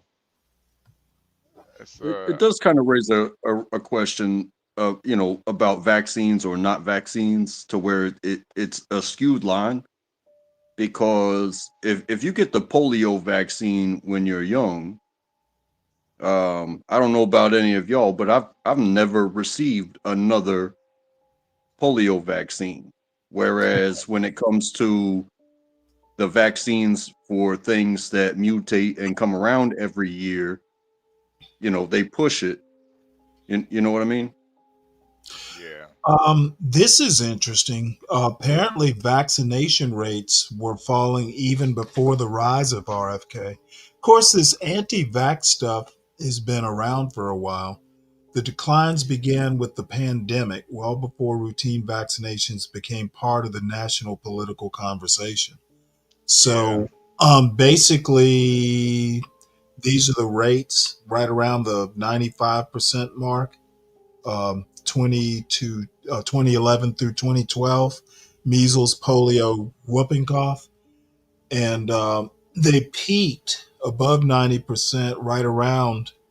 They peaked in general, roughly, at least for polio, around 2019, 2020. Then they went, dropped all the way down to between 93 and 92%. 23, 24. So that's where we are. Vaccinations basically being the lowest point since 2011. I think those that COVID really turn people off from vaccines, which is I don't think is necessarily a good thing, but But not necessarily a bad thing.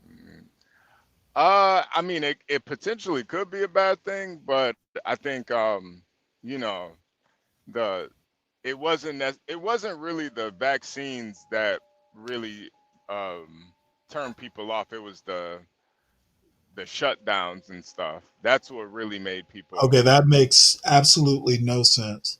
What do shutdowns have to do with vaccines? Well, I think more Other people than have. they were a requirement. Well, I think And that make it. when I say vaccines, let me say vaccinations, like vaccinations child against childhood diseases. What do Yeah. the shutdowns have to do? Well, I think that's Because why there was a decline because okay, people. well, the thing is vaccines for childhood diseases aren't RNA vaccines. I know. I think people just kind of put them Right. all in the same boat now, and Okay, well, that's ignorance. yeah. No, people are generally ignorant. So, I mean, are you saying, and I'm being a little facetious here, but I mean, essentially, it seems to be that um, COVID and the shutdowns because of COVID led to people getting stupider. Yeah, I think clearly.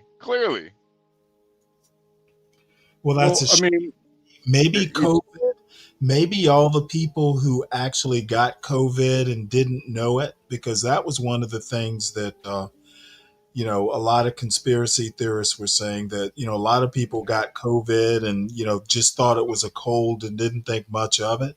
Maybe COVID affected the brain and people lost IQ points because of it. Ah, and Phoenix Fish is right too. There was before COVID, there was a strong anti-vax movement, but I think with that movement, it was a little bit more religious.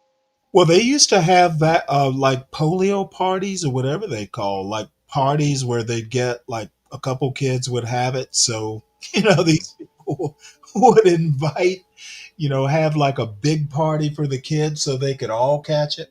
Yeah, they did that with chickenpox too. I remember growing up. Like, just get it out the way. Yeah, that's just crazy. well, Wait, J. I remember, I remember, you talk about how the word spreads. So you got a couple like Jim Carrey and Jenny McCarthy talking about vaccinations made their kid autistic, Yeah. and Oh yeah. You're right. and you got these two very rich people talking about, oh, my kid's this way because of this, but at the same time, uh, again, going back to the parenting aspect of it, it's like you are so rich that you probably have nannies, you probably have people that clean up after your own messes, and and then you're gonna blame your kid being autistic on being protected from something like polio. You know what I mean? What's amazing to me is the child of Jim Carrey. It'd be more amazing if the child of Jim Carrey wasn't autistic. Oh, Jesus Christ. I'm Yeah. thinking Jim Carrey was probably on the spectrum. Yeah, he definitely seemed like it. He definitely seems like it. But you never know.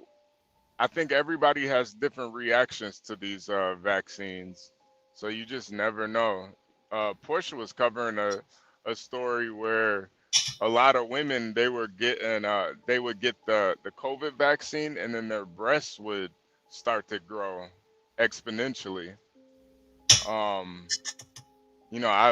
I was wondering what was the problem with that, but apparently the breast just kept growing, and she showed a couple of examples of it, which I didn't really have a an issue with, but apparently it was the women didn't like it.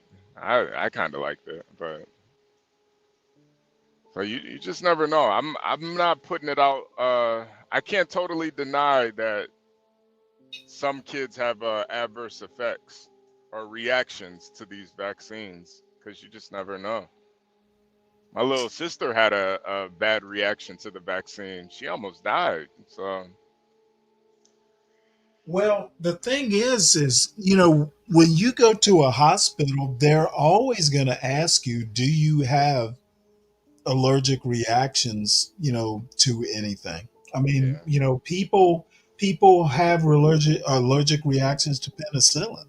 Yeah, I do. I do. To amoxicillin and penicillin, I have an allergic reaction to it. I can't take it. So, HB, does that mean that does things like blue cheese or the veiny cheeses affect you? I'm not really into blue cheese too much. I've had it on some burgers before though, and it wasn't too bad. So, why do you ask that? Well, because my daughter has that amoxicillin allergy, Hmm. and she has been affected in her very young youth, been affected by certain foods, and blue cheese makes Hmm. her break out in strawberries all over her body, just the same way as the antibiotics that they've tried to give her.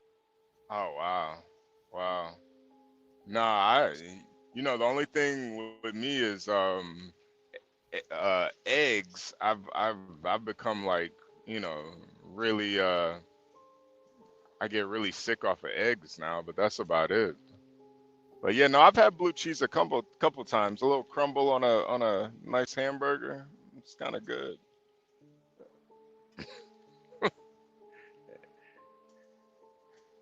Yeah,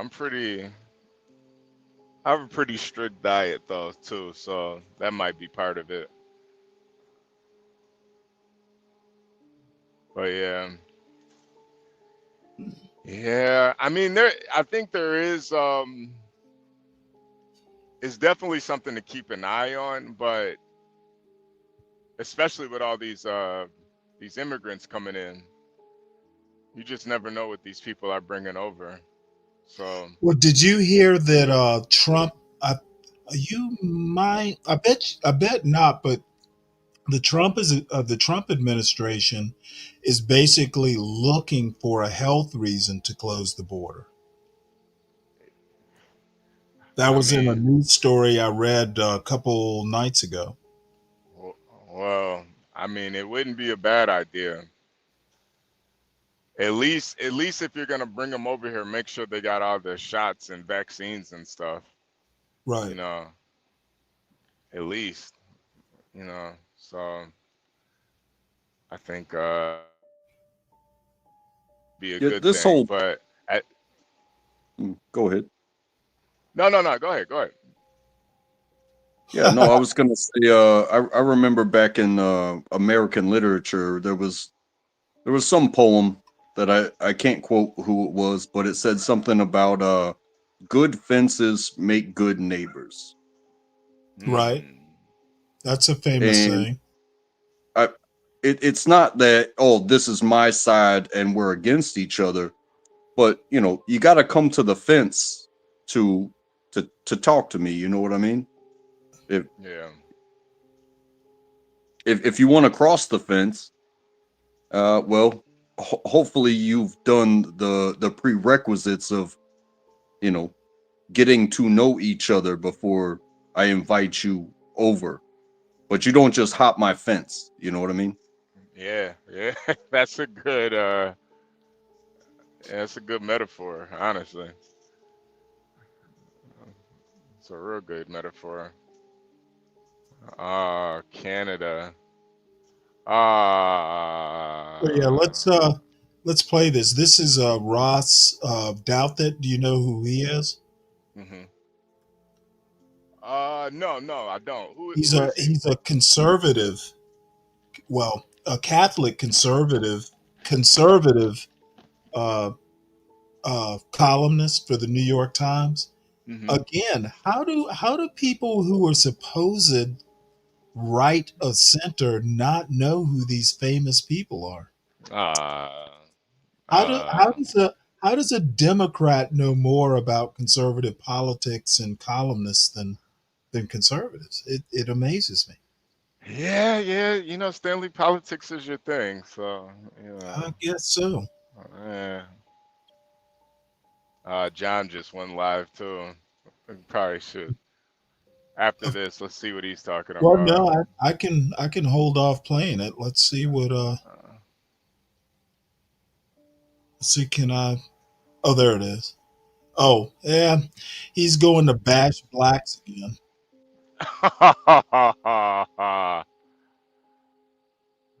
Everything on. Oh my gosh. I've been going around the city talking to firefighters and talking to paramedics. I've been talking to residents, and there's a deep concern throughout this city that the paramedics and the firefighters are understaffed because their budget has not been restored from 15 years ago when it was cut back. We have fire stations throughout this city that aren't mobilized because they don't have the staffing to do it, and it's just wrong. My plan as mayor is simple. We are going to restore the budget to bring the staffing levels back, to give the residents of Los Angeles the service they pay for and deserve. And that's the only way a city can be a great city. We have to reprioritize our budget in this city to make sure that our residents are safe and they're protected. And we can't do that unless we have a fire department that is fully funded and fully staffed. There looks to be a Rick Caruso ad from 2022. Again, calls coming in from 2022, and you can see the headline here. This is some of his facilities, some of his buildings that he's developed. He's a developer, real estate developer in LA. And some of the only commercial structures still standing in Pacific Palisades or in the Palisades Village Mall, which was saved by businessman Rick Caruso, Karen Bass's 2022 mayoral opponent. This is a great learning moment. Caruso knew the fire risk considering, let's see where that is here. It's going to be here. Considering, where did I lost my mark here? He knew the fire risk considering he previously served, my phone's ringing off the hook, as a commissioner for the LA Fire Department, Department of Water and Power. He was also aware of LA's public fire service limitations, which is why he used, as you saw here in the video there, private firefighting service to help save his real estate. It's a message for you all here. In many cases, you're not going to be able to depend on the government, and he surely did not depend on the government, and he saved his own buildings, and as you can see it here. They're up and running. I was in an Uber this morning, and an Ethiopian cab driver said to me that there's a square in Ethiopia named after the mayor here in DC, Muriel Bowser. And I think I have that up here. If not, at some point. Let's see. This may be it here. Yeah, this is Muriel Bowser here. Let me maximize the screen. Addis Ababa unveils DC Square in honor of Mayor Muriel Bowser. I said, that's interesting. All the way across the country, all the way in Africa, they're giving this woman an award. And we've covered the opioid epidemic here, but yet she's getting awards, trips in the country. And then I noticed this here about Mayor Karen Bass. And let's see, I think I have it here. Let's see if it's here. This is not it. This is it here. It's one of these articles here. I have it. Karen Bass in her, when she first became mayor, I think this is it right here. She was asked about traveling out of the country. Why they asked her about traveling out of the country, I'm not quite sure. But LA Mayor Karen Bass promised before being elected to not go abroad, and was caught in Ghana when the fires erupted. And you can see here that the New York Times asked her, these ads keep popping up. LA Mayor promised voters before being elected she would not travel abroad, only to be caught gallivanting around Ghana when the worst wildfires hit. Just a year before she took office, Bass pledged to the New York Times that if elected, not only would I, of course, live here, but I would also not travel internationally. The only places I would go would be DC, Sacramento, San Francisco, and New York in relation to LA. It's very interesting because she moved, I think she was a former congresswoman, and she moved from DC back to LA. So it really made me wonder, okay, so now we have Muriel Bowser getting an award in Africa, and then we have Karen Bass seemingly going over to Ghana. And, you know, these are very corrupt countries. And so just putting two and two together, they must be getting there. And I would imagine there's probably, as we saw with Mike DeWine in Ohio, there's some kind of kickbacks that these people are getting there. Which leads me into this mayor here coming out of Baltimore. Let's see if this is it. Coming out of Baltimore here. The mayor of Baltimore, here she is here, sued for $2 million loan default, facing mounting pressure. This is the former mayor of Baltimore, Mayor Stephanie Rawlings Blake. She was the mayor during the riots there. And she's facing a lawsuit filed by an Indiana bank over a $2 million business loan after monthly payments of $28,000 stopped abruptly, apparently. The bank is seeking that outstanding balance. The only reason that the public should be paying attention to the fact that Mayor Rawlings Blake borrowed this money and was unable to pay it back is because the $2 million sum of money is essentially taxpayer money that is being funneled to small businesses for them to thrive. And in this case, they did not. Loan documents indicate MD Rawlings Blake is named as president of Buy MBE, which is a minority-owned company. MBE is one of those black, affirmative action type business schemes, I would imagine, that connect local and mid-sized businesses with Fortune 500 buyers. So there is Stephanie Rawlings Blake, another black female mayor, entangled in some kind of wrongdoing there. So we have Eric Adams, Karen Bass, Muriel Bowser, all these people seemingly finding things money outside of the country. I think this is a good time for me to take a break to say, hey, support the channel. Make sure you hit the like button if you're watching. If you're new here, if you haven't subscribed yet, make sure you subscribe. Just covering a couple topics of the day. But before we go any further here, I do need to handle a little business here. A couple of people have been calling. You know, I am the urban landlord, John Galt, by the way. And so I need to follow up with some of these people that are calling. So this was the Howard University lady that called about a week ago. Oh, yeah. To an automatic voice voicemail message. for her. And then I need to call the freaky guy. The freaky guy, he said he was in the room. What was his number? Was that his number was, what was his number here? Call you in the morning. Yeah, it is him right here. I give him a call. Give me 1 second.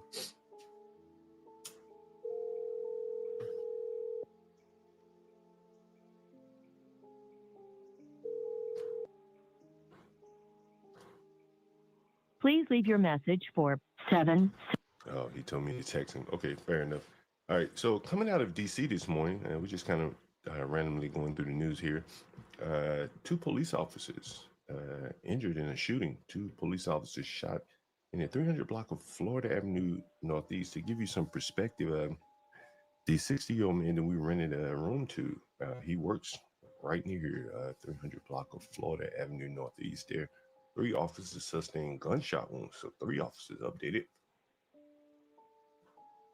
Conscious and breathing, 1 suspect has been pronounced dead. Ouch. Wow, that's interesting news coming out of DC. 3 police officers shot. Let's see if there's more news coming in. Let me tell this guy, give me a call. And let me tell the lady, give me a call as well. What is her number? Where is she? She has 312 number here. Give me a call. Give me a call. Fair enough. She got that message. All right. Now let's see these DC police officers that were shot here.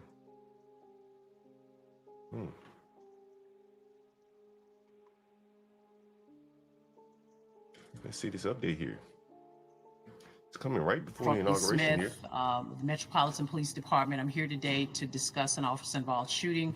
I'm joined today by Deputy Mayor Lindsay Appiah, Deputy Mayor of Public Safety and Justice, Executive Assistant Chief Andre Wright, who oversees our Patrol Operations Division, and Investigative Services Bureau Assistant Chief Ramey Kyle. At approximately 4:38 a.m. this morning, our officers responded to a report of a man with a gun who fired shots inside of a lobby in the 300 block of Florida Avenue Northeast. Officers quickly responded to the scene, and when they first arrived, they made contact with the individual, but then he suddenly ran into an elevator. Additional officers responded to the scene to search for the suspect. A few minutes later, the suspect comes out of the elevator and encounters the officers in the lobby. Officers attempt to take the man into custody at that time when he produced a firearm. During the struggle, the suspect discharged his gun at the officers, and the officers returned fire, striking the suspect. During the incident, 3 officers sustained gunshot wounds and were transported to local hospitals. Thankfully, all of our officers are in stable condition. They're talking, and we're so grateful that they survived this unfortunate incident. Other officers attempted to provide life-saving measures to the suspect, but unfortunately, the suspect was pronounced on the scene. Agents from our internal affairs divisions are on the scene conducting the investigation in conjunction with our criminal. Pause it for 1 second just to give you an idea of where this neighborhood is right here. This is the neighborhood where this is occurring. Give me 1 second so you kind of see where this is actually occurring here. This is the neighborhood here. Shit, what did I lose it? Did I lose it? Oh yeah, here's the neighborhood here. Let me see if I can let you take a look at the neighborhood. As you can see, this is a fairly affluent neighborhood here. A lot of high rises, high-end apartment buildings. You may be able to see the stores around here. This is a very affluent neighborhood here. Let's see, kind of see just kind of, Big Point Depot, Whole Foods, very affluent neighborhood here. And so again, it's a shooting. 3 police officers shot in a very affluent neighborhood here in DC. Investigations Division. The case will be independently reviewed by our U.S. Attorney's Office. The officers have been placed on administrative leave per our agency's policy. And what I will say is this is yet another reminder of the daily dangers that we face every day in our city and across the U.S. I'm very grateful that our officers were able to get through this particular incident without any further.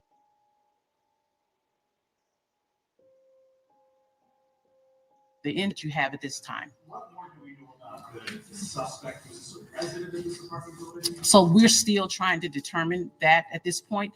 The suspect that we know of was in the area. Evidently, he appeared to be very familiar with the establishment. If he lived there, he was on some kind of Section 8, some kind of Come on.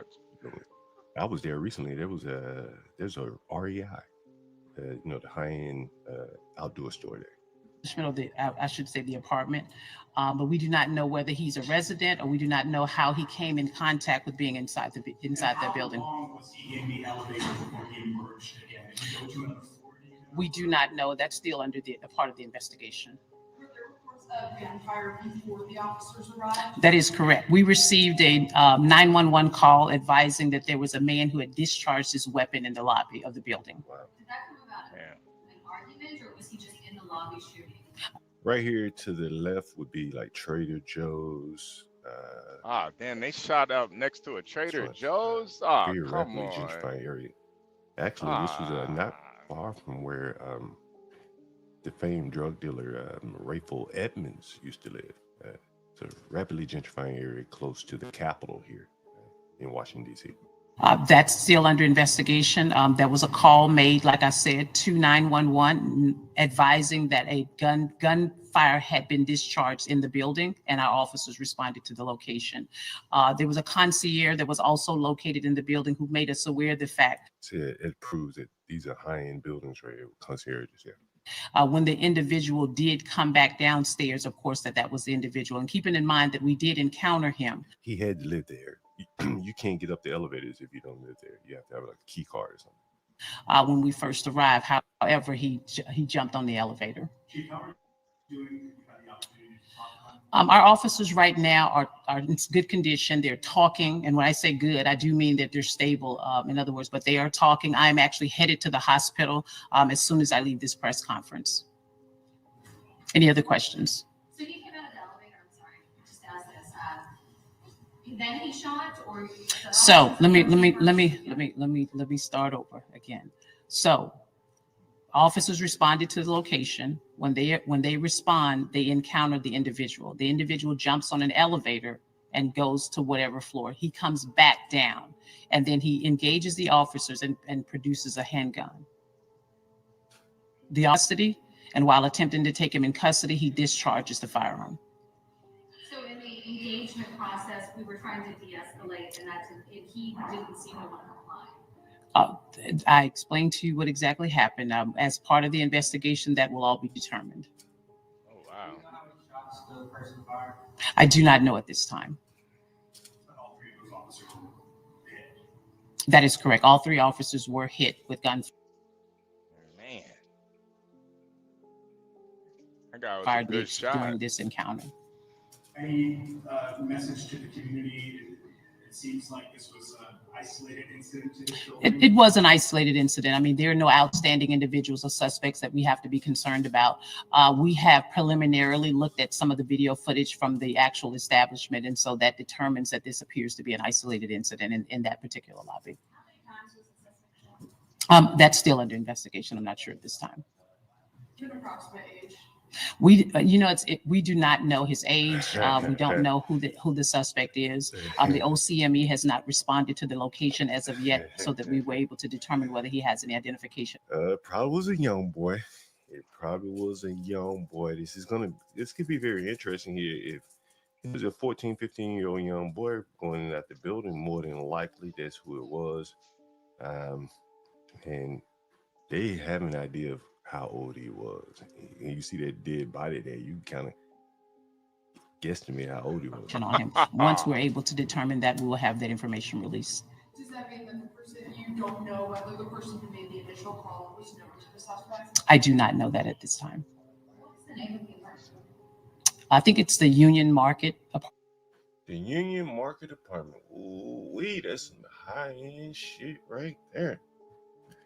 Union Market apartment, Northeast DC. Let's see what this shit costs to live in that motherfucker.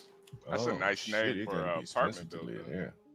Union Market Really apartment. expensive to live there. The gantry is what it's called. Let's see. The gantry. We got Negro violence in one of these high-end fucking buildings like this. Let's see what it costs to live there. Oh, we don't know if it was a Negro yet, John. We don't know that. Ooh, wait, the gantry. Look at this shit. Oh, imagine shooting in this motherfucker. Look at this shit. Well, like you said, HB, 1 month free.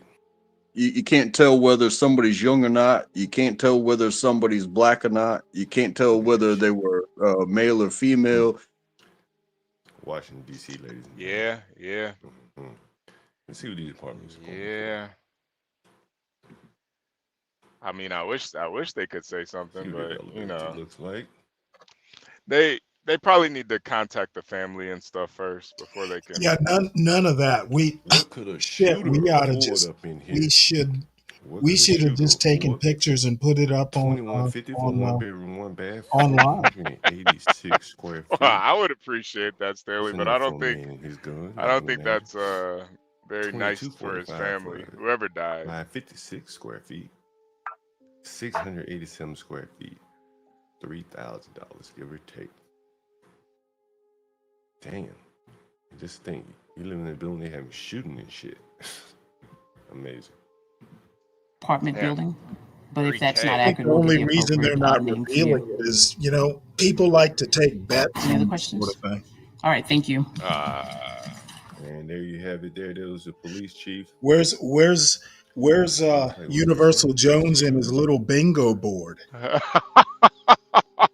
Oh no, he's just missing.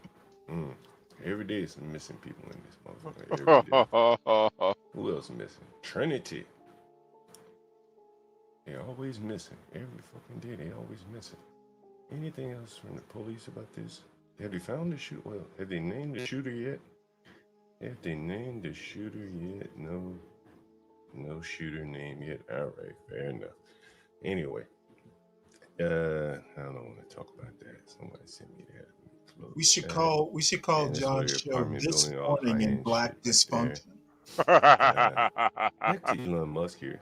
Oh, Elon there Musk we go. retweeted this with He's talking about an exclamation African points, now. and I'll let you guys hear it. Total available, despite spending £54 billion a year on defence. The number of military-age males that has entered the United Kingdom illegally via small boats now exceeds the total available soldiers to the British Army. Hey. And that was a retweet by Elon Musk there. More soldier-aged men have entered by boat into the UK than they have in the military themselves. You know, which brings me to immigration. I'm going to go right into immigration here. I was going to hold it off to the end. But I saw this video here. I'm going to play this, and here's some good news.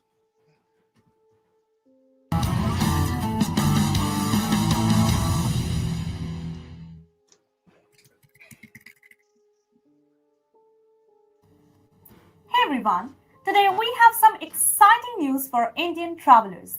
The United States has just opened 250,000 new visa appointments for Indian applicants, making it easier for tourists, students, and skilled workers to travel to the US.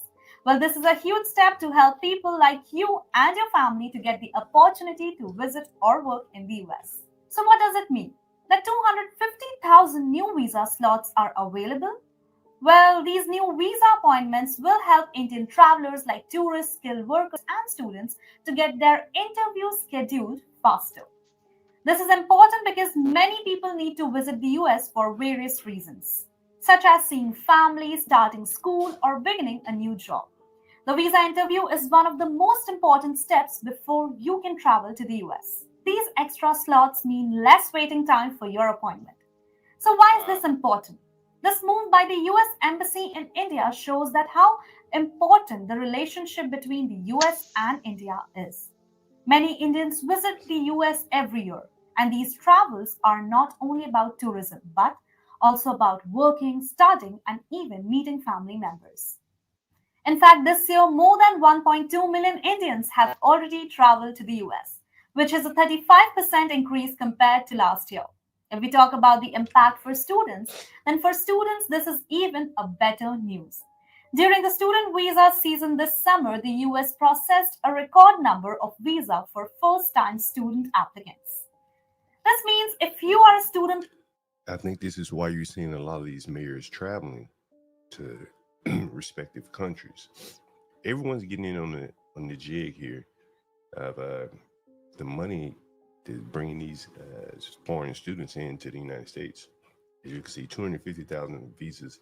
This was announced back in October, and I'll let the video planning to study in the US, then you will have a better chance of getting your visa appointment quickly and being able to start school on time. US Ambassador Eric Garcetti said that Prime Minister Modi and President Biden wanted to make the visa process faster and smoother. And guess what? They have kept that promise. The teams at the US Embassy and consulates across India have been working very hard to meet the growing demand for visas. And these extra appointments will definitely help. But wait a sec. Did you know that 6 million Indians already have visas to visit the US? Well, that's a lot of people. Every day more 6 million. It's the size of LA. Visas are being issued, which means even more people will be able to visit to the US soon.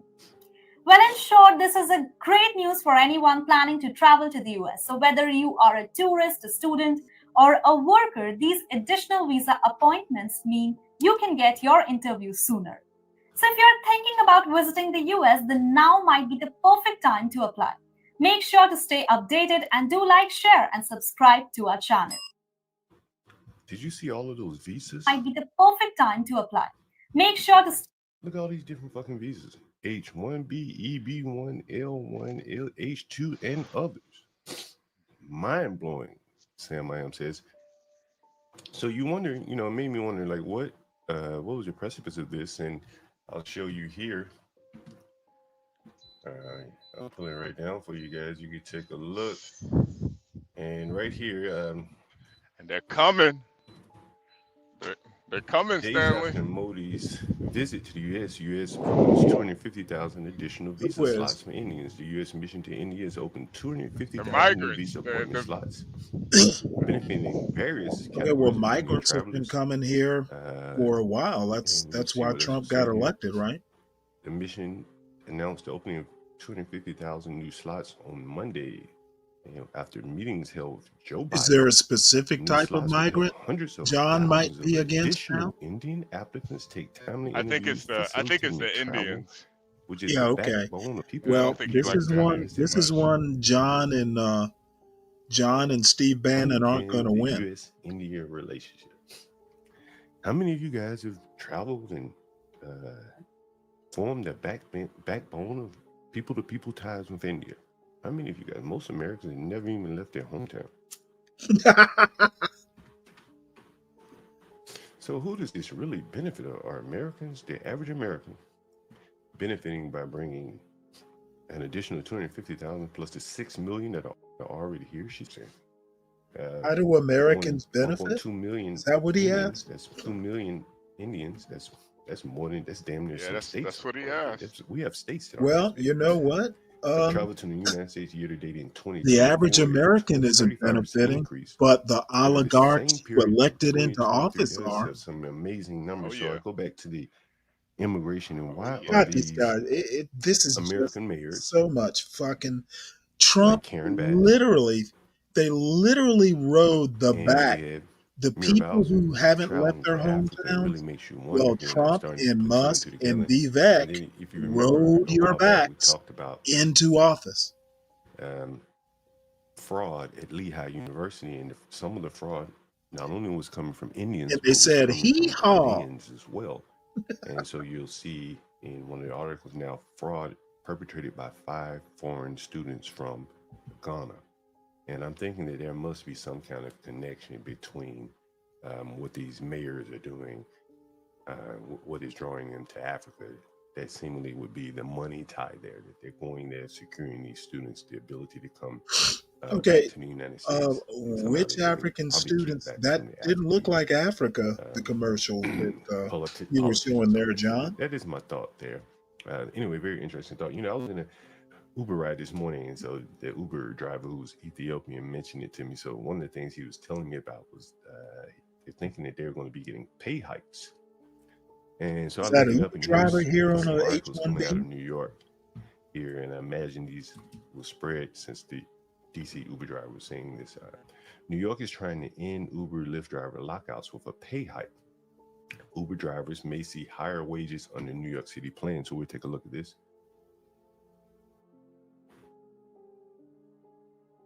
It's very interesting as they are raising the wages for the Uber drivers, as well as putting the congestion pricing on their residents. They're really squeezing them on both sides here. They're gonna force a lot of people to either take the train or find work outside of Manhattan there. New York City is trying to close a loophole that Uber and Lyft have used to deny drivers millions of dollars in pay with the raft of new measures that would effectively raise their rates by roughly 6.1%. 6.1% that will be paid by the riders, I'm sure. The TLC, which regulates the taxi and rideshare vehicles in one America's largest ride-hailing markets, is proposing to both address inflation, as it does every year, and make changes to the way Uber and Lyft calculates drivers' pay. Wow.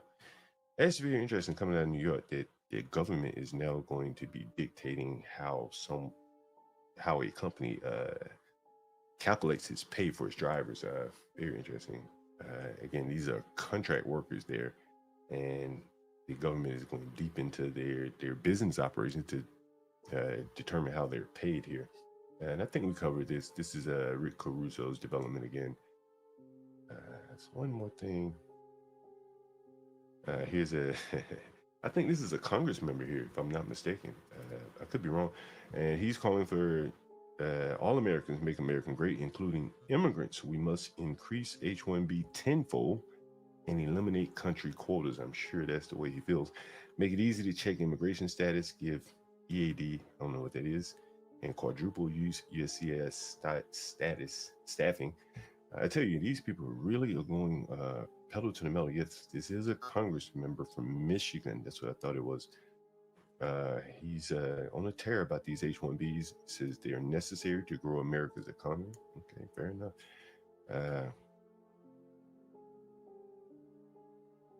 He's all about healthcare too. He will fight back against any cuts to healthcare. Speaking of healthcare here, let me see if I can find this tweet here. It's a woman tweeting about healthcare, and here's what she says. And you can take a look at this. New American mother just got her NICU, that's a infant unit, hospital bill for her daughter. $700,000 bill, almost $1 million. She says her new baby daughter was there a little over a month. $1 million for a little over a month.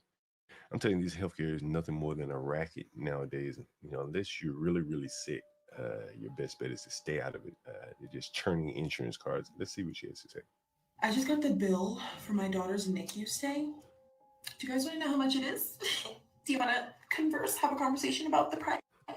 $738,360 freaking dollars. Almost $1 million.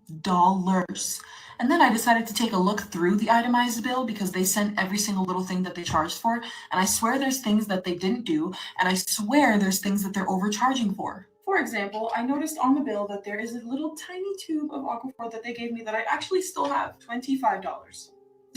$25 for a tiny tube of Aquaphor that I thought the nurse was just giving me to be cute and give it for free. No, ma'am. They made sure to charge every single little thing. Damn, like that is crazy.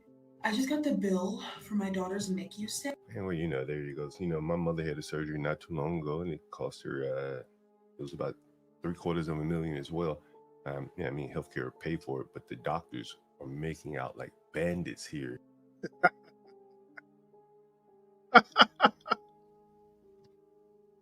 But care. I had a friend call me yesterday. Well, I actually called him, and Yeah, I want my kid to he be a broke his plumber, neck. not a So he's doctor. now paralyzed, and man, you know, he's up walking around, and one day, and then the next day he's paralyzed, and I don't know, you know, life comes at you fast. Anyway, so we may get him on the stream at some point, you know, kind of talk to us about it, you know, because it's a very life-changing event there. I'm sure some of you guys may be interested in hearing it. But he's 40-something years old. You know what's interesting about him breaking his neck? And I was talking to my mother about it today. He had a store, a little neighborhood store, a corner store, kind of similar to the one that we looked at here on the stream. He had been in prison, but he came out, did his prison time, reformed himself, never really got into any more trouble. And so he was running a convenience store right there in his neighborhood, and two young boys came in to rob him and shot him. And they tried to kill him, but then shot him, and so he was hurt. And when the police came and they arrested him because he had a gun and he was a felon, so he went back to prison after being shot. And now he comes out of prison and he's driving, and he had I think he had a heart attack or something, and that caused the crash, which caused his neck to break. So I mean, terrible situation. Terrible. 49-year-old man. Anyway, coming out of Baltimore here, some interesting news. A security guard dies from shooting at McDonald's. Oh my goodness. Let's see if we can play this here. Have died in fires that have been burning for nearly a week. Firefighters.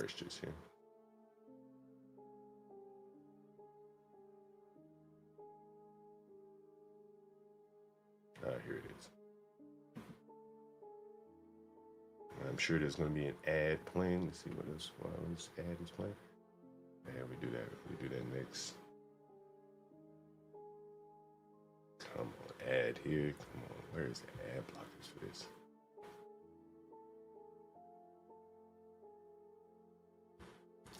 Oh, this is amazing here. What the hell is going on?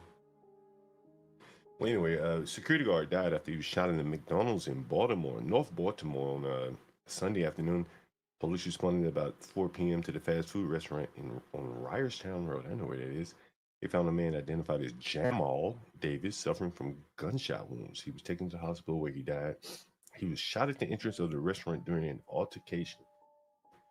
I'm in shock and completely devastated by the tragic and senseless act of violence at my restaurant this afternoon. Denitra Bell, the local owner.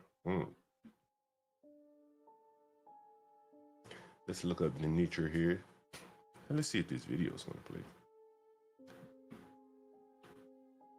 Wow, this working. Let me refresh again. I'm curious to see what they're going to say outside this Baltimore. Denitra Bell. Nice looking woman. Yeah, board of directors, Ronald McDonald. Yeah, see, all right. Yeah, here. Damn, she had to hire security and all that shit. Tell you, it's hard to do business in these cities. Did the ad play yet? Can we play this? I don't want this news here, but whatever. Let's see. Owner of the Northwest Baltimore location completely devastated after her security guard was killed here. Damn. Can't even read the article. I really want to see a video of this. I want to see this woman too. Let's see. Damn, what the fuck is going on here? All right. Let's see. Surely there's a video. Yeah, it's got to be some video. CBS News has to have video. WMAR. Video. Baltimore. Gotta be something there. This video still not playing? This should be it right here.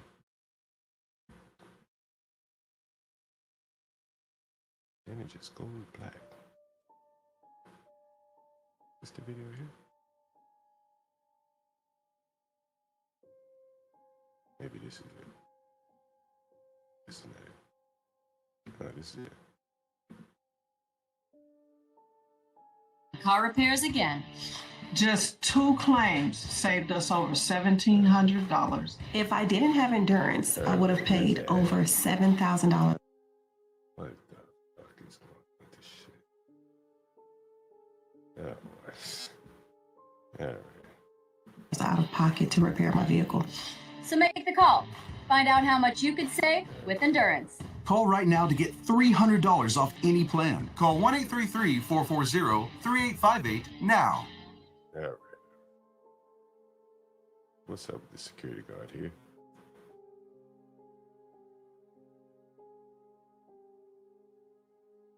From WJZ, this is breaking news. Yeah, that's what we're waiting on here. Well, as we come on the air, we are learning that the security guard who was shot today in North Baltimore is now dead. The police identified the victim as a 38-year-old male. Police initially found him with multiple gunshot wounds outside of a McDonald's on Reisterstown Road. Police say he was shot by an unidentified suspect during a physical altercation and later died at the hospital. Hello.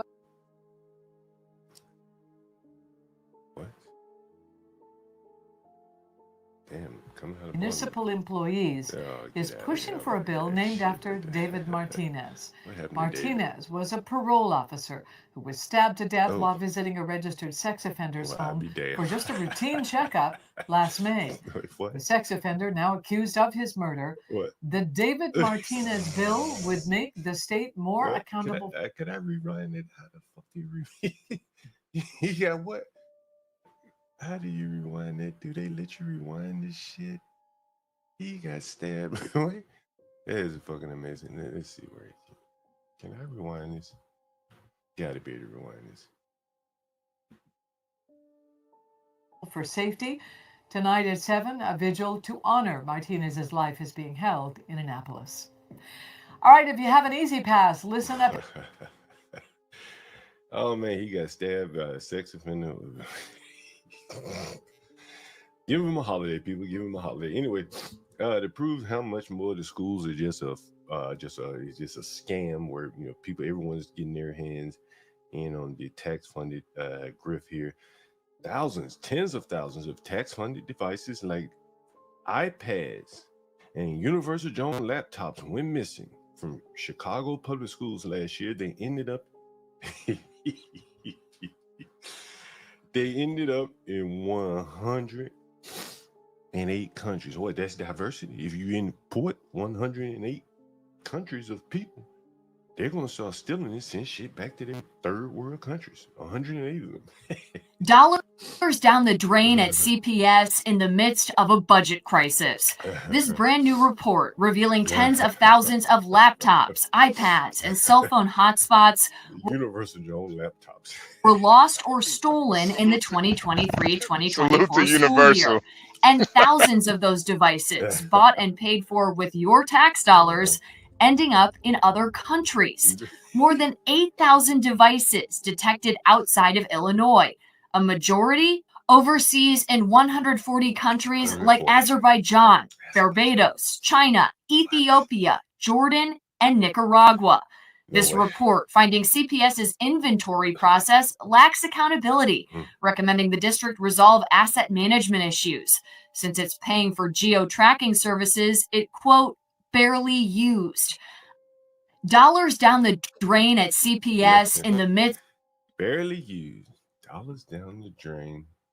I mean, you know, I tell you, man, like, to bring it all home here, you've seen, you know, the Black Mirrors not be able to control the fires, the crime, the opioid. Yeah, here goes the anti-black Yet rhetoric. they jaunt off to Africa to get awards and get streets named after them, while they leave people dying behind them in their wake.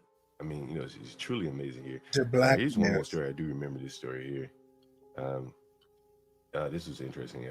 This is very interesting. Let's see if we can play this. You wonder why I want to concentrate more on some positive black stuff. A young man was killed. Nah, I get it, Stanley. We gotta have balance. I couldn't be more excited. I got it. Young man was killed in his home. To show off this incredible artwork from Messin Art. As you can see, There you go. Fox 45's Rebecca Pryor continues our live team coverage tonight. Rebecca's taking a closer look at some potential gang ties among the victims. And Rebecca, we understand that police haven't confirmed this connection yet at this time, but apparently Fox 45 news sources are saying otherwise. Yeah, that's right, Kyle. We now have multiple law enforcement sources close with Fox 45 that have confirmed at least one person involved in Tuesday's house and mass shooting is connected to an infamous street gang. And the possible ties don't stop there. It was in succession. The brazen mass shooting shaking Baltimore County to its core. And then it went boom, boom, boom, boom. Raising suspicions this wasn't a senseless act of violence. It's really shocking. But rather a calculated message. They just that value human life to perform and act like that. Right now, we haven't confirmed that it's gang related. We do know that there appears to be at least some rival individuals. Baltimore County Police not yet confirming or denying gang involvement. However, multiple law enforcement sources telling Fox 45 the deceased victim, 26-year-old Charles Graham, was a Crips member. His criminal history speaking for itself. Since the age of 18, Graham racking up a laundry list of gun, drug theft, and assault charges. Most recently, social media posts showing Graham posing with multiple firearms, leading police to make an arrest in 2020, where he spent a year behind bars for illegally possessing weapons. According to authorities, the mass shooting also connected to last week's Towson home invasion, in which This is the home invasion that I'm familiar with right here. They went into this young man's home. You can see him, they're bringing him up here, and killed him in his home here. And then they act like they didn't know why he was killed here. 19-year-old Andrew Blessing was shot and killed while sleeping in his bed. Further investigating, revealing Blessing, recently the target of an investigation spearheaded by Baltimore City's Group Violence Unit, a unit dedicated to fighting organized crime. Last August, BPD carrying out a search and seizure warrant at Blessing's mom's home in Loch Raven. According to charging documents, several shotguns, handguns, and At his mother's home. These are the ones that Be Brave talks about, the 70%. Like, there's no way he's storing all these shotguns and drugs in his mother's home and she don't know. Rounds of ammo were confiscated after serving a year sentence. Fucking Be Blessing Brave released doesn't this know August, shit. just a few And the idiots who support that bullshit concern me. mysterious And he probably came right back home to mama.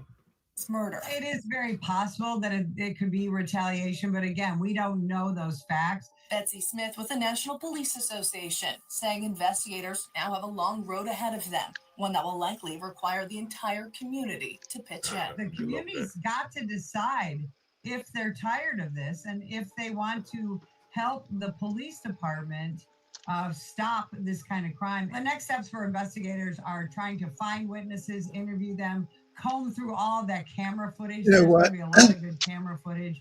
And You ready to take over? I think I've had my fill of this want to be and for the see day. known to law enforcement. Well, I can't share the screen. That's the only thing. Oh, okay. I Well, still want to I'll watch. wait till John comes back then. Yeah. Stanley, you could go. You could go do something else though. Just Oh no. If I'm gonna have to harbor this bullshit, I'll at least listen to it. Well, you got time to get back to you. Hey, I see Universal. You said there's an update to the Be Brave is DoorDash right. story. Is that what you're saying? So we have to this cover that over on dude's the other stream mother there. is part of the Yeah, 70%. interested to see what they're saying about this this new DoorDash story. That the DoorDash scammer is what Universal is responding to. Anyway, guys, this has been interesting. It's been fun. Kind of around the globe here, we're seeing like some really bad behavior by these black mayors. And again, you know, what I'm suspecting is that they're not traveling over there to Ghana and Ethiopia. Here's Mira Bowser in Ghana. I mean Ethiopia. And here's the mayor of Isn't she LA. Ethiopian though? And for some That reason, mayor? the New York Times found the need to ask her, I don't know. I didn't think so. She's American. She's been mayor for once you take office quite as a number mayor of LA, years. and she said no. Maybe she has an Emphatically no. Ethiopian background. And I don't she know. found herself in Ghana I at the would worst agree. possible time.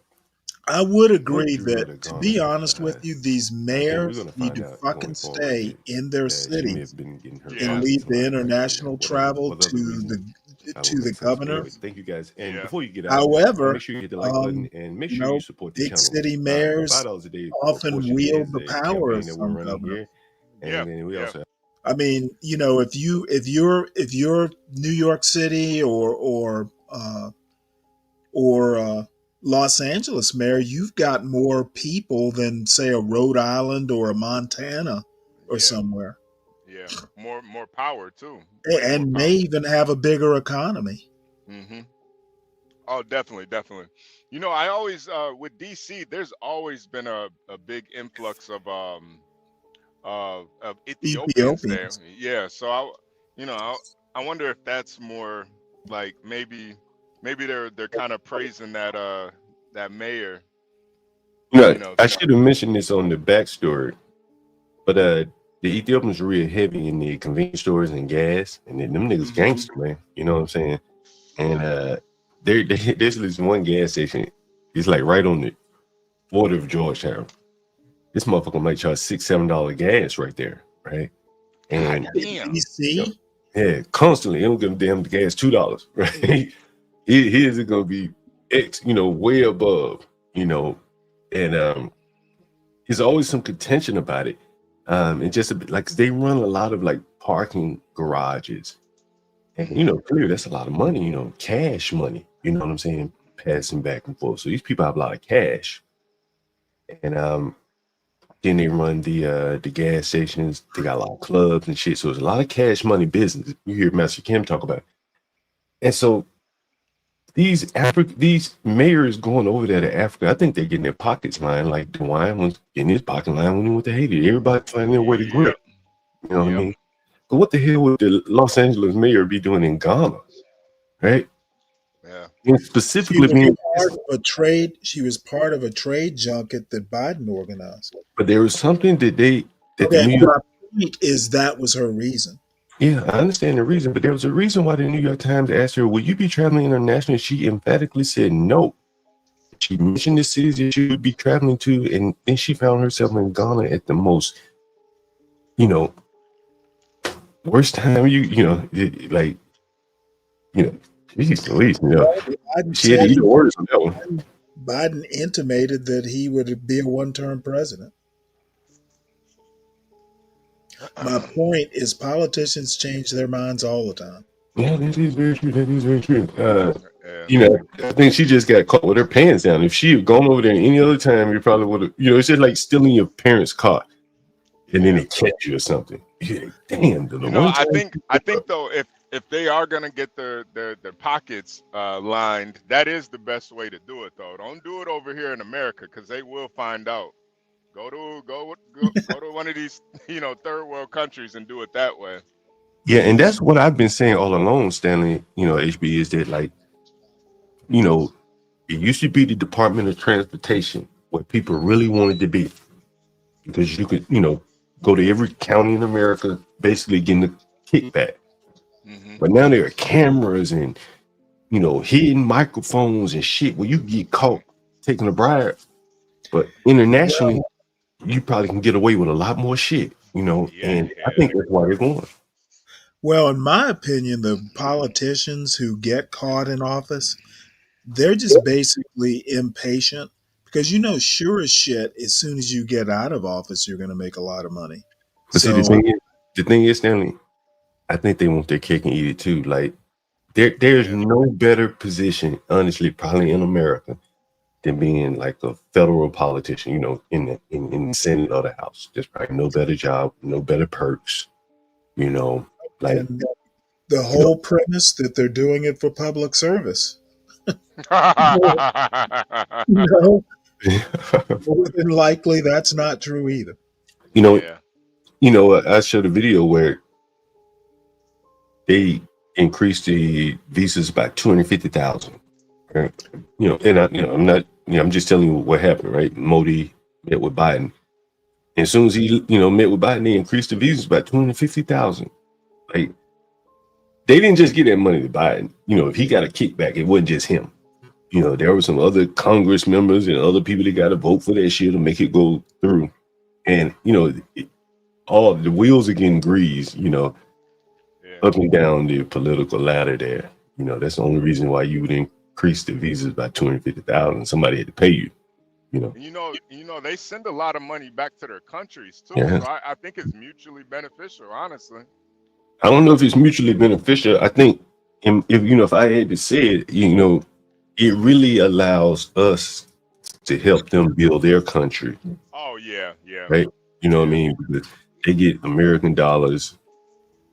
They get to, to relieve some pressure from having all those poor ass people in their country. Right. You send them here. Right. They ain't gonna come to a revolution in their country if they're not there. Right. It is not the poor people coming over here from those places. Well, there are a lot of people committing fraud. We do see that, right? And it is not the poor people that are getting the H-1B visas by and large. You're confusing those people with folks coming through across the southern border. Well, I'm sure that they have family that's poor somewhere. They may have families, but what I'm saying is if they're poor, they're students. Okay, these are elites that are coming from places like India and Nigeria. I don't know how elite they are, but fair enough. Well, elite in their country. U.S. university from Nigeria, you might be poor, but you're not just some dude off a street corner in Lagos. Okay. But I think they definitely are paying for those H-1B visas though. Like there's some money. That kind of reinforces my point.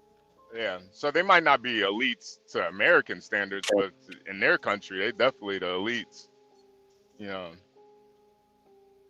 But American standards, they wouldn't need to come over here. I detailed one, man, like where he basically scammed Lehigh University out of a full tuition and a plane ride round trip home every year. And he faked his credentials, his school, everything. And I imagine it would be very difficult for a school like Lehigh University to go and validate the credentials of someone at some Gujarat university. It'd probably be very difficult. All these people got some of the similar same names and shit. Like there was an American citizen who scammed his way into medical school saying he was black. That's correct. He And that's, lives in America in the American university. that's my point, right? If you can do it within America, where it's probably a little bit more difficult because of the checks and balances, right? How easy would it be from outside of America where there are very few checks? Well, in theory, those visas are supposed to be. I thought there was some investigation process that was involved with getting these kinds of visas. I mean, yeah, I'm sure. I mean, like, how do you go investigate in India and say, "Hey, did Rakesh go here? What Rakesh? Rakesh Kumar? Rakesh Kumar." We have an embassy over there. Yeah. You know, again, man, I bet you, and again, money rules the world. We have FBI at those embassies. I mean, but you don't have FBI to go out and do background checks in India. Background checks. You ever had a background check done on you in the civilian world? Man, that shit is weird shit, right? Yeah. Like they can only check what you give them, right? Well, that's why tech companies like military people to hire when they can, because they don't have to go and do background checks. It's already been done by the government. I think the background check, by and large, is more or less just cover my ass. I did my part. You think government? I'm sorry, for the civilians? Yeah, for the most part. I think, because the companies that do it, I've known people around here. It's like a lot of people come here and do their job. You can get that little the job where you do those background checks for the government, people that are trying to get a clearance and shit like that. And it is, it's if you tell them, they'll look. If you don't tell them, they ain't got enough time to be really going beyond what you put on the paperwork. You see what I'm saying? And so, they got 30, 40, they got thousands and thousands of people to process. They just going off what's on the paper. And if you say you live here, there, they're going to, maybe go look there. It depends on the job. Yeah, well, I mean, at the least, these are the same. I've gotten a public trust as high as I've ever gone, or a secret, one or two. And, it was, I didn't give them all the information. Fuck it, I can't remember all that shit.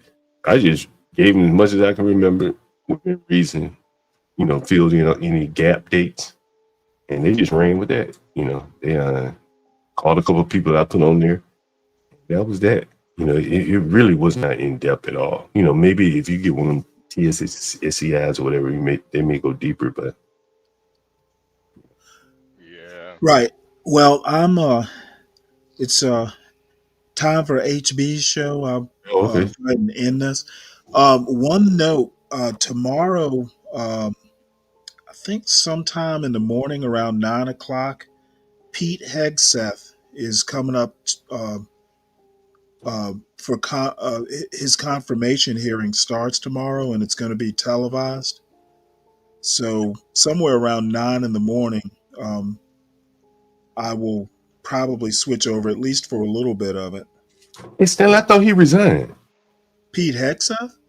Yeah, didn't they have some rape allegations against him or something? No, you're thinking of the senator, not the senator, the representative. I can't even think of his name now.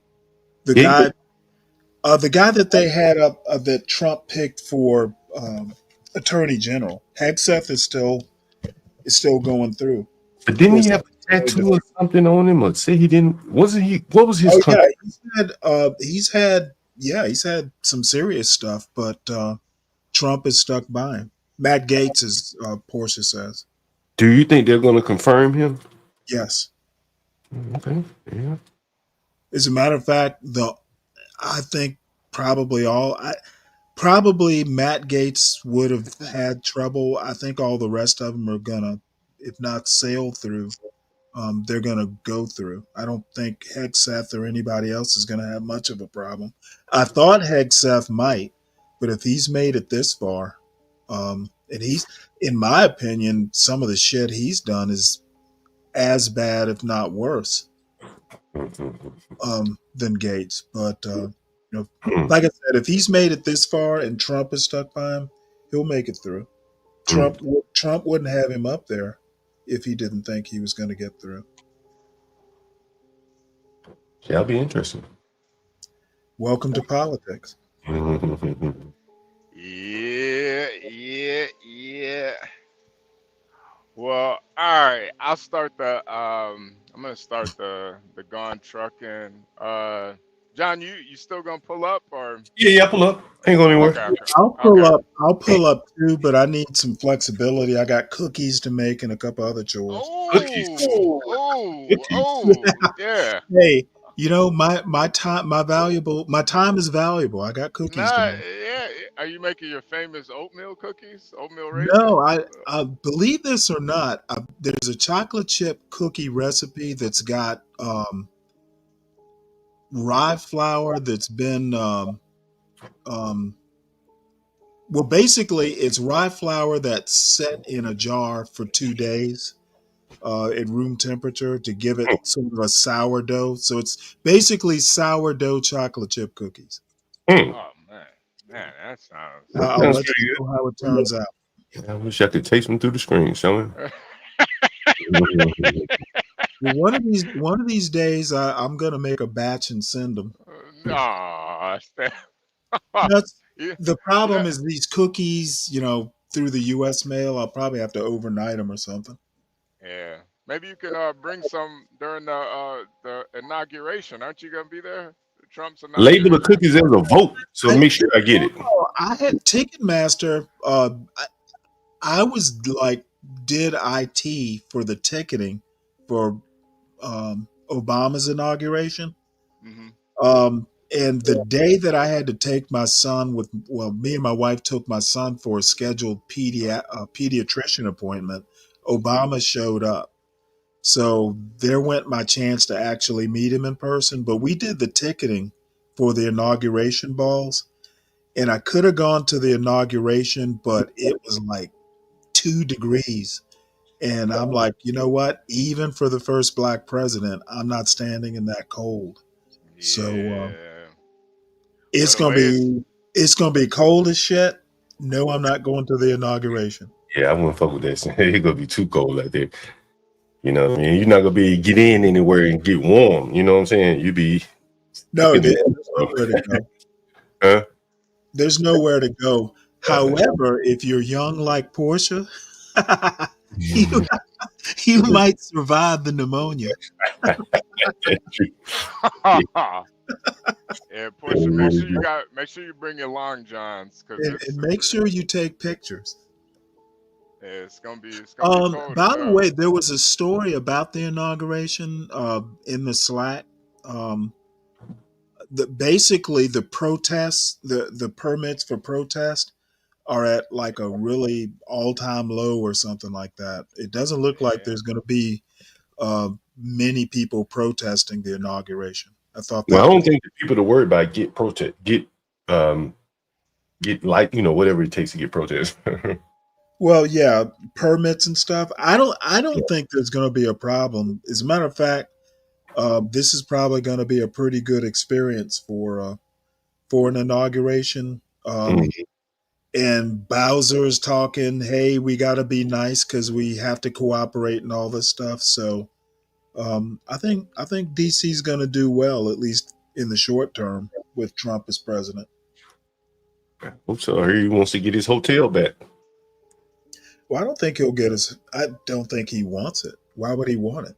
I think someone was talking about it. I don't know if it's true or not. He had a hotel in DC? Yeah, he used to have his hotel. Yeah, they converted it into a post office or something. Yeah, it used to be a post office. Now it's a hotel. It's the Waldorf now. Yeah, it was a pretty lucrative deal. Yeah. Man, well, hopefully. Yeah. Did you guys hear about one of the I'm not sure if it was one of those banking guys got killed in the fires over in Cali. One of their distant relatives got killed, and they didn't even know about it. Damn. One of the, not the Rockefellers, one of the guys. Oh man, I might have to look it up real quick. But apparently he changed his name. His family thought he died like 40 years ago. Oh, I vaguely remember that. Yeah, I don't know which one it is, but they thought he died like 40 years ago. Apparently he just died in the fires. So It was a Rothschild trope scene. Rothschild. Yeah, it was a Rothschild. Yeah, Rothschild. Yeah. That's why I was trying to tell you earlier, Stanley, like these people historically have changed their names a lot. You know, they'll change their last names to, you know, doesn't mean they're not who they are, you know. Yeah, well, I know I saw one of the Rothschild either daughters or something like that. She was really good looking. So, you know, they've been doing good work, you know, not just in banking apparently. Oh yeah. I think there was a rapper that married one of the Rothschilds too. Really? Yeah, I forgot his name. What is his name? Jay Electronica. I think Jay Electronica married a Rothschild. Yeah. Damn. You remember him, John? Jay Electronica? I don't remember his music, but I remember the name. Yeah. Yeah. If he didn't marry one, I know he got one pregnant. There was like a big conspiracy about that too. Oh yeah, Tropes. Okay, yeah. Tropes knows what I'm talking about. Yeah. It's a big. Apparently, he had a baby with the Rothschild and Erykah Badu. So they conspiracy was they didn't want his. Damn. Yeah. No, I'm jealous of the Erykah Badu. Yeah, that's back when I she. think Erykah Badu is gorgeous. Oh yeah. Yeah, she's nice. Yeah, not as much these days. She's still. Well, damn, she's old, man. Yeah. When she was in her prime, yeah, that was a beauty right there. Damn, I did want to see more of that story too with the McDonald's worker, John. I wanted to see because the owner seemed like a nice lady. Yeah. You know, the thing is, man, you know, my lady Lisa, she has a relative that owns a couple McDonald's. Hell, it could have been a relative, I'm not sure. But, you know, that kind of crime and violence, man, a woman owning a McDonald's in Baltimore, in that part of Baltimore, like, see, people gonna die, man. That's that's nature of the business. You know, and I don't know if a woman is cut out to be dealing with that level of violence. An American woman, you know, Master Kim's wife, mother could. An American woman dealing with that level of violence, that's kind of rough, you know. She was devastated by it, clearly. Yeah, and that, I mean, it said he got shot multiple times too. It sounded like they stood over him. And the fact that they even need security, man, you know, the fucking McDonald's. Damn. Yeah. I guess he got supersized to the afterlife. got the they brought their own Big Mac. They brought the Big Mac. got fried. Little sweet and sour sauce.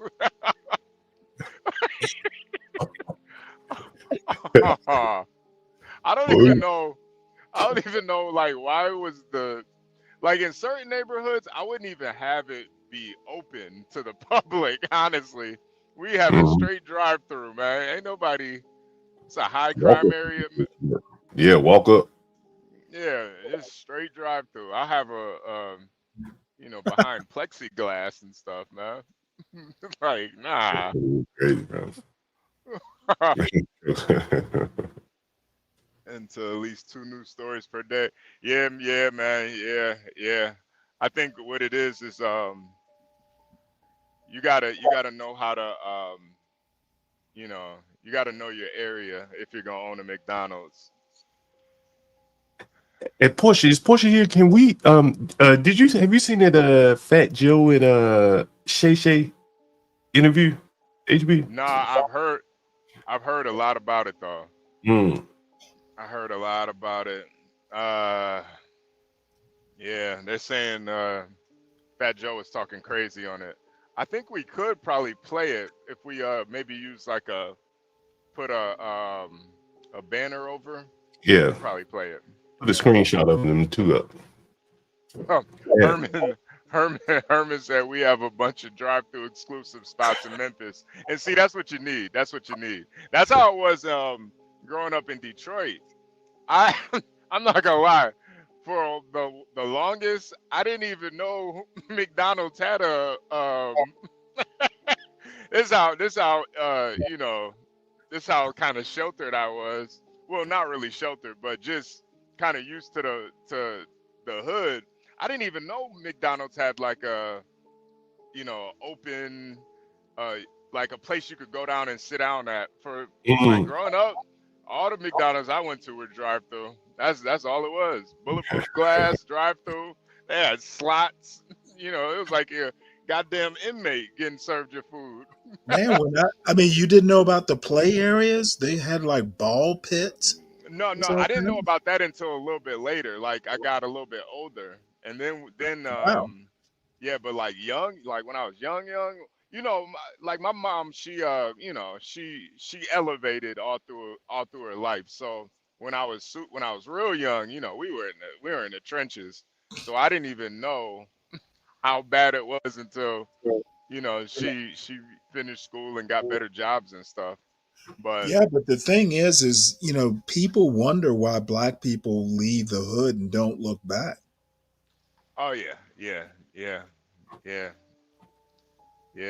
I mean, there's just certain areas that you kind of got to do the California fires to, man. Where I grew up. Oh, by the way, John, we had a guy named God is Real. I actually know he's gone by another name, but apparently he lived in the Calabasas area and had to Really? evacuate. Really? Yeah. Telling us stories about it. Yeah, John, I wish you got to hear it because he's an Indian guy. He's a lawyer, and So Sikh, and he pretty much lost his house. Damn. Yeah. Well, he's not sure if it's lost yet. Yeah. But he said that the roof was charred. Yeah, Oh, but he shit. said two houses down, it was completely burnt up. So I'm guessing he probably lost that house more than likely. But yeah, he was saying though that you know, he does have insurance, but he doesn't know what they're gonna do at this point. He's been calling, they haven't been returning his phone calls. Wow. So you know, he's living with family right now, thank God. But Yeah, it's gonna be rough for a lot of those people to rebuild, man. It's gonna be really rough. Really rough. And I mean, he's a lawyer, and he said he doesn't know what he's gonna do. Imagine, you know, just somebody not even at that level. Yeah. You know, they gonna be totally fucked, man. You better start going trucking HB. Yeah. I'm gonna start it up right now. All right, I'll be over there. Yeah, all the folks who have stuck by. I think actually, and I think I might have said it, but I think actually doing the news at the tail end of the show is actually going to work out way better. Too bad I hadn't thought of it before. What did you talk about today? Well, let's go back into the Slack and find out. Talked about the fires, of course. That's basically, you know, how that conversation started. Steve Bannon versus Elon Musk. We talked about I heard about that. Talked about the protest. Washington. The headlines: protest crowd estimates down. Ticket demand high for Trump inauguration. Oh, really? Yeah, trade. We talked about the China records trade surplus. We talked a little bit. AEI, American Enterprise Institute, had a Yeah, I saw that. lecture this morning, society and culture, parents' rights. Stanley, you ever been in any of those lectures before? Not live. Man, they have some good ones, man. I've been to the 92Y to hear some really? of it. In New York. Okay. Mhm. Yeah, And they have, do.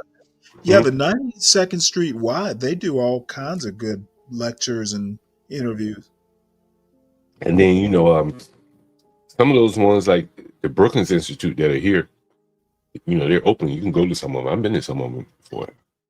By the way, we did do before taking office, LA mayor said she would not go abroad. That was a New York Times story. I wonder why they asked her that. Why they asked her? I don't know. I mean, I'm at a point now to where I really think that mayors ought to stay their asses in their cities, and governors should be doing these trade junkets. You send a representative. I don't know that the mayor needs to be going. Going to Vegas, like the CES. Well, I mean, mayor's conferences. I could see going to a mayor's conference or something like that. But the one like I can see some of them, man. To be honest with you, like there's like grocery store, right. Well, inner cities were trying to get grocery stores from their neighborhood. Totally get it, right? Makes sense. But going to Africa, I don't know what the hell she went to Africa for, And well, I don't know why Biden took her. I mean, I mean, LA probably does have an economy that's bigger than Ghana's. I wouldn't be surprised, but I just don't know why a mayor needs to go. And like I said, I think it's corruption. You know what I'm saying? Everybody's stealing these days, and internationally is probably the better way to steal. But what could a mayor even of Los Angeles get that a U.S. representative from California couldn't get? Bass is a former U.S. representative. That's right. So, like, now apparently, let me put this article in the back. Apparently, the reason it came up is she's kind of famous for overseas trips. Is that right? Yeah. Hold on one sec. Let me bring up this article. Where is it?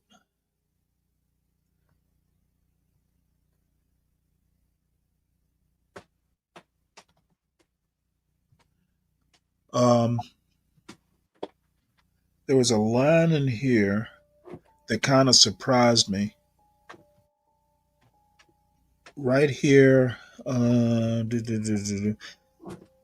Okay, after her first rally in her campaign for mayor of Los Angeles in 2021, Karen Bass spoke candidly about what she saw as a potential drawback to the job, a lack of world travel and involvement in global affairs. Ms. Bass was accustomed to circling the globe as a Democratic member of Congress and House of Foreign Affairs. She was on the House Foreign Affairs Committee and had spent decades working on U.S.-Africa relations. It was one of the most absorbing parts of her political career, she told the New York Times in an interview on October 17th, 2021, at her home in Baldwin Vista neighborhood of Los Angeles. So I'll put this in the back. Apparently, she was a globetrotter from her congressional days. Yeah, that's where the money is, man. Like as I say, you can't really steal in America the way you can steal outside of America, and so that's why you see the people going to steal now. Hell, look at Hunter Biden. Not to pick on him, but a classic example. They go in all these third world countries where there aren't many. I mean, they want influence in America. They're whole lobbying firms. Yeah, that's what I'm dedicated to, these lobby firms represent foreign interests. What was his name? The guy who went to jail that was Trump's campaign manager. Can't think of his name now. He was no. The dude who he was some sort of lobbyist for Ukraine. What is it? His name begins with an M. Yeah, I got an idea. You come on. But you remember the one guy? I can't remember his name. that they tried to set him up, where they gave him some money. Someone said, Oh "Man, man, for damn, yeah." So, Herman has spent his morning bailing my failing aging memory. Manafort had bought some properties. He had stashed some of the money in Brooklyn townhomes. Right. And that's what kind of hit me that, like, you know, if you're going to stash money, if you're getting some money out of from a hot country, Ukraine, China, you got to put that money somewhere here kind of complicated. You Right. can't have it in cash. They can easily seize cash. So, Right. you had a house in your daughter's name. I think that's what he had, his daughter or someone living in the house or something to that effect. It makes it a little bit more complicated to take your assets. And that's what I think many of them are doing. They take their money from Ukraine or wherever, and then they come here and put it in real estate and other assets, and, or even cash out like Hunter Biden and start drawing bullshit art and selling it for millions of dollars. And again, it goes both ways. So I'm not just picking on one side or the other. I think both sides engage in it. Speaking of painting, I saw a picture of George Bush Jr. Man, he looks old. I guess he is old, but he is aged. Oh my goodness, I was shocked. How old is he now? Let me see. I don't think he's older. I didn't think he was older than Donald Trump. That's interesting. Let's see. How old is he?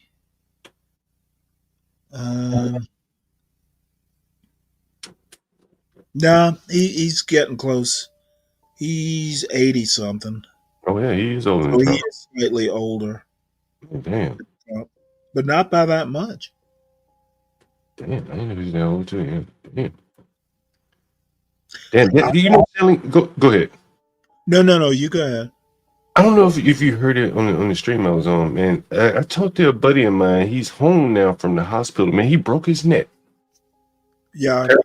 Man. How did he break his neck? If my memory serves me correctly, he had a heart attack while driving. Oh. And crashed into a car lot. So he tore up a bunch of cars, and in the process broke his neck. Right. And what's crazy is that, like, his I didn't tell all this on the stream, but his mother died. Did she die in a car crash? No, I can't remember if his mother died in a car crash, but his sister died in a car crash, right? And his mother died, and so now he's basically being seen hand and foot by his stepfather, man that was never really his father. You know what's interesting about this, Stanley, is that when I was growing up, people used to always look at that man as he's like kind of a simp. His wife didn't work. He took care of it. Yeah. Like as if he was being taken advantage of by the wife. He's taking care of those children. One of the children was his, the daughter, but not the man, not the boy, the one who's broken neck. And 40 years later, here he is still, the man, even though everyone else is dead except for the child that isn't his. Right. And he's still there taking care of the boy, the young man, as if it was his son.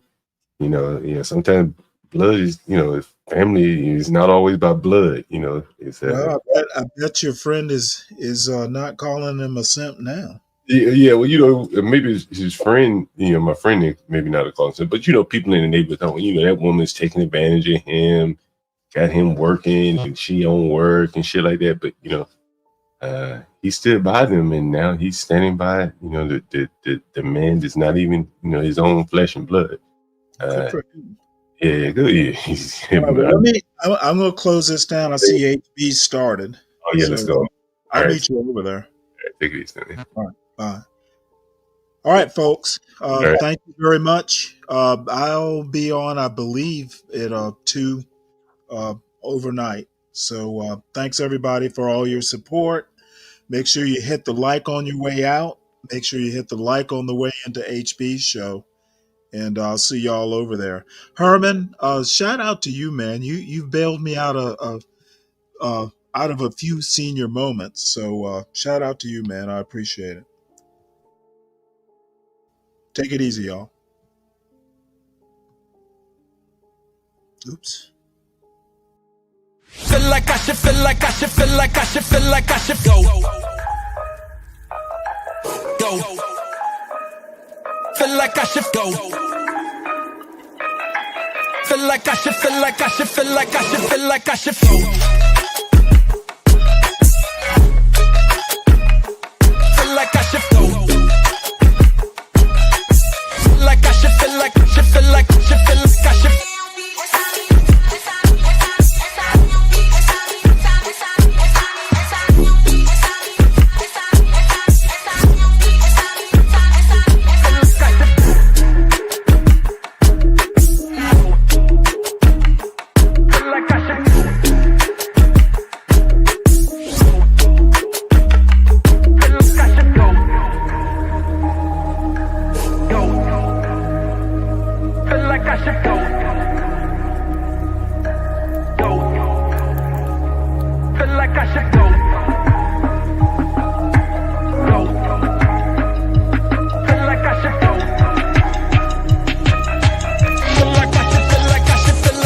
Feel like I should go.